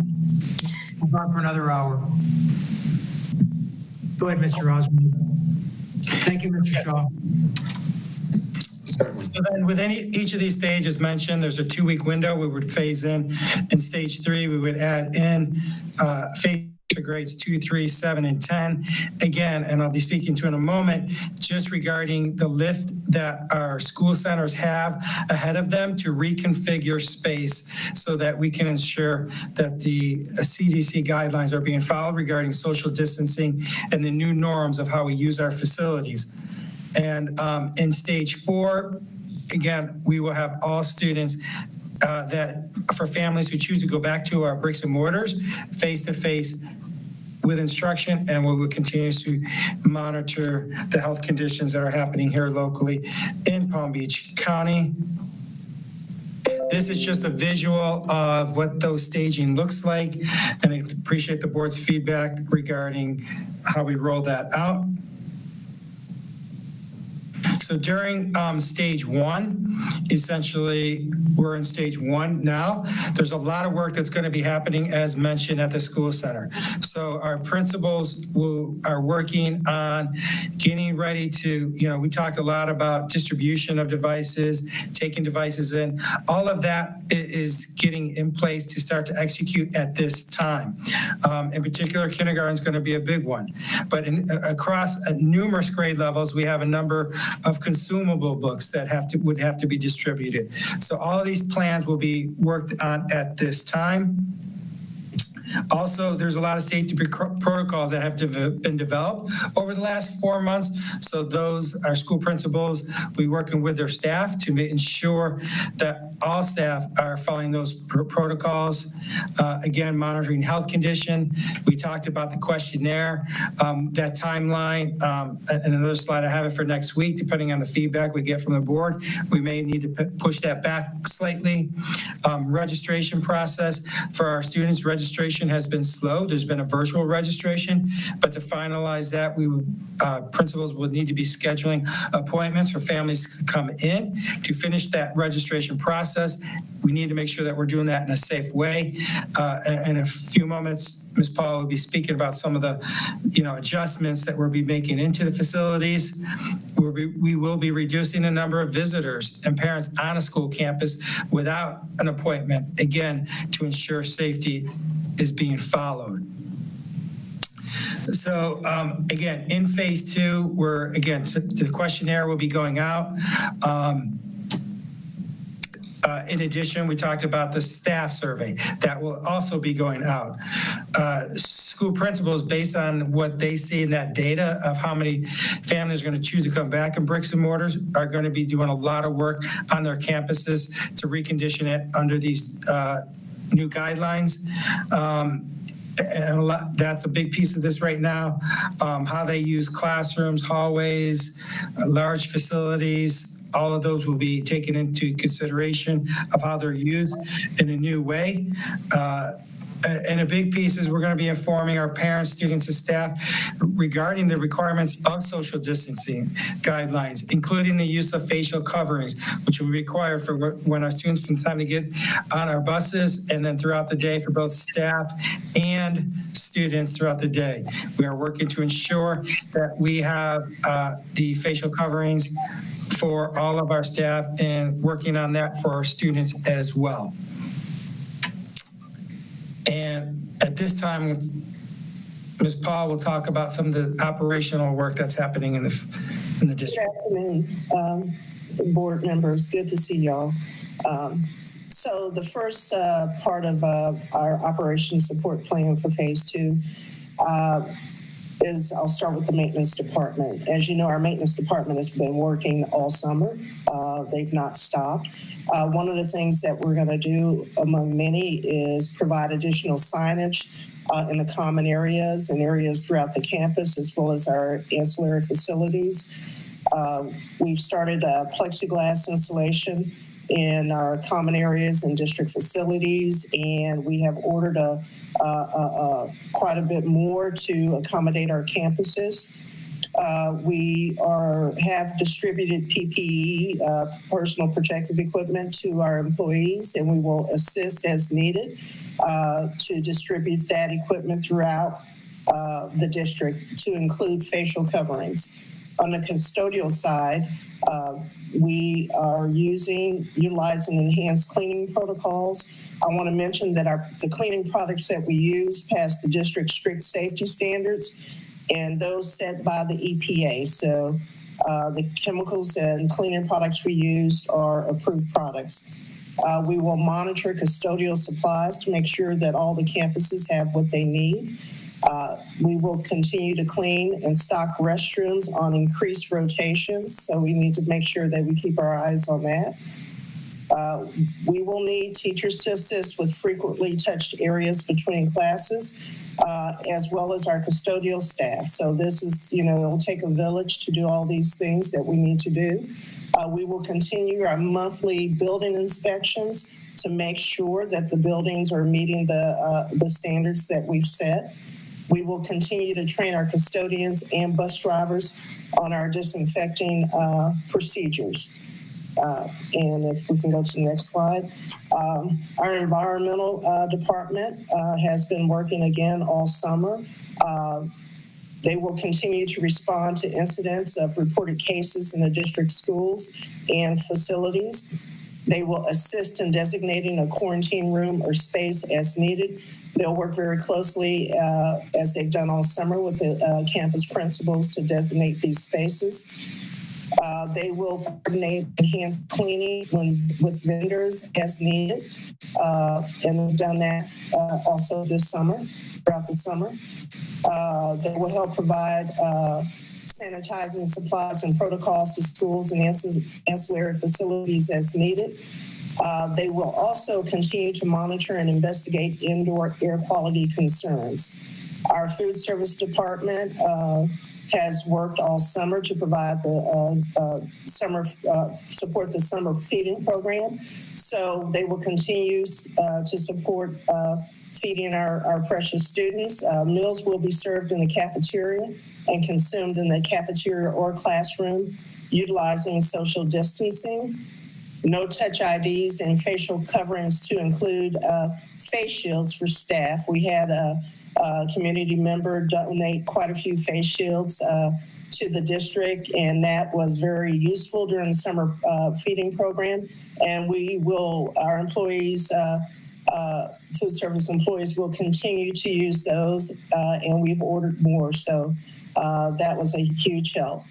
We will continue the grab and go food service for distance learners. So we will continue that program. And again, additional signage for social distancing in the cafeteria and areas. And then also daily enhanced cleaning. Let's talk about transportation for a moment. We have electrostatic sprayers. We've ordered more. This helps us to quickly disinfect the buses. Bus drivers will wipe down high-touch surfaces and hard surfaces on buses between routes. The regular routes will be followed and adjusted as needed for actual ridership as we ramp up to starting school and fully occupying our buildings. Social distancing as much as possible and as much as feasible on our buses. Use of facial coverings are required on all of our buses. And then I believe Mr. Howard spoke previously about the 50 buses that we are equipping with Wi-Fi to increase connectivity in select neighborhoods as we can.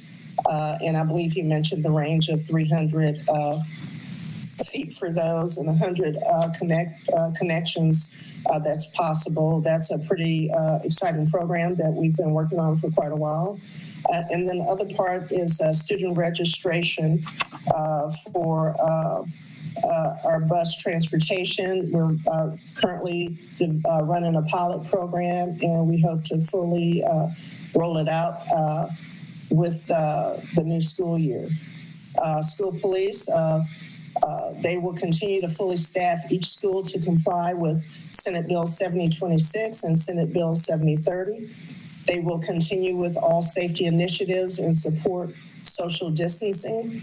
And they will provide continued coordination through our Tactical Operations Center. All police personnel will be utilizing appropriate PPE and social distancing measures. So that's what I have from the operations support side. Thank you very much. This is Paul. I'd like to ask you a question, and maybe you covered it while I was trying to figure out what was going on with my computer. Are we putting anything on the teachers' desks in the classrooms? Did you cover that? Is there going to be plexiglass on the teachers' desks? So we're going to start with all of the common areas. We've ordered a lot of plexiglass, and we'll continue to that process. So we'll start there, and then as more comes in, we'll continue to try to evolve that to other areas of the school. Okay, I saw 3 hands. First, Mrs. Whitfield, then Mrs. Andrews, then Dr. Robinson. Thank you so much. Ms. Paul, I think you said good afternoon when you started. I wanted to correct you on that. I just thought it was. I'm sorry, good morning. Good morning. All right, that's where we're headed right now. So a couple of things. The first one, obviously, I'm always obsessed with food service and how we're going to feed our kids. One of the things that has come to my attention that I wanted to bring forward here is the concerns about some of the rules that the USDA has around our ability to service kids during both distance learning and during hybrid education options. Just making sure that if at all possible, we can ask our state and federal leaders to really make those changes that are necessary to make sure that we are able to serve a student no matter if their homeschool is really, really far away from where they live. If their school that they're going to is far away from where they live, that's a big concern for me. And then also making sure that we're able to service those virtual learning students, even if we go back into the hybrid time. So that's been huge. I've been trying to talk to some leaders myself, but since we're on a call with so many people watching, I just want to point that out and make sure that if you know anyone, you can help us with that. The question I had for you was around the indoor air quality concerns. I had a parent write me and say, you know, aren't all our air conditioning systems interconnected, and can we be reasonably assured that, you know, we're not passing them around disease around the school when we get back? Is that something that we can even attempt to mitigate, or is that just too difficult? Well, I'm sure you're familiar with our maintenance director, Stacy Marshall, as well as our environmental director, Paul Strauss. And they have been working very vigilantly to make sure that we meet the specifications of changing filters as required by the manufacturers. But one of the things that we're looking at is what would be the cost to change them more frequently across the district. We're a large district, and so that's something that we're currently working on. And of course, we need to work with our finance chief, Mr. Burke, to see if that's even economically possible for us at this time. But that's one of the things that Mr. Strauss does. He helps us monitor the indoor air quality. He has an amazing team. And so when we have issues, we're very aggressive about trying to deal with them.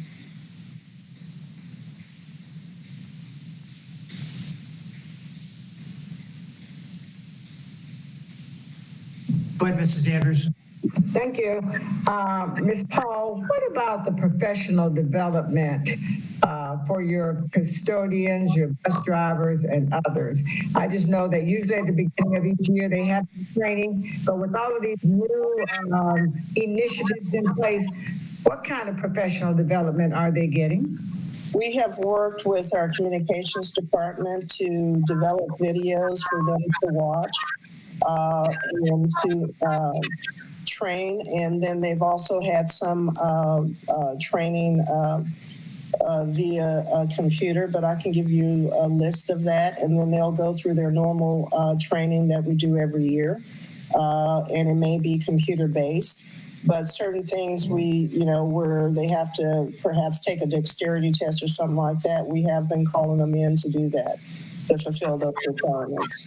Let me just follow up with that, because I've just heard there have been some concerns with that, especially with computer access for the training that they've been offered. And the last question would be with the police who are stationed at the schools.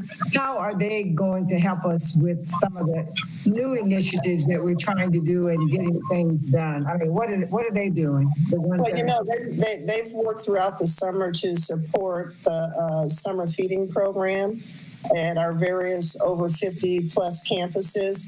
In addition to that, they've been doing their own training that they normally would do. So they have been intricately involved in everything that we've done in terms of trying to ramp up to the start of school. So I can provide that through Chief Kitzrow, a list of some of the trainings that they've already accomplished and what the plan is going forward. I just wanted to say one thing to the board. We're also in communication with SEIU on this. Back to Ms. Whitfield's. I'm sorry, it's late. Ms. Andrews' statement about our training, and so working with SEIU and Ms. Paul and her team have done a great job. But they are going to be helping us with all of these changes and communicating with their employees as well, the ones that aren't at work right now. So they are also committed to helping us make sure that the SEIU employees get all the training that they need as well. Dr. Robinson. Thank you. First, I have some questions for Mrs. Paul, and then I'm going to need to go back to Mr. Oswald because I was raising my hand before without realizing my camera was off. So for Mrs. Paul, first, would you just provide us with some follow-up information regarding the types of air conditioning filters that are most protective? I'm assuming that your staff, Mr. Strauss, probably has this answer on the tip of his tongue, research, but it concerns me because, one of the many things that's unknown about this virus or has yet to be proven is to what degree aerosolized virus can cause infection. And so I suspect that we need more than the usual filters, but that's not my area of expertise. So I would just like to have that follow-up information. I would ask that we look at, and I don't know if I missed this, but that we ask bus drivers to deliver meals in both phase 1 and phase 2. So we are currently, Dr. Robinson, working with the two departments. There's been much discussion on that opportunity to keep our bus drivers engaged, and we will bring that back to you at a later date, but we are working through that right now.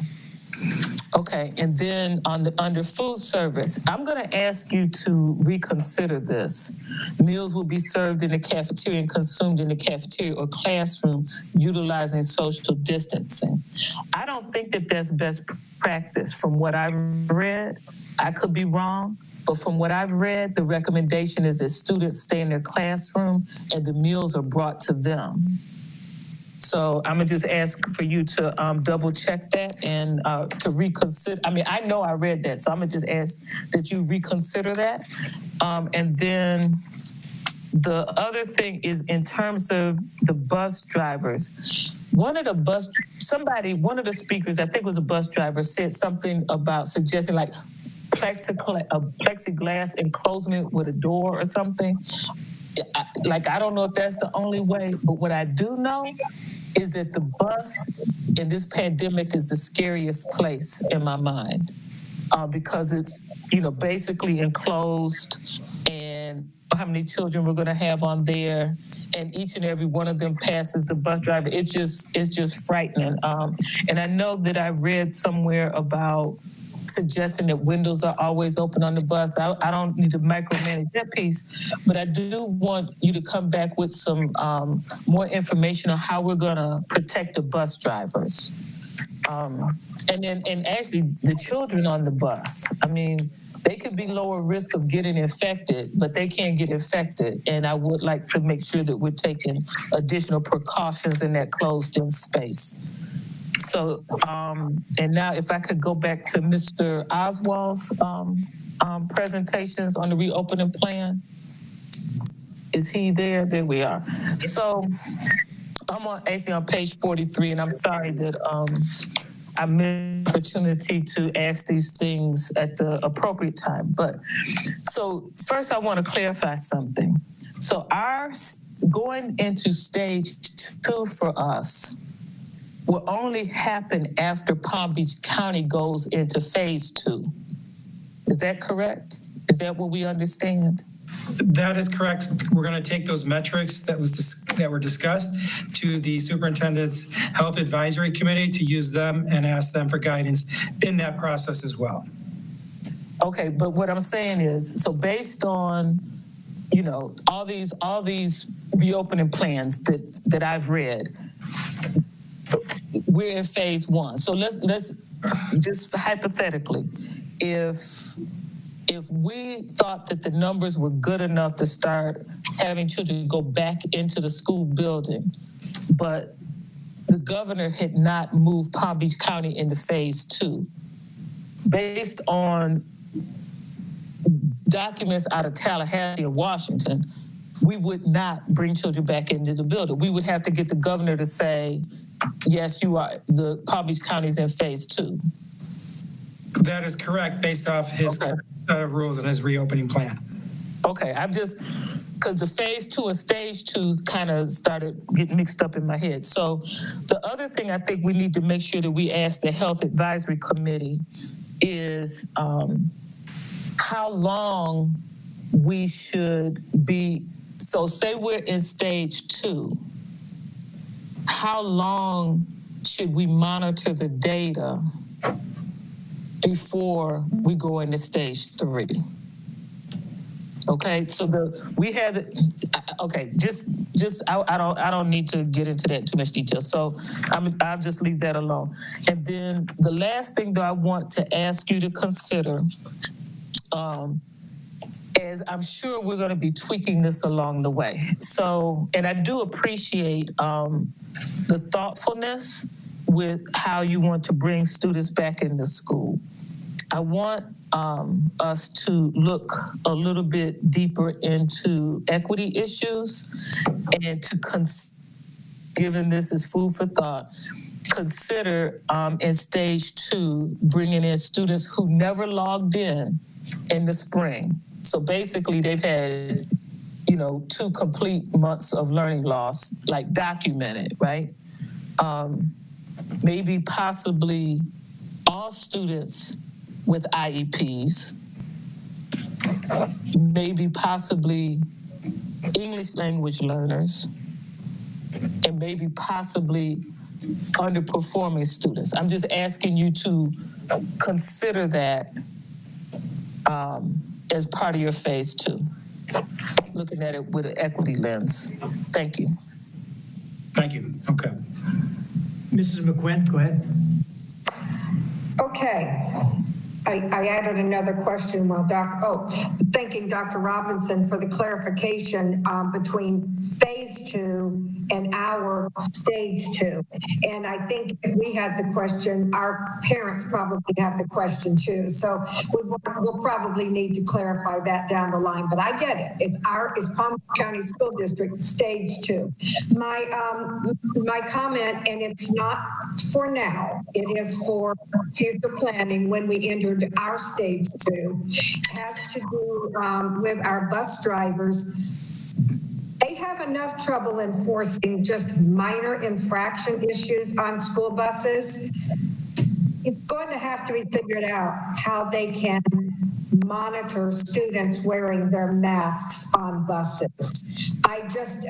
Our poor bus drivers, and I do want to thank the bus drivers for such respectful, positive feedback to us tonight also. But the mask situation in terms of them monitoring it is problematic. Thank you. Mr. Shaw.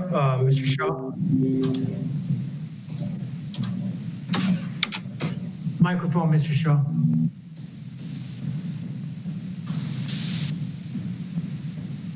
I thought I turned it on. Mr. Oswald, I got an email from a teacher that I'm sure you all have addressed this, but I'll just read it. Most high school classes are mixed classes and many of them don't have smart boards yet. All electives are mixed and don't have the board. So what is your response? How are you all handling that issue? Because that has to be, some of the teachers listening, that has to be an important question for them.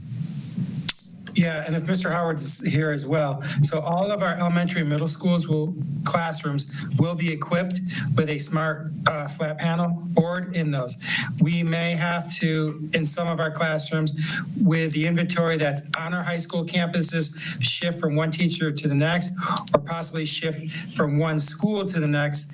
The flat panels from some of our elementary and middle schools that would not be being used at that time, and prioritize based on those mixed grade levels based on a particular course. In addition, the flat panels for our high schools are due to come in this fall. Mr. Howard, are you still there? Yes, sir. We have currently 511 interactive flat panels and technology trailblazer classrooms in the high school. Another 2,200, I believe, are what we were looking to expedite. Every media center has an 86-inch flat panel in every school. So we have 511. So you're right. There are in each of the Trailblazer classrooms, there would be a flat panel on a high school campus. And we're looking to kind of vendor to expedite getting those in by maybe the November timeframe. All right, Ms. Brewer, you were next, and then Mrs. Whitfield.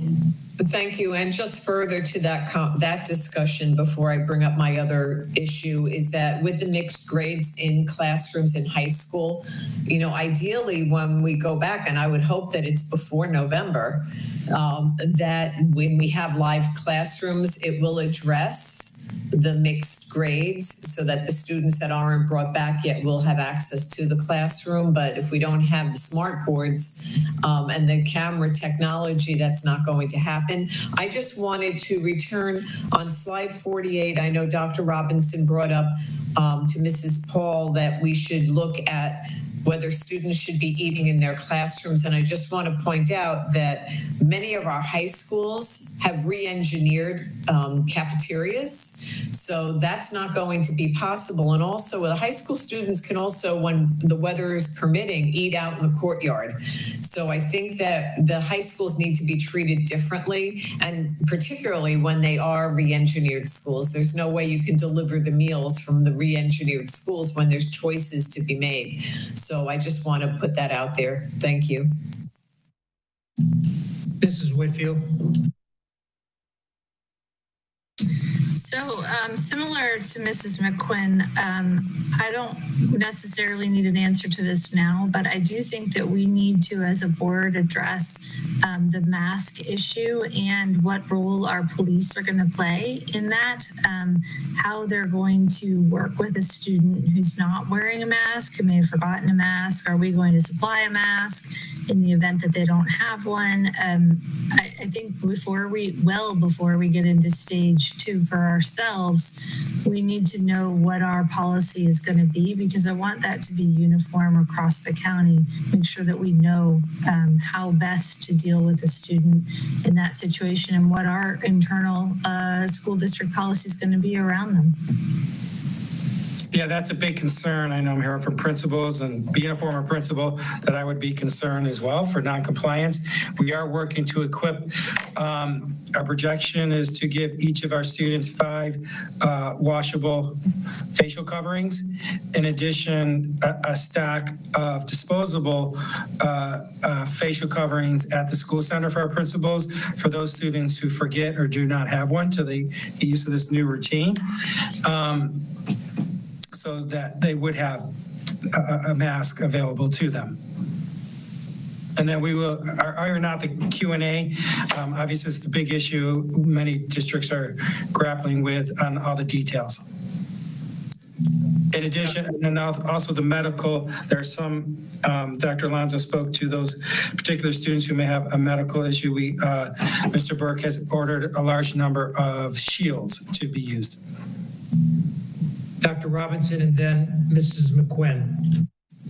Thank you. So 2 things. First, let me start with that one. So I personally think that we should use face shields more often than masks, right? And I think that because I believe they provide more protection. I can defend that later. But the other thing is that they're washable. So like, I don't know what we're going to do with these masks at the end of the school day. right?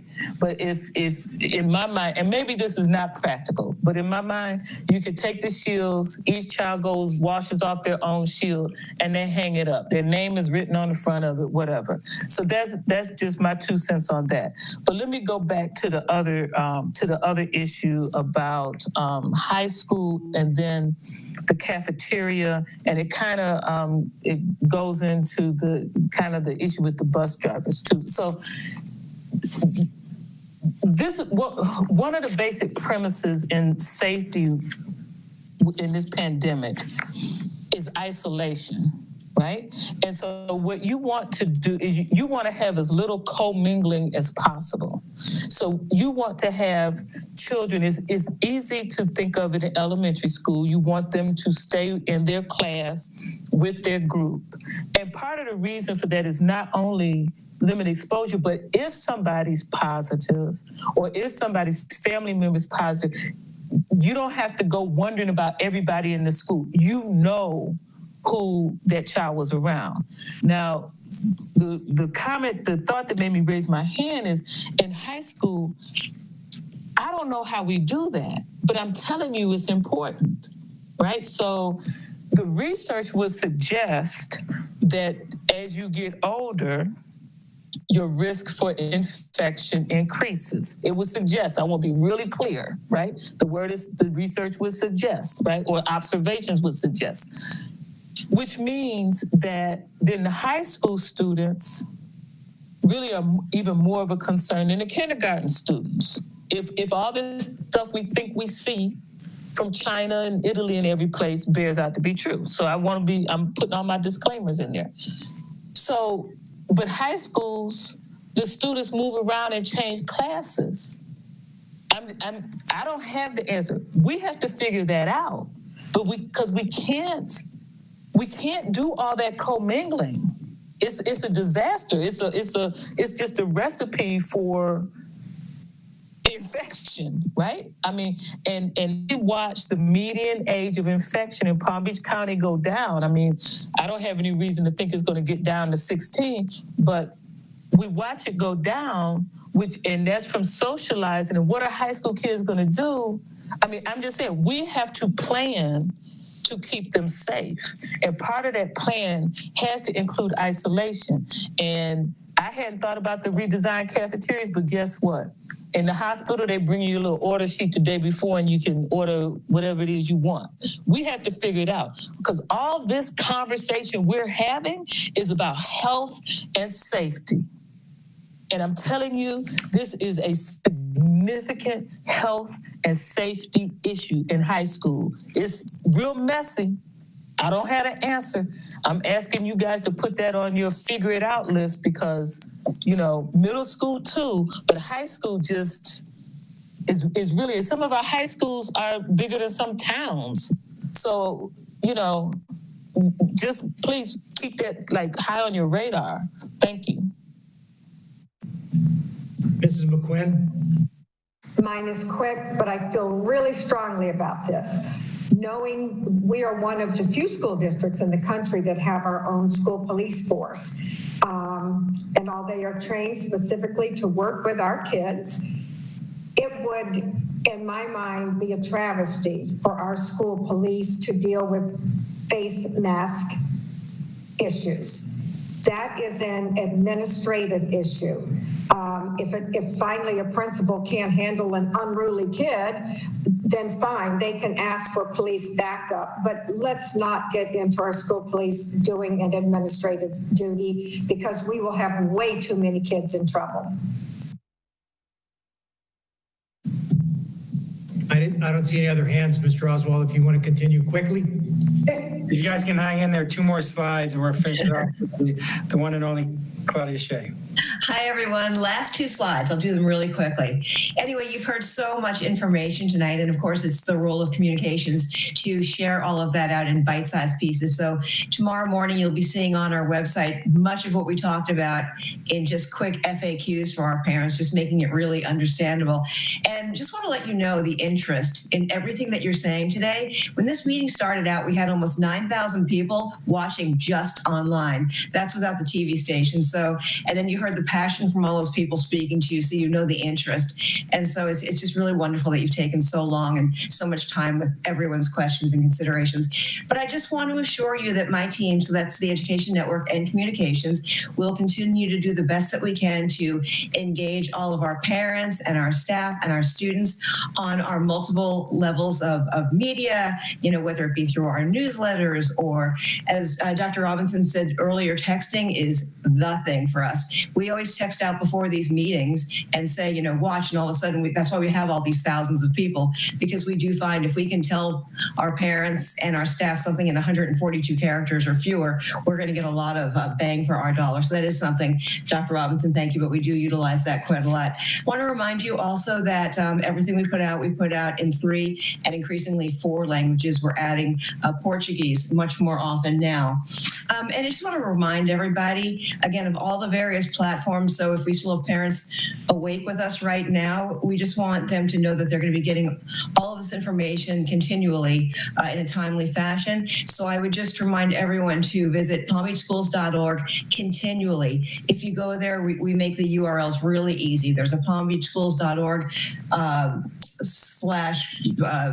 feeding sites, or there's another one about reopening schools. And, you know, so we just have all of this information there, summer programs, virtual field trips, registering for school, anything that you need, how we clean our schools, all of that is right there. So I encourage our families just to really pay close attention to our websites if they can, also accessible on your smartphone. Dr. Fenoy, of course, keeps in contact with our parents, usually through video messages or emails. And I'm pretty sure that Dr. Fenoy asked me about sending out an email to all parents and all staff tomorrow morning. So that will pretty much deal with everything that you discussed in a bite-sized amount tomorrow. So we'll be sending that out. Of course, the board members will be seeing that first. Live streaming is what we're doing right now.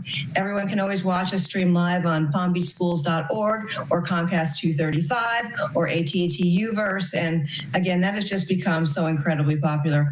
Want to point out too that our phone bank was really, really important. So when we closed down our schools on March 13th, we knew we were going to have a lot of questions. So I believe it was on March 11th or 12th. Dr. Fenoy allowed us to open up phone banks, and multicultural and transportation really helped us out there. We set up in the back of the cafeteria. We were several feet apart, and we had hundreds upon hundreds of phone calls over the next 3 weeks. And IT with their service desk was tremendously helpful too. They handled all the computer questions, the device questions, but we handled everything from where do I go for a feeding site to how do I even get a device to I'm afraid to start distance learning. I don't even know how to log in. How do I find my child's ID number, which is still a big consideration. So that's another one of those very short stories that we're going to be putting out in the next couple of days. 30, 40-second story about here's how you find your child's student ID. Because if you don't have that, you can't get into the portal and you're just stopped, you know, dead in your tracks. So we're going to be sending out all of that information. And then Mr. Oswald, if you can go to the next slide, which is the final slide in the entire deck. Newsletters, I'm sure you're aware, Communications puts out 4 newsletters every week. We put out The Source, which is for all of our parents. We put out The Link, which is for our employees. We put out a Haitian Creole and a Spanish newsletter. So that's 4 every week. Social media has just gone crazy. We hired a new employee. We stole her from Channel 5 about a year and a half ago, and she has just our social media numbers are going crazy. And in fact, it's been so important because that's where we get all of our questions. And that's sort of how we know how to direct our messaging. We'll get, you know, hundreds of questions on this. And so we devote stories to that, or we change our website to reflect those kind of questions and answers. So it's just been a tremendous source for connecting with the public. Again, generating videos, we continue to show your penny at work. The tremendous work that Wanda and her team are doing with sanitizing the buses and the schools, everything that we're doing with the technology end of it. I'm so tremendously excited that those communications communication towers that 10 operates on the school district campuses that Mr. Howard referenced earlier. 61 of them, we're starting with 3, which are going to be equipped with the radio equipment on top because of that partnership with the county. So we'll be able to put out free Wi-Fi into at least 3 communities to start, with the hope of over the year incorporating 61 of those. So that's just, I'm so excited to see those polls have some use again. Parent Link, that's how we send out all of our messaging to our parents and our staff. As I mentioned, the texting, the calling, the emailing, and all of that is done in 4 languages as well. And then the YouTube channel. So last week we had a technical difficulty. So we said, okay, this week we're having no technical difficulties. We're going to have 2 channels of YouTube audio. So if we have a problem with one of our links, we're just going to switch over to the other one. Then we took a lightning hit.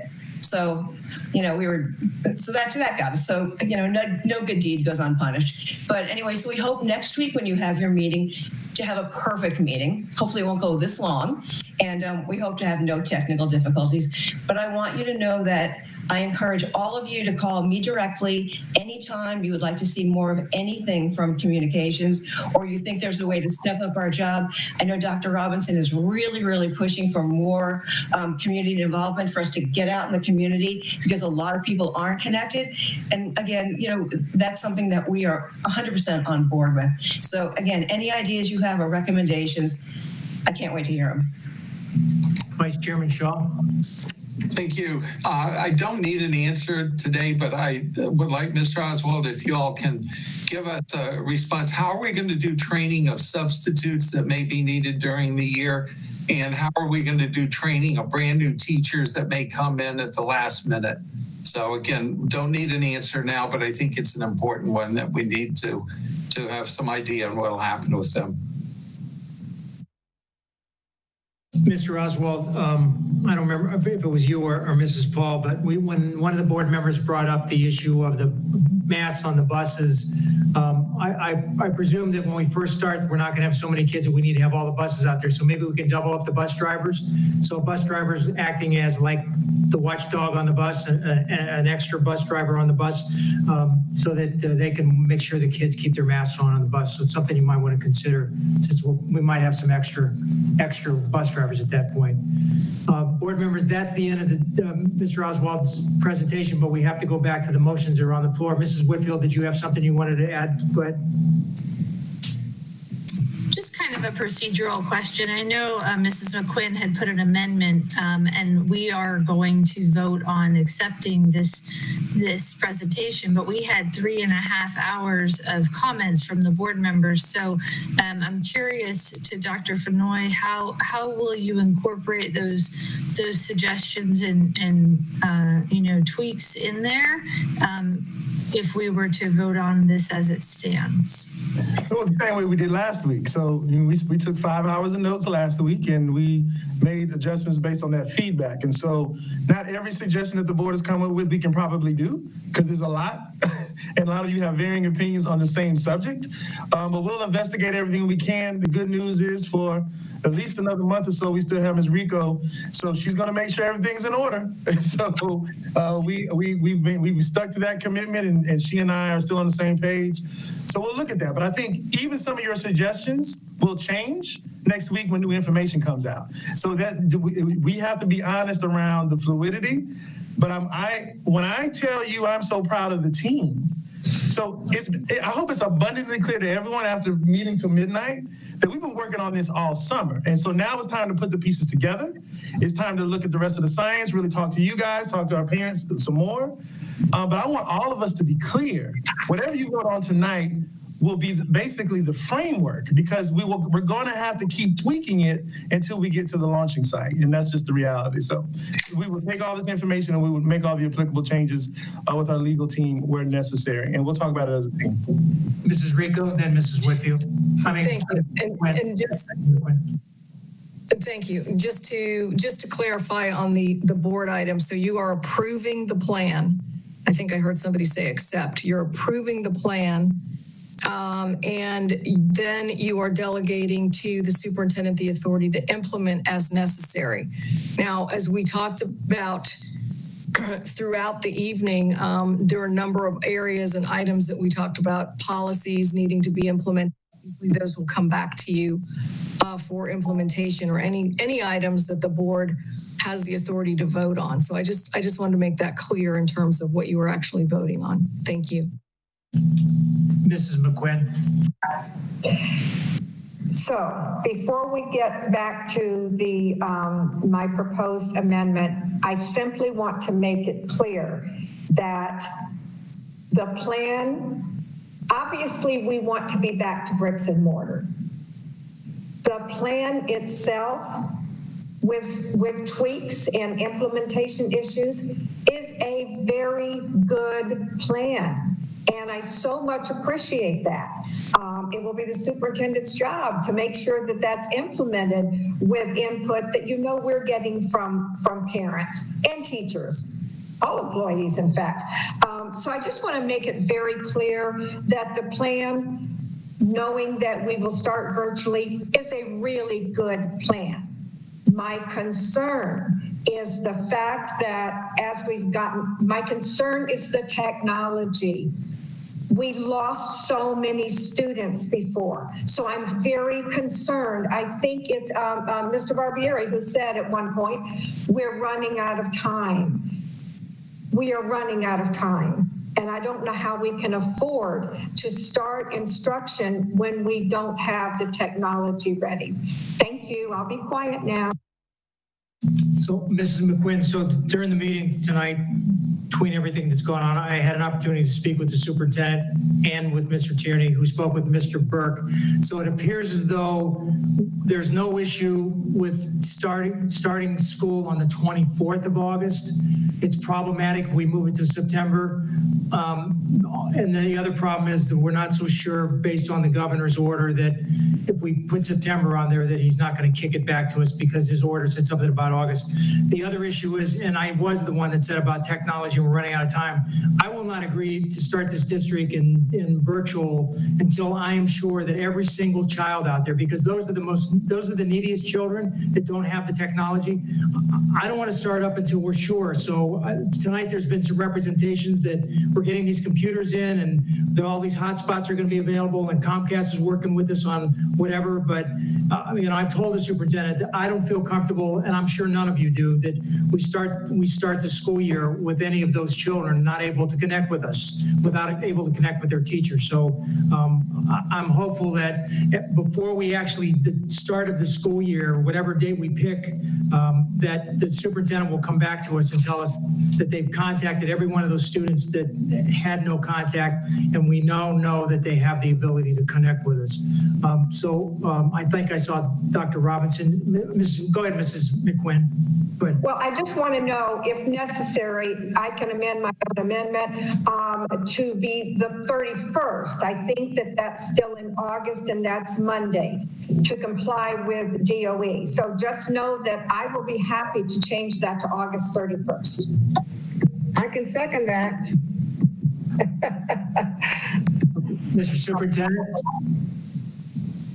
is August 31st going to work for you? You've got to approve this because we're changing your recommendation. Well, I mean, obviously, I would be most comfortable with the 24th. Because we have not discussed as a board your own calendar committee. Are we waiving that? Like, I don't want to put y'all in a situation that we have to back out of it. So my team right now is telling me the 24th is what we're most comfortable with. Ms. Brill. Thank you. And I also, I would like to start as late as possible. I am concerned about a pay gap for our employees. So I do think that the 24th would be more feasible. I am worried, Mr. Barbieri, about getting technology into all of our students' hands. I really, in my gut, feel that we're still going to lose people. We're still going to lose children. But I also know that we cannot go back to brick and mortar. So, I would feel comfortable with amending the recommendation to the 24th. So let me just, I understand, but again, personally, and you're going to all vote on it, so you're going to vote the way you want, and I'm only one vote, but I don't feel comfortable. I mean, those are the children that need us the most. Those are the kids in the Glades and Riviera Beach and Delray that have no connection. I mean, there's no way that how can you in good conscience want to start the school year when you have children that can't connect? Now, I suggested to the superintendent that we have those children out there and we only have, maybe we identify a couple thousand of them that still don't have connection. Maybe we can bring those children into wherever places we can get them into some of the schools if possible, you know, and isolate them so that there's 5 kids in a classroom with teachers. But I just don't feel comfortable doing that. The other thing is, I understand that as long as we have these people working, if they're in training or the bus drivers are helping clean schools or whatever, that they get paid. So the issue is not a pay gap. The issue is, where's Mr. Burke going to get the money? Is he going to take it out of reserve? Is he going to use some of the CARES funds? But as long as we have people working, we can pay them. I mean, the pay gap comes when you have, Mike Burke has always explained to us that you can't pay people if they're not working. So as long as we have them working on something, training or whatever, my understanding is that they can be paid. So the only question then is, Mr. Superintendent, where do we get the money? Mrs. Brill and then. Mr. Chairman, can I make a suggestion? Because the idea of September 8th just came to us like now, can we not just bring this back to you next week? I mean, either way, so I'm very open to delaying the start of the school year, but let us make sure we give you the right information to make the right decision. So let me suggest that I bring you an item back next week, a recommendation, and then we work with you guys over the course of the week to tell you all of the consequences for whatever decision is made. So now I can commit to getting it done next week. I just don't feel comfortable with our research during a meeting. I just don't feel comfortable with that. All right. I mean, if Mrs. McQuinn wants to withdraw a motion, my only concern is, I mean, we've told everybody in the world that we're going to make a decision tonight, and everybody's expecting when is school going to start, and now we're telling them we're going to tell them next week. So I get it. We don't have the answers tonight, but I mean, I would have preferred to make sure that all the parents out there they keep emailing us about when school's going to start. Now we're going to tell them next week. So I think we can assure the parents. What I said, if you guys make a motion for the 24th, I will accept that motion. Anything beyond that, you got to give our team and the legal team time to make sure that we're giving you the right information. All right. Okay. Go ahead, Ms. McQuinn. Okay. So I hear Dr. Fenoy loud and clear. Dr. Fenoy, instead of consequences, I think we're looking at opportunities. But I right now I can't live for. So our parents know we've heard them, and I see hands waving, so I am more inclined to withdraw my recommendation than to move. I've already yielded a week, can't do another one. Okay, so you're withdrawing your motion to Dr. I saw a couple hands. Did somebody else want to speak on this now that she's withdrawn the motion? Mrs. Andrews?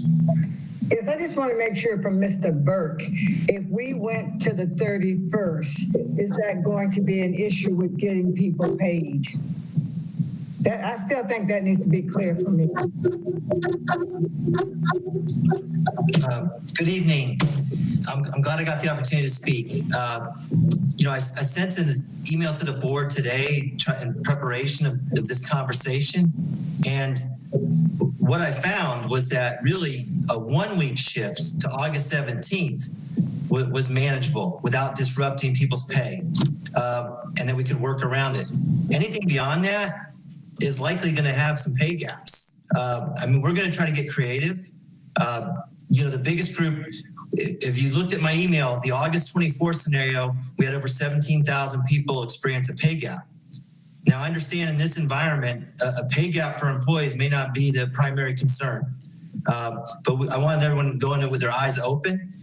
There may be some creative things we can do with the teachers around their preschool days, if we want to space those days out to keep them working and get those paychecks rolling.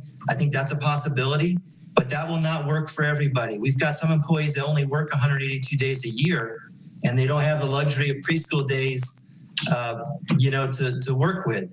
We have other employees that have already started back for the school year.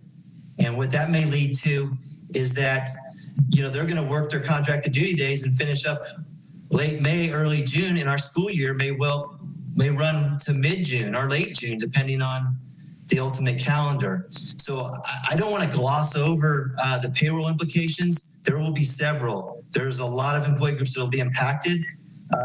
But I think we need to understand, if the paramount issue is, the start date for what's best for kids, then we will have to do our best to mitigate the impact to employees, disclose it, and then let the board decide, what's the overall, the best recommendation. Once we can lay all those issues out for you, you know how difficult the calendar is. Vicki Evans-Perret has been leading that effort for a few years, and we're going to have to look at the entire calendar really to make sure the state has not given us any leniency on the amount of instructional time. So we're not going to be cutting into instructional time, to provide more training time, more time at the beginning of the year before kids return. So we have some, constraints we have to work within, and I'm not saying it can't be done. I've listened to the conversation tonight, and we will get as creative as we can and do our best to mitigate the impact to our employees. But with 23,000 employees on multiple contracts, multiple calendars, there is going to be some consequences. We went through this when we first adopted the original FY21 calendar, and we had some of these conversations. Situations changed. We'll do our best, but please know your workforce will be impacted. In this day and age, hopefully, if there is a gap in pay, that's better than being unemployed or losing your job. So the employees ultimately get their full pay. It's just the timing is a cash flow issue. And we need to figure it out as quick as we can, though, so the employees are aware and they know what to expect and they can plan their own personal finances accordingly. So I hope that's helpful. Okay, Mr. Burke, I heard you, and I see another hand go up, but I just want you to make sure you perfectly understand. I'm only one board member, but I will not vote to start the school year if those children cannot log to us. So there's no way we can get that done by the 10th. There's just no way, and there's no way that's probably going to get done by the 17th because we don't even have the computers coming in. So you've got to find some way to make it work, whether we get pay gaps or not. What's in the best interest of children is to make sure they can start being educated with all the other children. I'm not going to have poor children out there waiting 4 or 5 weeks to start with every other kid because we wanted to start and avoid a pay gap. The employees have to understand they're here for the children. The children come first. So we have to make sure the children can be educated. And if it takes a pay gap, it takes a pay gap. Mrs. Brill, you have a question or a comment? Go ahead. Yeah, I have 2 comments. One was that I'd also like to see what the plan could be to get the school buses with the Wi-Fi into some of those areas, and to see if we can call upon some of our business partners and some of the businesses out in the Glades and around the county, as well as the libraries, if we're able to access them. But also, I believe that if I remember right, it's Alberto Carvala in Miami-Dade has requested from the state, from the Department of Education, I believe, a waiver or some change in the number of instructional hours, or i.e. days, when we're going to be starting later. I think we need to look at a waiver, possibly, that will also help us with the number of days. I don't want children to lose out in any way, shape, or form, but I do think that it might be difficult. I don't really want to see, for families and teachers and employees, us cutting the holidays as much as we would have to. So I think staff's going to have their hands full with the work, accommodating this. But I agree with Mr. Barbieri that we really need to make sure we educate all of our children. Can I respond to some of that just real quick? With the executive order from the governor was clear on the instructional hours. We have to do 9 hours of instruction.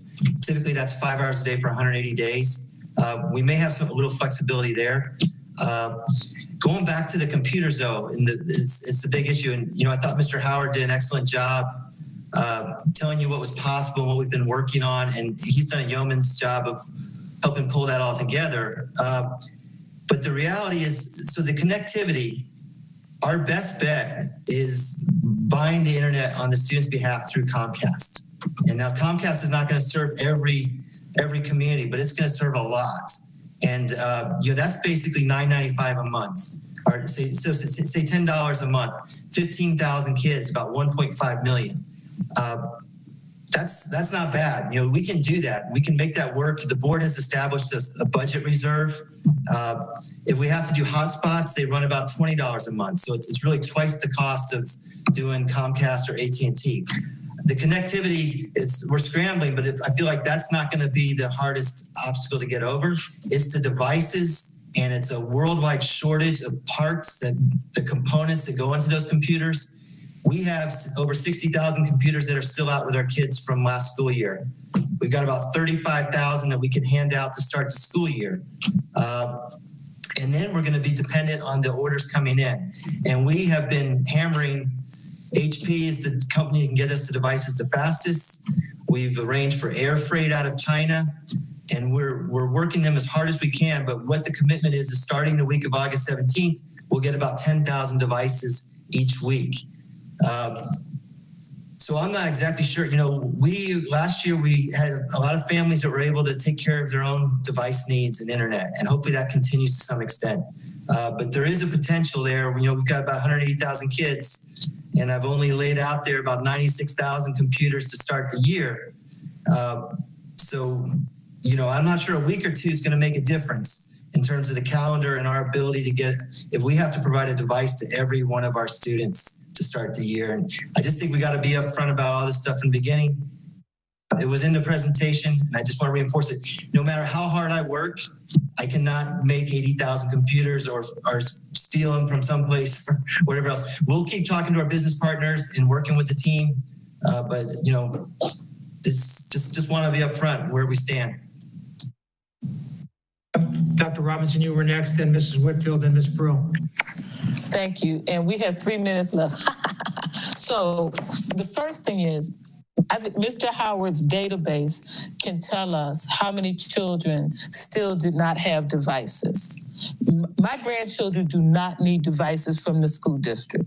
So the number that we need to meet Mr. Barbieri's metric is smaller than 80,000, I think, right? So I think Mr. Howard can give us a better number, but I'm fairly certain that we won't meet that by even September 15th. The other thing is, let me just be very clear. While I really appreciate the conversation and concern that I hear, we have children that we were leaving behind before the pandemic, right? And so I'm going to ask that we make sure we allocate some of our CARES dollars for supplemental educational services for them and the ones who were not able to log on and so forth, like a hierarchy of needs. Now, the other thing is, it seems to me we're talking about 2 different start dates. And so I need to be clear. So what I heard was the concern about distance learning and needing to postpone the start date for that. So in my mind, I'm talking, I think I seconded the motion to have the start date for what I thought was students after Labor Day. Now, adults can come in before then, right? So the students can start. I'm not putting this as a motion, but I'm just trying to clarify. The students could start on September 8th, and the adults can start 2 weeks prior. And again, I really think that 1 week of preschool is nowhere near enough. I don't really think 2 weeks is enough, right? So in my world, it would be just fine for the adults to start on August 17th and the students to come on September 8th. That's 3 weeks of preschool. The whole world has turned upside down since we were in regular school, right? So I don't really think that would be a waste. But if we want to make it 2 weeks, then fine. But I think we need to clarify what we're saying, when the students start and when the adults start. Thank you. Mrs. Whitfield and then Mrs. Brill. Thank you so much. So I had this vision that tonight or this morning, wherever we are now, we would decide what our plan was going to be and then submit it to the governor to ask for approval. And now I'm a little concerned that without a start date that we can't submit it to the governor. And the reason that it concerns me is that in the event that the Department of Education is going to reject our plan, I'd like to know that sooner than later. So I thought we would be able to do this right now. But now I'm worried that we're going to put off submitting to the governor till next week. Can anyone clarify, that concern? The plan's due to the governor by July 31st. So I guess potentially, the board could meet on the 22nd. We'd still have time to finalize our plans.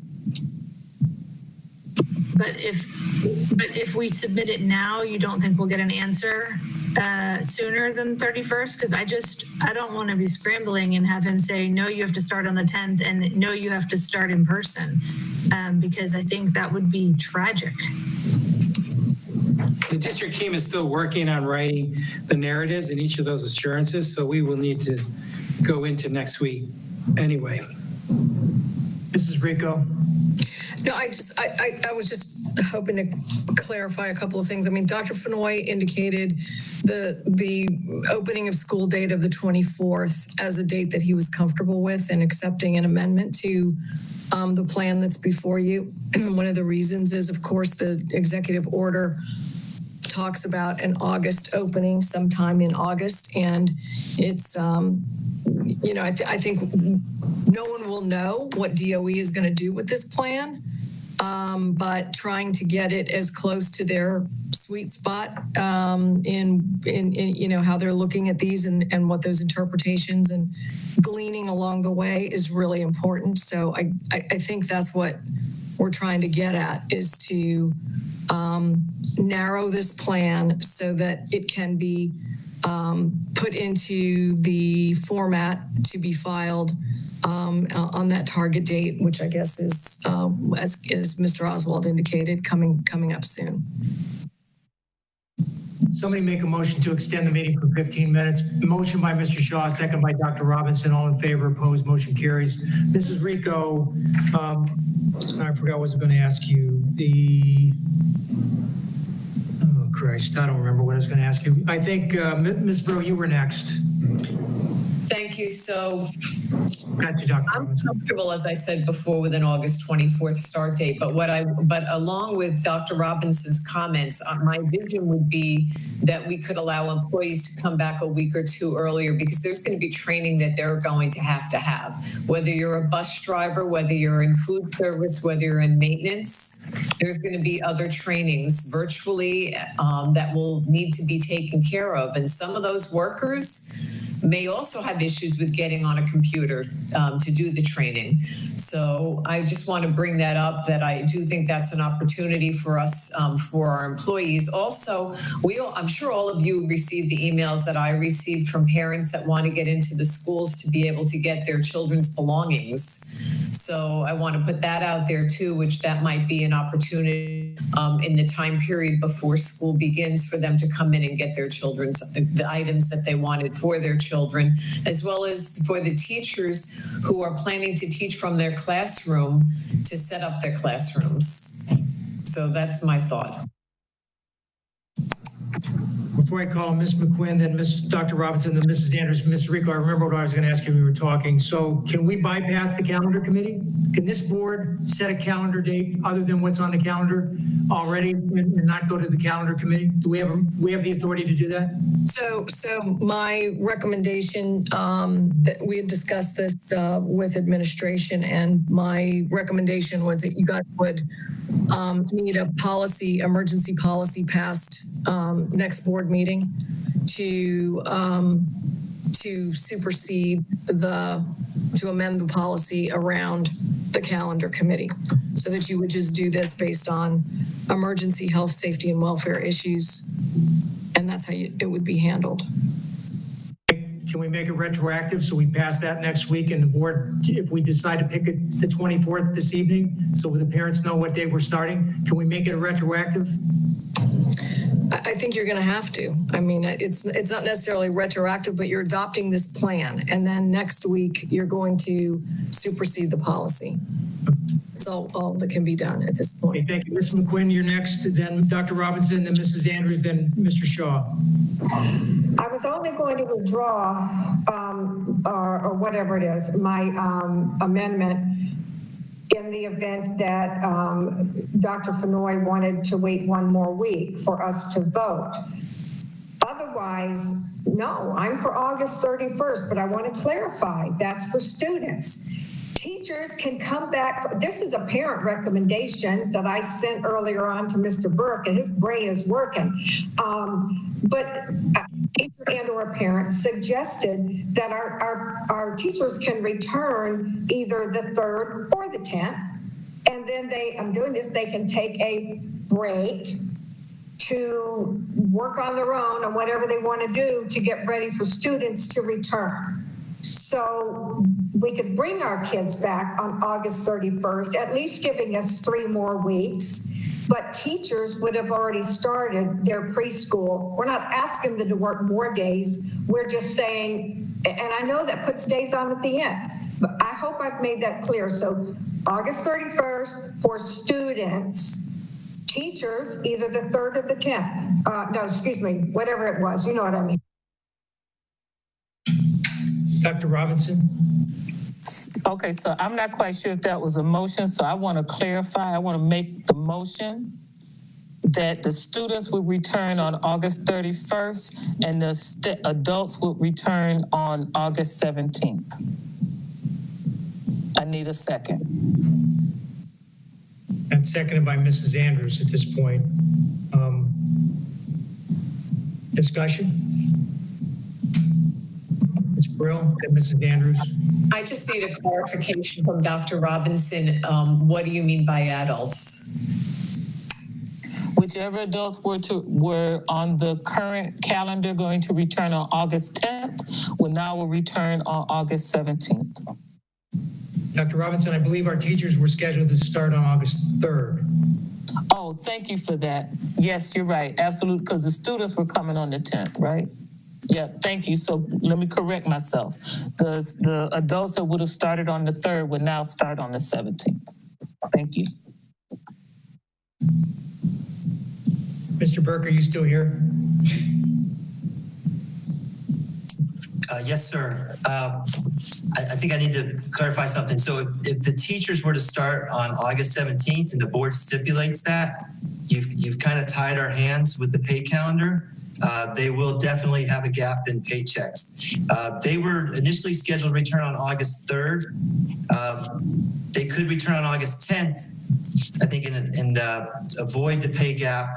And we'll have to figure out, we're gonna have to work with our unions as well to see how we utilize those 5 preschool days to meet the payroll issues and best prepare us for the start of the school year. And I'm hopeful everyone will be collaborative at this point. But we have a longstanding practice of teachers get 5 days of preschool all in a row. They get 4 planning days throughout the year. They get a post-school day and they get 6 paid holidays. And when we deviate from that, I think we need to work with the union. And I know the board's wish is to try to mitigate the impact on our employees. So it might be best if you stick to the day for students and let staff try to see what we can work out with the calendar to minimize the disruption to employee payroll. Dr. So I will agree to that. I will amend my motion to say that the students would return on August 13th and the staff would return August 17th or prior as staff determines works best with payroll considerations. That's my... The 31st. August 31st, correct? What did I say? 31st. Oh. It's okay. very So Dr. Robinson, repeat it with the correct date, please. August okay, 30th. let me try to get it together and go get some coffee. So the students will return on August 31st And the staff that would have returned on August 3rd will return on or before August 17th, based on administration's directive. Okay, and Mrs. Andrews is seconding that motion. And then Mr. Shaw wanted to speak, and then I see Ms. Brill now. And my comment, Mr. Burke, I think he answered it, because my concern is how much of this has got to be negotiated and before we could even implement it. So I think that Mr. Burke addressed that. Okay, Ms. Brill, did you want to comment on the motion? Actually, I wanted to offer an amendment by saying that the students would return on the 31st and adults would start on or before August 17th to avoid a pay gap. I'd like to put that in there. So whatever administration believes is the necessary start date. I think that was the intent of your motion anyway, wasn't it, Dr. Robinson, that they would work it out so that there didn't affect the payroll? I think in the ideal situation, but I wasn't necessarily including that. I'm not going to tie staff's hands at the moment with that. I would like to avoid a pay gap, but I don't think that I should lock them into that at this point. They hear our motion clearly. All right, Ms. Brill, so we have a motion on the floor. It's been seconded, and the maker of the motion is not willing to change it. So we have to vote on the motion. It's on the floor. So it's the 31st for employees and honor before the 17th. Is that what you said, Dr. Robinson? I mean, 31st for students. 31st for students and honor before the 17th. Yeah, it's Thursday, so I forgot what we were doing on Wednesday. So, all right. So any further discussion on that motion? Mr. Burke. I'm sorry to interrupt. And I know it's late, but I'm really concerned about this term adult. We've got 23,000 employees. We have people that normally start 2 days before the school year. And if you say now that they must start by August 17th, you may have just taken on a very big additional expense because we're now going to have this. So I just really think, this is going to be hard enough trying to figure out this calendar, focusing on the student start date. We really need to take some time to sort through all the, we have a myriad of contracts from 180 days to 260 days. And I need to sort through this with the calendar folks and the payroll people and try to avoid us, tying our hands and causing more. Yeah, let me just say this. Once again, I'd like to ask the board, could you please give us a week so we do not put you in a bad situation? Dr. Robinson. So I will, am I on? Yeah. So I'll amend it to say, I'm going to amend it to say that I want students to start on August 31st, and the staff that would have started on August 3rd will start on or before August 17th. Period. That's where I am. So that's it. That's it. I don't know if that I need a second. I'm about to go to sleep now. I think that's the same motion you made already, and Mrs. Andrews already seconded that. Yeah, so I guess I'm just trying to say that I don't want to change it to just make it just the students only. I think that the motion gives the superintendent and staff wiggle room on working with the unions and all. So that, because and my real point is, I think that they need at least 2 weeks of preschool because there's been too many changes and there's too much professional development. There's protocols that they have to learn and so forth. And I think we're doing staff a true disfavor if we give them less than 2 weeks preschool. Mr. Shaw, then Ms. Brill, then Mrs. Whitfield. Thank you. I agree with the August 31st start date, but I'm going to vote against this only because, and I think I've said it for the last 10 years, we get to a point where we start making bad decisions when we've gone too long and we're not really thinking this thing through. I think there are so many issues that need to be done. I really do want to approve it, but I really believe that the superintendent, when he makes a request of this board to hold off and let them do it the right way so we don't come back next week and look silly making a really foolish decision. I just can't live with that. So that's just my opinion on that one. Ms. Brill. And thank you, Mr. Shaw. I feel the same way. I think that the public knows what our intent is, but I don't want to tie everybody's hands around it. So, clearly they know we're not going to be starting on this date that we had originally said. And let's see what Dr. Fenoy comes back with. Ms. Whitfield and then Dr. Robinson. Yeah, so reiterating what my colleagues have said, I agree. I don't think we should be making decisions at 12:15 at night that will be impacting us for the next week. I would like to approve this plan so that staff has some direction to go forward. And if next week we can talk about this start date, I obviously love the August 31st start date for students because I mentioned that earlier in the evening. But I don't want to mess. I mean, we've tortured our staff so much lately. This has been a lot for everyone. So I just want to, if we can do anything to make their lives just the tiniest bit more reasonable, I think we should. So I would like to do the 31st, but I don't want to do this motion right now. This amendment, I don't think it's prudent. I have Dr. Robinson, then Mrs. Andrews, then Mrs. McQuinn. Call the question. All in favor? One. Opposed? Opposed? Please put your hands up so I know who's opposed. Ms. Brill's opposed. Whitfield, Shaw, Andrews, McQuinn, and I'll reluctantly vote against your motion, Dr. Robinson, but I really wanted the parents to have a date tonight, but I guess we can't do that. Hopefully the parents will know that we at least want to move it a week or two in the future. And again, I'm not comfortable starting it before we're sure that all of our children can log on with us. Dr. Robinson. So I'd like to offer a motion that the students start on August 31st. Mrs. Andrews, are you seconding that? Okay, so we have a motion on the floor for the students to start on August 31st and no mention of the employees. So I guess that gives Dr. Fenoy the opportunity to do whatever he needs to do. Ms. McQuinn, you have one comment? Yeah, on this, right, on that last one. Is it possible for us to approve the plan except for the starting dates for the students?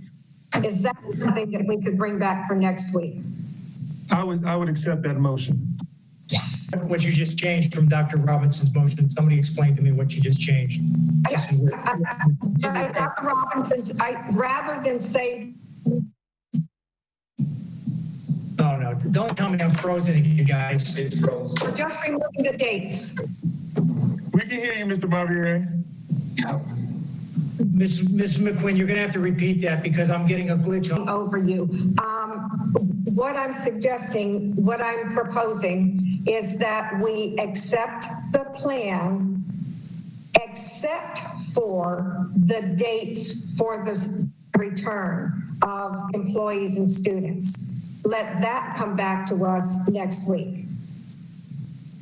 But we have a motion on the floor from Dr. Robinson that says students the 31st. And there's no mention in the motion with respect to employees. That was seconded by Mrs. Andrews. So unless Dr. Robinson is willing to change her motion, we have a motion on the floor. Further discussion on Dr. Robinson's motion. Mrs. Whitfield, then Mrs. I just wanted to ask Dr. Fenoy if he had any comment on this. I really want to know if it's something that he thinks we can pull off voting on tonight. I would love to do it, but I just want to at least check in. So, and I guess the question is in reference to moving the student start date back. Yeah. So again, I think at the end of the day, in the situation that we're in, we'll try to make it work. However, I'm sure there's some implications for even moving this Kids Start Back. I don't know if it's testing or seat time. I mean, I think I have to defer that to Keith. But what would end up happening is if the board allowed me to bring something back, I could have the calendar committee bring you changes to future dates to augment. Like, we can bring you all of that for you to really look at it and see, because what I would hate to do is make this decision and then we get to Thanksgiving, now we got to have another discussion about moving days then the holidays, and then, are we going to test the kids before the break? I'd rather just do that and then let you see the consequences of an entire year before we do it. But I have no problem with pushing the Kids Start Date back. I just can't be honest with you and tell you that there isn't an impact of that decision. Not right now, I couldn't. I don't know if Keith or anyone else would, but I can't speak to that. Mrs. Andrews, before, Mr. Oswald, do you want to comment on what the superintendent just said? No, I would just agree. We would need the time to look at the consequences of pushing that to the 31st. More than likely, first semester exams will be pushed into they would be pushed into January. So, Mrs. Andrews. Yeah, I still want to go back to tell you that I'm still concerned about the children getting their technology as well as internet connections, and we know that they're not going to have it in time. That's a part of this whole thing with pushing back. Certainly, I don't want anybody to lose any of their salaries, so we just need to do it correctly. We spent all this time in here tonight, and if we can't get it straight, the big thing is we're not going to, all these kids are going to be without their technology and internet service. So that's a big deal. And the other big deal is we need to try to work on making sure people don't lose any money. So whatever we decide tonight, let's try to do it cleanly. Before we do another thing, the board clerk just told me we're past the legal time, so we need another motion to extend for another 15 minutes till 12:30. So do I have a motion by Ms. McQuinn, seconded by Ms. Whitfield? All in favor, all opposed, motion carries 7-0. Dr. Robinson. Thank you. So for the sake of my sanity, since we have talked, I think we've gone 180 degrees in some respects, I'm going to withdraw the motion that I had put forward and offer the motion that we accept the plan as presented without the start dates. Seconded by, looks like everybody. We'll pick Mrs. Andrews since she's been, anyway. So the board clerk knows who seconded that motion. Is there any discussion? Mrs. Rico, please. Dr. Robinson said accept, and I think that the is approve. I know it's. I'm sorry, approve. You're absolutely correct. Thank you. Field? I just wanted to say yay. Okay, all in favor? Opposed? Motion carries 7-0. Mr. Superintendent, unless you have something else, it's Thursday morning and we should probably all go to bed. So are you done with us? Am I done with you? The question is, are you done with me? I think we're done with each other, I think. We need a motion to adjourn. We will bring you back information next week. Thank you. Motion made by Mrs. Whitfield, second of my IT staff are all standing here with their hands in the air. Ms. Brill, we'll pick Ms. Brill on this one. All in favor? Opposed? Motion carries 7-0. Good morning, everyone. Go home. I'm going home. You all go to bed. Good night. Good night.